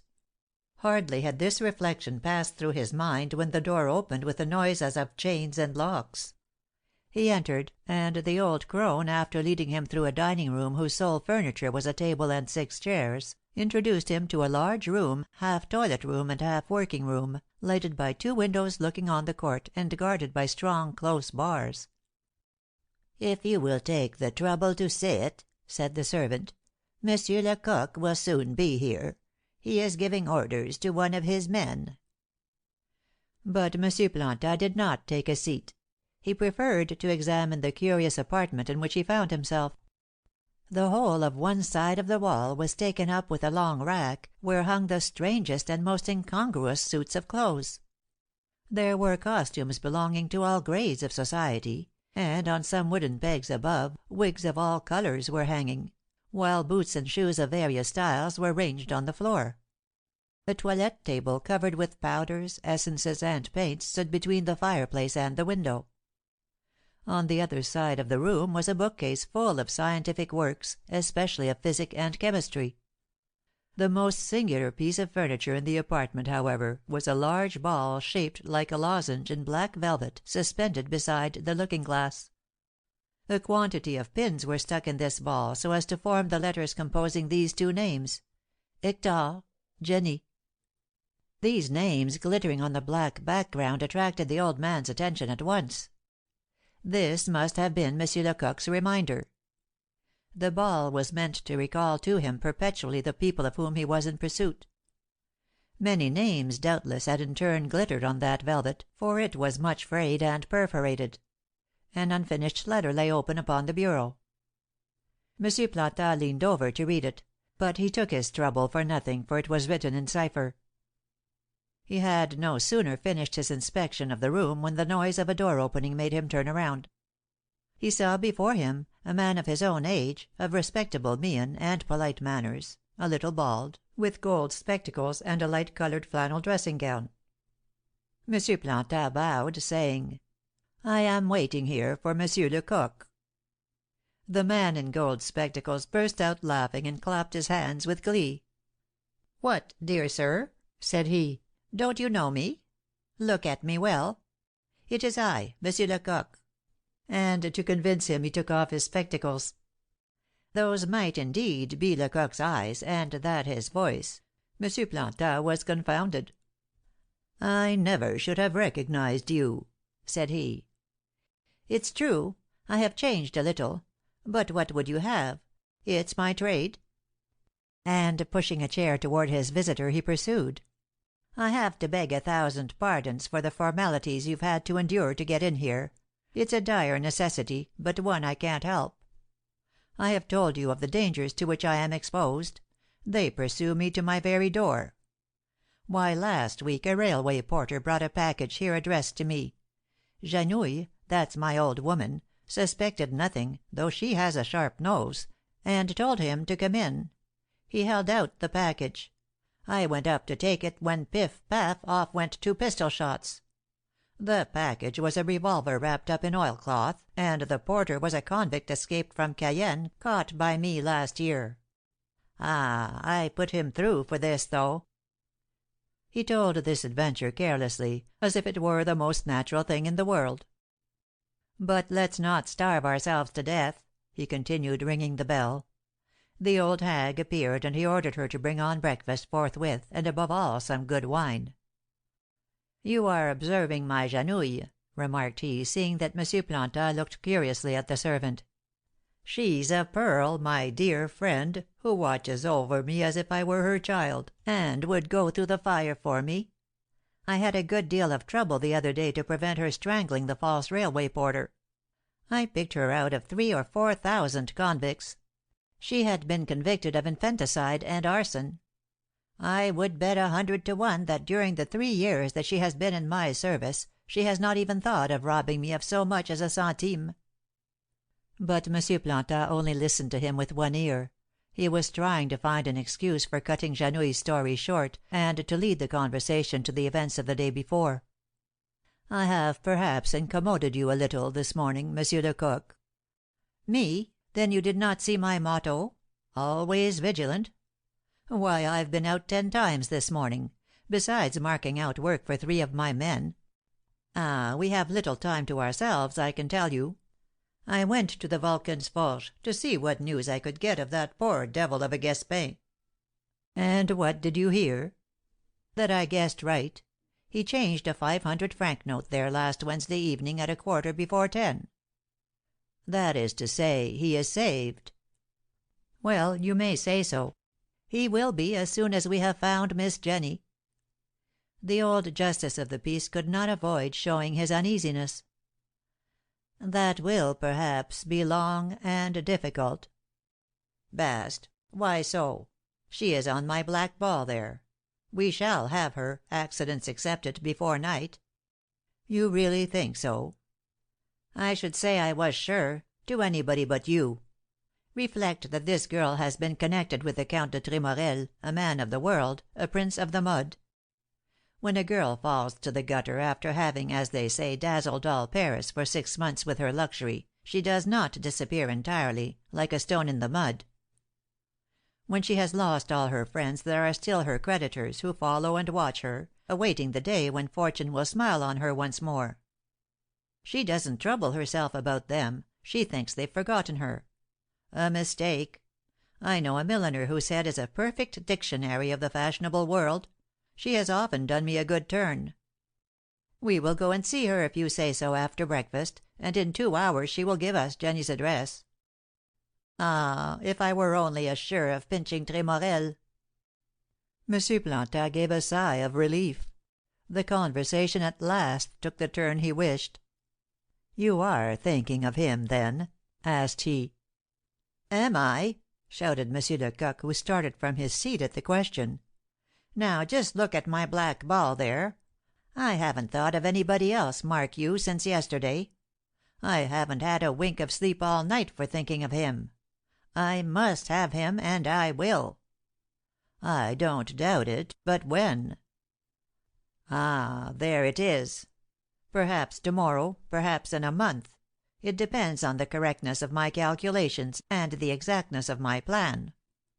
"What! Is your plan made?" "And decided on." Monsieur Plantat became attention itself. "I start from the principle that it is impossible for a man accompanied by a woman to hide from the police. In this case the woman is young, pretty, and in a noticeable condition 3 impossibilities more. Admit this, and we'll study Hector's character. He isn't a man of superior shrewdness, for we have found out all his dodges. He isn't a fool, because his dodges deceived people who are by no means fools. He is then a medium sort of a man, and his education, reading, relations, and daily conversation have procured him a number of acquaintances whom he will try to use. Now for his mind. We know the weakness of his character. Soft, feeble, vacillating, only acting in the last extremity. We have seen him shrinking from decisive steps, trying always to delay matters. He is given to being deceived by illusions, and to taking his desires for accomplished events. In short, he is a coward. And what is his situation? He has killed his wife, he hopes he has created a belief in his own death, he has eloped with a young girl, and he has got nearly or quite 1,000,000 of francs in his pocket. Now this position admitted, as well as the man's character and mind, can we by an effort of thought, reasoning from his known actions, discover what he has done in such and such a case? I think so, and I hope I shall prove it to you." Monsieur Lecoq rose and promenaded, as his habit was, up and down the room. "Now let's see," he continued, "how I ought to proceed in order to discover the probable conduct of a man whose antecedents, traits, and mine are known to me. To begin with, I throw off my own individuality and try to assume his. I substitute his will for my own. I cease to be a detective, and become this man, whatever he is. In this case, for instance, I know very well what I should do if I were Tremorel. I should take such measures as would throw all the detectives in the universe off the scent. But I must forget Monsieur Lecoq in order to become Hector de Tremorel. How would a man reason who was base enough to rob his friend of his wife and then see her poison her husband before his very eyes? We already know that Tremorel hesitated a good while before deciding to commit this crime. The logic of events which fools call fatality urged him on. It is certain that he looked upon the murder in every point of view, studied its results, and tried to find means to escape from justice. All his acts were determined on long beforehand, and neither immediate necessity nor unforeseen circumstances disturbed his mind. The moment he had decided on the crime, he said to himself, "Grant that Bertha has been murdered, thanks to my precautions, they think I have been killed too. Laurence, with whom I elope, writes a letter in which she announces her suicide. I have money. What must I do? The problem, it seems to me, is fairly put in this way." "Perfectly so," approved M. Plantat. "Naturally, Tremorel would choose from among all the methods of flight of which he had ever heard, or which he could imagine, that which seemed to him the surest and most prompt. Did he meditate leaving the country? That is more than probable. Only, as he was not quite out of his senses, he saw that it was most difficult in a foreign country to put justice off the track. If a man flies from France to escape punishment, he acts absurdly. Fancy a man and woman wandering about a country of whose language they are ignorant. They attract attention at once, are observed, talked about, followed. They do not make a purchase which is not remarked. They cannot make any movement without exciting curiosity. The further they go, the greater the danger. If they choose to cross the ocean and go to free America, they must go aboard a vessel, and the moment they do that they may be considered as good as lost. You might bet 20 to 1 they would find on landing on the other side a detective on the pier armed with a warrant to arrest them. I would engage to find a Frenchman in 8 days, even in London, unless he spoke pure enough English to pass for a citizen of the United Kingdom." Such were Tremorel's reflections. He recollected 1,000 futile attempts, 100 surprising adventures, narrated by the papers; and it is certain that he gave up the idea of going abroad. "It's clear," cried M. Planta, "perfectly plain and precise. We must look for the fugitives in France." "Yes," replied M. Lecoq. "Now let's find out where and how people can hide themselves in France. Would it be in the provinces? Evidently not. In Bordeaux, one of our largest cities, people stare at a man who is not a Bordelais. The shopkeepers on the quays say to their neighbors, 'Hey, do you know that man?' There are 2 cities, however, where a man may pass unnoticed, Marseilles and Lyons; but both of these are distant, and to reach them a long journey must be risked; and nothing is so dangerous as the railway since the telegraph was established. One can fly quickly, it's true; but on entering a railway carriage a man shuts himself in, and until he gets out of it he remains under the thumb of the police. Tremorel knows all this as well as we do. We will put all the large towns, including Lyons and Marseilles, out of the question. In short, it's impossible to hide in the provinces." "Excuse me, there is one means. That is, simply to buy a modest little place at a distance from towns and railways, and to go and reside on it under a false name. But this excellent project is quite above Tremorel's capacity, and requires preparatory steps which he could not risk, watched as he was by his wife. The field of investigation is thus much narrowed. Putting aside foreign parts, the provinces, the cities, the country, Paris remains. It is in Paris that we must look for Tremorel." M. Lecoq spoke with the certainty and positiveness of a mathematical professor. The old justice of the peace listened, as do the professor's scholars. But he was already accustomed to the detective's surprising clearness, and was no longer astonished. During the 24 hours that he had been witnessing M. Lecoq's calculations and gropings, he had seized the process and almost appropriated it to himself.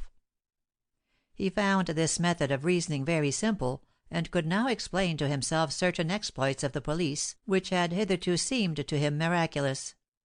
But M. Lecoq's narrow field of observation appeared still immense. "Paris is a large place," observed the old justice.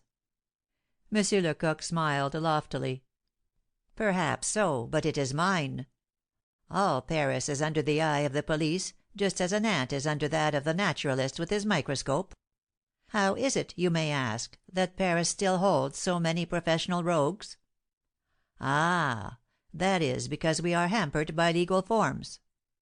The law compels us to use only polite weapons against those to whom all weapons are serviceable. The courts tie our hands. The rogues are clever, but be sure that our cleverness is much greater than theirs. But," interrupted M. Planta, "Tremorel is now outside the law. We have the warrant. What matters it? Does the warrant give me the right to search any house in which I may have reason to suppose he is hiding himself? No. If I should go to the house of one of Hector's old friends he would kick me out of doors. You must know that in France the police have to contend not only with the rogues, but also with the honest people." M. Lecoq always waxed warm on this subject. He felt a strong resentment against the injustice practised on his profession. Fortunately, at the moment when he was most excited, the black ball suddenly caught his eye. "The devil!" exclaimed he. "I was forgetting Hector." M. Planta, though listening patiently to his companion's indignant utterances, could not help thinking of the murderer. "You said that we must look for Tremorel in Paris," he remarked. "And I said truly," responded M. Lecoq in a calmer tone. I have come to the conclusion that here, perhaps within 2 streets of us, perhaps in the next house, the fugitives are hid. But let's go on with our calculation of probabilities. Hector knows Paris too well to hope to conceal himself even for a week in a hotel or lodging house. He knows these are too sharply watched by the police. He had plenty of time before him, and so arranged to hire apartments in some convenient house. He came to Paris 3 or 4 times some weeks ago. Then there's no longer any doubt about it. He hired some apartments under a false name, paid in advance, and to day he is comfortably ensconced in his new residence." Monsieur Planta seemed to feel extremely distressed at this. "I know it only too well, Monsieur Lecoq," said he sadly. "You must be right. But is not the wretch thus securely hidden from us? Must we wait till some accident reveals him to us? Can you search one by one all the houses in Paris?" The detective's nose wriggled under his gold spectacles, and the justice of the peace who observed it, and took it for a good sign, felt all his hopes reviving in him. "I've cudgelled my brain in vain," he began. "Pardon me," interrupted Monsieur Lecoq. "Having hired apartments, Tremorel naturally set about furnishing them." "Evidently." "Of course he would furnish them sumptuously, both because he is fond of luxury and has plenty of money, and because he couldn't carry a young girl from a luxurious home to a garret. I'd wager that they have as fine a drawing room as that at Valfeuillu." "Alas! How can that help us?" "Peste! It helps us much, my dear friend, as you shall see. Hector, as he wished for a good deal of expensive furniture, did not have recourse to a broker, nor had he the time to go to the Faubourg St. Antoine. Therefore he simply went to an upholsterer." "Some fashionable upholsterer." "No. He would have risked being recognized. It is clear that he assumed a false name, the same in which he had hired his rooms. He chose some shrewd and humble upholsterer, ordered his goods, made sure that they would be delivered on a certain day, and paid for them." Monsieur Planta could not repress a joyful exclamation. He began to see Monsieur Lecoq's drift. "This merchant," pursued the latter, "must have retained his rich customer in his memory, this customer who did not beat him down and paid cash. If he saw him again he would recognize him." "What an idea!" cried Monsieur Planta, delighted. "Let's get photographs and portraits of Tremorel as quick as we can. Let's send a man to Orcival for them." Monsieur Lecoq smiled shrewdly, and proceeded: "Keep yourself easy. I have done what was necessary. I slipped 3 of the Count's cartes de visite in my pocket yesterday during the inquest. This morning I took down, out of the directory, the names of all the upholsterers in Paris, and made 3 lists of them. At this moment 3 of my men, each with a list and a photograph, are going from upholsterer to upholsterer, showing them the picture and asking them if they recognize it as the portrait of one of their customers. If one of them answers yes, we've got our man." "And we will get him," cried the old man, pale with emotion. "Not yet. Don't shout victory too soon. It is possible that Hector was prudent enough not to go to the upholsterer's himself. In this case we are beaten in that direction. But no, he was not so sly as that." Monsieur Lecoq checked himself. Janouille for the 3rd time opened the door and said in a deep bass voice: "Breakfast is ready." Janouille was a remarkable cook. Monsieur Planta had ample experience of the fact when he began upon her dishes. But he was not hungry, and could not force himself to eat. He could not think of anything but a plan which he had to propose to his host, and he had that oppressive feeling which is experienced when one is about to do something which has been decided on with hesitation and regret.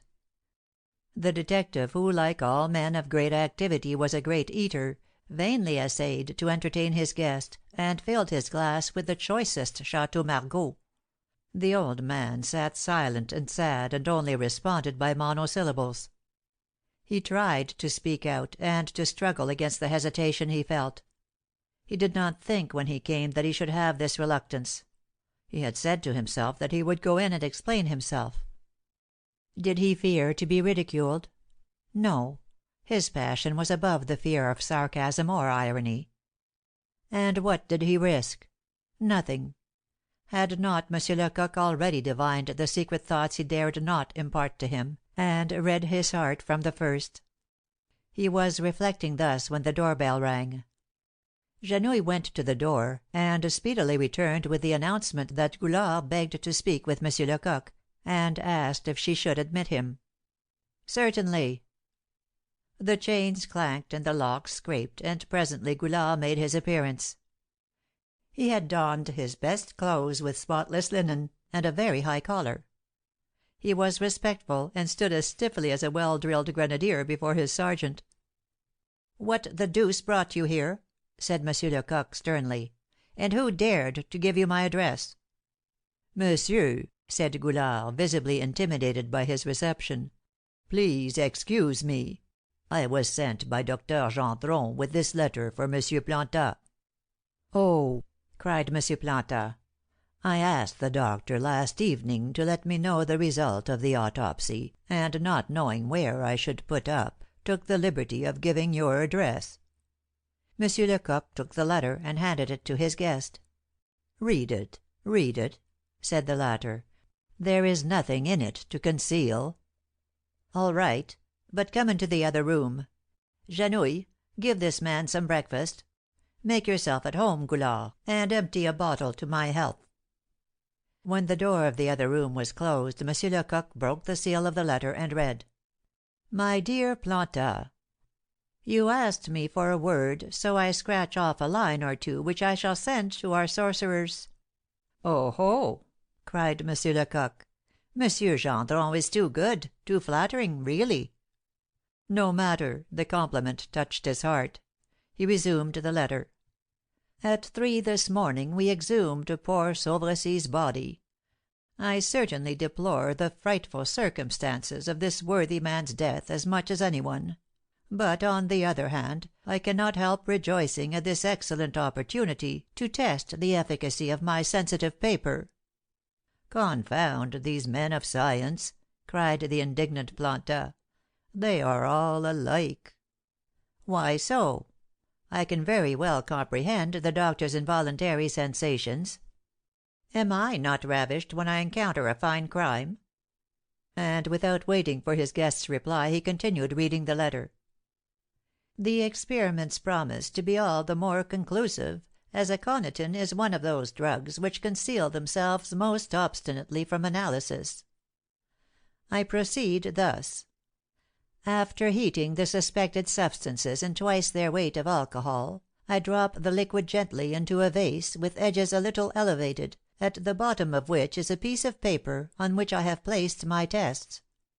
If my paper retains its colour, there is no poison; if it changes, the poison is there. In this case my paper was of a light yellow colour, and, if we were not mistaken, it ought either to become covered with brown spots or completely brown. I explained this experiment beforehand to the judge of instruction and the experts who were assisting me. Ah, my friend, what a success I had! When the first drops of alcohol fell, the paper at once became a dark brown. Your suspicions are thus proved to be quite correct. The substances which I submitted to the test were liberally saturated with aconitine. I never obtained more decisive results in my laboratory.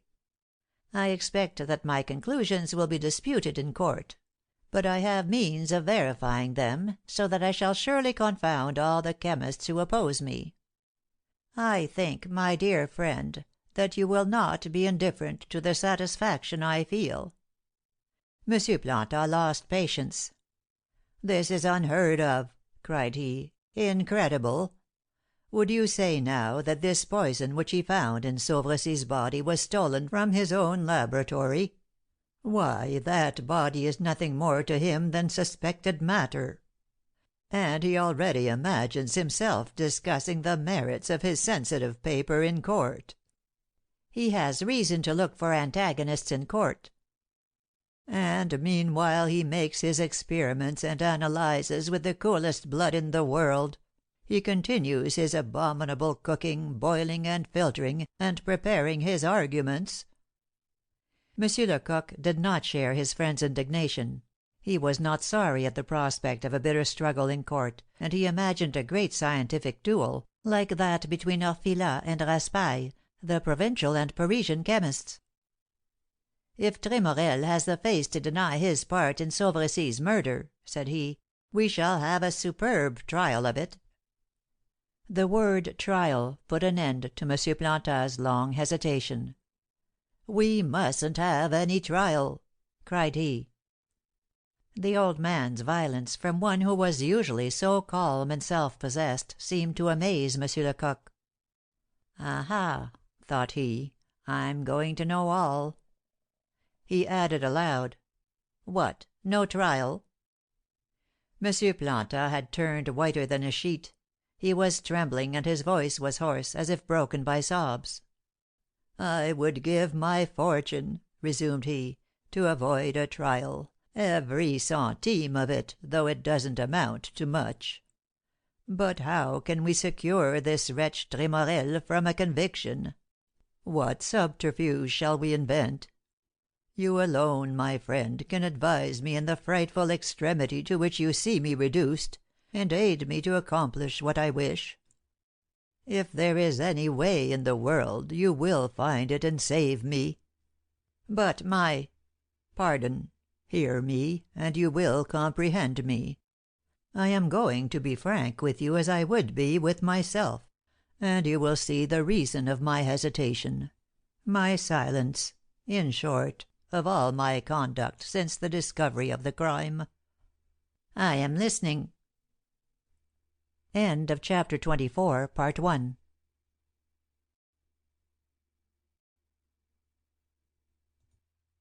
24. "I am listening." "It's a sad history, Lecoq. I had reached an age at which a man's career is, as they say, finished, when I suddenly lost my wife and my 2 sons, my whole joy, my whole hope in this world. I found myself alone in life, more lost than the shipwrecked man in the midst of the sea, without a plank to sustain me. I was a soulless body, when chance brought me to settle down at Orcival. There I saw Laurence.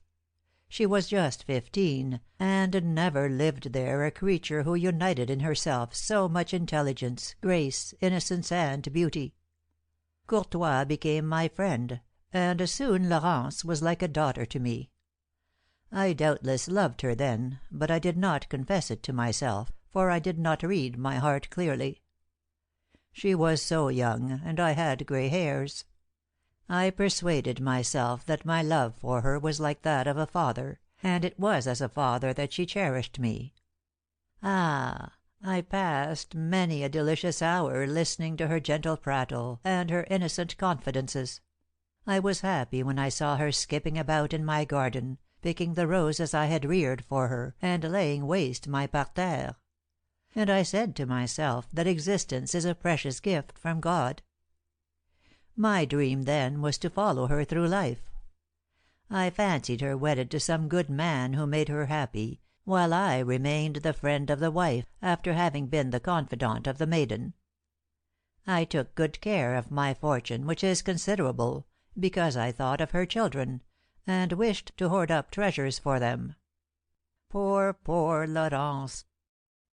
Monsieur Lecoq fidgeted in his chair, rubbed his face with his handkerchief, and seemed ill at ease. He was really much more touched than he wished to appear. "One day," pursued the old man, "my friend Courtois spoke to me of her marriage with Tremorel. Then I measured the depth of my love. I felt terrible agonies, which it is impossible to describe. It was like a long smothered fire which suddenly breaks forth and devours everything. To be old, and to love a child, I thought I was going crazy. I tried to reason, to upbraid myself, but it was of no avail. What can reason or irony do against passion? I kept silent and suffered. To crown all, Laurence selected me as her confidant. What torture! She came to me to talk of Hector. She admired in him all that seemed to her superior to other men, so that none could be compared with him. She was enchanted with his bold horseback riding, and thought everything he said sublime." "Did you know what a wretch Tremorel was?" "Alas, I did not yet know it. What was this man who lived at Bellefeuille to me? But from the day that I learned that he was going to deprive me of my most precious treasure, I began to study him. I should have been somewhat consoled if I had found him worthy of her. So I dogged him, as you, Monsieur Lecoq, cling to the criminal whom you are pursuing. I went often to Paris to learn what I could of his past life. I became a detective, and went about questioning everybody who had known him, and the more I heard of him the more I despised him. It was thus that I found out his interviews with Jenny and his relations with Bertha." "Why didn't you divulge them?" "Honor commanded silence. Had I a right to dishonor my friend and ruin his happiness and life, because of this ridiculous, hopeless love? I kept my own counsel after speaking to Courtois about Jenny, at which he only laughed. When I hinted something against Hector to Laurence, she almost ceased coming to see me." "Ah! I shouldn't have had either your patience or your generosity." "Because you are not as old as I, Monsieur Lecoq. Oh, I cruelly hated this Tremorel. I said to myself, when I saw three women of such different characters smitten with him, what is there in him to be so loved?" "Yes," answered Monsieur Lecoq, responding to a secret thought, "women often err. They don't judge men as we do." "Many a time," resumed the justice of the peace, "I thought of provoking him to fight with me that I might kill him. But then Laurence would not have looked at me any more. However, I should perhaps have spoken at last had not Sauvercy fallen ill and died. I knew that he had made his wife and Tremorel swear to marry each other. I knew that a terrible reason forced them to keep their oath, and I thought Laurence saved. Alas! On the contrary, she was lost. One evening, as I was passing the mayor's house, I saw a man getting over the wall into the garden. It was Tremorel. I recognized him perfectly. I was beside myself with rage, and swore that I would wait and murder him. I did wait, but he did not come out that night." Monsieur Planta hid his face in his hands. His heart bled at the recollection of that night of anguish, the whole of which he had passed in waiting for a man in order to kill him. Monsieur Lecoq trembled with indignation. "This Tremorel," cried he, "is the most abominable of scoundrels. There is no excuse for his infamies and crimes. And yet you want to save him from trial, the galleys, the scaffold which await him." The old man paused a moment before replying. Of the thoughts which now crowded tumultuously in his mind, he did not know which to utter first. Words seemed powerless to betray his sensations. He wanted to express all that he felt in a single sentence. "What matters Tremorel to me?" said he at last. "Do you think I care about him? I don't care whether he lives or dies, whether he succeeds in flying, or ends his life some morning in the Place Roquette." "Then why have you such a horror of a trial?" "Because " "Are you a friend to his family, and anxious to preserve the great name which he has covered with mud, and devoted to infamy?" "No, but I am anxious for Laurence, my friend. The thought of her never leaves me." "But she is not his accomplice. She is totally ignorant. There's no doubt of it, that he has killed his wife." "Yes," resumed M. Planta, "Laurence is innocent. She is only the victim of an odious villain. It is none the less true, though, that she would be more cruelly punished than he. If Tremorel is brought before the court, she will have to appear, too, as a witness if not as a prisoner. And who knows that her truth will not be suspected? She will be asked whether she had really no knowledge of the project to murder Bertha, and whether she did not encourage it. Bertha was her rival. It is natural to suppose that she hated her.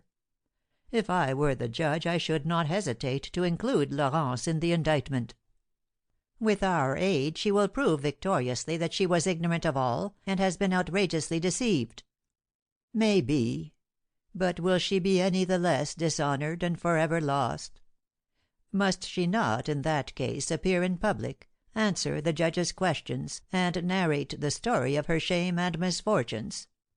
Must not she say where, when, and how she fell, and repeat the villain's words to her? Can you imagine that of her own free will she compelled herself to announce her suicide at the risk of killing her parents with grief? No. Then she must explain what menaces forced her to do this, which surely was not her own idea. And worse than all, she will be compelled to confess her love for Tremorel. No, answered the detective. Let us not exaggerate anything. You know as well as I do that justice is most considerate with the innocent victims of affairs of this sort. Consideration? Eh? Could justice protect her, even if it would, from the publicity in which trials are conducted? You might touch the magistrates' hearts. But there are 50 journalists who, since this crime, have been cutting their pens and getting their paper ready. Do you think that to please us they would suppress the scandalous proceedings which I am anxious to avoid, and which the noble name of the murderer would make a great sensation? Does not this case unite every feature which gives success to judicial dramas? Oh, there's nothing wanting, neither unworthy passion, nor poison, nor vengeance, nor murder. Laurence represents in it the romantic and sentimental element. She, my darling girl, will become a heroine of the Assizes. It is she who will attract the readers of the Police Gazette. The reporters will tell when she blushes and when she weeps. They will rival each other in describing her toilette and bearing. Then there will be the photographers besieging her, and if she refuses to sit, portraits of some hussy of the street will be sold as hers. She will yearn to hide herself, but where? Can a few locks and bars shelter her from eager curiosity? She will become famous. What shame and misery! If she is to be saved, Monsieur Lecoq, her name must not be spoken. I ask of you, is it possible? Answer me." The old man was very violent, yet his speech was simple, devoid of the pompous phrases of passion. Anger lit up his eyes with a strange fire. He seemed young again. He loved, and defended his beloved. Monsieur Lecoq was silent. His companion insisted. "Answer me." "Who knows?" "Why seek to mislead me? Haven't I, as well as you, had experience in these things? If Tremorel is brought to trial, all is over with Laurence. And I love her. Yes, I dare to confess it to you, and let you see the depth of my grief. I love her now as I have never loved her. She is dishonored, an object of contempt, perhaps still adores this wretch. What matters it? I love her 1,000 times more than before her fall, for then I loved her without hope, while now—" He stopped, shocked at what he was going to say. His eyes fell before Monsieur Lecoq's steady gaze, and he blushed for this shameful yet human hope that he had betrayed. "You know all now," resumed he, in a calmer tone. "Consent to aid me, won't you? Ah, if you only would, I should not think I had repaid you were I to give you half my fortune. And I am rich." Monsieur Lecoq stopped him with a haughty gesture. "Enough, Monsieur Plantat," said he, in a bitter tone. "I can do a service to a person whom I esteem, love, and pity with all my soul, but I cannot sell such a service." "Believe that I did not wish—" "Yes, yes, you wished to pay me. Oh, don't excuse yourself, don't deny it. There are professions, I know, in which manhood and integrity seem to count for nothing. Why offer the money? What reason have you for judging me so mean as to sell my favors? You are like the rest, who can't fancy what a man in my position is. If I wanted to be rich, richer than you, I could be so in a fortnight. Don't you see that I hold in my hands the honour and lives of 50 people? Do you think I tell all I know? I have here," added he, tapping his forehead, 20 secrets that I could sell to morrow, if I would, for a plump 100,000 apiece." He was indignant, but beneath his anger a certain sad resignation might be perceived. He had often to reject such offers. "If you go and resist this prejudice established for ages, and say that a detective is honest and cannot be otherwise, that he is tenfold more honest than any merchant or notary, because he has tenfold the temptations without the benefits of his honesty, if you say this they'll laugh in your face. I could get together to morrow, with impunity, without any risk, at least 1,000,000. Who would mistrust it? I have a conscience, it's true; but a little consideration for these things would not be unpleasant. When it would be so easy for me to divulge what I know of those who have been obliged to trust me, or things which I have surprised, there is perhaps a merit in holding my tongue. And still, the first man who should come along to morrow, a defaulting banker, a ruined merchant, a notary who has gambled on 'Change, would feel himself compromised by walking up the boulevard with me. A policeman? Fie! But old Tabaret used to say to me that the contempt of such people was only one form of fear." M. Planta was dismayed. How could he, a man of delicacy, prudence, and finesse, have committed such an awkward mistake? He had just cruelly wounded this man, who was so well disposed toward him, and he had everything to fear from his resentment. "Far be it from me, dear friend," he commenced, "to intend the offence you imagine. You have misunderstood an insignificant phrase, which I let escape carelessly, and had no meaning at all." M. Lecoq grew calmer. "Perhaps so.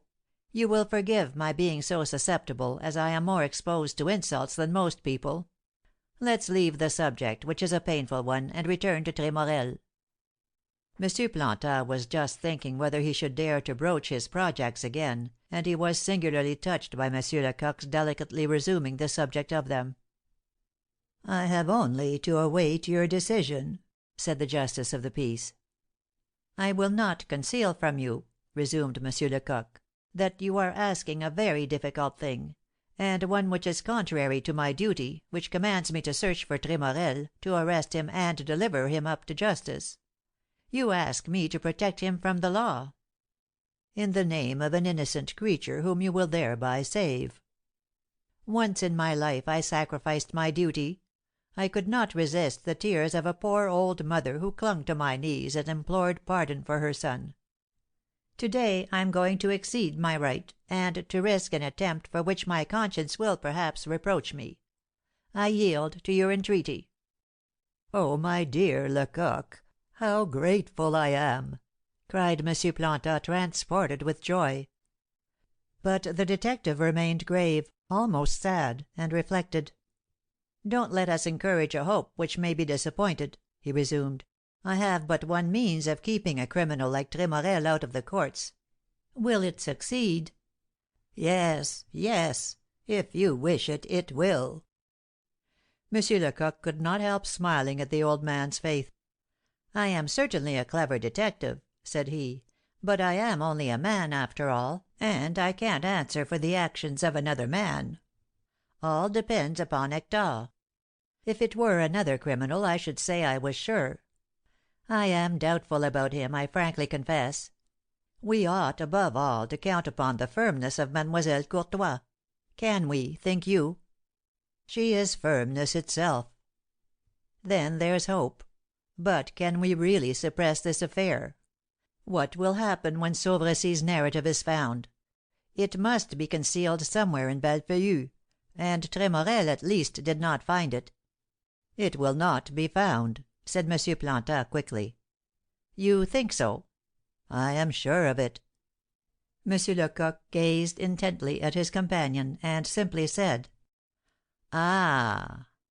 But this is what he thought. At last I am going to find out where the manuscript which we heard read the other night, and which is in 2 handwritings, came from." After a moment's hesitation, M. Plantin went on: "I have put my life in your hands, M. Lecoq.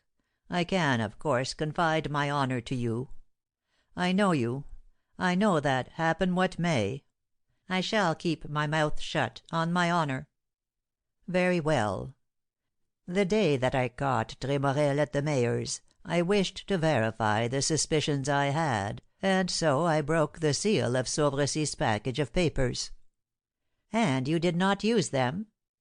"I was dismayed at my abuse of confidence. Besides, had I the right to deprive poor Sauveressie, who was dying, in order to avenge himself of his vengeance?" "But you gave the papers to Madame de Tremorel." "True. But Bertha had a vague presentiment of the fate that was in store for her. About a fortnight before her death, she came and confided to me her husband's manuscript, which she had taken care to complete. I broke the seals and read it, to see if he had died a violent death." "Why, then, didn't you tell me? Why did you let me hunt, hesitate, grope about?" "I love Laurence, M. Lecoq, and to deliver up Tremorel was to open an abyss between her and me." The detective bowed. "The deuce!" thought he. "The old justice is shrewd, as shrewd as I am. Well, I like him, and I'm going to give him a surprise." M. Plantin yearned to question his host, and to know what the sole means of which he spoke were, which might be successful in preventing a trial and saving Laurence, but he did not dare to do so. The detective bent over his desk, lost in thought. He held a pencil in his hand and mechanically drew fantastic figures on a large sheet of white paper which lay before him. He suddenly came out of his reverie. He had just solved a last difficulty. His plan was now entire and complete. He glanced at the clock. 2 o'clock," cried he, "and I have an appointment between 3 and 4 with Madame Charmant about Jenny." "I am at your disposal," returned his guest. "All right. When Jenny is disposed of we must look after Tremorel. So let's take our measures to finish it up to day." "What! Do you hope to do everything to day?" "Certainly. Rapidity is above all necessary in our profession. It often takes a month to regain an hour lost. We've a chance now of catching Hector by surprise. To morrow it will be too late. Either we shall have him within 24 hours, or we must change our batteries. Each of my 3 men has a carriage and a good horse. They may be able to finish with the upholsterers within an hour from now. If I calculate aright, we shall have the address in an hour, or at most in 2 hours, and then we will act." Lecoq, as he spoke, took a sheet of paper surmounted by his arms out of his portfolio, and rapidly wrote several lines. "See here," said he, "what I've written to one of my lieutenants. 'Monsieur Job, get together 6 or 8 of our men at once, and take them to the wine merchants at the corner of the Rue des Martyrs and the Rue Lamartine. Await my orders there.'" "Why there, and not here?" "Because we must avoid needless excursions. At the place I have designated we are only 2 steps from Madame Charmant's, and near Tremorel's retreat; for the wretch has hired his rooms in the quarter of Notre Dame de Lorette." M. Plantin gave an exclamation of surprise. "What makes you think that?" The detective smiled, as if the question seemed foolish to him. "Don't you recollect that the envelope of the letter addressed by Mademoiselle Courtois to her family to announce her suicide bore the Paris postmark, and that of the branch office of Rue St. Lazare? Now listen to this. On leaving her aunt's house, Laurence must have gone directly to Tremorel's apartments, the address of which he had given her, and where he had promised to meet her on Thursday morning. She wrote the letter, then, in his apartments. Can we admit that she had the presence of mind to post the letter in another quarter than that in which she was? It is at least probable that she was ignorant of the terrible reasons which Tremorel had to fear a search and pursuit. Had Hector foresight enough to suggest this trick to her? No, for if he wasn't a fool he would have told her to post the letter somewhere outside of Paris. It is therefore scarcely possible that it was posted anywhere else than at the nearest branch office." These suppositions were so simple that M. Plantin wondered he had not thought of them before. But men do not see clearly in affairs in which they are deeply interested. Passion dims the eyes, as heat in a room dims a pair of spectacles. He had lost, with his coolness, a part of his clear-sightedness. His anxiety was very great, for he thought M. Lecoq had a singular mode of keeping his promise. "It seems to me," he could not help remarking, "that if you wish to keep Hector from trial, the men you have summoned together will be more embarrassing than useful." M. Lecoq thought that his guest's tone and look betrayed a certain doubt, and was irritated by it. "Do you distrust me, M. Plantin?" The old man tried to protest. "Believe me " "You have my word," resumed M. Lecoq, "and if you knew me better you would know that I always keep it when I have given it. I have told you that I would do my best to save Mademoiselle Laurence. But remember that I have promised you my assistance, not absolute success. Let me, then, take such measures as I think best." So saying, he rang for Janouille. "Here's a letter," said he, when she appeared, "which must be sent to Job at once." "I will carry it." "By no means. You will be pleased to remain here and wait for the men that I sent out this morning. As they come in, send them to the wine merchant's at the corner of the Rue des Martyrs. You know it, opposite the church. They'll find a numerous company there." As he gave his orders he took off his gown, assumed a long black coat, and carefully adjusted his wig. "Will monsieur be back this evening?"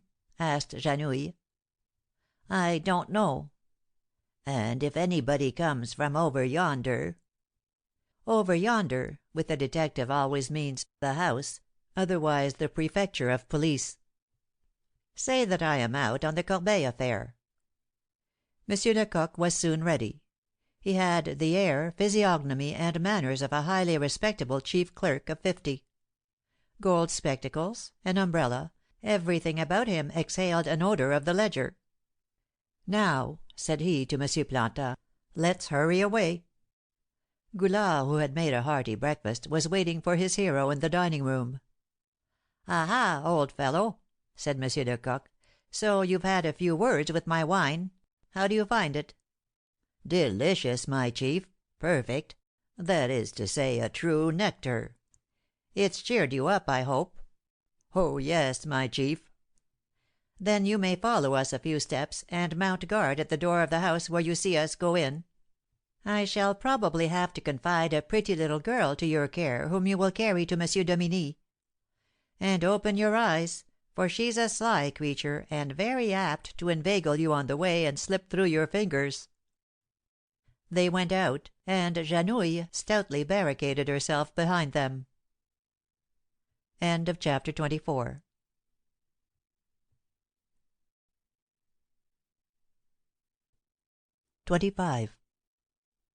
Whosoever needs a loan of money, or a complete suit of clothes in the top of fashion, a pair of ladies' boots, or an Indian cashmere, a porcelain table service, or a good picture, whosoever desires diamonds, curtains, laces, a house in the country, or a provision of wood for winter fires, may procure all these and many other things besides at Madame Charmant's. Madame Charmant lives at 136 Rue Notre Dame de Lorette, on the first story above the ground floor. Her customers must give Madame some guarantee of their credit. A woman, if she be young and pretty, may be accommodated at Madame's at the reasonable rate of 200% interest. Madame has at these rates considerable custom, and yet has not made a large fortune. She must necessarily risk a great deal, and bears heavy losses as well as receives large profits. Then she is, as she is pleased to say, too honest. And true enough, she is honest. She would rather sell her dress off her back than let her signature go to protest. Madame is a blonde, slight, gentle, and not wanting in a certain distinction of manner. She invariably wears, whether it be summer or winter, a black silk dress. They say she has a husband, but no one has ever seen him, which does not prevent his reputation for good conduct from being above suspicion. However honorable as may be Madame Charmant's profession, she has more than once had business with Monsieur Lecoq. She has need of him and fears him as she does fire. She therefore welcomed the detective and his companion, whom she took for one of his colleagues, somewhat as the supernumerary of a theatre would greet his manager if the latter chanced to pay him a visit in his humble lodgings.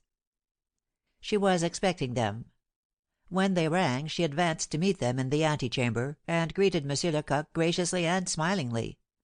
She conducted them into her drawing room, invited them to sit in her best armchairs, and pressed some refreshments upon them. "I see, dear madame," began Monsieur Lecoq, "that you have received my little note." "Yes, Monsieur Lecoq, early this morning. I was not up." "Very good. And have you been so kind as to do the service I asked?" "How can you ask me when you know that I would go through the fire for you? I set about it at once, getting up expressly for the purpose." "Then you've got the address of Pelagie Taponnet, called Jenny?" "Yes, I have," returned Madame Charmant, with an obsequious bow. "If I were the kind of woman to magnify my services, I would tell you what trouble it cost me to find this address, and how I ran all over Paris and spent 10 francs in cab hire. Well, let's come to the point. The truth is I had the pleasure of seeing Miss Jenny day before yesterday." "You are joking." "Not the least in the world. And let me tell you that she is a very courageous and honest girl." "Really?" "She is, indeed. Why, she has owed me 480 francs for 2 years. I hardly thought the debt worth much, as you may imagine. But Jenny came to me day before yesterday all out of breath, and told me that she had inherited some money, and had brought me what she owed me. And she was not joking, either, for her purse was full of bank notes, and she paid me the whole of my bill. She's a good girl," added Madame Charmant, as if profoundly convinced of the truth of her encomium. Monsieur Lecoq exchanged a significant glance with the old justice. The same idea struck them both at the same moment. These bank notes could only be the payment for some important service rendered by Jenny to Tremorel. Monsieur Lecoq, however, wished for more precise information. "What was Jenny's condition before this windfall?" asked he. "Ah, Monsieur Lecoq, she was in a dreadful condition. Since the count deserted her she has been constantly falling lower and lower. She sold all she had, piece by piece. At last she mixed with the worst kind of people, drank absinthe, they say, and had nothing to put on her back. When she got any money she spent it on a parcel of hussies instead of buying clothes." "And where is she living?" "Right by, in a house in the Rue Vintimille." "If that is so," replied Monsieur Lecoq, severely, "I am astonished that she is not here." "It's not my fault, dear Monsieur Lecoq. I know where the nest is, but not where the bird is. She was away this morning when I sent for her." "The deuce! But, then, it's very annoying. I must hunt her up at once." "You needn't disturb yourself. Jenny ought to return before 4 o'clock, and one of my girls is waiting for her with orders to bring her here as soon as she comes in, without even letting her go up to her room." "We'll wait for her, then." Monsieur Lecoq and his friend waited about a quarter of an hour, when Madame Charmant suddenly got up. "I hear my girl's step on the stairs," said she. "Listen to me," answered Monsieur Lecoq. "If it is she, manage to make Jenny think that it was you who sent for her. We will seem to have come in by the merest chance." Madame Charmant responded by a gesture of assent. She was going towards the door when the detective detained her by the arm. "One word more. When you see me fairly engaged in conversation with her, please be so good as to go and overlook your work people in the shops. What I have to say will not interest you in the least." "I understand." "But no trickery, you know. I know where the closet of your bedroom is, well enough to be sure that everything that is said here may be overheard in it." Madame Charmant's emissary opened the door. There was a loud rustling of silks along the corridor, and Jenny appeared in all her glory. She was no longer the fresh and pretty minx whom Hector had known. the provoking, large-eyed Parisian demoiselle, with haughty head and petulant grace. A single year had withered her, as a too hot summer does the roses, and had destroyed her fragile beauty beyond recall. She was not 20, and still it was hard to discern that she had been charming and was yet young. For she had grown old like vice. Her worn features and hollow cheeks betrayed the dissipations of her life. Her eyes had lost their long, languishing lids. Her mouth had a pitiful expression of stupefaction, and absinthe had broken the clear tone of her voice. She was richly dressed in a new robe, with a great deal of lace and a jaunty hat, yet she had a wretched expression. She was all besmeared with rouge and paint. When she came in she seemed very angry. "What an idea!" she cried, without taking the trouble to bow to anyone. "What sense is there in sending for me to come here in this way, almost by force, and by a very impudent young woman?" Madame Charmant hastened to meet her old customer, embraced her in spite of herself, and pressed her to her heart. "Why, don't be so angry, dear. I thought you would be delighted, and overwhelm me with thanks." "I? What for?" "Because, my dear girl, I had a surprise in store for you. Ah, I'm not ungrateful. You came here yesterday and settled your account with me, and to day I mean to reward you for it. Come, cheer up. You're going to have a splendid chance, because just at this moment I happen to have a piece of exquisite velvet." "A pretty thing to bring me here for." "All silk, my dear, at 30 francs the yard. Ah, 'tis wonderfully cheap, the best. Eh, what care I for your chance? Velvet in July! Are you making fun of me? Let me show it to you now." "Never! I am expected to dinner at Asnières, and so—" She was about to go away, despite Madame Charmant's attempts to detain her, when M. Lecoq thought it was time to interfere. "Why, am I mistaken?" cried he, as if amazed. "Is it really Miss Jenny whom I have the honour of seeing?" She scanned him with a half angry, half surprised air, and said: "Yes, it is. What of it?" "What! Are you so forgetful? Don't you recognise me?" "No, not at all." "Yet I was one of your admirers once, my dear, and used to breakfast with you when you lived near the Madeleine, in the count's time, you know." He took off his spectacles as if to wipe them, but really to launch a furious look at Madame Charmant, who, not daring to resist, beat a hasty retreat. "I knew Tremorel well in other days," resumed the detective. "And, by the by, have you heard any news of him lately?" "I saw him about a week ago." "Stop, though. Haven't you heard of that horrible affair?" "No. What was it?" "Really now, haven't you heard? Don't you read the papers? It was a dreadful thing, and has been the talk of all Paris for the past 48 hours." "Tell me about it, quick." "You know that he married the widow of one of his friends. He was thought to be very happy at home. Not at all. He has murdered his wife with a knife." Jenny grew pale under her paint. "Is it possible?" stammered she. She seemed much affected, but not very greatly surprised, which M. Lecoq did not fail to remark. "It is so possible," he resumed, "that he is at this moment in prison, will soon be tried, and without a doubt will be convicted." M. Planton narrowly observed Jenny. He looked for an explosion of despair, screams, tears, at least a light nervous attack. He was mistaken. Jenny now detested Tremorel. Sometimes she felt the weight of her degradation, and she accused Hector of her present ignominy. She heartily hated him, though she smiled when she saw him, got as much money out of him as she could, and cursed him behind his back. Instead of bursting into tears, she therefore laughed aloud. "Well done for Tremorel!" said she. "Why did he leave me? Good for her, too." "Why so?" "What did she deceive her husband for? It was she who took Hector from me, she, a rich married woman. But I've always said Hector was a poor wretch. Frankly, that's my notion, too. When a man acts as Tremorel has toward you, he's a villain." "It's so, isn't it?" "Parbleu! But I'm not surprised at his conduct. For his wife's murder is the least of his crimes.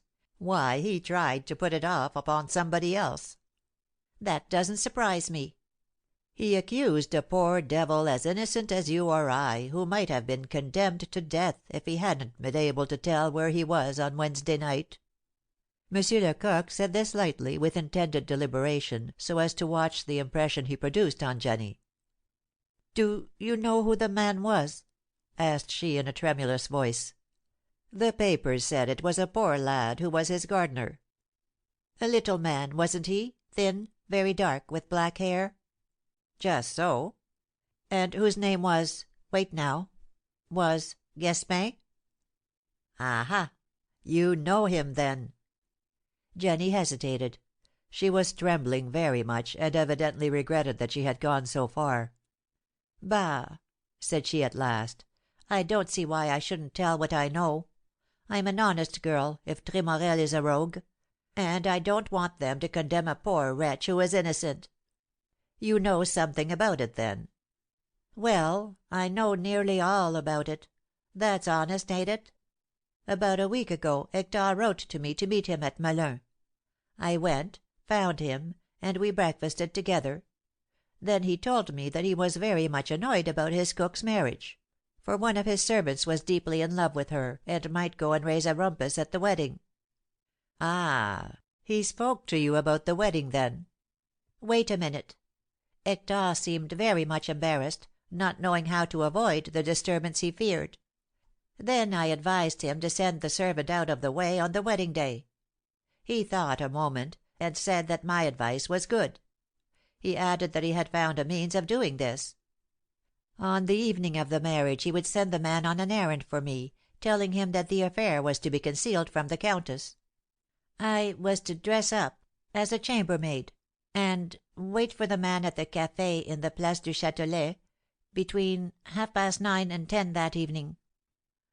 I was to sit at the table nearest the entrance, on the right, with a bouquet in my hand, so that he should recognise me. He would come in and give me a package. Then I was to ask him to take something, and so get him tipsy, if possible, and then walk about Paris with him till morning." Jenny expressed herself with difficulty, hesitating, choosing her words, and trying to remember exactly what Tremorel said. "And you," interrupted M. Lecoq, "did you believe all this story about a jealous servant?" "Not quite; but I fancied that he had some intrigue on foot, and I wasn't sorry to help him deceive a woman whom I detested, and who had wronged me." "So you did as he told you?" "Exactly, from beginning to end. Everything happened just as Hector had foreseen. The man came along at just 10 o'clock, took me for a maid, and gave me the package. I naturally offered him a glass of beer. He took it, and proposed another, which I also accepted. He is a very nice fellow, this gardener, and I passed a very pleasant evening with him. He knew lots of queer things, and—" "Never mind that. What did you do then?" "After the beer we had some wine, then some beer again, then some punch, then some more wine. The gardener had his pockets full of money. He was very tipsy by 11, and invited me to go and have a dance with him at the Batignolles. I refused, and asked him to escort me back to my mistress at the upper end of the Champs Elysées. We went out of the café, and walked up the Rue de Rivoli, stopping every now and then for more wine and beer. By 2 o'clock the fellow was so far gone that he fell like a lump on a bench near the Arc de Triomphe, where he went to sleep, and there I left him." "Well, where did you go?" "Home." "What has become of the package?" "Oh, I intended to throw it into the Seine, as Hector wished, but I forgot it. You see, I had drunk almost as much as the gardener, so I carried it back home with me, and it is in my room now." "Have you opened it?" "Well, what do you think?" "What did it contain?" "A hammer, 2 other tools, and a large knife." Gaspin's innocence was now evident, and the detective's foresight was realised. "Gaspin is all right," said M. Planta, "but we must know " M. Lecoq interrupted him. He knew now all he wished. Jenny could tell him nothing more, so he suddenly changed his tone from a wheedling one to abrupt severity. "My fine young woman," said he, "you have saved an innocent man, but you must repeat what you have just said to the judge of instruction at Corbeil. And as you might lose yourself on the way, I'll give you a guide." He went to the window and opened it. Perceiving Goulard on the sidewalk, he cried out to him: "Goulard! Come up here!" He turned to the astonished Jenny, who was so frightened that she dared not either question him or get angry, and said: "Tell me how much Tremorel paid you for the service you rendered him." 10,000 francs; but it is my due, I swear to you, for he promised it to me long ago, and owed it to me." "Very good; it can't be taken away from you," he added, pointing out to Goulard, who entered just then. "Go with this man to your room, take the package which Gaspin brought you, and set out at once for Corbeil. Above all, no tricks, miss, or beware of me." Madame Charmant came in just in time to see Jenny leave the room with Goulard. "Lord, what's the matter?" she asked M. Lecoq. "Nothing, my dear madame, nothing that concerns you in the least. And so, thank you, and good evening. We are in a great hurry." 26. When M. Lecoq was in a hurry he walked fast. He almost ran down the Rue Notre Dame de Lorette, so that Planta had great difficulty in keeping up with him. And as he went along he pursued his train of reflection half aloud, so that his companion caught here and there a snatch of it. "All goes well," he muttered, "and we shall succeed. It's seldom that a campaign which commences so well ends badly. If Job is at the wine merchant's, and if one of my men has succeeded in his search, the crime of Valpellu is solved, and in a week people will have forgotten it." He stopped short on reaching the foot of the street opposite the church. "I must ask you to pardon me," said he to the old justice, "for hurrying you on so, and making you one of my trade; but your assistance might have been very useful at Madame Charmant's, and it will be indispensable when we get fairly on Tremorel's track." They went across the square and into the wine shop at the corner of the Rue des Martyrs. Its keeper was standing behind his counter turning wine out of a large jug into some litres, and did not seem much astonished at seeing his new visitors. M. Lecoq was quite at home, as he was everywhere, and spoke to the man with an air of easy familiarity. "Aren't there 6 or 8 men waiting for somebody here?" he asked. "Yes, they came about an hour ago." "Are they in the back room?" "Just so, monsieur," responded the wine merchant obsequiously. He didn't exactly know who was talking to him, but he suspected him to be some superior officer from the Prefecture, and he was not surprised to see that this distinguished personage knew the ins and outs of his house. He opened the door of the room referred to without hesitation. 10 men in various guises were drinking there, and playing cards. On M. Lecoq's entrance with M. Planta, they respectfully got up and took off their hats. "Good for you, Job," said M. Lecoq to him who seemed to be their chief. "You are prompt, and it pleases me. Your 10 men will be quite enough, for I shall have the 3 besides whom I sent out this morning." M. Job bowed, happy at having pleased a master who was not very prodigal in his praises.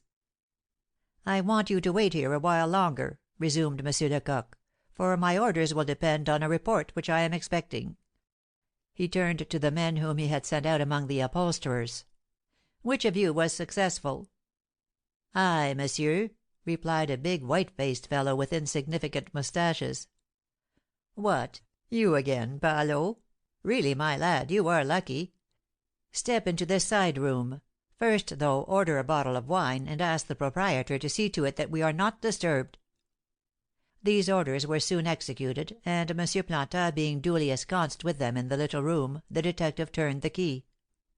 "Speak up, now," said he to Palot, "and be brief."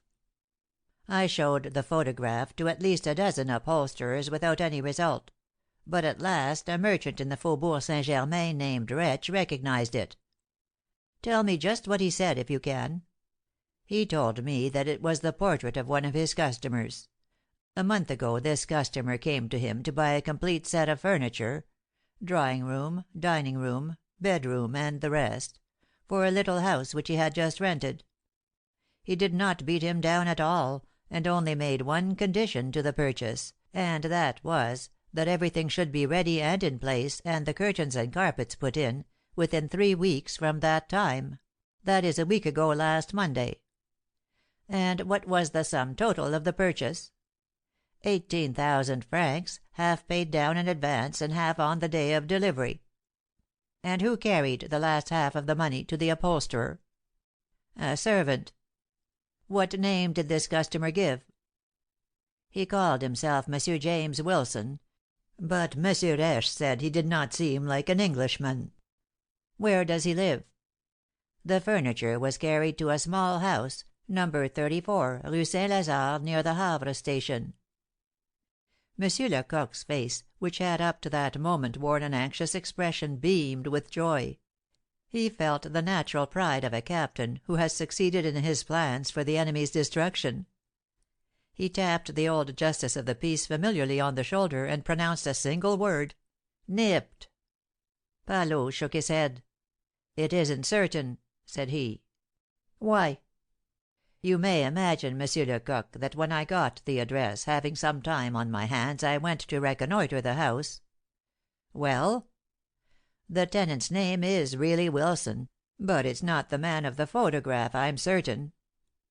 M. Plantin gave a groan of disappointment, but M. Lecoq was not so easily discouraged. "How did you find out?" "I pumped one of the servants." "Confound you!" cried M. Plantin. "Perhaps you roused suspicions." "Oh, no," answered M. Lecoq. "I'll answer for him. Palot is a pupil of mine. Explain yourself, Palot." Recognizing the house, an elegant affair it is, too, I said to myself, "Ay, faith, here's the cage. Let's see if the bird is in it." I luckily happened to have a napoleon in my pocket, and I slipped it without hesitation into the drain which led from the house to the street gutter. "Then you rang?"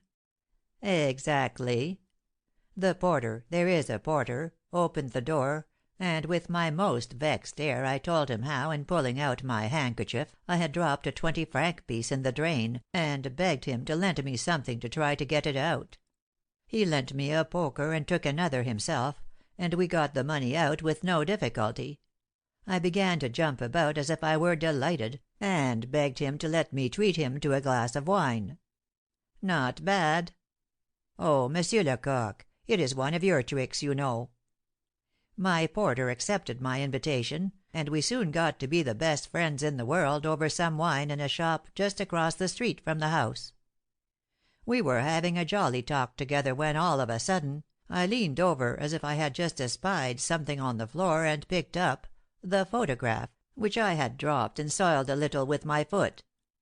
"What!" cried I, "a portrait?" My new friend took it, looked at it, and didn't seem to recognize it. Then, to be certain, I said, "He's a very good-looking fellow, ain't he now? Your master must be some such a man." But he said no, that the photograph was of a man who was bearded, while his master was as clean-faced as an abbey. "Besides," he added, "my master is an American. He gives us orders in French, but madame and he always talk English together." Monsieur Lecoq's eyes glistened as Palot proceeded. "Tremorel speaks English, doesn't he?" asked he of M. Plantin. "Quite well, and Laurence, too." "If that is so, we are on the right track, for we know that Tremorel shaved his beard off on the night of the murder. We can go on." Palot, meanwhile, seemed a little uneasy at not receiving the praise he expected. "My lad," said M. Lecoq, turning to him, "I think you have done admirably, and a good reward shall prove it to you. Being ignorant of what we know, your conclusions were perfectly right. But let's go to the house at once. Have you got a plan of the ground floor?" "Yes, and also of the first floor above. The porter was not dumb, and so he gave me a good deal of information about his master and mistress, though he has only been there 2 days. The lady is dreadfully melancholy, and cries all the time." "We know it. The plan?" "Below there is a large and high paved arch for the carriages to pass through. On the other side is a good sized courtyard, at the end of which are the stable and carriage house. The porter's lodge is on the left of the arch. On the right a glass door opens on a staircase with 6 steps, which conducts to a vestibule into which the drawing room, dining room, and 2 other little rooms open. The chambers are on the first floor. A study, a " "Enough," M. Lecoq said. "My plan is made." And rising abruptly, he opened the door, and, followed by M. Planta and Palot, went into the large room. All the men rose at his approach as before. "Monsieur Job," said the detective, "listen attentively to what I have to say. As soon as I am gone, pay up what you owe here, and then, as I must have you all within reach, go and install yourselves in the first wine shop on the right as you go up the Rue d'Amsterdam. Take your dinner there, for you will have time; but soberly, you understand." He took 2 napoleons out of his pocket and placed them on the table, adding, "That's for the dinner." M. Lecoq and the old justice went into the street, followed closely by Palot. The detective was anxious above all to see for himself the house inhabited by Tremorel. He saw at a glance that the interior must be as Palot had described. "That's it, undoubtedly," said he to M. Planta. "We've got the game in our hands. Our chances at this moment are 90 to 10." "What are you going to do?" asked the justice, whose emotion increased as the decisive moment approached. "Nothing just yet. I must wait for night before I act. As it is 2 hours yet before dark, let's imitate my men.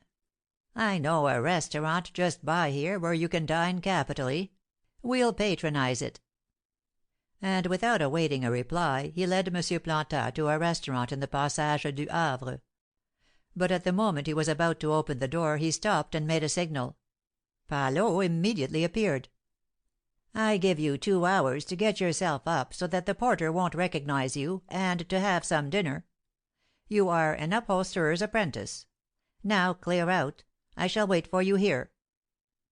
M. Lecoq was right when he said that a capital dinner was to be had in the Passage du Havre. Unfortunately, M. Planta was not in a state to appreciate it. As in the morning, he found it difficult to swallow anything, he was so anxious and depressed.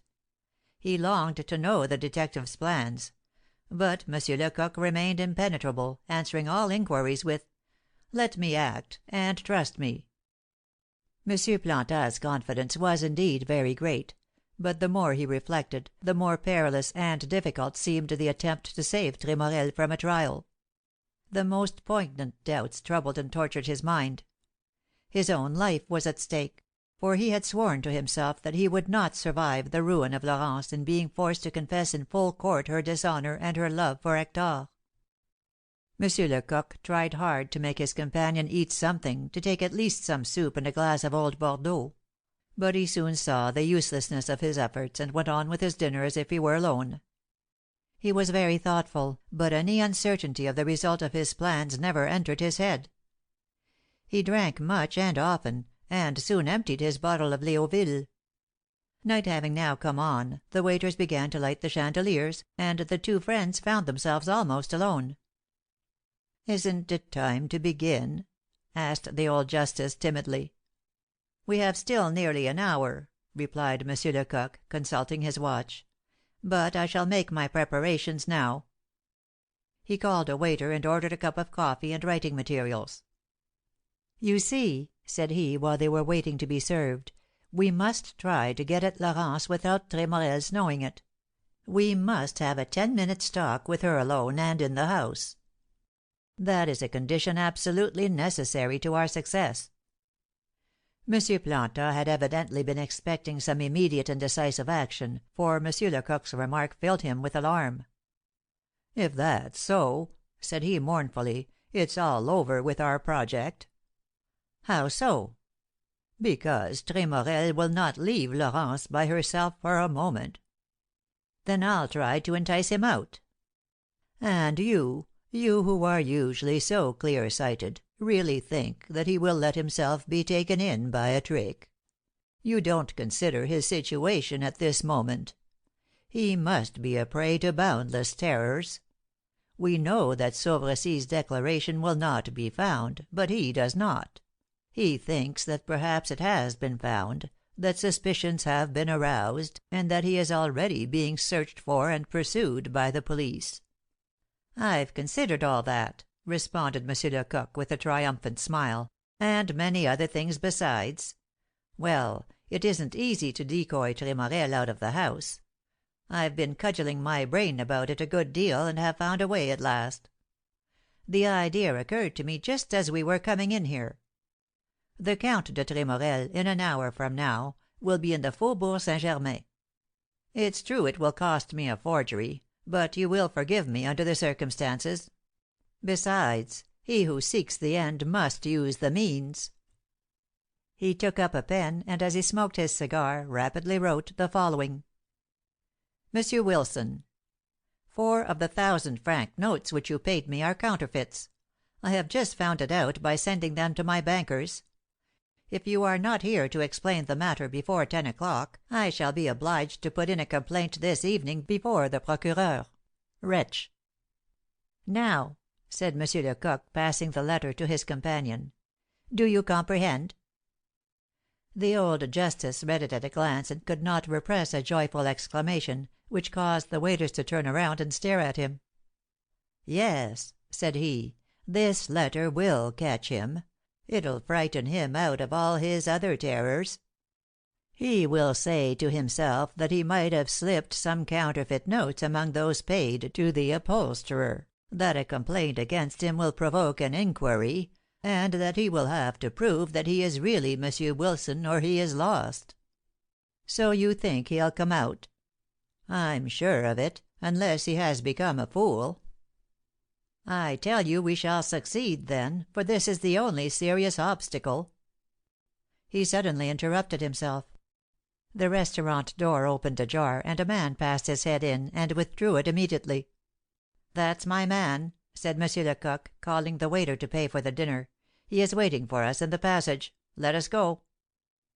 A young man, dressed like a journeyman upholsterer, was standing in the passage looking in at the shop windows. He had long brown locks, and his moustache and eyebrows were coal black. M. Planta certainly did not recognise him as Palot, but M. Lecoq did, and even seemed dissatisfied with his get-up. "Bad!" growled he. "Pitiable! Do you think it is enough, in order to disguise yourself, to change the colour of your beard? Look in that glass, and tell me if the expression of your face is not just what it was before. Aren't your eye and smile the same? Then your cap is too much on one side, it is not natural; and your hand is put in your pocket awkwardly." "I'll try to do better another time, M. Lecoq," Palot modestly replied. "I hope so; but I guess your porter won't recognise you to night, and that is all we want. And now what must I do?" "I'll give you your orders, and be very careful not to blunder. First, hire a carriage with a good horse. Then go to the wine shop for one of our men, who will accompany you to M. Wilson's house. When you get there, ring, enter alone, and give the porter this letter, saying that it is of the utmost importance. This done, put yourself, with your companion, in an ambuscade before the house. If M. Wilson goes out, and he will go out or I am not Lecoq, send your comrade to me at once. As for you, you will follow M. Wilson, and not lose sight of him. He will take a carriage, and you will follow him with yours, getting up on the hackman's seat and keeping a lookout from there. Have your eyes open, for he is a rascal who may feel inclined to jump out of his cab and leave you in pursuit of an empty vehicle." "Yes, and the moment I am informed—" "Silence, please, when I am speaking. He will probably go to the upholsterer's in the Rue des Saints-Pères, but I may be mistaken. He may order himself to be carried to one of the railway stations, and may take the first train which leaves. In this case you must get into the same railway carriage that he does, and follow him everywhere he goes; and be sure and send me a despatch as soon as you can." "Very well, M. Lecoq, only if I have to take a train—" "What, haven't you any money?" "Well, no, my chief." "Then take this 500-franc note. That's more than is necessary to make the tour of the world. Do you comprehend everything?" "I beg your pardon. What shall I do if Monsieur Wilson simply returns to his house?" "In that case I will finish with him. If he returns, you will come back with him, and the moment his cab stops before the house give 2 loud whistles, you know. Then wait for me in the street, taking care to retain your cab, which you will lend to Monsieur Plantat if he needs it." "All right," said Palot, who hastened off without more ado. Monsieur Plantat and the detective left alone began to walk up and down the gallery. Both were grave and silent, as men are at a decisive moment. There is no chatting about a gaming table. M. Lecoq suddenly started. He had just seen his agent at the end of the gallery. His impatience was so great that he ran toward him, saying: "Well?" "Monsieur, the game has flown, and Palot after him." "On foot or in a cab?" "In a cab." "Enough. Return to your comrades, and tell them to hold themselves ready." Everything was going as Lecoq wished, and he grasped the old justice's hand, when he was struck by the alteration in his features. "What, are you ill?" asked he anxiously. "No, but I am 55 years old, Monsieur Lecoq, and at that age there are emotions which kill one. Look, I am trembling at the moment when I see my wishes being realized, and I feel as if a disappointment would be the death of me. I'm afraid. Yes, I'm afraid. Ah, why can't I dispense with following you?" "But your presence is indispensable. Without your help I can do nothing." "What could I do?" "Save Laurence, Monsieur Plantat." This name restored a part of his courage. "If that is so," said he. He began to walk firmly toward the street, but M. Lecoq stopped him. "Not yet," said the detective. "Not yet. The battle now depends on the precision of our movements. A single fault miserably upsets all my combinations, and then I shall be forced to arrest and deliver up the criminal. We must have a 10 minutes' interview with Mademoiselle Laurence, but not much more, and it is absolutely necessary that this interview should be suddenly interrupted by Tremorel's return. Let's make our calculations. It will take the rascal half an hour to go to the Rue des Saints-Pères, where he will find nobody. As long to get back. Let us throw in 15 minutes as a margin. In all, an hour and a quarter. There are 40 minutes left us." M. Plantat did not reply, but his companion said that he could not stay so long on his feet after the fatigues of the day, agitated as he was, and having eaten nothing since the evening before. He led him into a neighbouring café, and forced him to eat a biscuit and drink a glass of wine. Then, seeing that conversation would be annoying to the unhappy old man, he took up an evening paper, and soon seemed to be absorbed in the latest news from Germany. The old justice, his head leaning on the back of his chair and his eyes wandering over the ceiling, passed in mental review the events of the past 4 years. It seemed to him but yesterday that Laurence, still a child, ran up his garden path and picked his roses and honeysuckles. How pretty she was, and how divine were her great eyes! Then, as it seemed between dusk and dawn, as a rose blooms on a June night, the pretty child had become a sweet and radiant young girl. She was timid and reserved with all but him. Was he not her old friend, the confidant of all her little griefs and her innocent hopes? How frank and pure she was then! What a heavenly ignorance of evil! 9 o'clock struck. M. Lecoq laid down his paper. "Let us go," said he. M. Plantat followed him with a firmer step, and they soon reached M. Wilson's house, accompanied by Job and his men. "You men," said M. Lecoq, "wait till I call before you go in. I will leave the door ajar."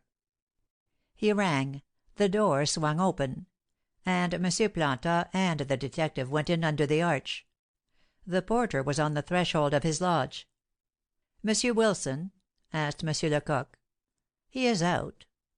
"I will speak to madame, then." "She is also out." "Very well. Only, as I must positively speak with Madame Wilson, I'm going up stairs." The porter seemed about to resist him by force, but as Lecoq now called in his men he thought better of it, and kept quiet. M. Lecoq posted 6 of his men in the court, in such a position that they could be easily seen from the windows on the first floor, and instructed the others to place themselves on the opposite sidewalk, telling them to look ostentatiously at the house. These measures taken, he returned to the porter. "Attend to me, my man. When your master, who has gone out, comes in again, beware that you don't tell him that we are upstairs. A single word would get you into terribly hot water." "I am blind," he answered, "and deaf." "How many servants are there in the house?" "3, but they have all gone out." The detective then took M. Planta by the arm, and holding him firmly, "You see, my dear friend," said he, "the game is ours. Come along, and in Florence's name, have courage." End of chapters 25 and 26.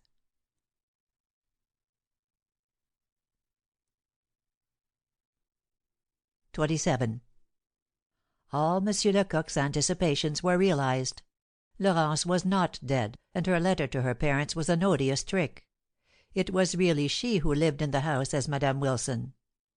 How had the lovely young girl, so much beloved by the old justice, come to such a dreadful extremity? The logic of life, alas, fatally enchains all our determinations to each other. Often an indifferent action, little wrongful in itself, is the beginning of an atrocious crime. Each of our new resolutions depends upon those which have preceded it, and is their logical sequence just as the sum total is the product of the added figures. Woe to him who, being seized with a dizziness at the brink of the abyss, does not fly as fast as possible without turning his head, for soon yielding to an irresistible attraction he approaches, braves the danger, slips and is lost. Whatever thereafter he does or attempts he will roll down the faster, until he reaches the very bottom of the gulf. Tremorel had by no means the implacable character of an assassin. He was only feeble and cowardly, yet he had committed abominable crimes. All his guilt came from the first feeling of envy with which he regarded Sauvercy, and which he had not taken the pains to subdue. Florence, when on the day that she became enamoured of Tremorel, she permitted him to press her hand and kept it from her mother, was lost. The hand pressure led to the pretence of suicide in order to fly with her lover. It might also lead to infanticide. Poor Florence, when she was left alone by Hector's departure to the Faubourg St. Germain on receiving M. Lecoq's letter, began to reflect upon the events of the past year. How unlooked for and rapidly succeeding they had been! It seemed to her that she had been whirled along in a tempest without a second to think or act freely. She asked herself if she were not a prey to some hideous nightmare, and if she should not presently awake in her pretty maidenly chamber at Orcival. Was it really she who was there in a strange house, dead to every one, leaving behind a withered memory, reduced to live under a false name, without family or friends henceforth, or any one in the world to help her feebleness, at the mercy of a fugitive like herself, who was free to break to morrow the bonds of caprice which to day bound him to her? Was it she, too, who was about to become a mother, and found herself suffering from the excessive misery of blushing for that maternity which is the pride of pure young wives? 1,000 memories of her past life flocked through her brain and cruelly revived her despair. Her heart sank as she thought of her old friendships, of her mother, her sister, the pride of her innocence, and the pure joys of the home fireside. As she half reclined on a divan in Hector's library she wept freely. She bewailed her life, broken at 20, her lost youth, her vanished, once radiant hopes, the world's esteem, and her own self-respect, which she should never recover. Of a sudden the door was abruptly opened. Florence thought it was Hector returned, and she hastily rose, passing her handkerchief across her face to try to conceal her tears. A man whom she did not know stood upon the threshold, respectfully bowing. She was afraid, for Tremorel had said to her many times within the past 2 days, "We are pursued. Let us hide well," and though it seemed to her that she had nothing to fear, she trembled, without knowing why. "Who are you?" she asked haughtily, "and who has admitted you here? What do you want?"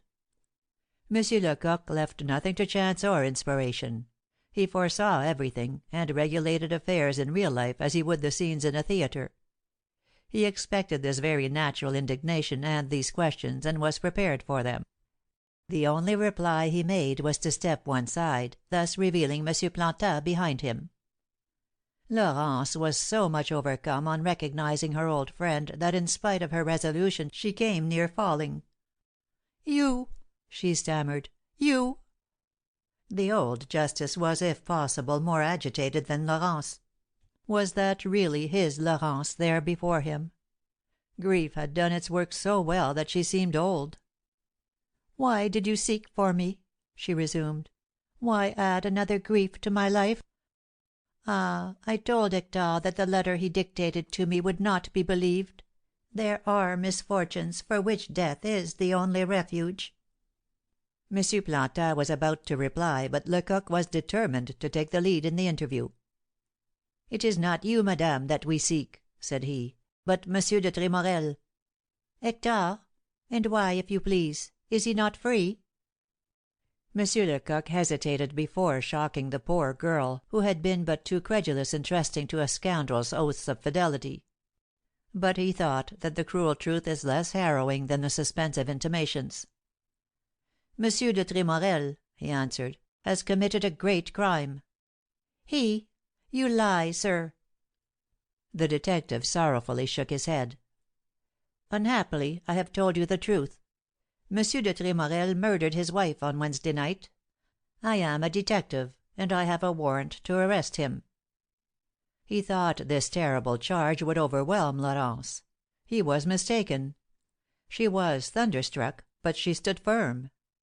The crime horrified her, but it did not seem to her entirely improbable, knowing as she did the hatred with which Hector was inspired by Bertha. "Well, perhaps he did," cried she, sublime in her energy and despair.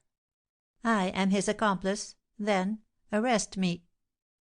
This cry, which seemed to proceed from the most senseless passion, amazed the old justice, but did not surprise Monsieur Lecoq. "No, madame," he resumed, "you are not this man's accomplice. Besides, the murder of his wife is the least of his crimes. Do you know why he did not marry you? Because, in concert with Bertha, he poisoned Monsieur Sauvercy, who saved his life and was his best friend. We have the proof of it." This was more than poor Laurence could bear. She staggered and fell upon a sofa. But she did not doubt the truth of what Monsieur Lecoq said. This terrible revelation tore away the veil which till then had hidden the past from her. The poisoning of Sauvercy explained all Hector's conduct, his position, his fears, his promises, his lies, his hate, his recklessness, his marriage, his flight. Still she tried not to defend him, but to share the odium of his crimes. "I knew it," she stammered, in a voice broken by sobs. "I knew it all." The old justice was in despair. "How you love him, poor child!" murmured he. This mournful exclamation restored to Laurence all her energy. She made an effort, and rose, her eyes glittering with indignation. "I love him!" cried she. "I? Ah, I can explain my conduct to you, my old friend, for you are worthy of hearing it. Yes, I did love him, it is true, loved him to the forgetfulness of duty, to self-abandonment. But one day he showed himself to me as he was. I judged him, and my love did not survive my contempt. I was ignorant of Sauvercy's horrible death. Hector confessed to me that his life and honour were in Bertha's hands, and that she loved him. I left him free to abandon me, to marry, thus sacrificing more than my life to what I thought was his happiness. Yet I was not deceived. When I fled with him, I once more sacrificed myself, when I saw that it was impossible to conceal my shame. I wanted to die. I lived, and wrote an infamous letter to my mother, and yielded to Hector's prayers, because he pleaded with me in the name of our child." Monsieur Lecoq, impatient at the loss of time, tried to say something, but Laurence would not listen to him. "But what matter?" she continued. "I loved him, followed him, and am his." Constancy at all hazards is the only excuse for a fault like mine. I will do my duty. I cannot be innocent when Hector has committed a crime. I desire to suffer half the punishment." She spoke with such remarkable animation that the detective despaired of calming her, when two whistles in the street struck his ear. Tremorel was returning, and there was not a moment to be lost. He suddenly seized Laurence by the arm. "You will tell all this to the judges, madame," said he sternly.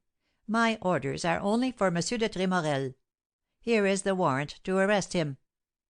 He took out the warrant and laid it upon the table. Laurence, by the force of her will, had become almost calm. "You will let me speak 5 minutes with the Count de Tremorel, will you not?" she asked. Monsieur Lecoq was delighted. He had looked for this request, and expected it. "5 minutes? Yes," he replied; "but abandon all hope, madame, of saving the prisoner. The house is watched. If you look in the court and in the street you will see my men in ambuscade. Besides, I am going to stay here in the next room." The count was heard ascending the stairs. "There's Hector!" cried Laurence. "Quick, quick! Conceal yourselves!" She added, as they were retiring, in a low tone, but not so low as to prevent the detective from hearing her, "Be sure we will not try to escape." She let the door curtain drop. It was time. Hector entered. He was paler than death, and his eyes had a fearful, wandering expression. "We are lost," said he. "They are pursuing us. See, this letter which I received just now is not from the man whose signature it professes to bear. He told me so himself. Come, let us go. Let us leave this house." Laurence overwhelmed him with a look full of hate and contempt, and said, "It is too late." Her countenance and voice were so strange that Tremorel, despite his distress, was struck by it, and asked, "What is the matter?" "Everything is known. It is known that you killed your wife." "It's false." She shrugged her shoulders.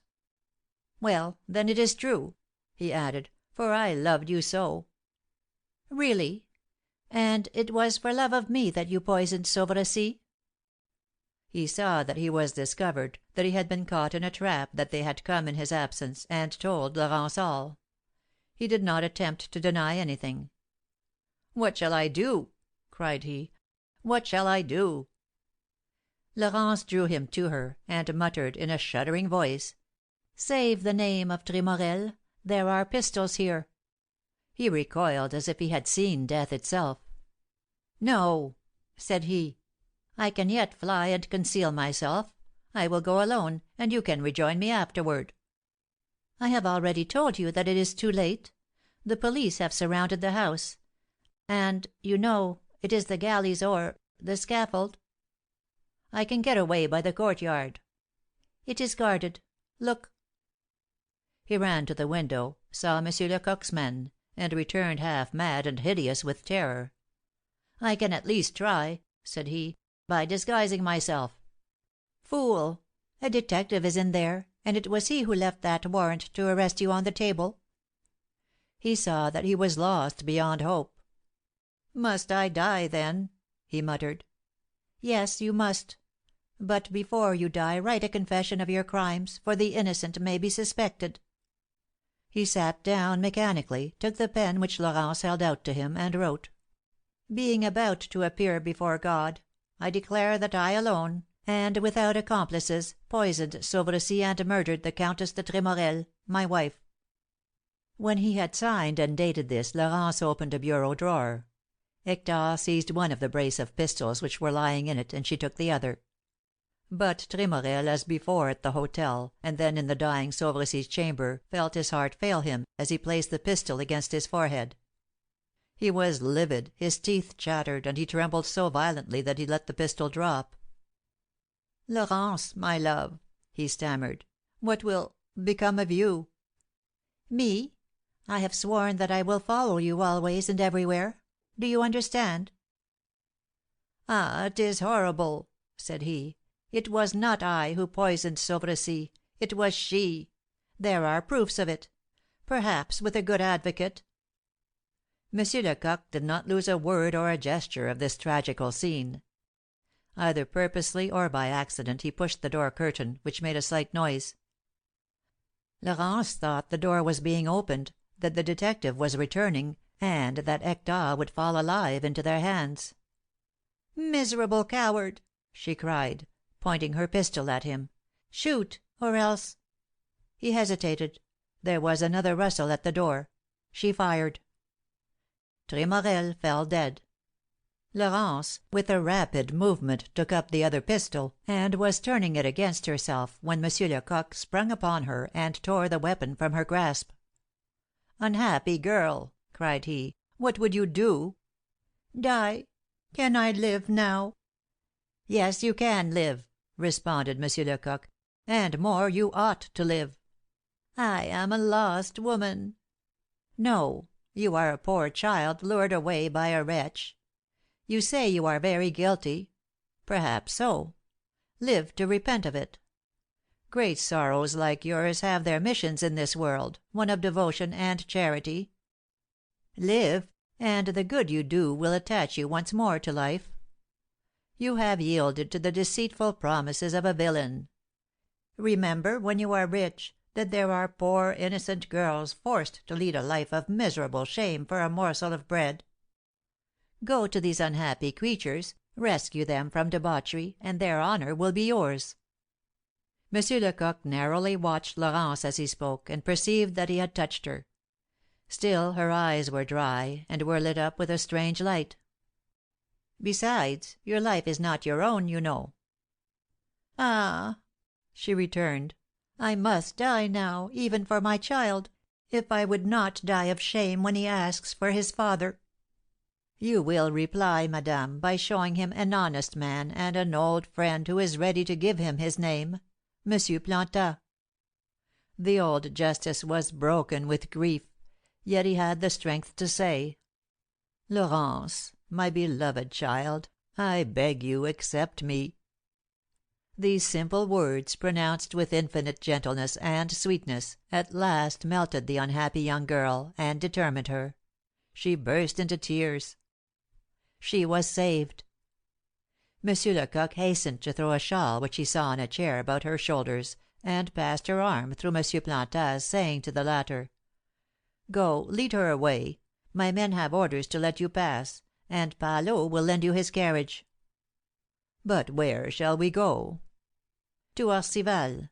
Monsieur Courtois has been informed by a letter from me that his daughter is living and he is expecting her. Come, lose no time." Monsieur Lecoq, when he was left alone, listened to the departure of the carriage which took Monsieur Planta and Laurence away; then he returned to Tremorel's body. "There," said he to himself, "lies a wretch whom I have killed instead of arresting, and delivering him up to justice. Have I done my duty? No; but my conscience will not reproach me, because I have acted rightly." And running to the staircase, he called his men. 28. The day after Tremorel's death, old Berthaud and Gaspin were set at liberty, and received the former 4,000 francs to buy a boat and new tackle, and the latter 10,000 francs, with a promise of a like sum at the end of the year, if he would go and live in his own province. 15 days later, to the great surprise of the Orcival gossips, who had never learned the details of these events, Monsieur Planta wedded Mademoiselle Laurence Courtois; and the groom and bride departed that very evening for Italy, where it was announced they would linger at least a year. As for Papa Courtois, he has offered his beautiful domain at Orcival for sale.